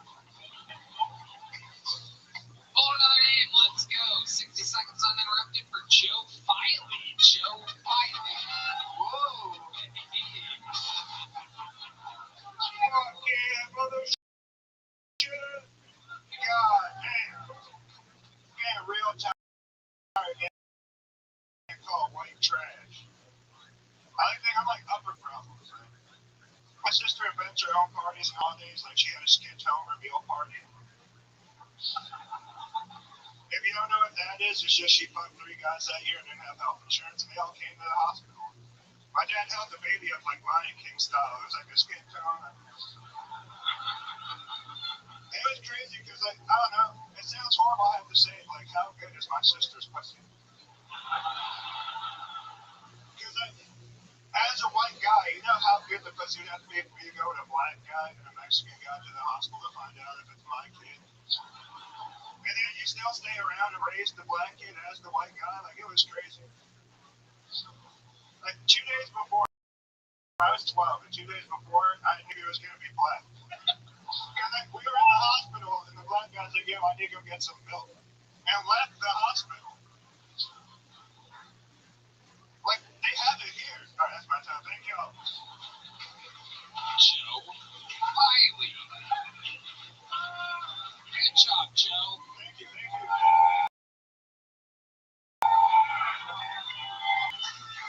You've been on before, am I correct? Or have I seen you hiding under my bed when I was a kid? I mean, I've been at the bridge, but yeah, this is my third time on here. Hell yeah, welcome back, Joe. This had to be your best set of them all. For sure, for sure. Yes, absolutely. You've been working hard. Oh yeah, working, just not partying as much. Hell yeah, absolutely. What kind of partying were you doing? There's a lot of Coke. Well, I mean, the bag said Coke on it, but it tasted funny. But there was a lot of Coke for a while there. A lot of shrimp, LSD, weed. I did 6th Street. Like, there's no rules here. I don't make the rules of 6th Street. Incredible. And how long has it been the backside horse part of your body? About 2,000 years. Incredible. Incredible. I still want to make wishes every time I see you, Joe. Listen, they're still saying next time, so I'm going to keep drinking the tap water in Ohio. You know what I mean? Yeah, where are you from? Well, Youngstown, Ohio. Yeah. Well, South on there, and then East Florida. Holy shit. Wow. And you. Even for Youngstown, you're... I'm the one white guy in the hood they didn't fuck with. I have a look, I know that. That is... Yeah, I didn't know it was white hood. I thought it was Amish. No, it's not. Same here. It's not Amish at all in Youngstown, unfortunately. There's very few people that look like Joe Wiley. I can see why the black people would get scared when they're walking out. Shit out of it. What the fuck is that? Needle in the haystack, I guess you would say. Huh? I said I was the needle in the haystack for sure in Youngstown. That was... Right. Yeah. Sure. What do you do for work, Joe? Right now I work at a weed shop on 6th Street. Okay. God damn, dude, that's my weed. I must have a good weed for selling weed. They love it. Like, yeah. I don't know if it's like the brown rate. They come in like, honey, this weed works. Fuck the THCA label. Like, we're getting the weed. Right. No doubt about it.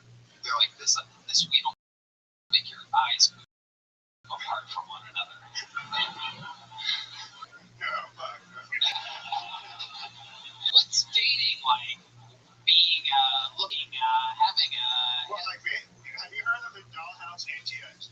I know you're sponsored by the Yellow Room. And reference. But the Dollhouse ATX is way over. It's like Pornhub, but you like rent the chick by the hour. You like, they have a search bar. Each chick has like category. They're probably getting shut. Look, Redman's not. He knows. He's been there. Oh, Redman knows. Well. He's been playing at the Dollhouse. The craziest part was you followed it with the Sunset page. That's like, I can grab my one. I follow. Oh, Sunset. Order in the court. We hereby find the defendant completely guilty. Is it your wife here? You can see her at the Dollhouse tonight. No, actually, I heard about it. Okay. Is it the place where you can like create like a... Yeah, that's what he just said. Liam Neeson style. They put sheet rooms to divide them up. What's the craziest thing you've done? The Dollhouse ATX. Oh, God. There was like this poor little Colombian chick, and it was like, I wanted Charlie Sheen, so like... Oh, a nice chick. I didn't have an M37. Only things.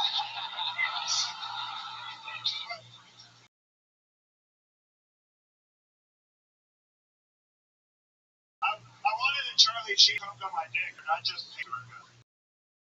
It was one. That's not even a lie. Like, I wish it wasn't, but my parents are going to see this. They're huge fans. Yeah, absolutely. They are going to see what you're up to.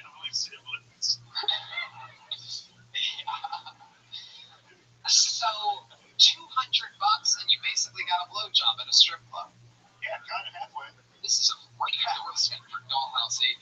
is. I mean, I almost feel bad for the red rose and yellow rose because this is quite the ad read.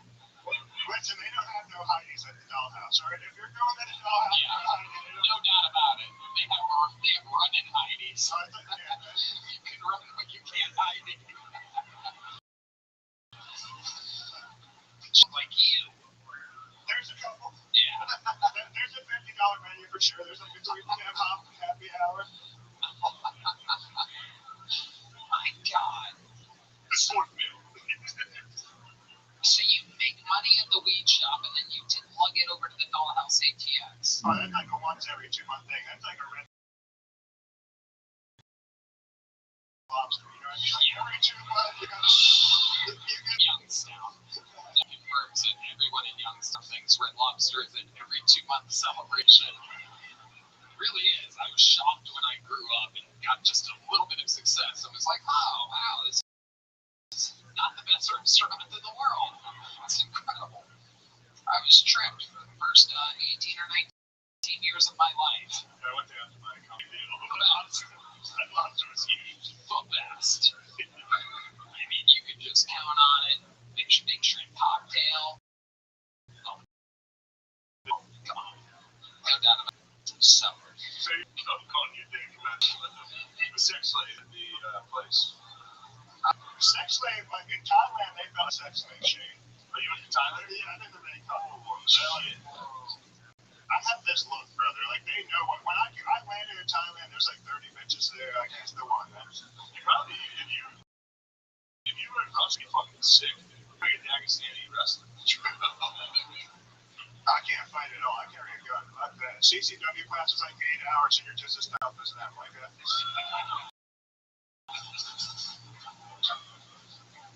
we're going to read a couple Yelp reviews here for Dollhouse ATX.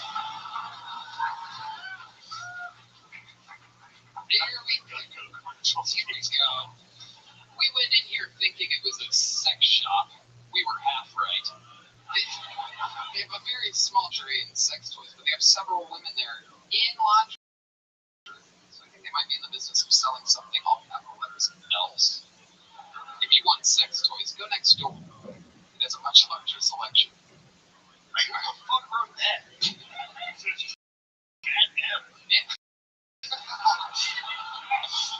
Piece of shit.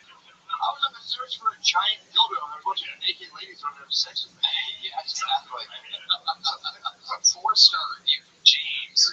It starts with, this is how you know it's good. It starts with, okay, here's the deal. You go in and there's a lobby. It costs $65 just to get into the main area. Is that true? It's like 55 on Sunday nights and Monday nights. Wow. Look at that. On Discount special. working on a budget.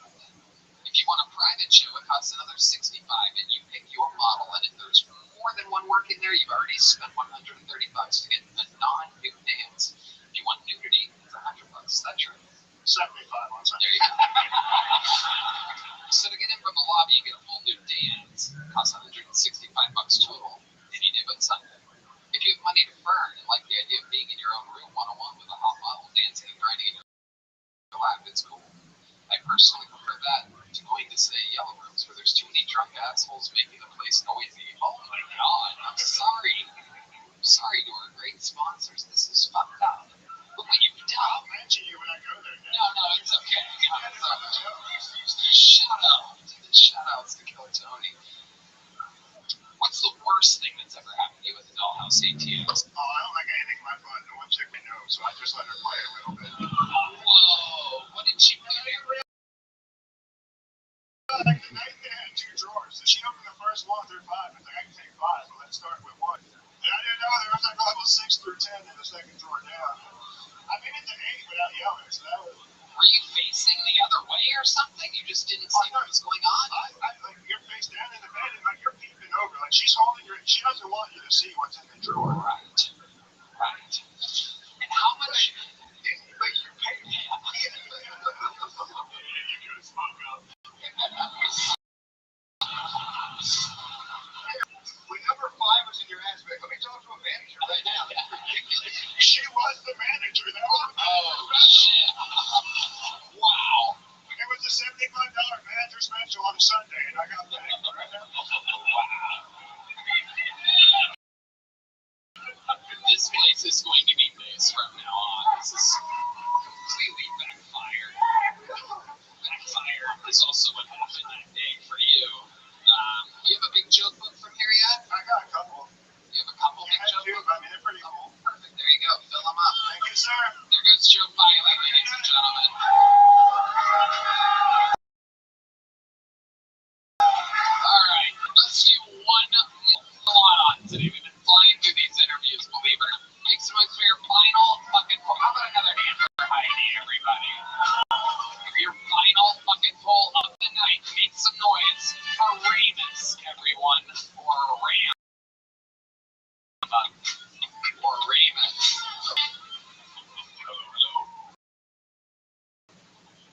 last time I was here, thinking about bags and lots. I actually worked for a moving company. I was telling me that, and one time I was moving this dude, and I thought he had Down syndrome. So I'm looking at him, be weird. I'm like, I don't know, trying to get all extra soft. And then he said, like, yo, I went to ASU, and I grew up in Phoenix. So I'm like, oh, well, yeah. I did shrooms, and I smoked weed, drank and shit. And I'm like, I mean, they let people with Down syndrome do that shit? It's not normal. And then at the end of the time, he gave us like $60. So I knew we didn't have Down. Because I was like, otherwise he would have gave us like cheese, like a single marshmallow. But you gotta take it. You can't. It's gonna stick to your fingers, but you gotta take it. You can't not say no, man. That's why they for everything. Okay, 50 seconds. I'll take it. Rampy, actually. Rampy. Yeah, I think there was something. There's a little space. You left a space between the line down S. You might have the wrong thing. No, I didn't. It's your handwriting sucks. I'll take it. It's cool. You see that? Confirm that was like a Ramus. Separation between the 100% RAM. RAM. R-A-M-B. Yeah. Oh, but you're saying. right, because it doesn't connect. Yes. Capital B. Yeah, that's you. RAM. B. Yeah, It's RAM. B. Really like lamb. Yeah. Okay, RAM. That's fair. Yeah. It's something around that. How long you been doing stand-up, Randy? I moved here in 2021. I stayed open mics in Wisconsin before that, so about 4 years. But I have taken some months off because of like shit. My dad, my house dad. I'm just being honest. But I haven't been doing that 4 years. So I've been doing it 4 years. That was a roundabout say away 4 years. Yeah, got it. How did Dad die? Leukemia. I beat it once and then it came back. Wow. He beat leukemia once. Leukemia is your mom's name? Depends on who you ask, I guess. Alright, so.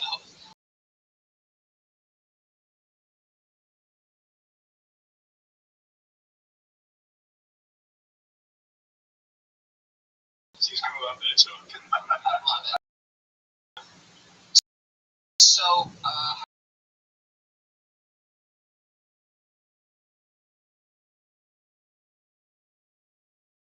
do you make money? I work at a call center. Before this time, I didn't. I was an early riser. And you know what?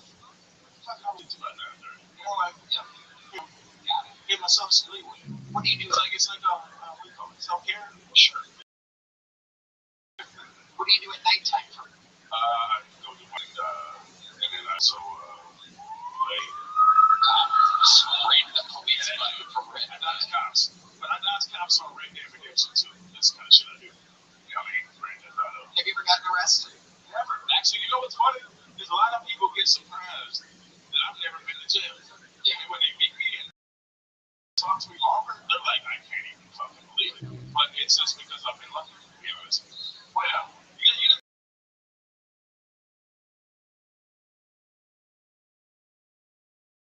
heard of Senator?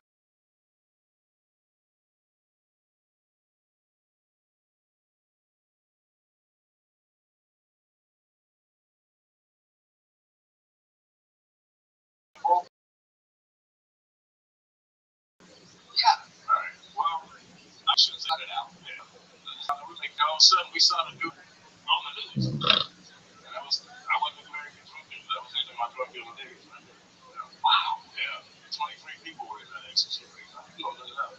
It's real shit. Wow. Yeah. And you were in it, but you didn't. No.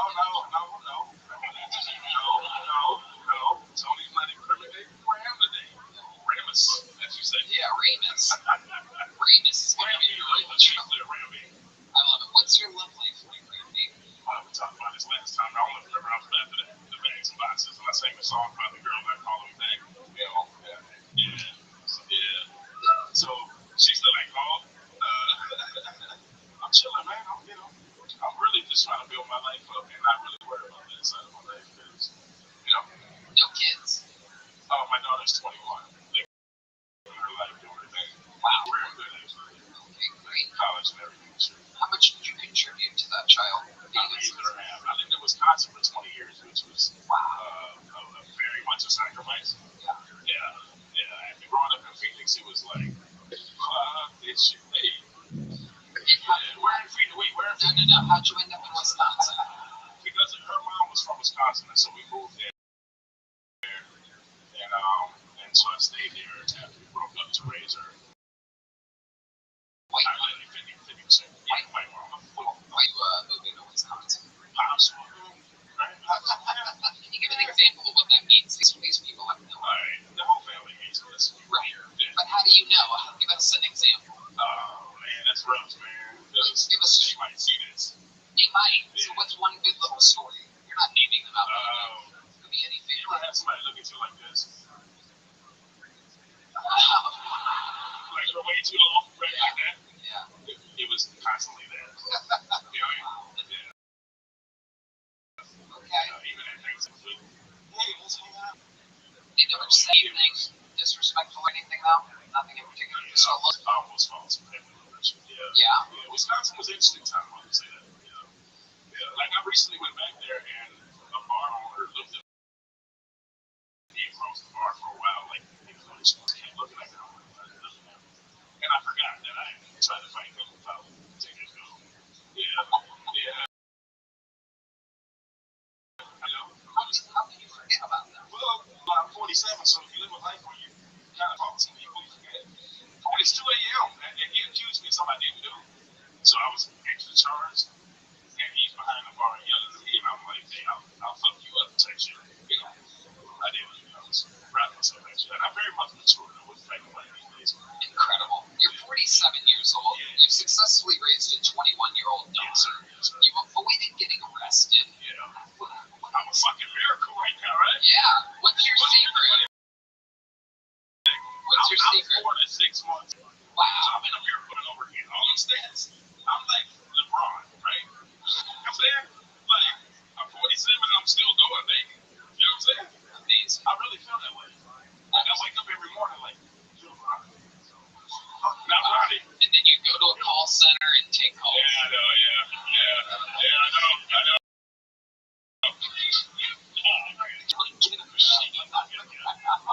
Let's go, Shay. No, I appreciate it. Yeah, hey, what's that? Let's drink. They took my drink away. That's a vodka. I had to sit it down. They take it. Well, I can bring it down here. You know what I'm saying? You can do a black fist up. There you go. All right, Ramby. I appreciate it. You already have a big joke book? No, I got a small one. Well, guess what, buddy? You're getting in the extra dark edition Keltoni joke book. Congratulations. To Ramby. Not Ramus at all.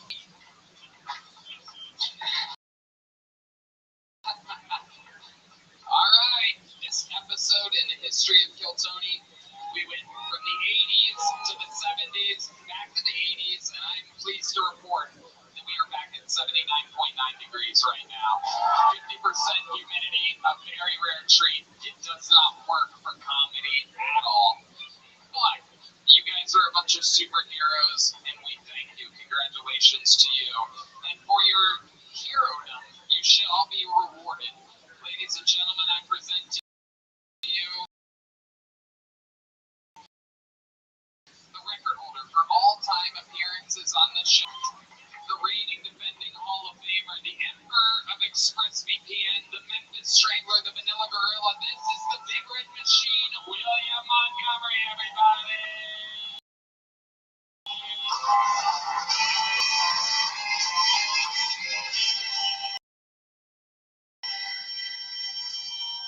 I'm so excited to announce to everybody I'm actually about to start. Seems super nice. He actually sent the script to my father back in Memphis, which is weird as shit. It's like, how do you even get his fucking address? But I'm really excited. Ozzy Osbourne died, 30 years ago.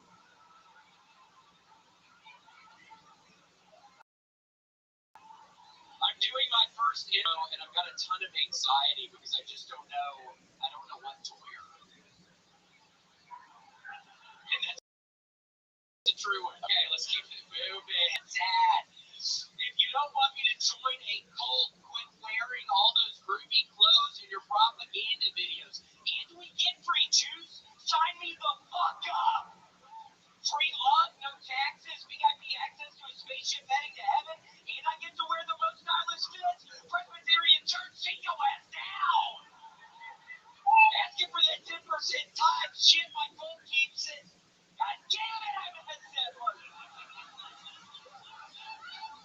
Presbyterian Church, sit your ass down. Asking for that 10% time shit, my phone was 100% of my ass. And they're gonna keep it 100. Have y'all seen the trailer for the moderate to severe plaque psoriasis commercial? Okay, it's my time. William Montgomery has coming again.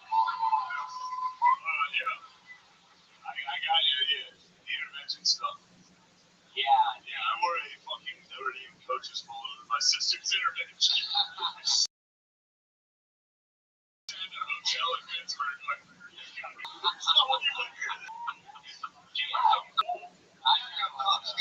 Tux is fucking crazy.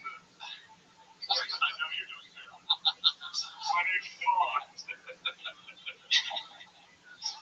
Yeah, maybe coat tie. I don't know the type Coat of tie suit. is Maybe a suit could work. Yeah. Okay. Or you go Notre Dame coach fully work. My sister's stuck on him. Well, too bad I fucking can't stand Notre Dame, dude. I'm a Florida Gators fan. I cannot stand after the whole Mateo debacle. I can't stand Notre Dame. No. How's that his box? He's innocent also. Yeah, whatever. You guys are totally irrelevant these days, so whatever. What a good run. Maybe this year. Okay, but William, this is incredible. This intervention, college ball. this intervention you're doing, is this for a family member, a friend? What are they on? Are they having a good time or a tired time? Oh no, they're getting tired of time. They're sleeping. Yes. Yeah, I had a sleeping intervention myself. Yeah, is that the one with loves her sister? She's getting a little sleepy. She's all kinds of stuff. Yeah. Yeah, heroin. And then, that makes you not off, and I think that's the situation I'm dealing with. Yeah, well, are they being a lot? Being when they're not on? Stuff a little bit. Yeah, but that's probably heroin, and there you go. Fuck. Yeah. But it's surprising how quickly they come back. You go, there's that person I like. Yeah. Well, good luck. What's your speech? This is an example.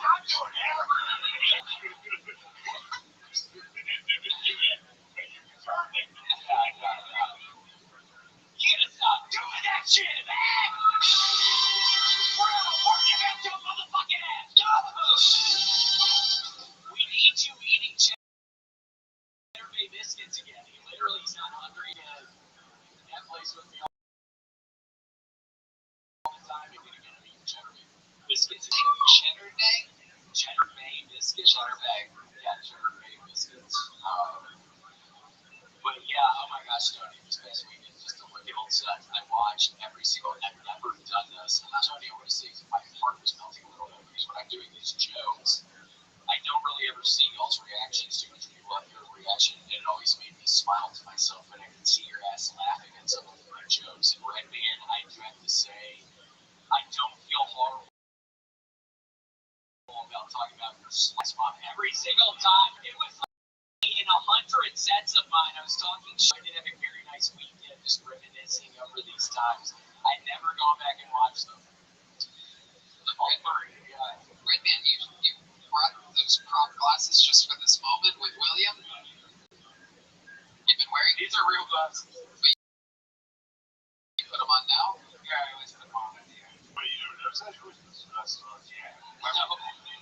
he's never done that before. Oh, man, it's classic Joe Connie. When the glasses come on, you know it's wrapped up. What do you think about Red Band's glasses, William? I think they make him look a lot smarter. And I had been worried that he's been looking kind of stupid recently. And I think, thank God, those glasses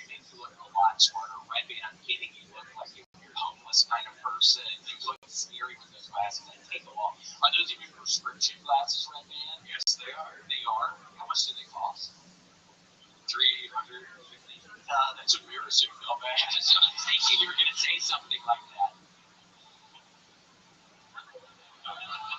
So, well, you know, Rebecca, you actually do look better. I swear to God, you still look worse. I think. You still look okay, getting worse, but it's yeah. Red band way to about your apartment. We have to get you. I know you've been holed up there a long time. We know you're fucking super depressed. You've been on VR way longer than normal. My girl's a stripper at the dollhouse, man. What girl's a stripper at the dollhouse? Tell us about this plaque and psoriasis commercial. Not many of us have seen you.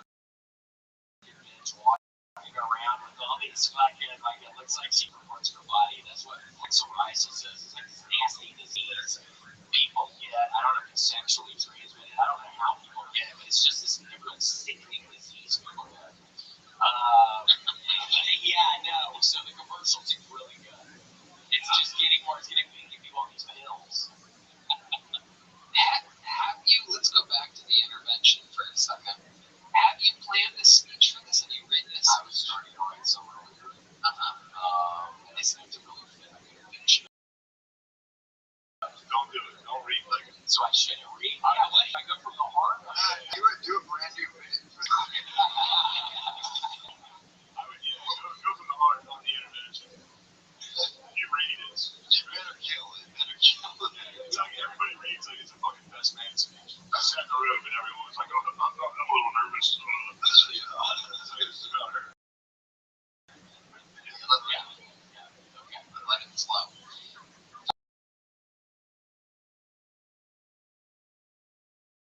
Thank you to the fucking horrible person that belched right there. Was you? This is a nice homosexual couple right here. But you burp it on his dick.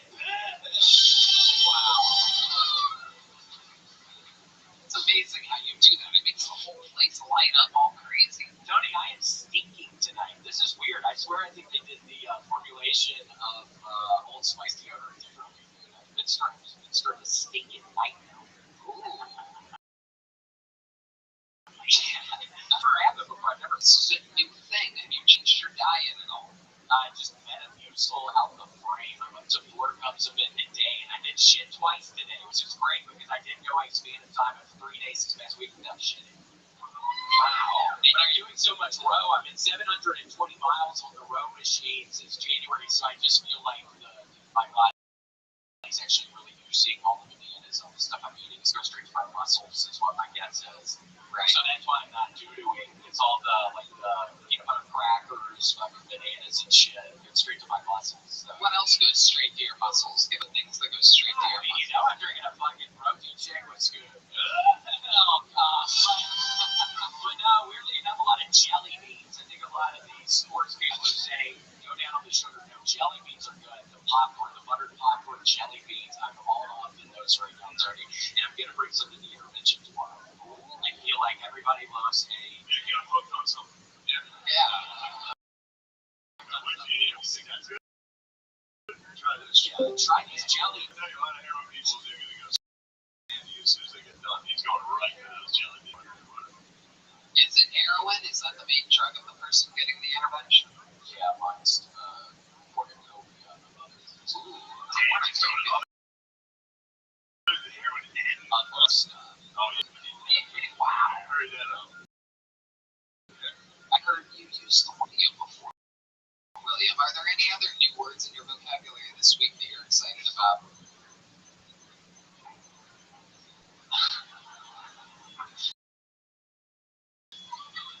Sins.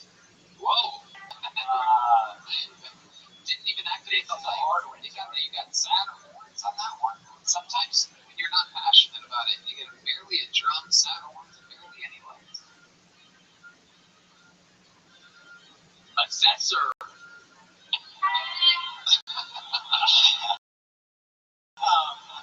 You should be substance drug user. Polysubstance drug user. Polysubstance drug user. The word, this is a hard one, Tony. I'm so sorry. I mean, I'm really screwing up on this one. I can't. I didn't say anything.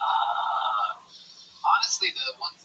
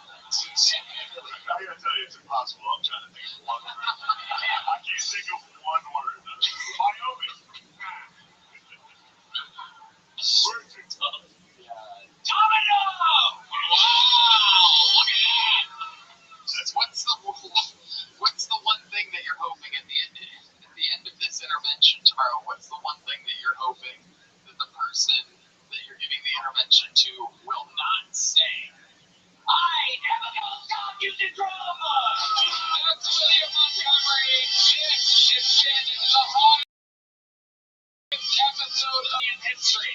We're able to get it down to 70.2 degrees. Guys, Brian G. is in. How loud is it for our guests tonight? Shane Gillis and Matt McCusker, everybody. You made it. Brought to you by ExpressVPN. Tire Season 2. Matt and Shane's Secret Pod on Spotify. Everywhere else. Anything else you guys want to plug or anything? Matt? I'll be in Atlantic City August 16th. Hell yeah. Casino Resort. Tony, yeah.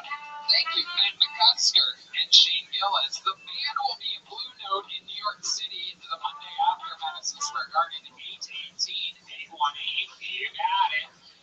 This episode brought to you by ExpressVPN. One more time for the best damn band in the land and our guests Shane Gillis and Matt McCusker. Right, man? Check out the Secret Show every Thursday, Sunset Strip, PTX.com. Love you guys. We love you guys. Thank you so much. Good night, everybody.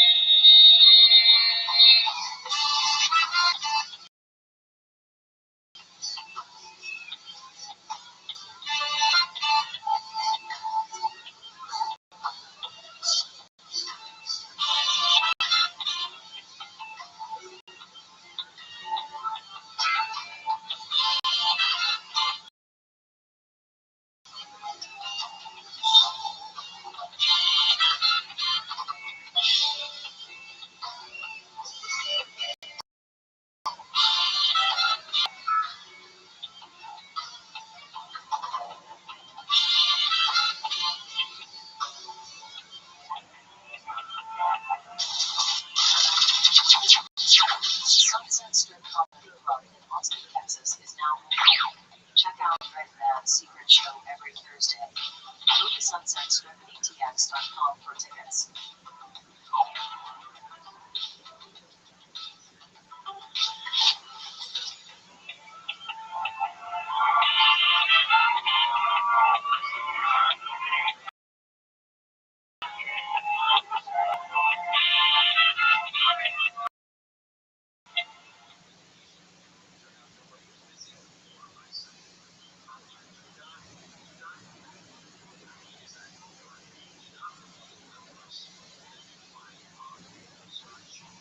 Oh boy, next week we are back on Netflix. There will be no YouTube episode on Monday, August 25th.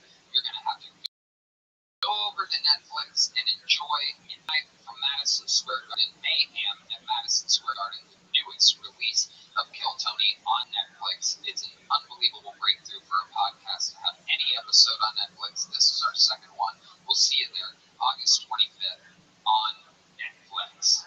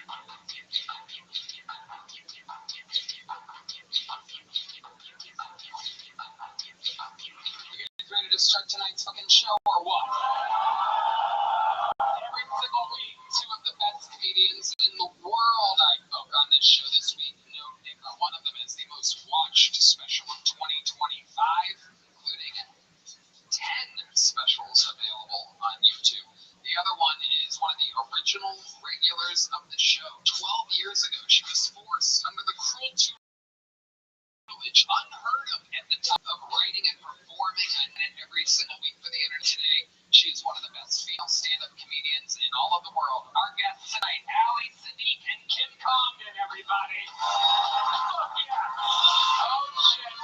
Kim Congdon. Ali Sadiq. Special on YouTube at Ali Sadiq Comedy. He's on tour. Ali Sadiq Comedy now. Ali Sadiq, Nashville, Tacoma, Charlotte, Wayne, Dallas. Welcome back, guys. You've both done this show before. This episode brought to you by ZipRecruiter, Shopify, Postmates, and other. Just made an extra few tens of thousands of dollars there. Don't mind me. Yes. Business is booming. Welcome back, guys. Ali, how are you? I am wonderful. I'm doing great. I'm running. Damn right. Can they do that money sign? Yeah, let's do it one more time. We love that. Did the lights go? Do it again. Do it again. Right, man. Wow, amazing. I love the firework edition there for no reason. Nobody asked for that. Nobody asked for that. Kim, how you feeling? I'm doing great. Can you do the money sign but stop it halfway? Yes. She's coming up the ranks. KimCongdon.com for tickets. Yes. That's right.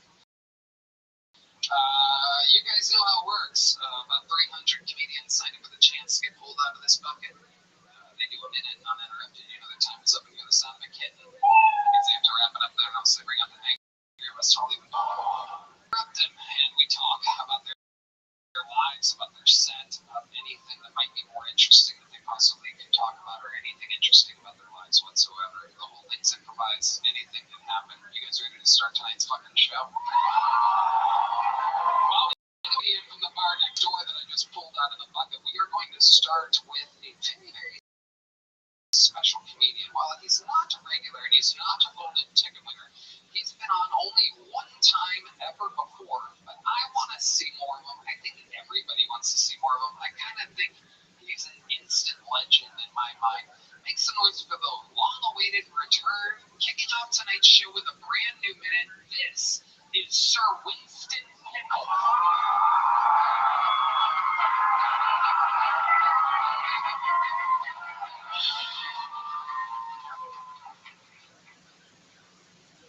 Anybody else relieved when a severe weather warning turns out to be just an amber alert? I've actually lost my cell phone. I airplane mode, so that's gone. I've been married twice. Shall I break the woods? No, that's just a joke, everyone. Gilda's patio. The second marriage that ended when I forgot my. I had no clue, no idea. And left work early one Friday, sneaked home, crept in the house, snuck up the stairs, opened the bedroom door. She'd hanged herself.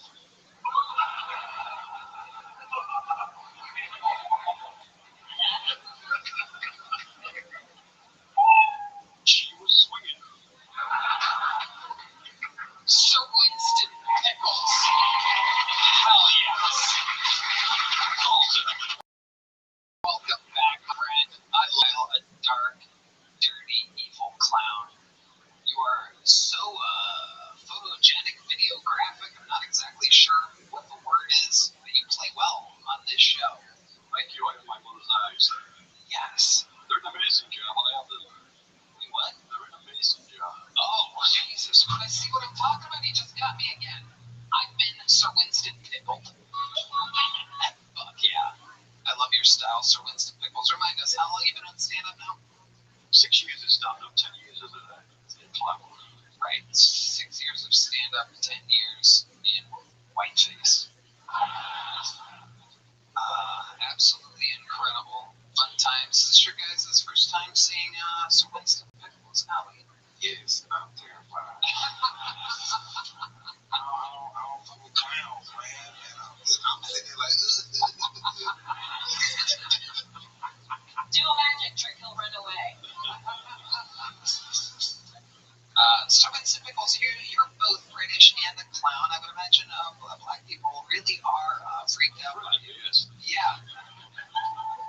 I've seen my neighbors. You have black neighbors? Yes, apparently. Oh, okay. He's British.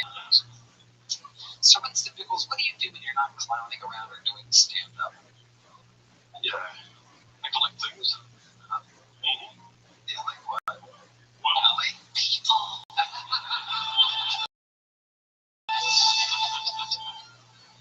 What do you collect? well, my greatest accomplishment was getting the fingerprint of a school friend. Fingertip. Fingertip. Yes, a school friend. A school friend. Junior school, yes. He cut his fingertip off in one shop, and I picked it up, thought the hospital needed it, and I kept it. Not a bit. And we're watching this thing that's gonna happen. It's a true story. We're in the documentary right now, you guys. Did you put it in? I put it in ice, thought the hospital would need it. Being very mad, I was only 9. Yeah. You were doing the right thing. Then nobody asked for it, so I kept it. Wow. That is holy shit. It is. That is freaky. That part's freaky. Do you ever fall asleep in the makeup? Yeah. Do you ever fall asleep? Sir Winston Pickles. His eyes are so red, too. Do you see how red they are? They're so That's all these vaping fuckers. It affects your eyes. Yes. He has a San Antonio best legged eyebrows.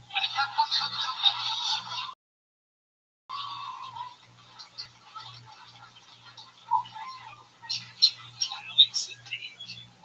You're damn right he does. Holy shit, I was wondering what looked familiar about him. Absolutely incredible.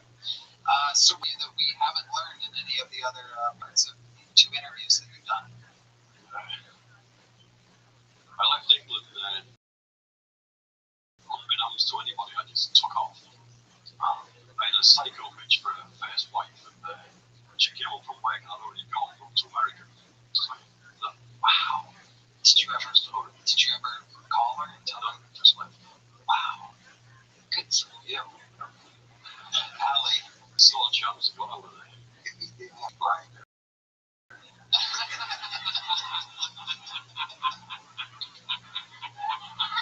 Sir Winston. That is true.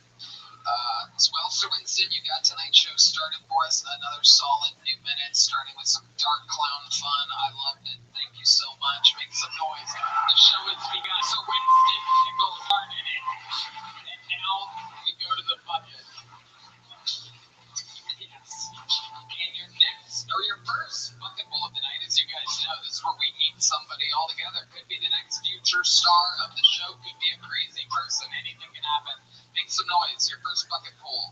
1 minute uninterrupted. Going to Jenny Ann, everybody. Jenny Ann, starting on the bucket. Hi, everybody. My name's Jenny Ann, and I bought the sexiest car America's ever made. And no, it's not a Tesla Cybertruck. It's a Mustang convertible from 1969. Woo! Yeah, probably the year some of you were born. You're probably wondering, well, you have this car. Well, trapped a bit. Like, I make things over the age of 30. And now, I want to impress my ex. And now I'm selling it because I want to impress my therapist. And so you're probably wondering, does it drive? Does it matter? You're in a 69 Mustang. Does it turn on? 69 Mustang. Will it make your dad love you? Does it matter? You're crying in a 69 Mustang. Think it. Jenny Ann. Excellent. Incredible Jenny Ann. I don't even know where to begin with that. Unbelievable. The good news is you're already the 7th funniest female stand-up comedian in the world. I want got off my phone is airborne. I just caught it. Kind of taste of it, Jenny. How long have you?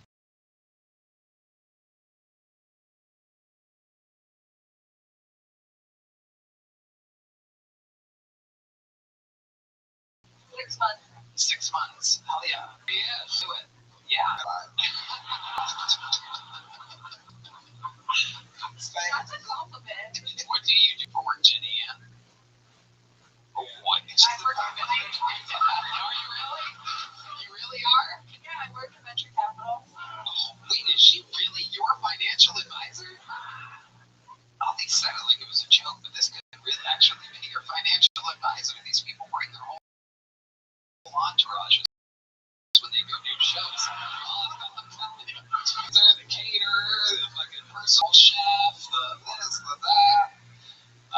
So how long have you been financial advising for? I've been working in venture capital for over 10 years.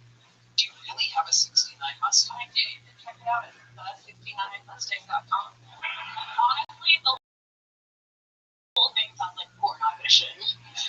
She came in, she was like, so you're probably wondering. And so is all of the material that you've written in the past 6 months about this 69 Mustang? And when I worked at NASA, yeah. Okay. Is the earth as flat as your chest?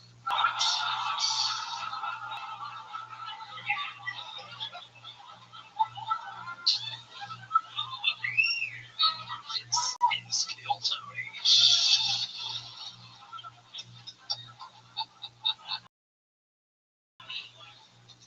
It's hips though.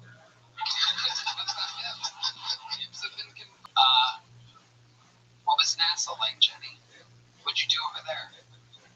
It's like SpaceX's daddy.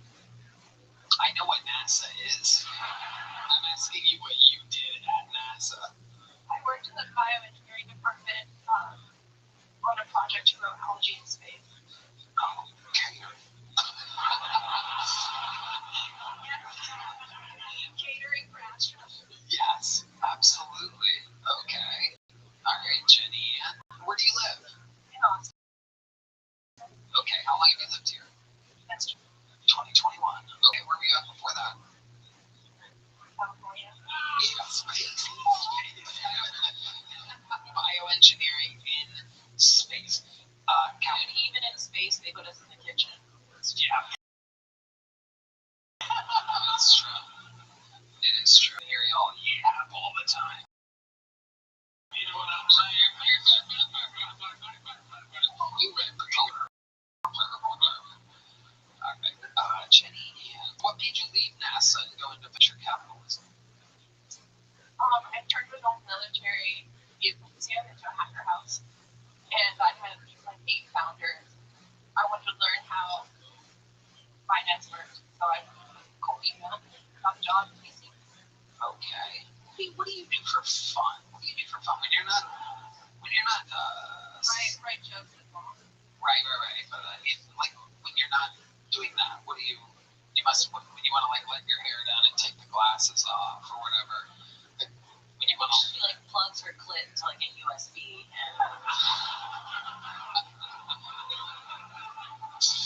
Call it a night. I'm pretty introverted, so I like spend time with my friends. I go on walks. You go on walks. Okay, that's from the therapist's advice as well. What do you do when you spend time with your friends? What do you guys do together?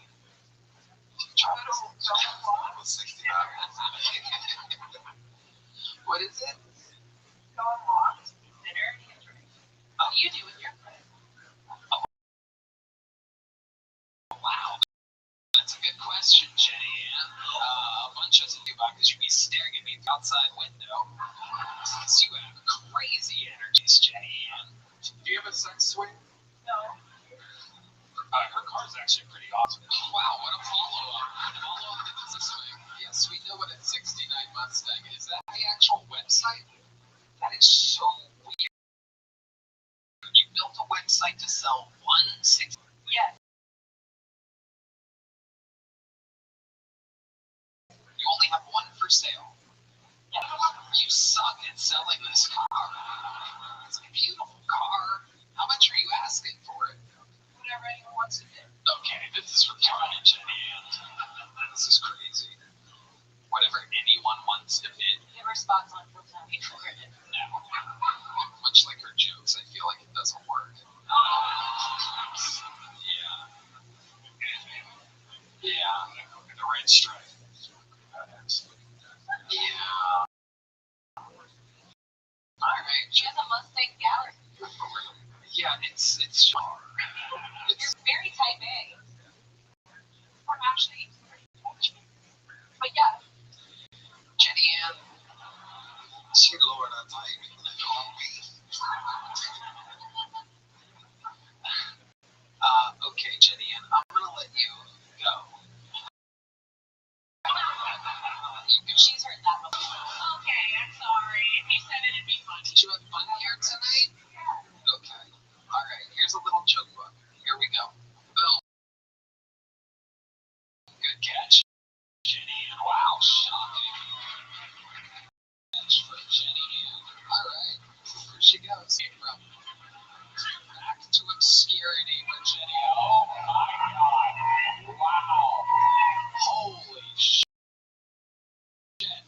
Look at that. A woman with cleansing the room of Jenny Ann's energies. A woman with a fully operational vagina. I'm going to drink all of this water.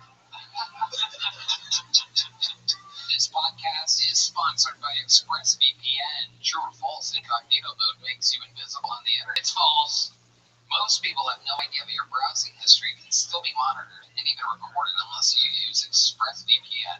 Netflix even hides content from you based on your location. ExpressVPN lets you change your online location so you can control where you want Netflix to think you're located. They have servers in over 100 countries so you can gain access to thousands of new shows and never run out of stuff to watch, much like the new premiere of Kill Tony live from Madison Square Garden, August 25th. Right, man?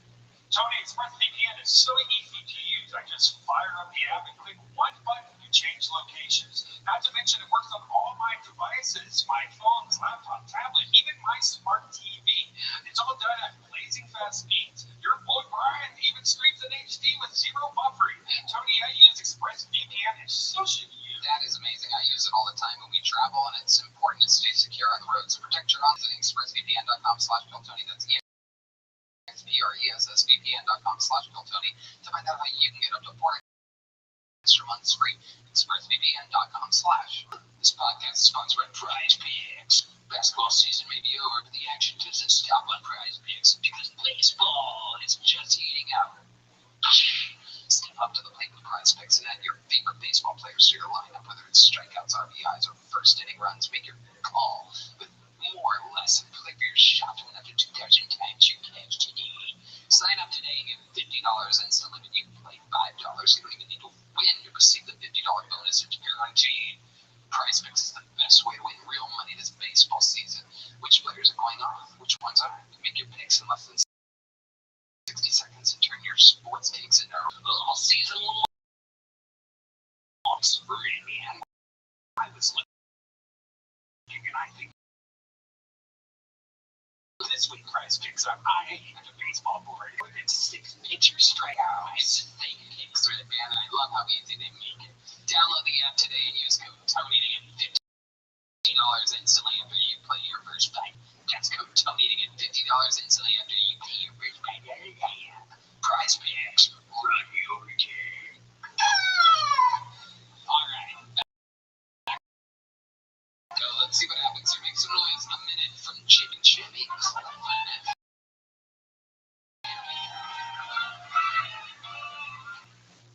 So my little sister is a conspiracy theorist, and the other day she walked up to me and she goes, "Hey, did you hear about this Helen Keller bullshit?" I was like, "What was that, Alexa Jones?"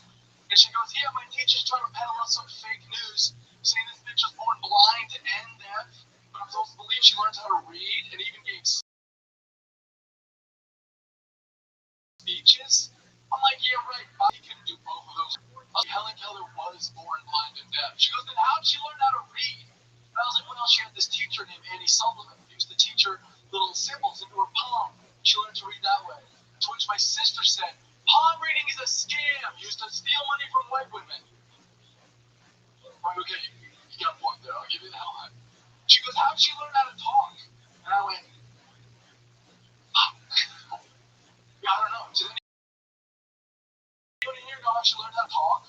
I had to look it up on Google. Annie Sullivan used to take Helen's hands, put it on her face and in her mouth, and she would feel the vibrations when she spoke and mimic those vibrations. Imagine walking in on that shit. Just some poor little disabled girl finger banging your teacher's face. Alright, Jimmy Clifford. Welcome.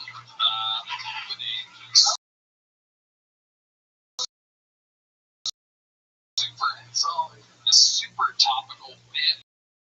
Learning how to make noises. I'm pretty old at the time that this Mustang was made. It was insane, Ollie. He looked at me like I hit the ground. He's been over here suffering listening to you, and you gonna look at me like I did something. Help me out. You let me drown. That's my job. That was actually the sound of Helen Keller trying to say hello. Kim Condon. I feel like we all wish we were blown to death. That was something else. Jimmy, how long have you been up? We're just staying up for like a decade. A decade. And you went with your Helen Keller. I went with the Helen Keller joke, you know? It's barely a But poor he spent decision. 5 years of that explaining to 15-year-olds who Nirvana was, so. That was about as good as the Helen Keller joke. Wow. Jesus. Having a battle of the titans here. Jimmy Clifford versus Kim Condon out of nowhere. So Jimmy, what made you choose that material tonight? I don't know. It felt mean. It felt like this was the right room for it. Some people do think that. That's interesting. I don't know why. There was a fucking clown up 2 people ago. It's a sweet little room. I don't know why you'd be mean or dark or anything like Yeah, how do you talk about Helen Keller but be the retard? you. Now Kim's been a we're not on Legion of Snakes right now, where you have to like make sure everybody knows you were just funny.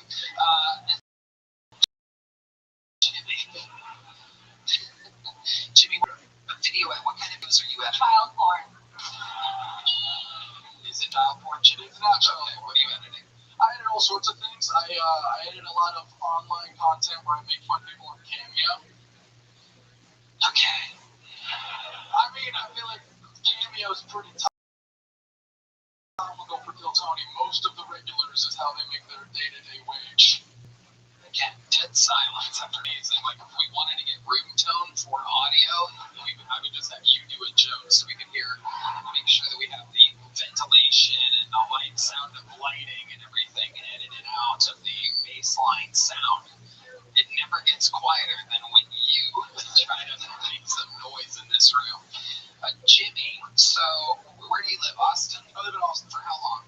About 4 or 5 years. And where were you at before that? Jersey. Okay. Jersey, what was that like?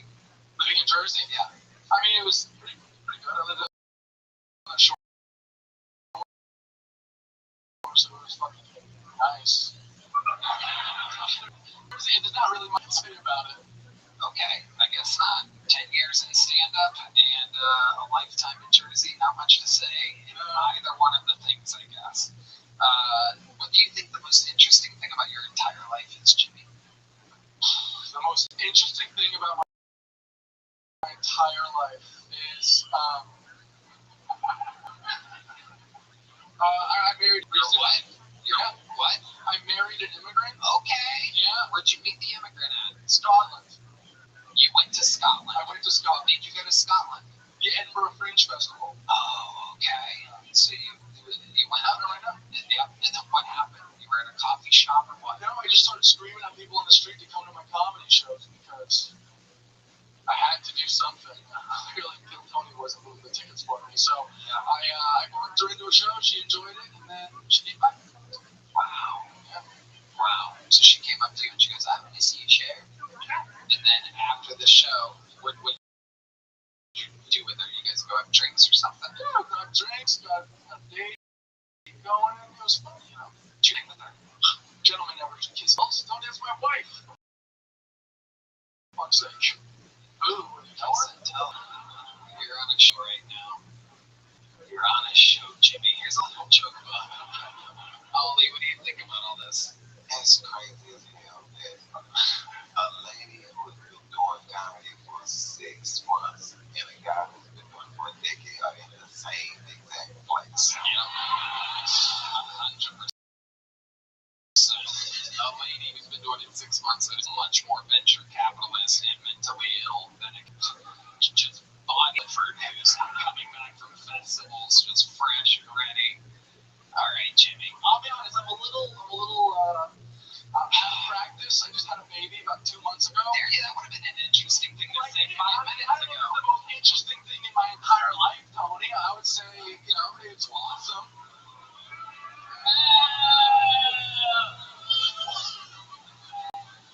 You had like 5 kids. You can't tell me one was the most thing. No. I have 9 and I deduct my children. Here he goes, Jimmy Clifford, everyone. We're going to keep it moving. We're having fun here tonight. Interesting bucket pool so far. Very interesting. Doesn't matter if you've been doing it 10 years or 6 months, the pressure can get to you. Ladies and gentlemen, 1 minute uninterrupted. Next one is Liv Taylor.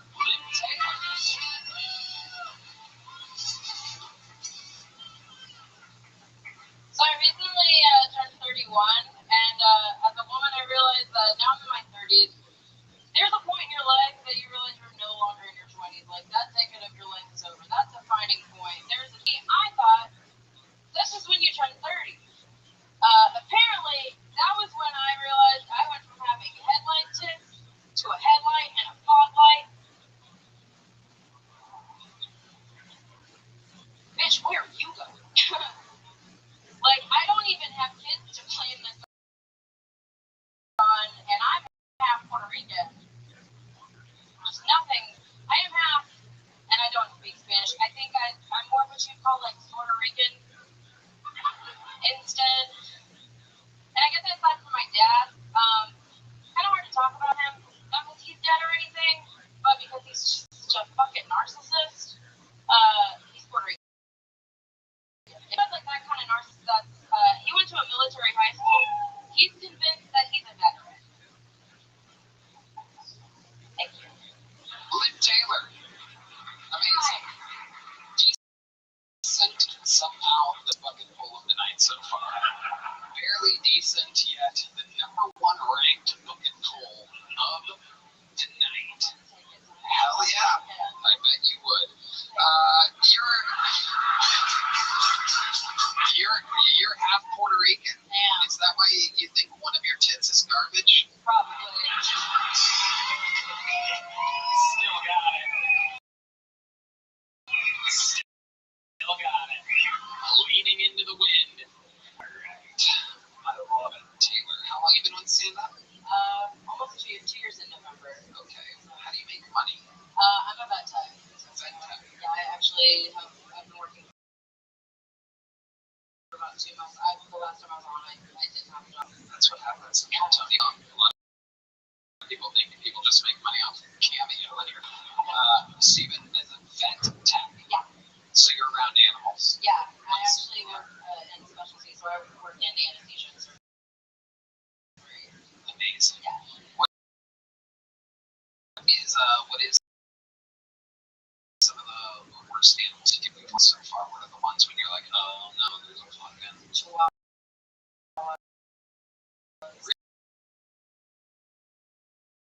Really? Land sharks. Yeah. Not all, but for the most part. Yeah, I agree. That's why we're trying to deport them right now. Back to Chihuahua.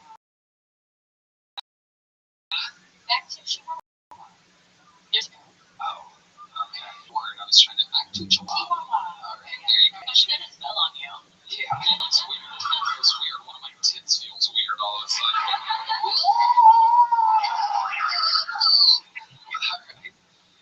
Liv, what do you do for fun? I am very homebody, so I like hang out at home with my dogs, but I like to hang out with friends I've pretty much known about since I've been here in Austin, and really just trying to kind of start a new life. Religious. That's the last of we got to know. Oh.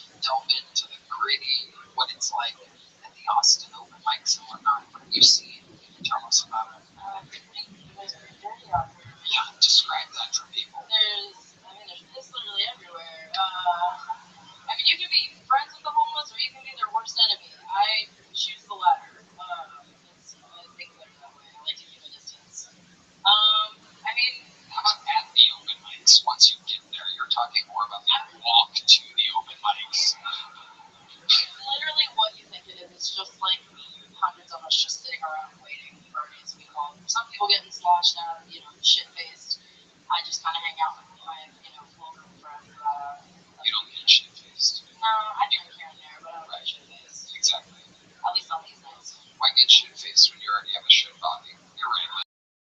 Oh, come on. Shut up. And that show do you think you don't know? It's 40 pounds shed from last year, so I think I'm actually pretty okay. That's great. That's great. Greece one hell of a diet. Say that again. Greece one hell of a diet. What happened? What did you lose? I'm a widow. I lost 100 last year. Oh, shit. Yeah. Oh, we talked about it last time. It's cool. Remind me, what happened? People just dropped. That's right. There it is. Always fun.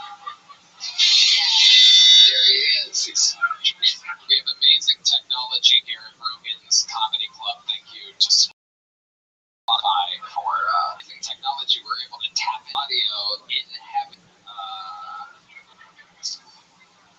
It is quite incredible. We're getting word that your former husband is trying to tell us something right now.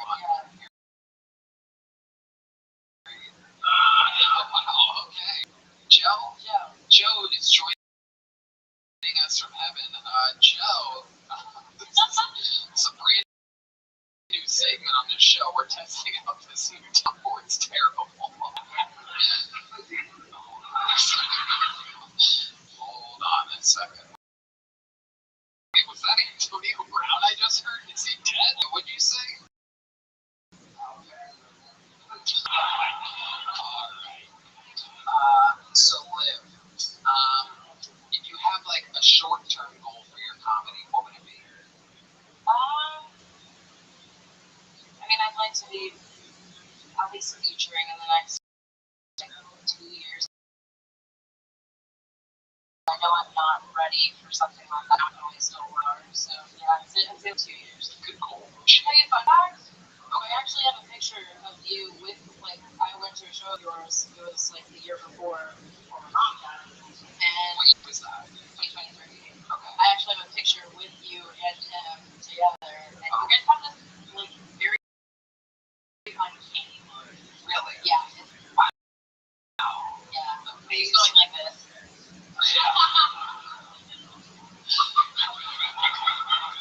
Wow. I'm sorry. Well, if you had a husband that looked like me and he was stuck with you, I could see why he wanted to flip that truck. God, we're getting here. She's smiling. She's living her dream. She's on the biggest show in her industry. You gotta be nice. She was there. Part of the truck is still on her face. Oh my God, this is a very roasty panel, Liv. But I like your set so much so that you're leaving with a big joke book today, Liv. Just based on the fact that you're the best bucket full so far. There you go. Liv, it's fun. We're having a lot of oohs and ahs from this crowd. Very sensitive crowd. The liberal girl with her boyfriends here over there. I just think he's mean. Jesus Christ. Hello there. This podcast is sponsored by Shopify. When we were young, we used to dream of being anything. An astronaut, the president, a princess. That's me. Instead of dreaming of going to space or owning your own castle, maybe start dreaming of owning your own business. You'll need a website, a payment system, a logo, and a way to advertise to new customers. It can all be overwhelming and confusing, but thankfully, that is where Shopify comes in. Shopify is the commerce platform behind millions of businesses around the world and 10% of all e-commerce in the U.S., from household names like Mattel and Gymshark to brands just getting started. Antonio loves Shopify. You can accelerate your content creation with Shopify's tools. Get the word out like you have a marketing team behind you. Easily create email and social customers are scrolling. And best yet, Shopify is your commerce expert with world-class expertise in everything from managing inventory to international shipping to processing returns and beyond. If you're ready to sell, you're ready for Shopify. So turn your big business idea into with Shopify on your side. Sign up for your $1 per month trial and start selling today at Shopify.com/GilTony. Go to Shopify.com/GilTony. Shopify.com/GilTony. Shopify.com/GilTony. Hello there. This podcast is sponsored by Oak open phone. If you're running a business, you know that every time you miss a call, you're leaving money on the table. When every customer conversation matters, you need a phone system that keeps up and helps you stay connected 24/7. That's why you need open phone. Open phone is the #1 business phone system that streamlines and scales your customer communications. It works through an app on your phone or computer, so no more carrying two phones or using a landline. With Open Phone, your team can share one number and collaborate on customer calls and texts, like a shared inbox. That way, any teammate can pick up right where the last person left off, keeping response times faster than ever. Antonio, I love Open Phone. It's the best business phone system and voicemail. Your AI can set up in minutes, handle calls after hours, answer questions, and capture leads, so you never miss a customer. So whether you're a one-person operation drowning in calls and texts, or have a large team that needs better collaboration tools, Open Phone is a no-brainer. I love a no-brainer. That's why I've been working with you for so long. Open Phone is 20% off your first 6 months at openphone.com/Kiltony. That's OPENPHONE.com/Kiltony. And if you have existing numbers with another service, Open Phone will port them over to Oysterverse. Alright, your next bucket bowl goes by the name of Benny G. Benny G. Here he is. So I married the Wish.com version of my high school crush. The original Snake High. The knockoff, more like this. But when we finally got divorced, she took me for pretty much everything. I was so ticked off that I called my sister directly after and said, I hope Obama at the time went the same route as the funny mustache man and just eradicated all redheads. And yeah, I was pretty ticked off. And she happens to have a son who's redhead, and she said, well, what are we going to do with the light? I said, we're going to throw him in the attic break. So, unfortunately, that prayer didn't come true, and they ended up going after red hats, so I've got to apologize to Gina Carano. Totally my bad. Alright. I love the first, 30 seconds of that. That's good. I really what the fuck you were talking about after that. I felt like I kind of got edged with genius. The greatest hand opener had me. I was very interested. And then something, redhead, red hat. Okay. Hell yeah. Ollie. He's very nervous. You are shaking so I'm over here trying to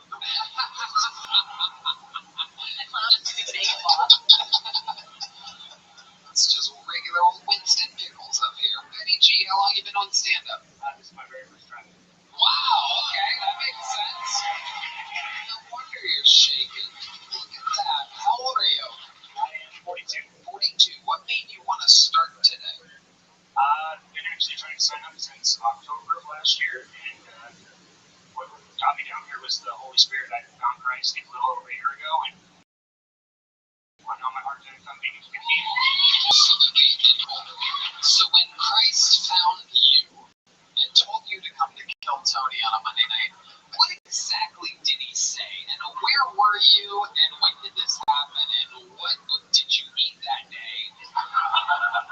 It was a long journey. So I was an atheist for 4 years of my life, and January of 2024, I called out to a God I didn't believe in, and I actually heard back from her. Okay, so what's the number to God exactly? Can you give me you say you called out to God. What exactly happened? Can you describe this? I just got ripped off by my in-laws at the time. For how much? How much did they rip you off for? Give me a number. Not a specific number. I was supposed to be getting me 75% of all the calls I was doing.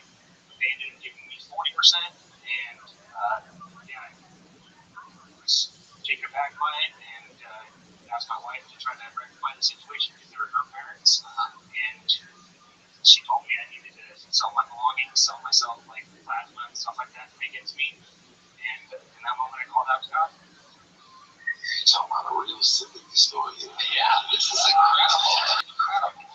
Did God tell you to leave that man? That's the first thing he said. So, I've come to answer your call. You deserve the 70%. You have to leave this family and sign up for Kill Tony on Monday nights in Austin, Texas. Your story deserves to be heard. We actually did end up getting divorced. Absolutely. I had a feeling I was on the spec test and trying to have Asperger's. You're a waste of a time.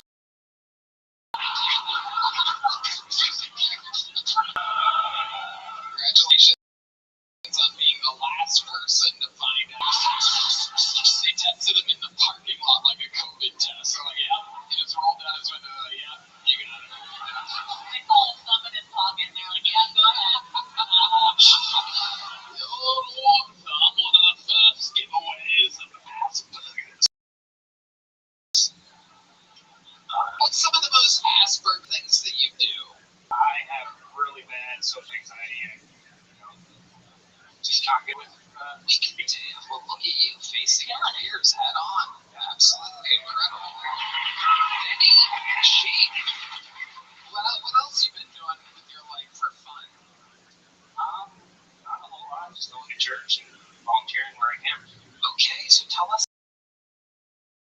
about some of the volunteering that you've done. Have you It's Americans First out in Western North Carolina or whatever, where the hurricanes hit. okay? What did you do there? We were just clearing a bunch of different trees and stuff that had fallen from those homes. Nice. Very cool. Do you ever talk to the devil? I mean, if God talks to you, I mean, you might as well, like they say, lightning doesn't strike twice. But I mean, has the devil ever reached out to you since you have a direct call?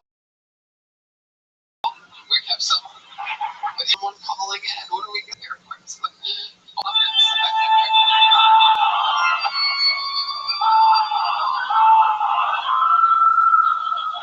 Hello, Benedict.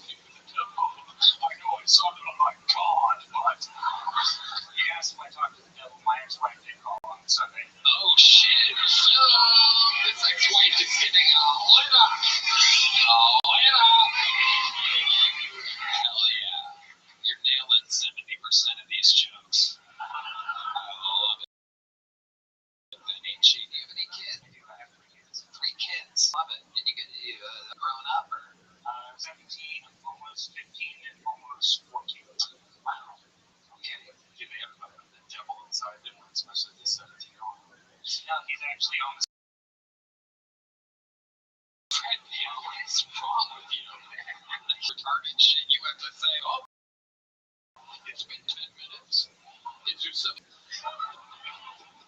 What's the craziest thing about your 3 kids? not a whole lot different for me besides being on the spectrum. They're longest. Wow. What think you did different with the youngest? How do you think the youngest avoided the spectrum? Did you do something different? Perhaps hold out? Not be mine. Oh my god. I am so sad. There's a lot going on here, man. I love it. So what makes you think I'll be yours? Other than the spectrum thing, does it look different? Yeah, she definitely does look different. She's black. Oh, what was that? I said she does have an afro. He said, Are you serious? oh, she's got massive curls. Have you ever?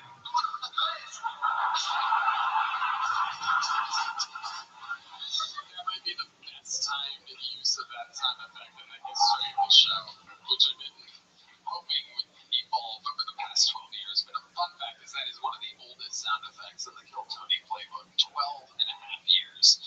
Have you ever asked your ex-wife to tell you the truth about your youngest child? I have, and she's never said anything. So by the time we actually thought that she might not be mine, it was too late. She's already mine in my heart. So take that way. Jesus Christ Almighty.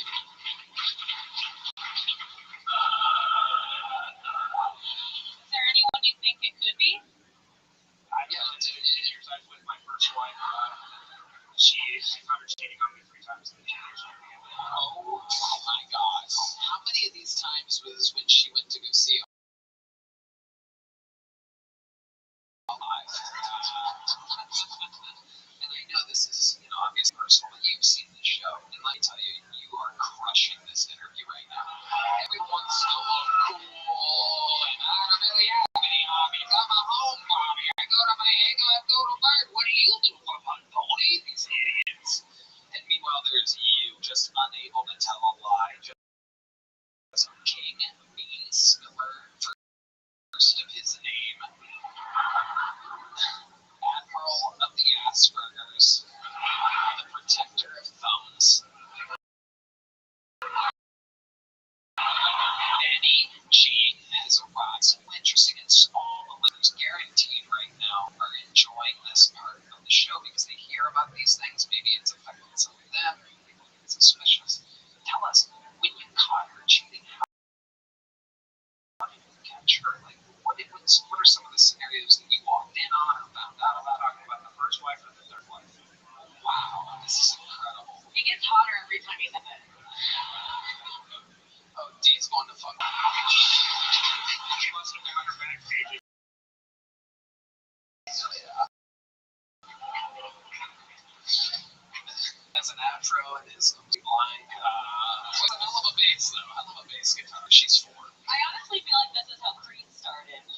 Yeah, absolutely. Okay, so, Eddie G, let's go to any wife. Just tell us about a time that you've caught a wife cheating on you. So we just got done moving, and she was supposed to be working night shift at Amazon.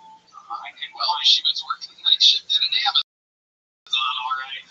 Old Anaconda. Find the mom. I was trying to clean up the house because we just got done unpacking and stuff like that. I wanted her to come home at 6 o'clock in the morning or whenever shift ended to a nice clean house. And Oh, God, Benny G. Holy shit, this is incredible. You wanted her to come home to a nice clean house, so you stayed up all night.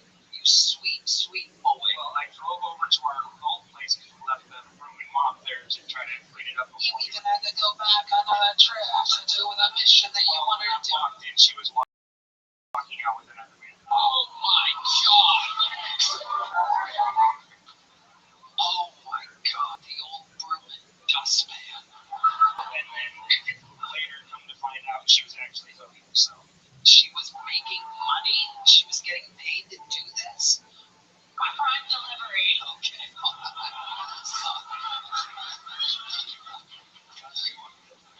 Ollie, what were you gonna say there? Okay, we're waving it off. So, NEG, how did you find out that she just admitted to you that she was hooking? It was actually one of my coworkers. He said, She walked out of your old house. he had been on Reddit, and she was like, your wife recently got braces, didn't she? I'm like, yeah, how do you know? You haven't seen her in like 2 years since the last Christmas party or whatever. And he's like, well, you might want to look up this name on Reddit. And sure enough, I did, and there was all her back page ads from the time we started dating. Oh my God. What's her name?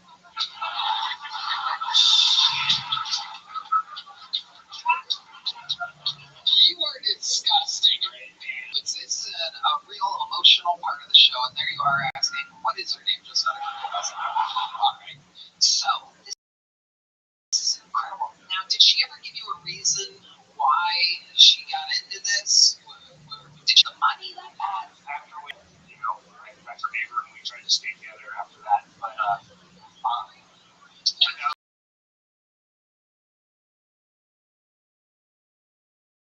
for being an all-out hooker? Wait, you have... I had both of them. Wow. Look at that. They got a tax anymore. See, I knew I was right. Vasectomy, so. Oh, tubes tied.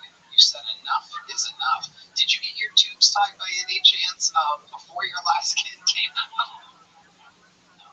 Okay. Last kid was 2011. I got vasectomy in 2017. Wow. Did you get it in 2017? Were you nutting inside of a ton of women? No, my second wife said that I would improve her sex life.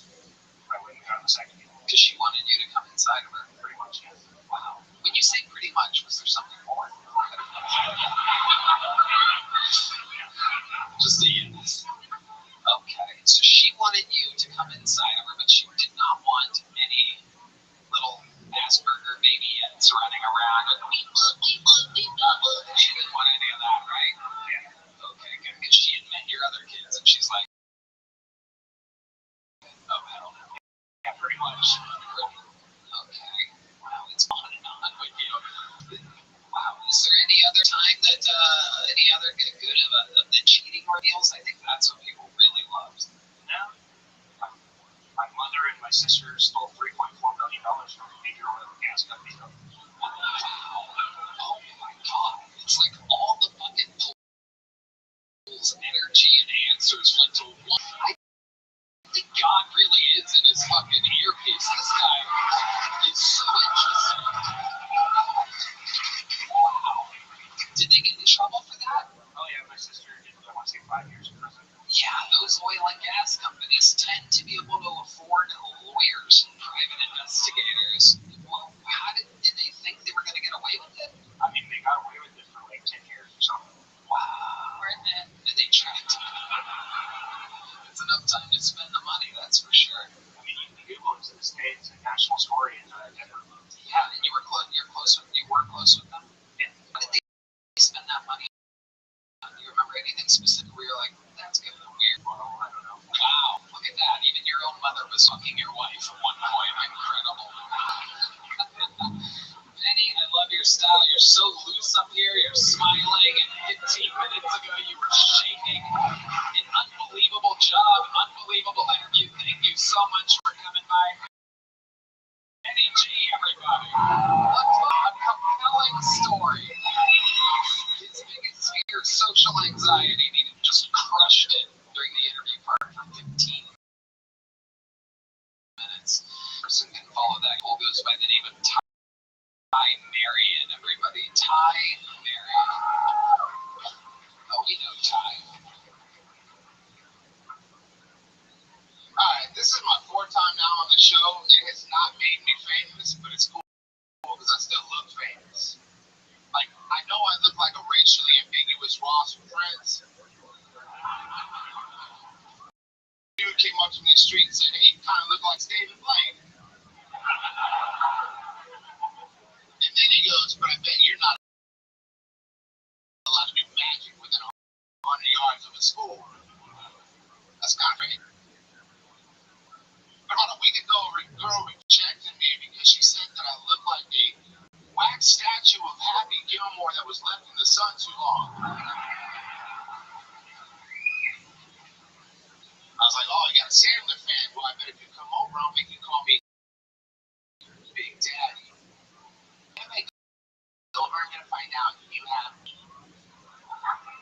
No, it's more like an uncut gem. Thank you. Wow. It is true. You do look like all of them.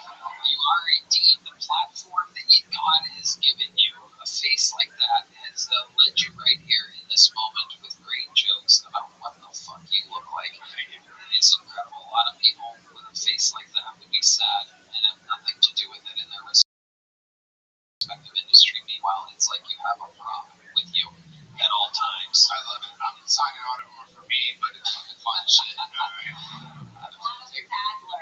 Yeah, it is incredible. There's quite a lot. Are your ears fucked up, or is that just the hat? Maybe, but yeah, I do have big ears. I don't know. I lost like 55 pounds lately, and whenever it's happened, it's just on all of my ears. Like I fucking hear everything too. So thank you, whoever that was. Wow, incredible. Yeah, that ear's a little fucked up, right? It's like a little chunky ear. Your lobes, you have gigantic earlobes. God, it's totally 2 different ears. That's a new one. Yeah, definitely melted on this side. It's definitely yeah. It is an interesting look. Does your whole family look like this? No, just you. Pretty much. How do you think this happened? Don't really know.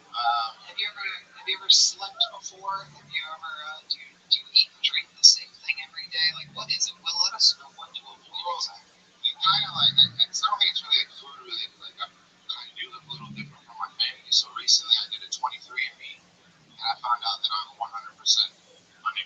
that many guys at once.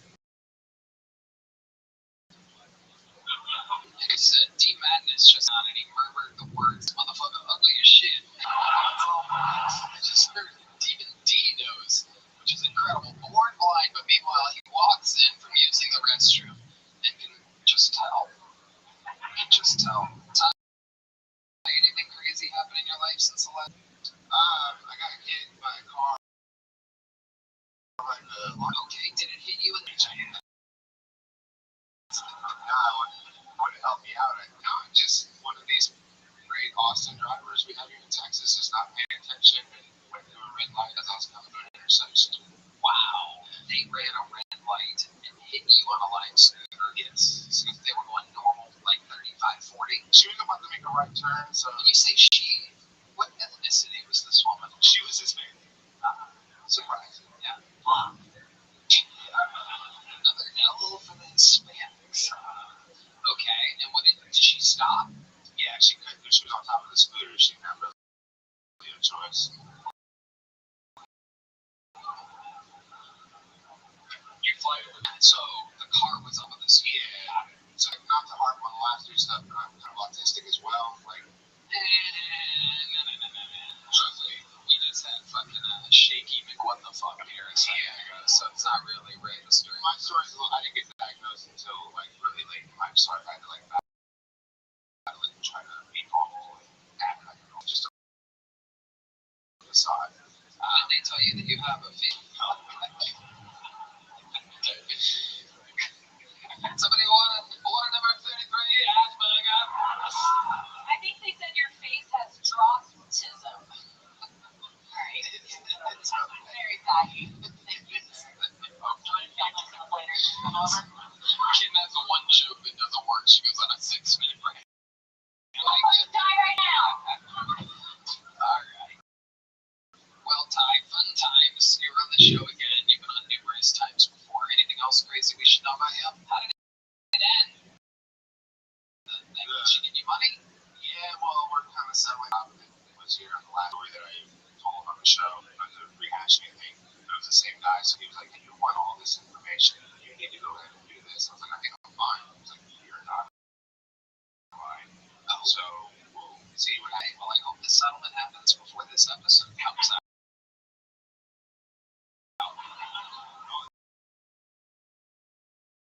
You'll notice the limp now when I leave. Oh, yeah, for sure. Okay, well, then there you go. Time area, everybody. All right. Very exciting. Guys, this podcast is sponsored by ZipRecruiter. You know, it can be overwhelming to have too many options. Figuring out which TV shows to stream or deciding what to wear in the morning, it can just be too much. Well, the same applies if you're a business owner who's hiring. It can be overwhelming to have too many candidates to sort through. But you're in luck. ZipRecruiter now gives you the power to proactively find and connect with the best ones quickly. How? Through their innovative resume database. Right now, you can try it for free at ZipRecruiter.com/Tony. Tony thinks his site out there. ZipRecruiter's main database uses advanced filtering to quickly hone in on the top candidates for your roles. See a candidate you're really interested in? You can unlock their contact info instantly. It's no wonder ZipRecruiter is the #1 rated hiring site based on Hiring site based on G2s. Get the candidate overload. And streamline your hiring with ZipRecruiter. Where 4 out of 5 employers post on ZipRecruiter your quality candidate within the first day. Just go to this exclusive web address, ZipRecruiter.com/GoTony right now to try it for free. Again, that's ZipRecruiter.com/GoTony. ZipRecruiter. The smartest way to lie. We're going to bring up one of the rising comedian stars from Canada that's been on the show numerous times before. Here with a new minute, make some noise for Ben Bankus, everybody. It's Ben Bankus.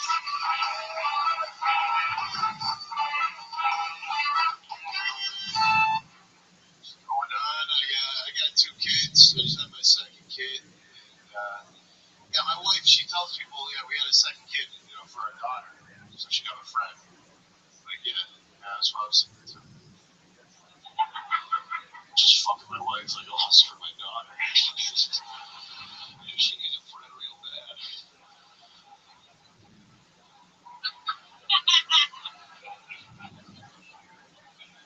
But I got a son now. Every guy wants to have a son, right? Because it's manly. And, you've seen those gender reveals where the guy already has 2 daughters, and then it comes out pink, and he's like, fuck, I can't fucking handle this shit. So I have a son, but everybody thinks it's manly to have a son, so, you know, it's your boy. But, like, my daughter, she's 3, not once in 3 years did I worry she was gay.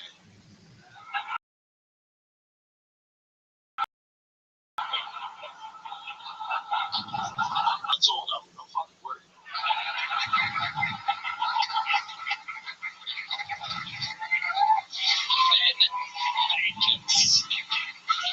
Remember the name. Fantastic, Ben. Unbelievable 7 a night so far, no doubt about it. How long have you been in stand-up again? Going on 15. 15 years. Yeah. Real here in the mothership. Long story short, we were getting wasted at the bar last week, and I said, I'll give you a minute.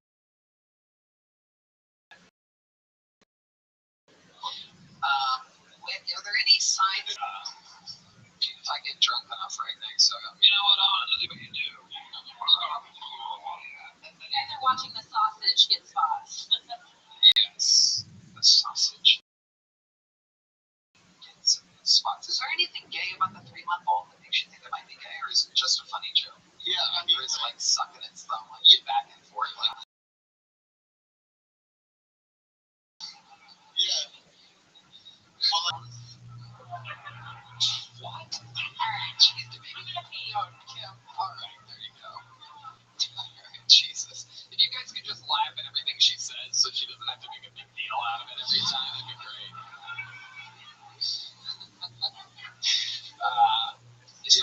like, he breastfeeds, but like, he was breastfeeding, then he coughed weird, but he didn't like it.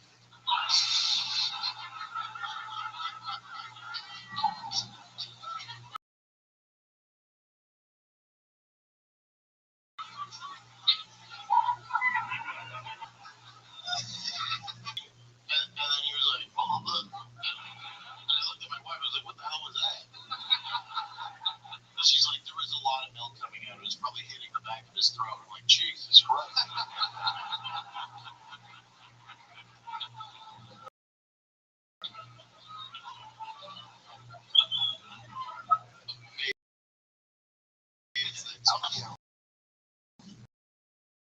Dolly, I'm like, yo, hell yeah. Like this, I think you just like rip all like rest under my, like go on my phone, and then I'll look down and like the bottle's shifted, and it's like, oh yeah, like, so now I'm become gay. This is a lot easier than I thought it was. Yeah. You're contributing. So that's amazing, Ben. And how old's the daughter? She's 3. 3? Okay. And you're still with the baby mama? Oh yeah. She's up in Canada? No, she's here. Okay. What does she do? She's a stay-at-home mom. That's right. Fuck yeah. Okay. Nice. Also, can we play the money thing? So you're just doing it stand-up comedy, making enough money. Stand-up comedy, touring the whole country. Just did Pittsburgh, Cleveland, Chicago, Rosemont, Illinois, all sold out. Nice. BenBankus.com. Vegas.com.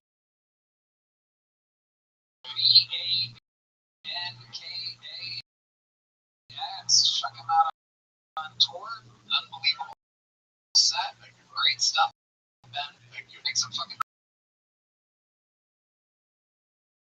noise for Ben Bankus.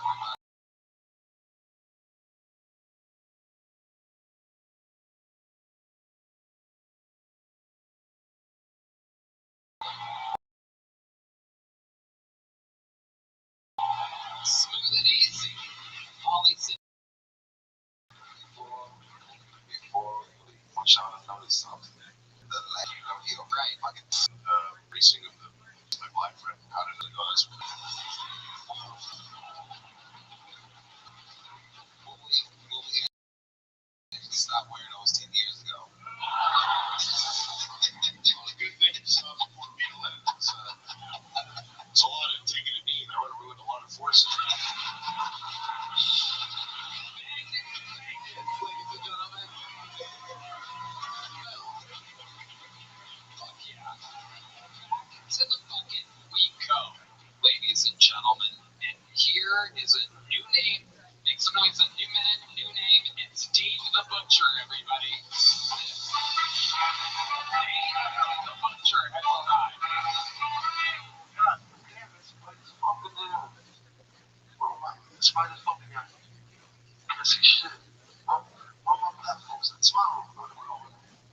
shit. I get to keep them on the stage where you keep an eye on them.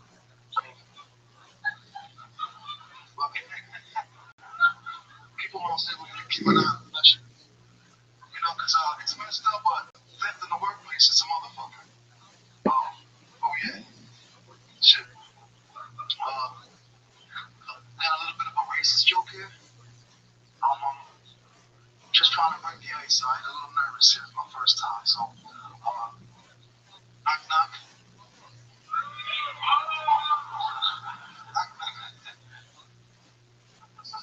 Damn.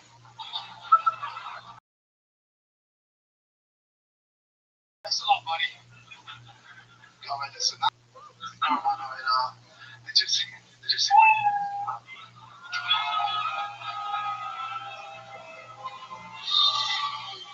Holy shit, Dave. What the fuck are you doing here, man? What would make you do this? Why would you sign up for this? I'm sorry, man. It's fun. I can't see shit. Your witty madness crushes back here. He literally can't see shit. Kills every single week. Biggest pop from the moment he walks out. Plays like the devil die off today. Can't see shit. Crushes. Meanwhile, you can see a lot. Yes, the lights are brighter than they are in the alleyways where you're used to performing. Have you ever attempted stand-up comedy before? A couple times. I'm 6 months deep. 6 months deep. Yeah, okay.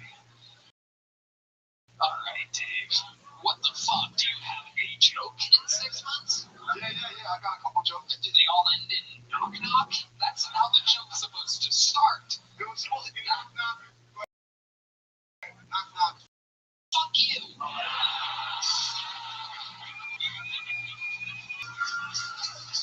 Unbelievable, Dave. Apologies, I fucked up.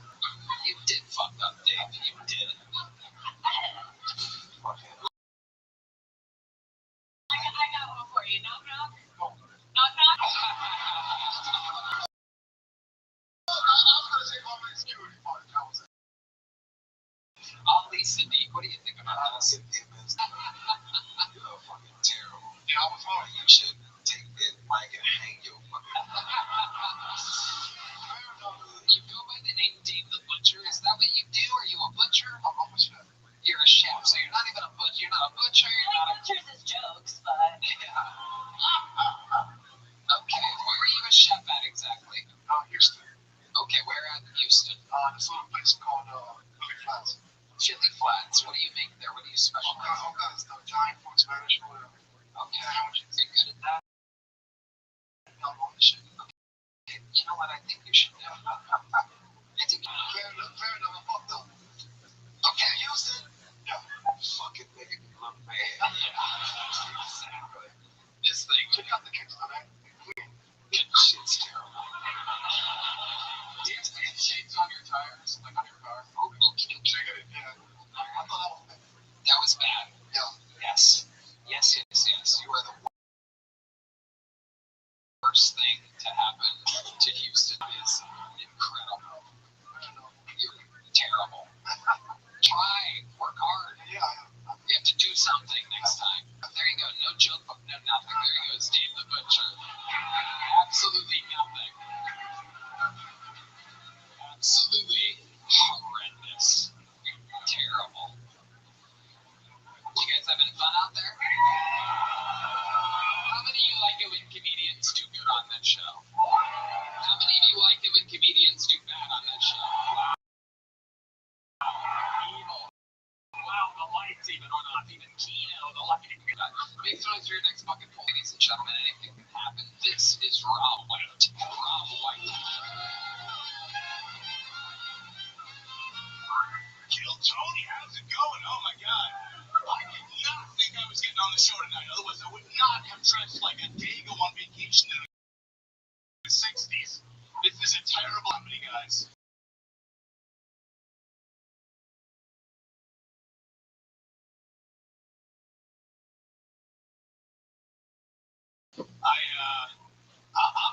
Honestly, it's weird. Like, I don't stay two jobs and no. And so, like, it was a weird thing. Like, growing up, like, my dad's a tattoo artist, and he saw me, and he was, like, seeing how I was acting like a tart. And he's like, I need to solve this shit. I need to toughen up my son. So he sent me off to work to learn how to tattoo with this guy, Crazy Joe, at the age of 13. 13 years old, I didn't need to be working with this guy. He was a fucking killer, okay? I mean, like, he wasn't killing it with the ladies or doing killer tattoos. I mean, he actually murdered a guy. He stabbed him to death. We can end there. That wasn't going very well. Let's be honest. Check. That's it? Joke ends with your dad stabbing a guy to death? No. What the fuck tonight? Is anybody trying to make it anymore on this fucking show? It's a long, complicated. I should have chose better on my 1 minute, Tony. I should have chose better. Okay. I am so fucking dizzy watching. I know, it's crazy. It is wild.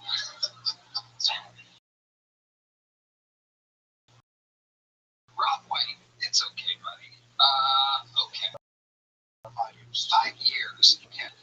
Do you have a joke? 5 years. 5 years ago, jokes, sure. Just do a Best joke. 5 years. joke. Okay. Here's what I was working on, guys. What's funnier, the Holocaust or slavery? It's a trick question because we all know the Holocaust never happened. Okay. Jesus Christ. What's your second best joke in 5 years? Even on another note. Failing miserably. This is an easy thing for me to do. I tell longer-winded stories, and 1 minute does not help. Yeah. And I didn't think this was going to happen today. It's just like literally flew in today. Yeah, that's how it goes. That's what happens on a show where you sign up and your name goes in a bucket. And then now you know. This is what you do. Yeah. If you could have done something differently, you said you flew into the differently. There's a lot of people that are thinking about signing Yeah, up. fly in the day before. Maybe you should soak up the energy and get yourself prepared so you don't come up here and just wing it last When you say prepare yourself for the 5 years of attempting Look, it's a hard use yourself in television. it's the format of the show. Sorry to every waka fucking Ali Sadiq. Gilson. And there is no waka. Now you're trying to insult the entire art form of stand-up comedy, but everybody who's funny gets laughs in a minute. Even if they're doing a 1 hour long special, there's laughs in the first minute. Also, it's not I blame the audience. That's shitty of you. Yeah, I get it. There you go. All right, let's talk about your embarrassing life. What do you got for us? Anything? Fucking horrible. I have horrible stories. Let's go. I started tattooing at an early age. My dad had me tattooing in the shop. Are you doing your material again? No, this is like what I do every day of the week. 13 years old, tattooing, so I've been doing it my whole entire life. And I did the worst fucking tattoo in the history of tattooing, like to the point where it's on every website. It ruined my entire comedy and tattoo career simultaneously. What was it, Trim Tiger? No, it was a Sopranos portrait of the fucking family. How do we find this? All you have to do is, you remember the show Sopranos tattoo? It says Opie and Anthony. I'm asking you a different Happened Also, how would we find it was the question. The guy that tattoo was Eastside Dave. If you type in Eastside Dave's tattoo, it immediately just fills it the fuck in, because I ruined his life too. Right. And it's probably the worst. It looks horrible, so I did this. It was a radio promotion. Oh my god. See?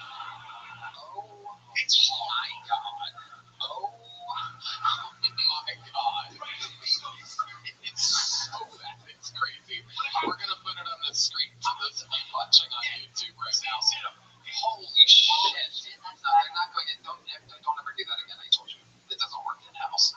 So only these 4 people are going to be like, oh. This was a well-accomplished American. That's what I've always done. No. But I was doing. I don't believe you. You also told me this. I think your dad was probably good at it. I think this is one of those things like fucking, Michael Jordan Jr. or whatever, where it's like, This was. Ali Sadiq. I wish y'all could see this fucking tattoo.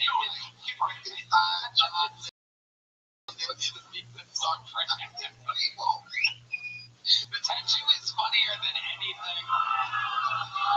This section is disgusting. There's people vomiting. Wow, oh my god, this is incredible. It's incredible. This is great, great podcasting, everybody. Red Man on the ones and twos. Wow, there it is. Red Man is retarded. He can't do anything. Here we go. Here he goes. All he has to do is turn an iPad around, everybody. Let's see how it goes there. There you go. People are just cheering at Red Man being able to do the simplest of simples. What do you mean? What do you mean? I've been doing this 12 and a half years. I can turn an iPad around.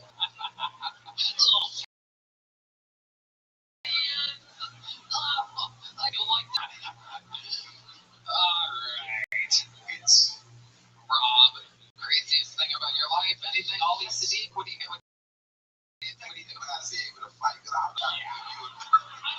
That wasn't like just a normal. This is worse than what you even understand. It was a radio show, Ron and Fez. So it's on right before Opie and Anthony on the radio, right? So after I did this, the fucking shit out of me. You understand? Like all my comedy heroes, and I was looking at like Jim Norton, Bob Kelly, Louis C.K. Every week, I'd go on the show and pull up a picture of this tattoo and be like, what an amazing abortion this kid did. Yeah, horrible. So yeah, I just felt like I thought that would be nice to share with you guys. Well, it just happened again. Yeah, I know. 20 years later, it's happening again, too. On a big show.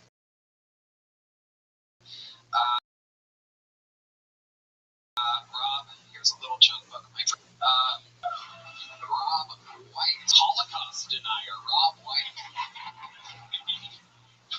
Oh la la. Oh my goodness gracious. The lovely Heidi saging the stage of the energy of Rob White and Dave the Butcher. Bringing us back to a time when we all felt like we were in show business. Your next bucket full, everybody. It's a promising name, believe it or not. I have a feeling about this one. Make some noise, Greg. Just Greg.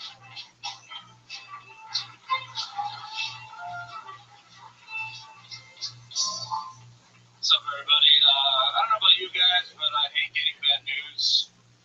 But sometimes I think, like, what if I got bad news, like, in a fun, entertaining way, and then maybe I wouldn't mind it as much? Like, somebody be like, hey, just Greg, we got some bad news for you, man.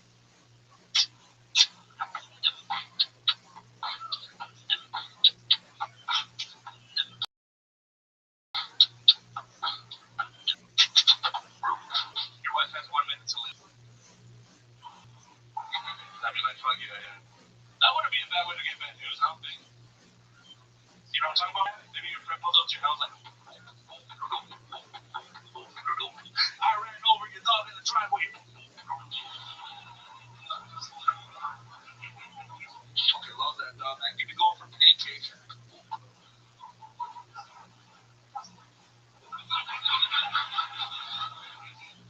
This is my impression of Donald Duck.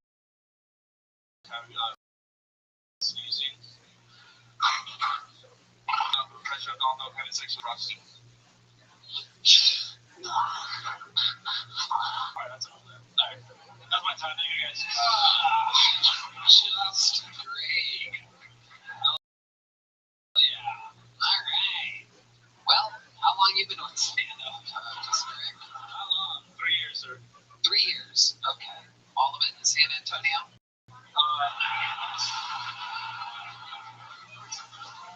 Could you tell? Really? No, sir. I started in El Paso and then I just moved to San Antonio. So you do live in San Antonio? Yes, sir. How long ago did you move to San Antonio? Perfect. What do you do for work? I'm a stay-at-home dad. Oh, wow. Okay. Hell yeah. I should have just said that. Amazing. How old are the kids? 6 and 8. Were their first words?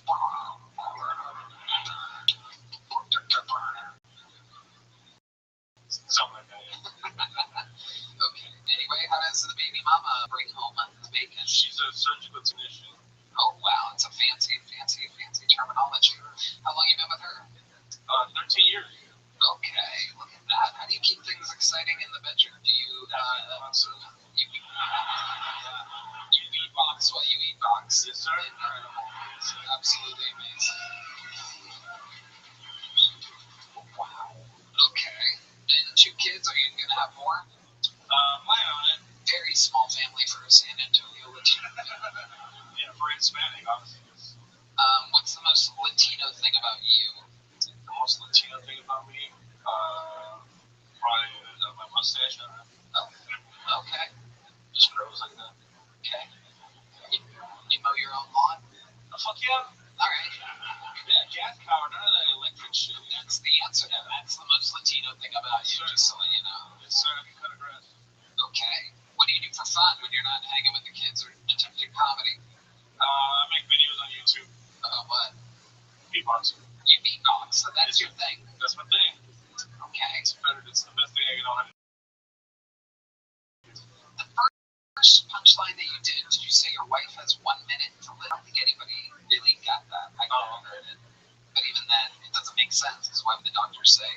True. Okay. What about the second one, though? I think you should just be more on the nose, like you have cancer. Oh, something like that.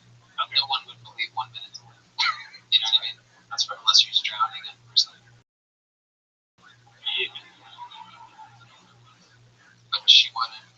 She's a good swimmer, right? Yeah, she can float. That one. Look at that. Absolutely. Did you say 6 and 7, 6 and 8, the kids? 6 and 8, yes, sir. Okay. They haven't done anything crazy, good kids? Yeah, they're pretty funny. Funny to me. Yeah, for sure. What do they do that's funny? They just get in arguments. They're kind of like roommates. The youngest one hates the oldest one because she's jealous of her. Like the other day, she was like, "Oh, Elena says that she's getting boobies, so she needs to wear a bra." And I was like, "Well, that's a weird thing to bring up." And well, it's fine, just go on. She's like, "But tell her she doesn't have any boobies." Like that's what she was worried. Wow, Red Man has signified that he has an erection, everybody. A 6 and 8-year-old talking about boobies has a very excited. I would have him stand up and show you the erection, but you're on the screen in front of his fans. We're having fun here tonight. Great. What's the craziest thing in the history of your life? What do you think makes you different than everybody else? I got a flu shot and almost got paralyzed. Tell us more about that. So I got there's like a thing, those papers they give you when you get a flu shot that nobody reads. There's like 10,000 cases a year that somebody gets Guillain-Barré, which is like I get paralyzed.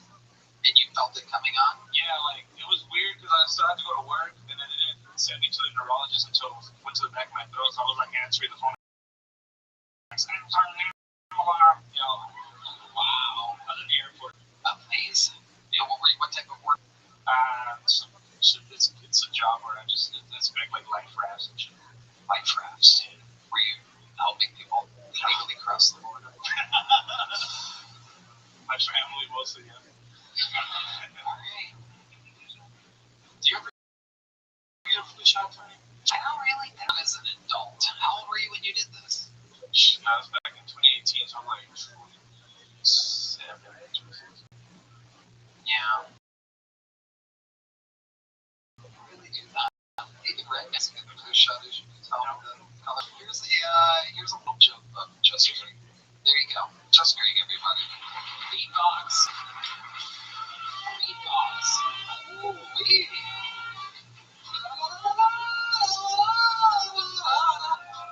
Make some noise for your next bucket full, everybody. It's Dr. Rabbit. Ooh la la, Dr. Rabbit. Dr. Rabbit.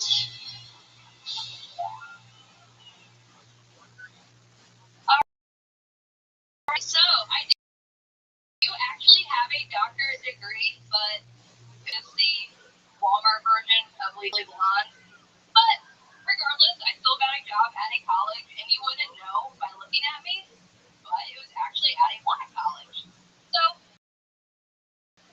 yeah, I was a diversity hire. So I go by the stage name Dr.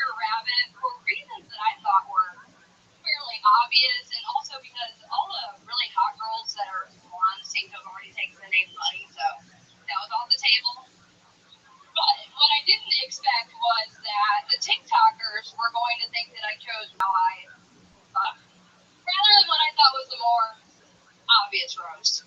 So, I don't know.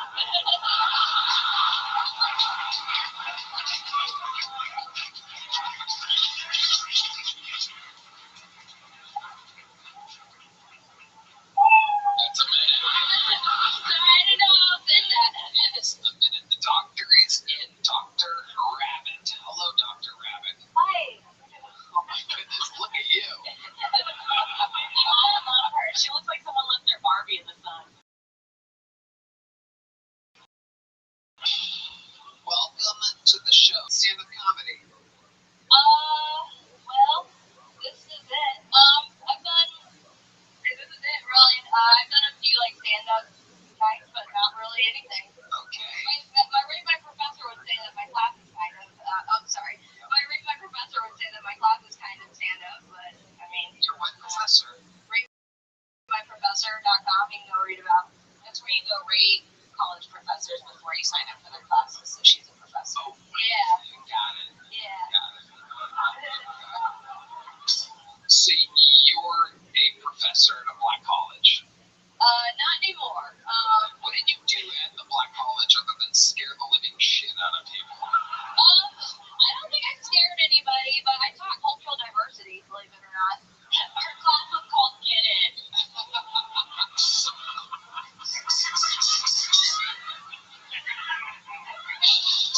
Wow. And can you give us a lesson here? Can you give us what it would look like if we showed up to your class and just like 10 seconds? Usually I walk in and I'm like trying to get actually do it. Yeah. Oh, so I'm not good with technology, so usually I walk in and then I'm like messing with the computer and then I like say some words and then they all laugh and I say, please don't like report me, please don't put that on my student eval. And I have to like overcompensate for it, but I don't know. Do what? You do your college professor thing just for 10 seconds. Just pretend like you're a college professor, and I'll pretend like I'm a black college student.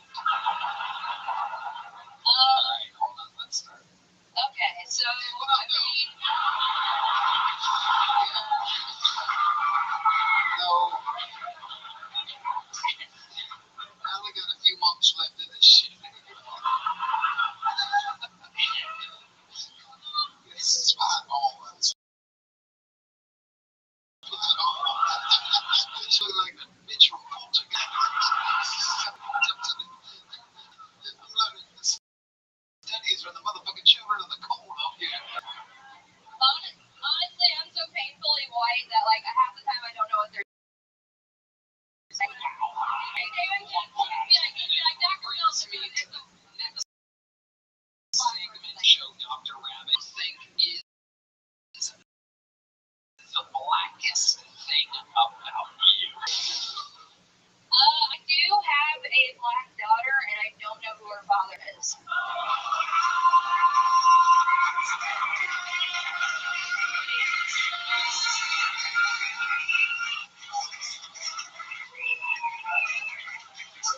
One of my students. May I clarify? Shit. She was adopted. Oh, nice. Yeah. Oh, the crowd upset that you adopted. We were all hoping that you got knocked up by one of your students. No, nothing like that. That's not why I still don't work there. Totally honest. Yeah. Totally honest. It's not that you don't understand them because you're so white. I don't understand them. Like, son, I don't know what the fuck you be talking about. You look crazy. Shit, though. You adopted a black child and you're a professor at a black university. What's up with? Well, not anymore. But yeah. Well, it doesn't sound like that. Black child. Wow, I was up the black. I then left to an all girls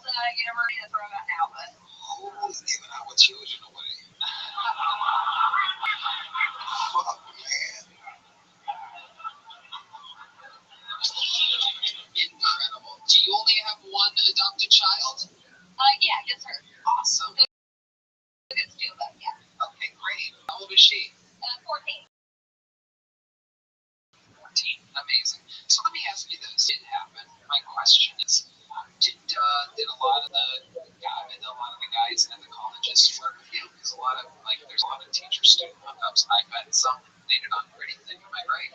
I don't know if I'm really the type that they go for, but I mean, no, I'm kind of a pushover.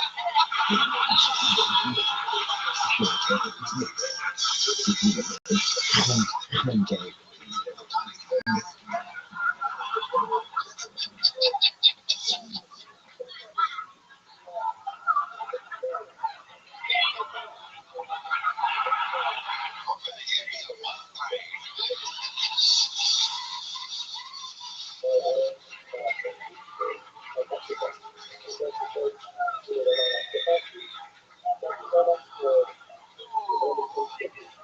Oh, you are in the line of the night.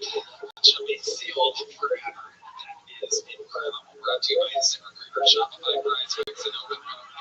Ali Sadiq's two new specials are now recently on YouTube. Holy shit. Okay, Dr. Rabbit. So, what happened?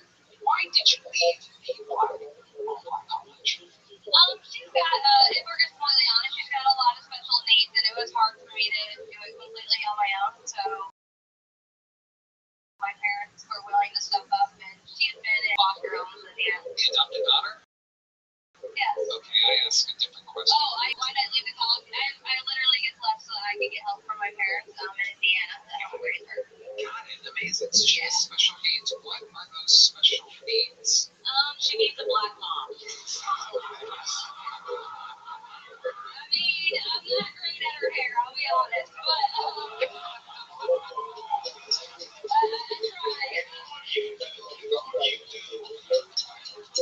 I feel like I'm not gonna have a job when I get back. Anyways, but I don't even know what you asked. What are the special needs of the adopted child? Yeah, so she's got significant fetal alcohol syndrome. I go to the doctor, I'm like, she's adopted, and I kind of look like a jerk, but then they see why I have to really emphasize that. But she does have an intellectual disability and some physical, like she has seizures and stuff because of the brain damage. Can I ask you a question? Yeah. When you adopt a kid like that, did you know that when you got it, or do you get a discount or something? Like, how does it work? 30% off. No discount. Foster care is free. So yeah, foster care is free. So they didn't have to pay anything. But yeah, I do ahead of time. So at any point, someone can go like, I want it. No, you gotta go through. There's some hoops you gotta go through, but yeah. Did she already like the foster kids like? Do you get to like? Is it like a dog? Do you get to like rename it, or was the kid named like whatever the original mom named it, like Hennessy or whatever? Yeah, so the law that I've retained, they can actually legally completely change their name to whatever they want it to be. And hers almost became Cardi B, Ariana Grande Bill, and I was like, we can't do that. And they're like telling me like legally you can't like coach her on what to name herself. And I'm like, we're gonna have Cardi B. I mean, but she can change her last name to mine.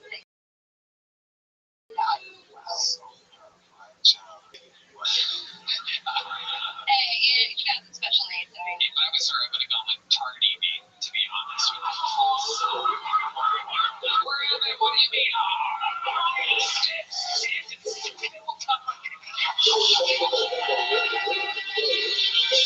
Nowhere else can you say Cardi B. All right. I mean, that would have been the moment. Special needs, picking the name, Cardi B, she's black, right? It's a whole thing. you're an angel. You really are. Thank you. And you're so likable. What made you want to do this here tonight?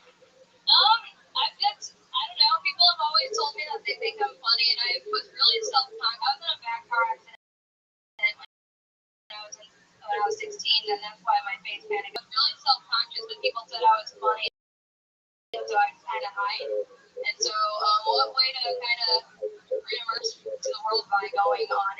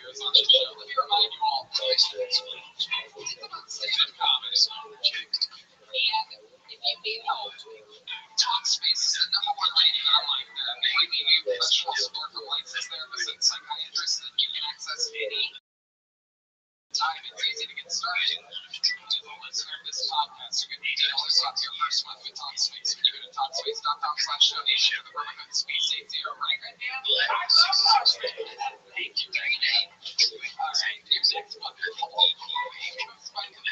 Dimitri, everybody. Dimitri. This is the story of the civic destroyer. What's up, Austin? Well, my weed smoke is at 1966 General Motors. Hey, you got really watch you smoke these. I smoke this straight cold.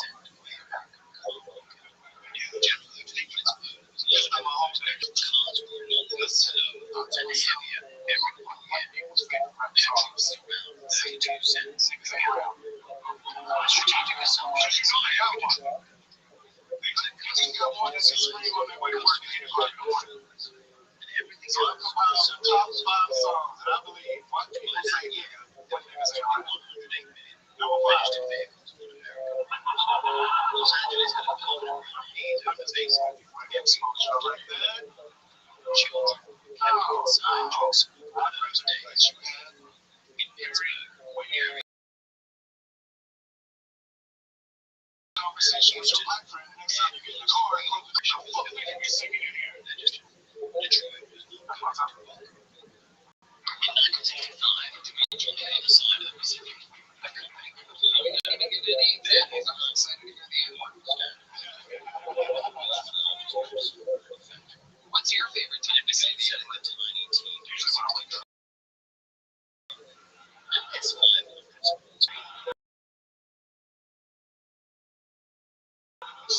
But Dimitri always on the celebrate for the first time. That just explicitly states he did it for 2 years and then took an 8-year break. Why so much like Dimitri? In the same year,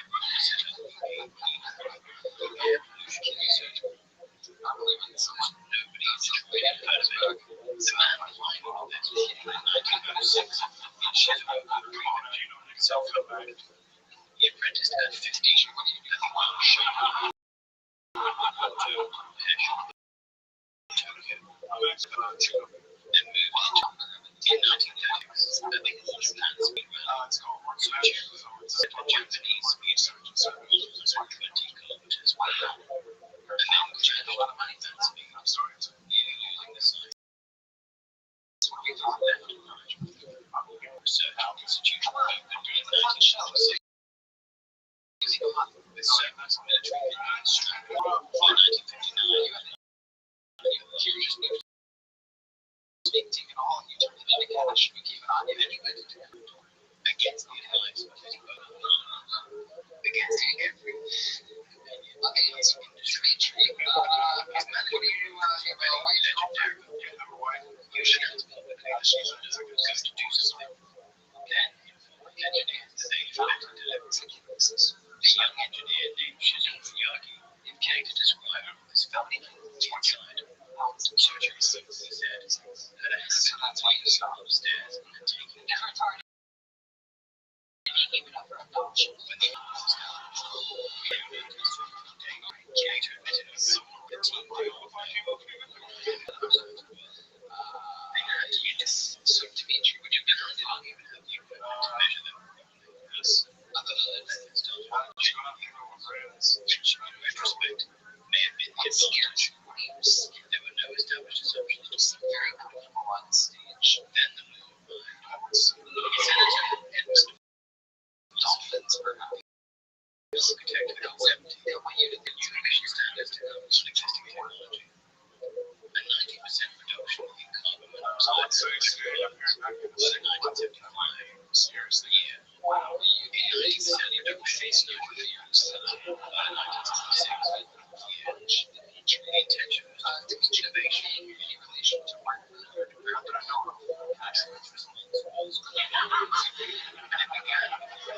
Maybe Mark Phillips. In 1970, Richard tested the Nietzsche Kings. Statistic executive vice president Lee Ivan started on those legislators that the technology as they knew it would not permit them to continue to produce cars. In January 1st, in 1975, Chrysler funding with the Nietzsche Kings for the theory told the Senate that the consultants died. the same setting as the automotive industry. So time actually almost emissions of 19% by 1977 when the ECA convenes a special outline in 1972 and again in March 1973. My sugar was so high that I should have Said it again. By now, until that time, most people don't realize, and I certainly didn't when I think so, is that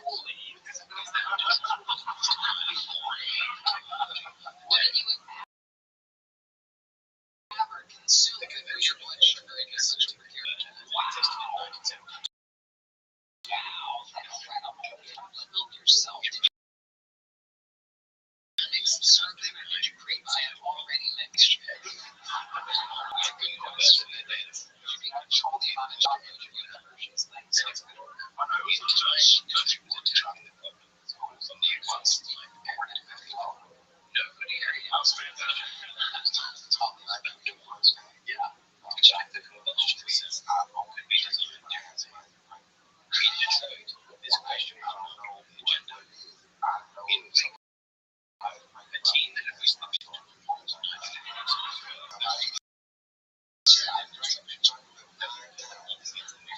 That's how many kids you have.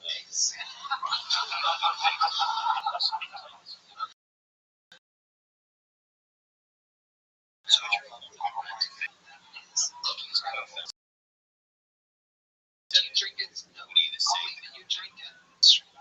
to care for yourself. The business mind on one side is to go cheering up the study, right? The only person inside the company who's supposed to cheer up to in 1970, Did almost get murdered by chocolate milk. That is situations in 25. 2% chance. the CBC Hell yeah. team had so cheering at the time in advance of the first 2 decades. Are you in any relation? Recession. I just saw a controversial that nobody else was permitted to ask. Was he going to stay on as president of the company? Was he going to stay with us as an engineer? His official account. That's what happens when you go into HIA. I think I'll stay on as president. The engine got liquid. The engine got this direction. And she's a was told the companies and so on. Young My film may expire quickly. to be treated on time, social media sites, but my friend chooses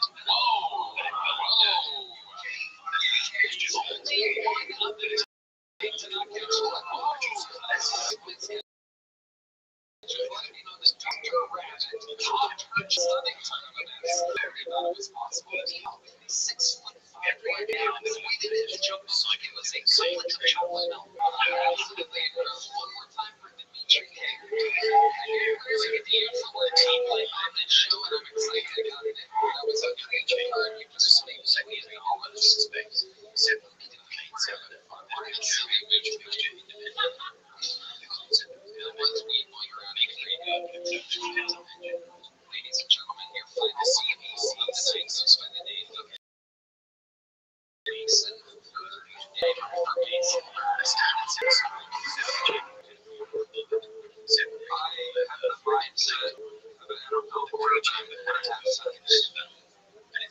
I go 3 now one more time. The black guy.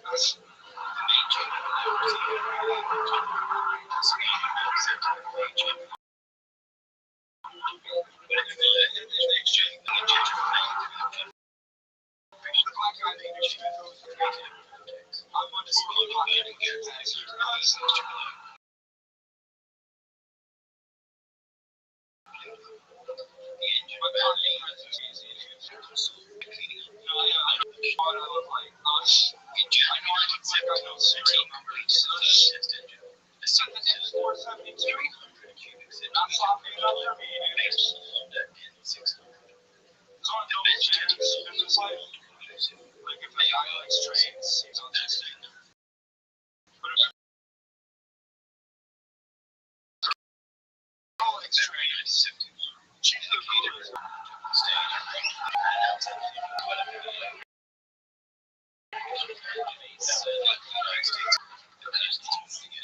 been on the show with team, right?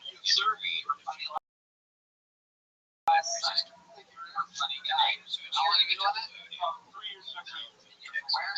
Detroit. Detroit. See, yes, sir. What do you do? How do you make money? Right now, I'm on it. Still. Absolutely.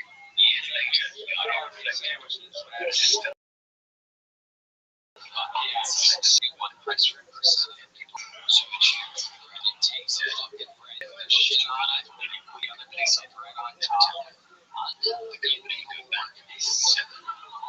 How many times have you been in the ICU for your diabetes? Completely healthy young man. I don't have diabetes. I'm certain I'm close.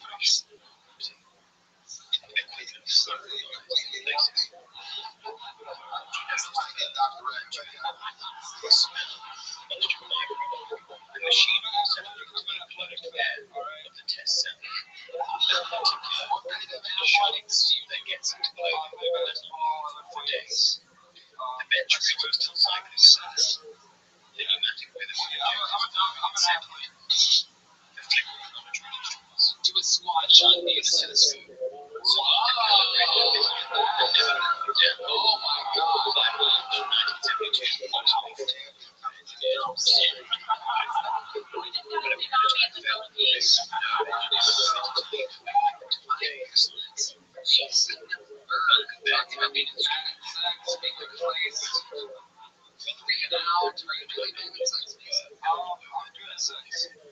What are some of your big moves in the venture? I like to vinegar like a swallow, which Adding the word makes I feel like any real reactions, the girls pinned against the wall. So you put her up against the wall and you say, what exactly would you do? Because there's space. The engineers move themselves. Using like a legs, ankles, legs are on top of it already. Yes, creating the formation. That's why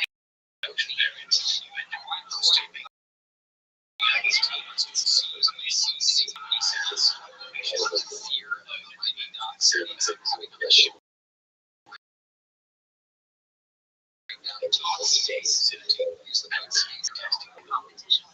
think everyone got this. You know, like that was like me, and also like yes. We like it now. Oh,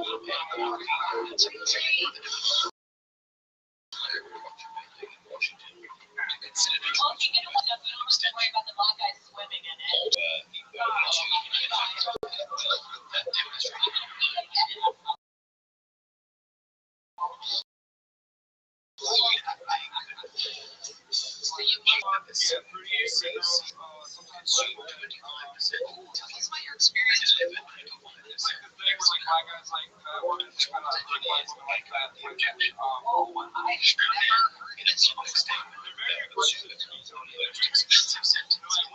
us about your experience with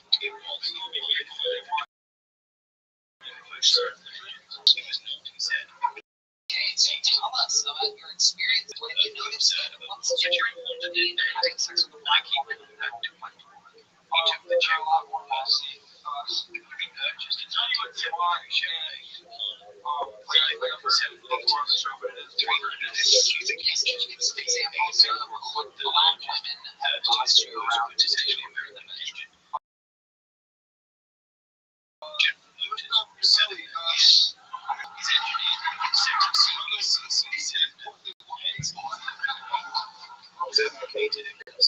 That looks like the only thing you would do to the situation. I mean, like, I don't like NGC. I'm not so good at, I don't get a lot of opportunities. Then the code between two races of with the same environmental protection agency.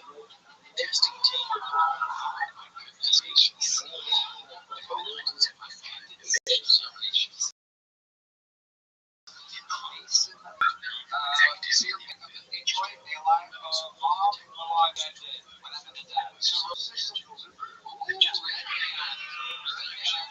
Cirrhosis of the liver correspondent. Even the liver was black.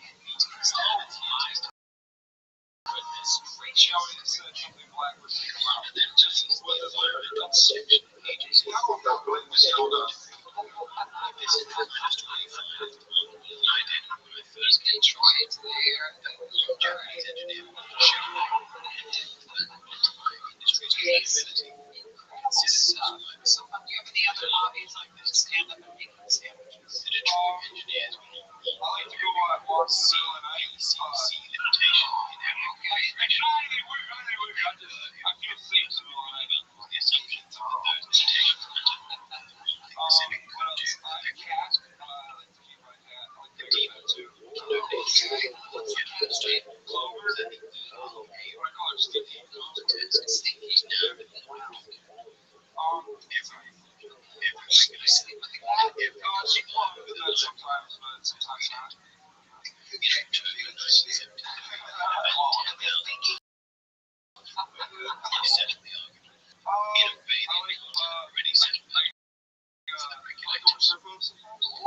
Alright, what do you tend to do with the strip club? The first time I went to a strip club with my father, and he kind of showed me the way. Just all this stuff. I like to go in, get a lap dance, and be awkward with the strippers. It's most awkward moment you've ever had with one. Eventually becomes president of GM under chairman.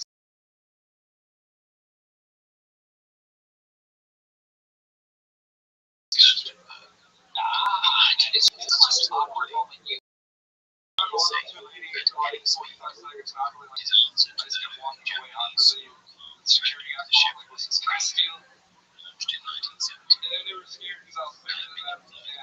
And the more security showed up. And then, Practice. and I was just to Head guns get failure. really It does not band dance. Too many plans. gym memberships. State of attention. It's It's just $30 a month. Pacific. Other side of the show. You love meetings. Use a smooth auxiliary chain. How come you haven't done yet? Laziness, or I guess to hear of Intelligently arranged. The vague. yeah, like, I guess I'm just afraid to be embarrassed if it's one of my chat guys. Smoke those guys, right? So keep its head guns together. I'm just Pacific. You're just an idea about it. The vague was complicated.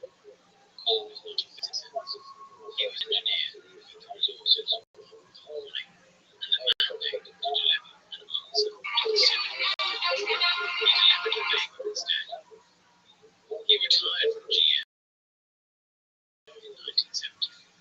The same year, DC was named Car of the Year by Road Test magazine. On the 17th of October 1973, OAEEC announced production cuts and a selective embargo, and 2 days later the embargo extended specifically for 2 weeks, approximately 9% of American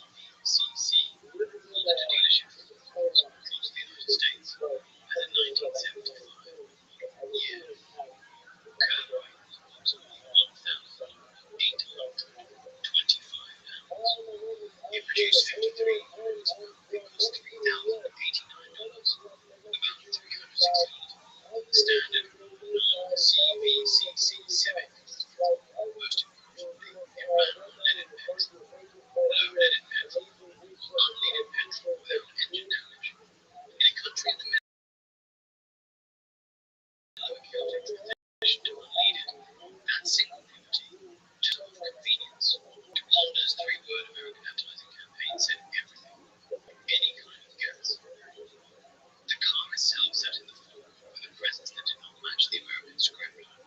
The dashboard was tighter, upright.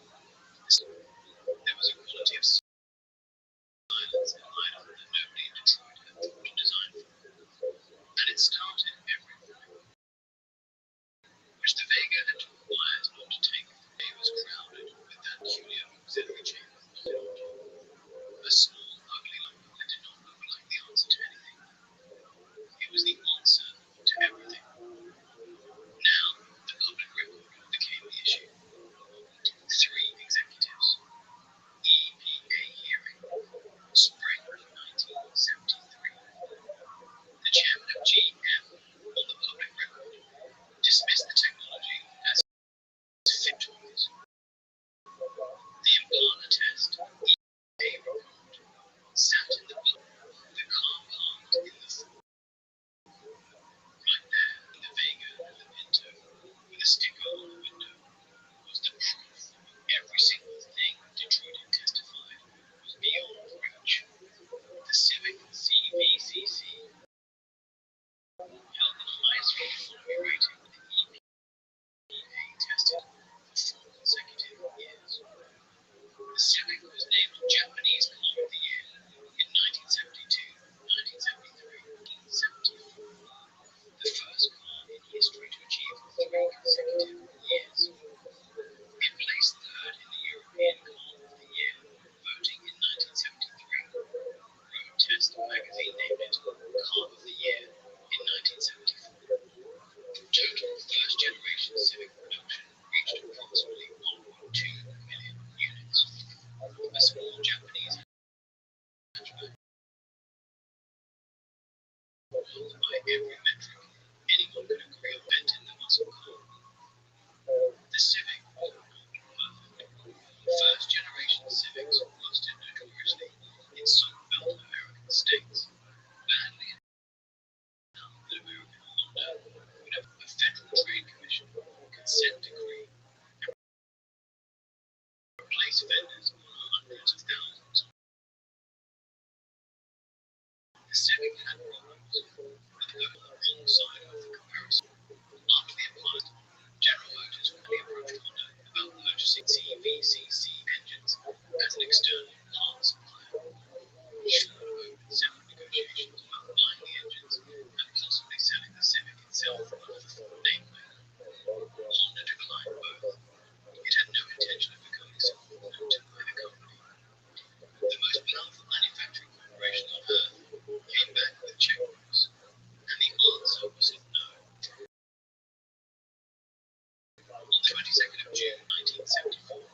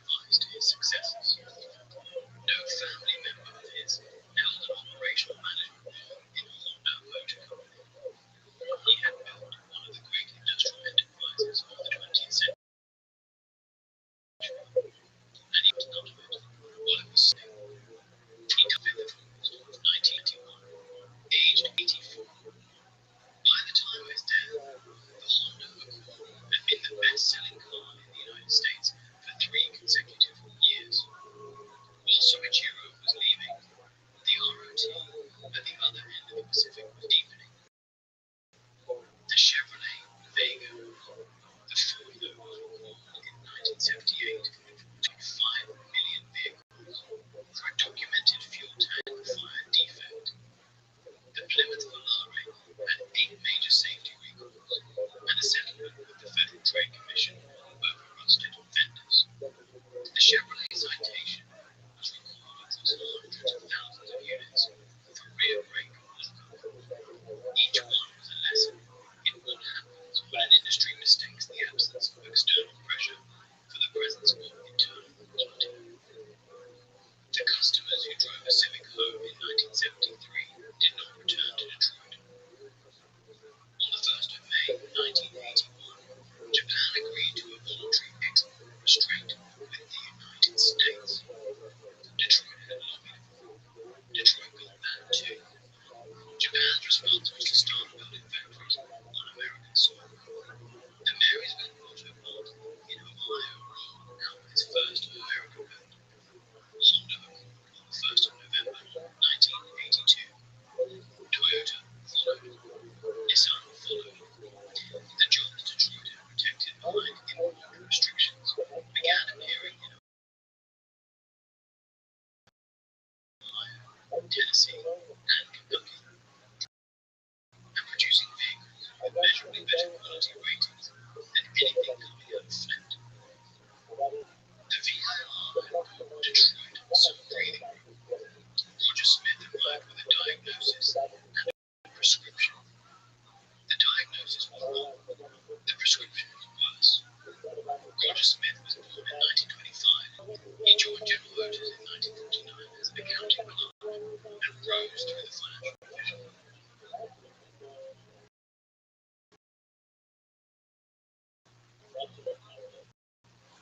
Not on the engineering floor, chairman. His diagnosis was that the issue was not the cars themselves. It was labor costs and manufacturing inefficiency. And the answer was technology and acquisitions. Edwin Smith, electronic data systems for Prospero, for $2.5 billion in 1901. He put Hughes Aircraft for over $5 billion. He put money into the General Motors Saturn project, which the Cadillac and the Pontiac. He committed to a vast automation drive that used robots painting each other instead of cars, and robots welcomed or shut down Tramway plant the day after its grand opening.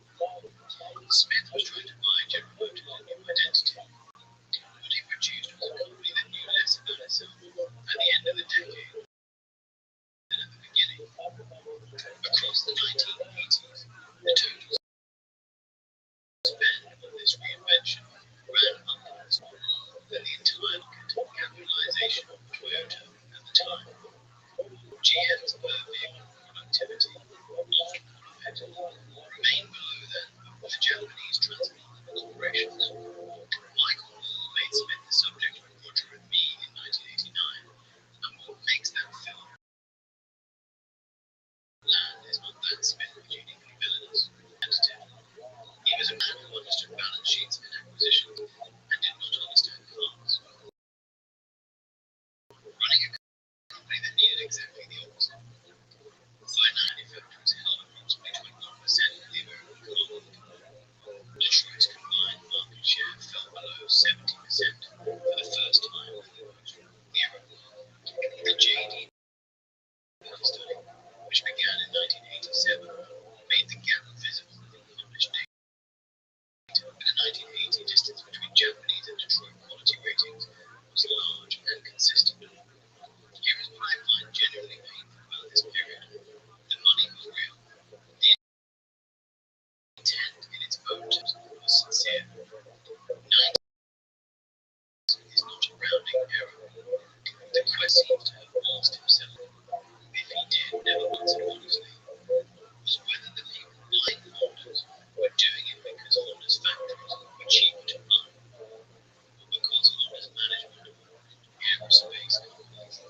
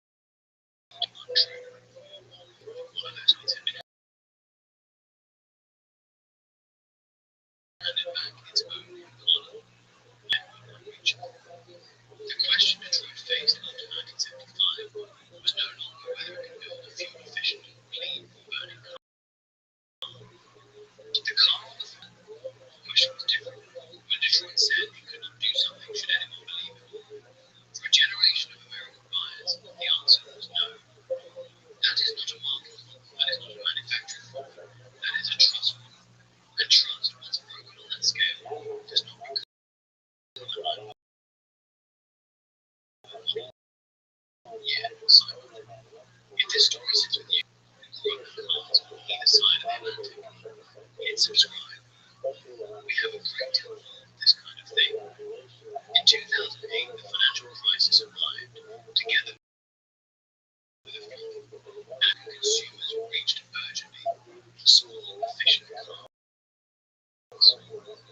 Detroit did not have them in the segment.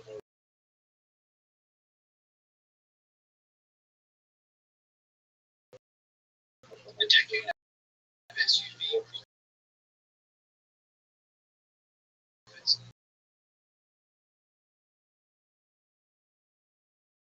and funded marketing budgets and executive activate enough on the phone of 82 at the time, the fourth largest UFC. General Motors had already been forced to resign at the request of the Obama administration. Fred Henderson was CEO when the filing in. The federal got $80 million between companies, roughly 20% of all the funds. In 1973, Detroit had asked the government to relax the standards it could not meet. In 2009, it asked the government to fund the survival of the company that had not met them. Two moments, 36 years apart. The same actor, the same request. We chose to stand outside the plant in Flint, Michigan today. Press lines are quiet. The car park is empty. The neighborhood that depended on the wages from inside those gates is mostly gone. The pneumatic press that cycled every 43 seconds in 1965 has been silent for years. Close your eyes. Go back. Hear that press cycling. Smell the cutting roll and fresh lacquer drifting from the paint line.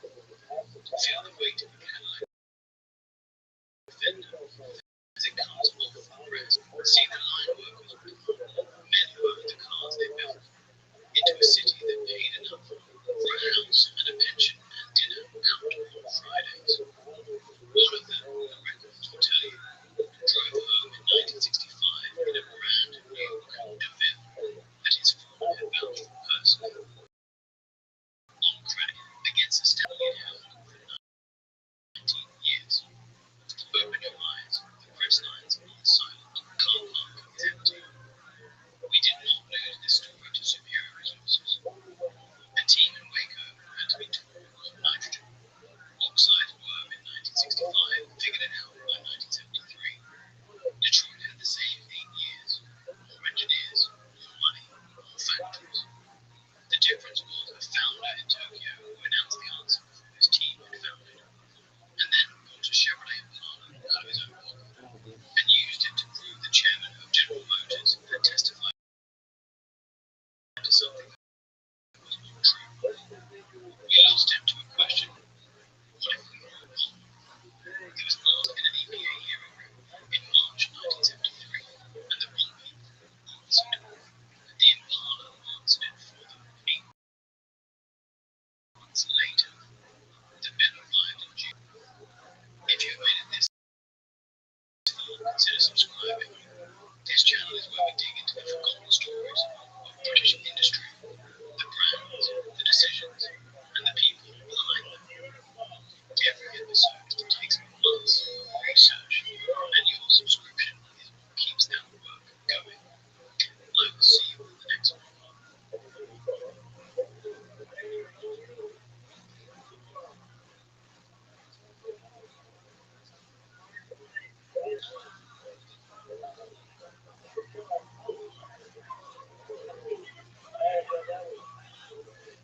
This semester, we are going to analyze a question together, which is how studies behave.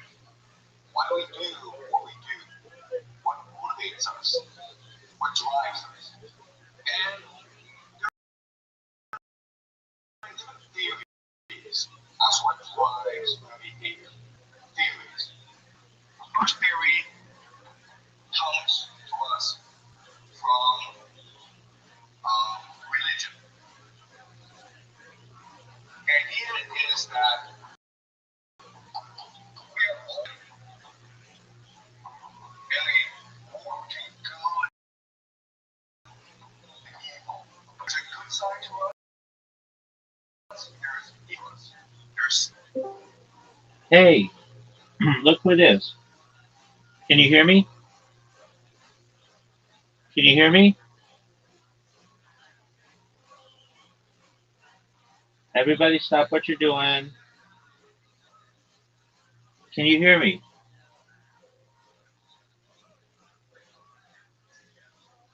Yes. Can you hear me? Can you hear me? Yes. Yes. Okay. Did you get my press releases? Yeah. The episode so much. So I'm going to that episode with the YouTube tomorrow. That episode knocked me out. Oh, no way. Yeah. I was so tired. I don't know why. I don't know why. So we are doing this tomorrow. Okay. It's okay. All right. Well, these things happen. What did you think? I think it. Okay, excellent. And so it's okay if I publish it? Yep. Okay. I wanted you to know I really thought that our podcast today was really good. The more and more I look at it, the more and more I think of it. Like it's like a time capsule. Mm-hmm.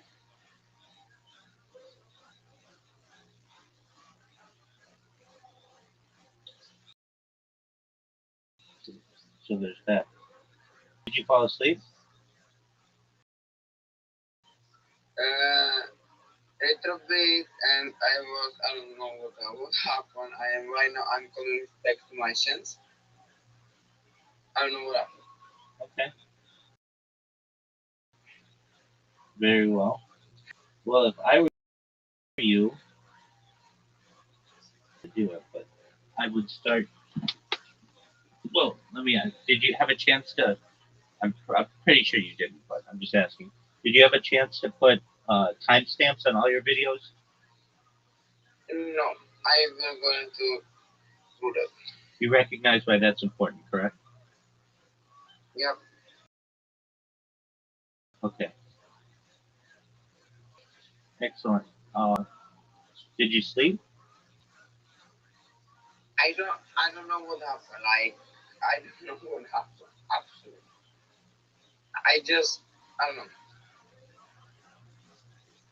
Okay. I mean, you were tired, but did you sleep? Maybe I don't know what happened last 5 hours. I don't remember. Were you abducted by aliens?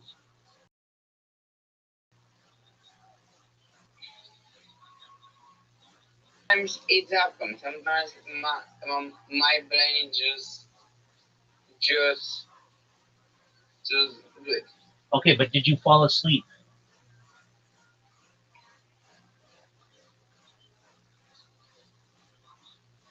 Sometimes.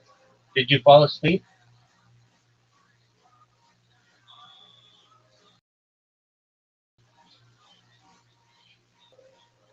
Did you fall? Can you hear me? Can you hear me? You can't hear me. Some,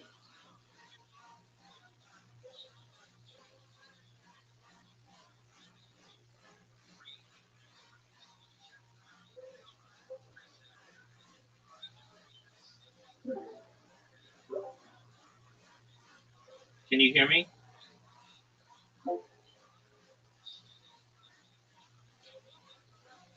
Tony, can you hear me? Can you hear me? what?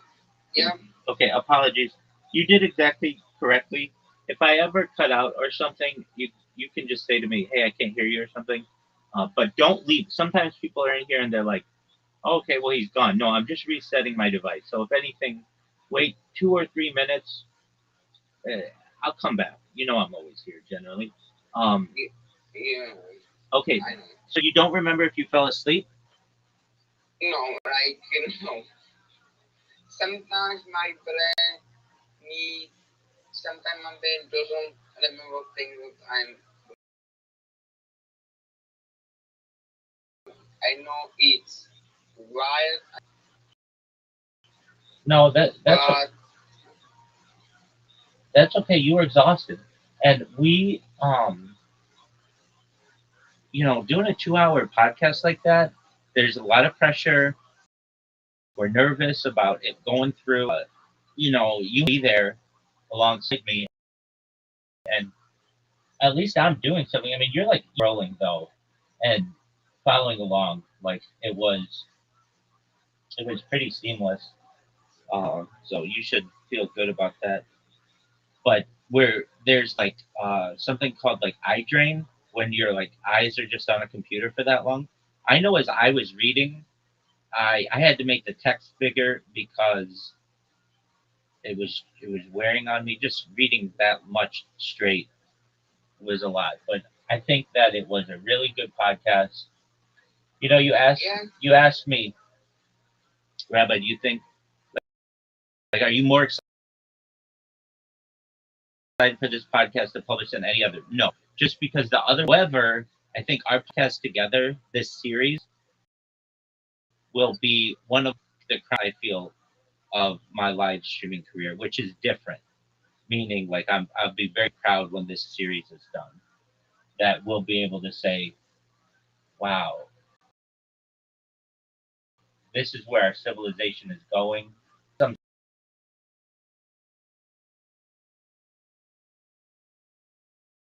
small, some like short 50-minute form, like we're doing with you, where we're able to like we're talking about like really interesting things, like everything that's small and minute, like uh, PlayStation no longer producing discs, to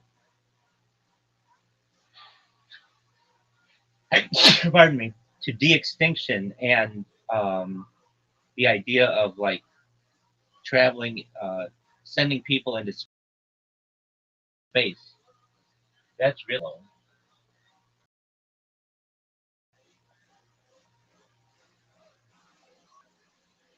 So I was gonna say as well, in my opinion, it would be a good idea. Like I know you're only one person, but every time you put out a podcast, you should put out a press release. And if you're like, well, what does that do? It will rank for search engine services so that people type your name in and like what your podcast is. Because press releases have higher authority than a blog, it will help to produce accurate information about yourself. And if you're like, okay, well, how much is it? It's free. You can only do on most sites like 5 per month or sometimes 2 per month, but you can create multiple accounts so that you could do them more often. But I can tell you how important these. When I used to ask ChatGPT about myself, it didn't really know that much about myself. It was like Rabbi Rothschild is an Orthodox rabbi, Kabbalist, and technologist, all this stuff. But now, because of the press releases, it goes really in depth into everything. So, like, you basically are teaching it what you want it to know about yourself. Does that make sense? yeah, That's Reverend Andrew. Reverend Andrew, I think you fell asleep earlier today, which is absolutely fine. I love that you are here. Tony and I did a 2-hour podcast today. What are your thoughts on that? What's on it? Well, okay. We did a 2-hour podcast on futurism, specifically on the years 2027 and 2028. And if you're like, you spoke for 2 hours just on 2 years, ask Tony. Absolutely. We covered it in extreme depth. thoughts on, well, do you know how much of an audience you had? We just did this as a recording, so we weren't live streaming it. You recorded? Yeah, yeah. So sometimes people would. Well, that sounds good. Yeah, it was Tony's longest podcast in his career. It's good that you took those years, and I guess you took from that website. That's exactly right. Yeah, and from Wikipedia. Wikipedia, you expounded on projection. Yeah. Oh, that's very good. That's very good. We agree. Especially, you have an audience from that Israeli space agency podcast. And,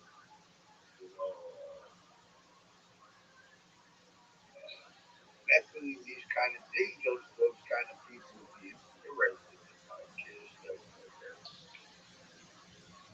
Tony was interviewing you about it? We kind of were doing it together.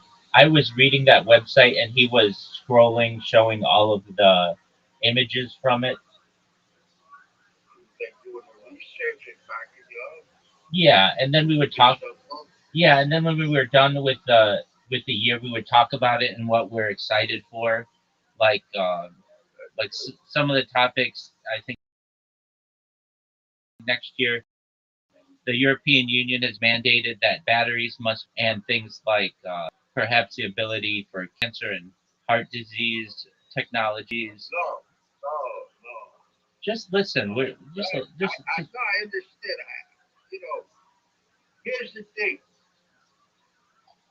As far as making technology more sustainable, that's good.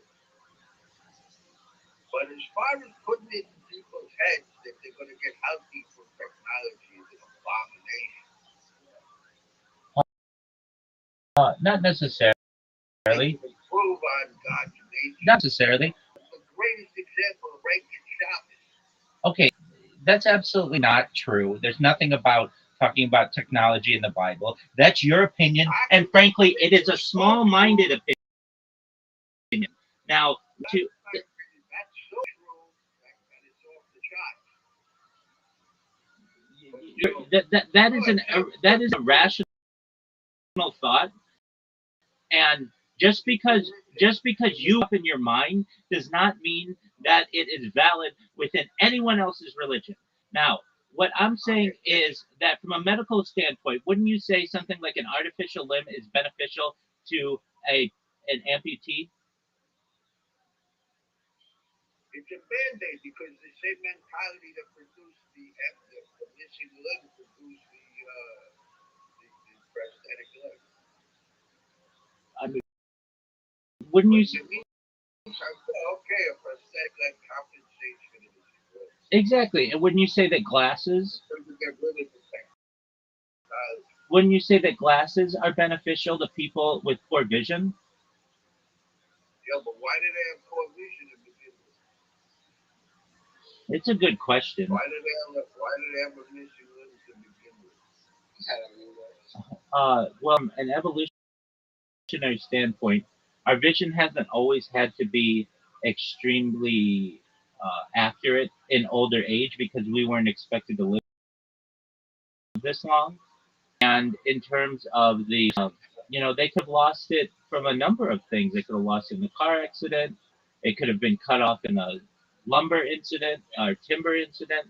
It could have just been some kind of genetic defect. There are many reasons. But there's no just genetic defect. There's a reason for genetic defect for prior consumption. But it's going to be very popular. That's good. Perhaps. It's very popular. But I'll tell you the truth, Pastor is a war criminal. What's his name was a polio vaccine? Saw. He's a war criminal. Okay. People made biological weapons to produce inferior DNA. Okay, I mean you're allowed to believe whatever you want to believe or charge anyone you want with war crimes. What we're saying are things like potentially cannabis being legalized in the majority of the world's countries. It's better medicine to use than other symptomatic medicine, but it's not healthy. Okay, well, People go from one extreme to another, from locking people up, criminalizing something and thinking it's good for you, and there's no reasonable people in the middle anymore. you're confusing our statement of and hey, quit cutting me off, okay? You are mistaking our anticipation of events in the upcoming future as being pro one or anti another. We didn't make, and we were very neutral. We were just saying, hey, this is what the world is. This is where we're moving. So we didn't even say that cannabis legalization was a good thing or a bad thing necessarily. I did make the comment that if you are going to legalize it, then you can't forget about the people who have criminal records because of it and perhaps be able to help them. But we didn't say it was good or bad. Same with the idea of perhaps like the largest particle accelerator in the world is being built or a bad thing. We just basically stated this is a news event that we can anticipate in the next 2 years. I like that. That's good. Hey, you look good. You look good. You look good. Thank you. You're welcome. I like that it's neutral. It's just projecting, future events and not pro. That's exactly right.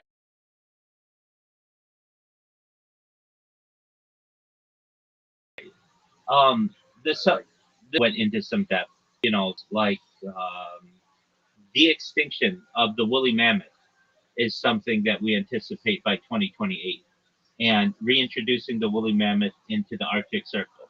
That's a reality that's going to happen.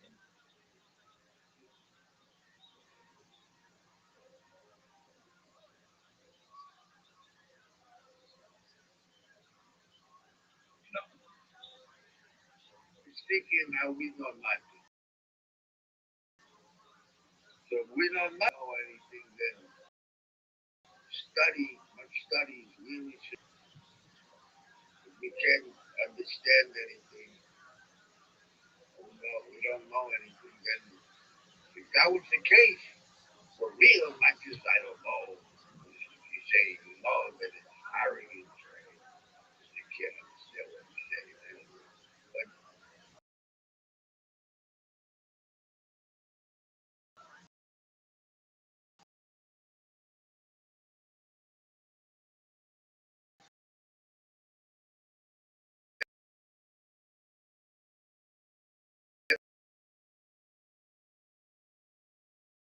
it would be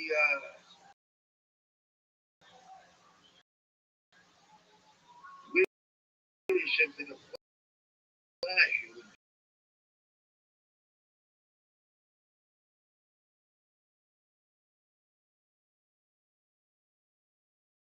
be like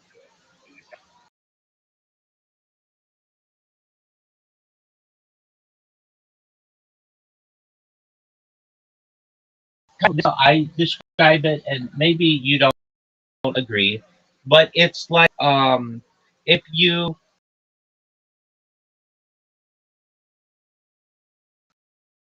are trying to reach a wall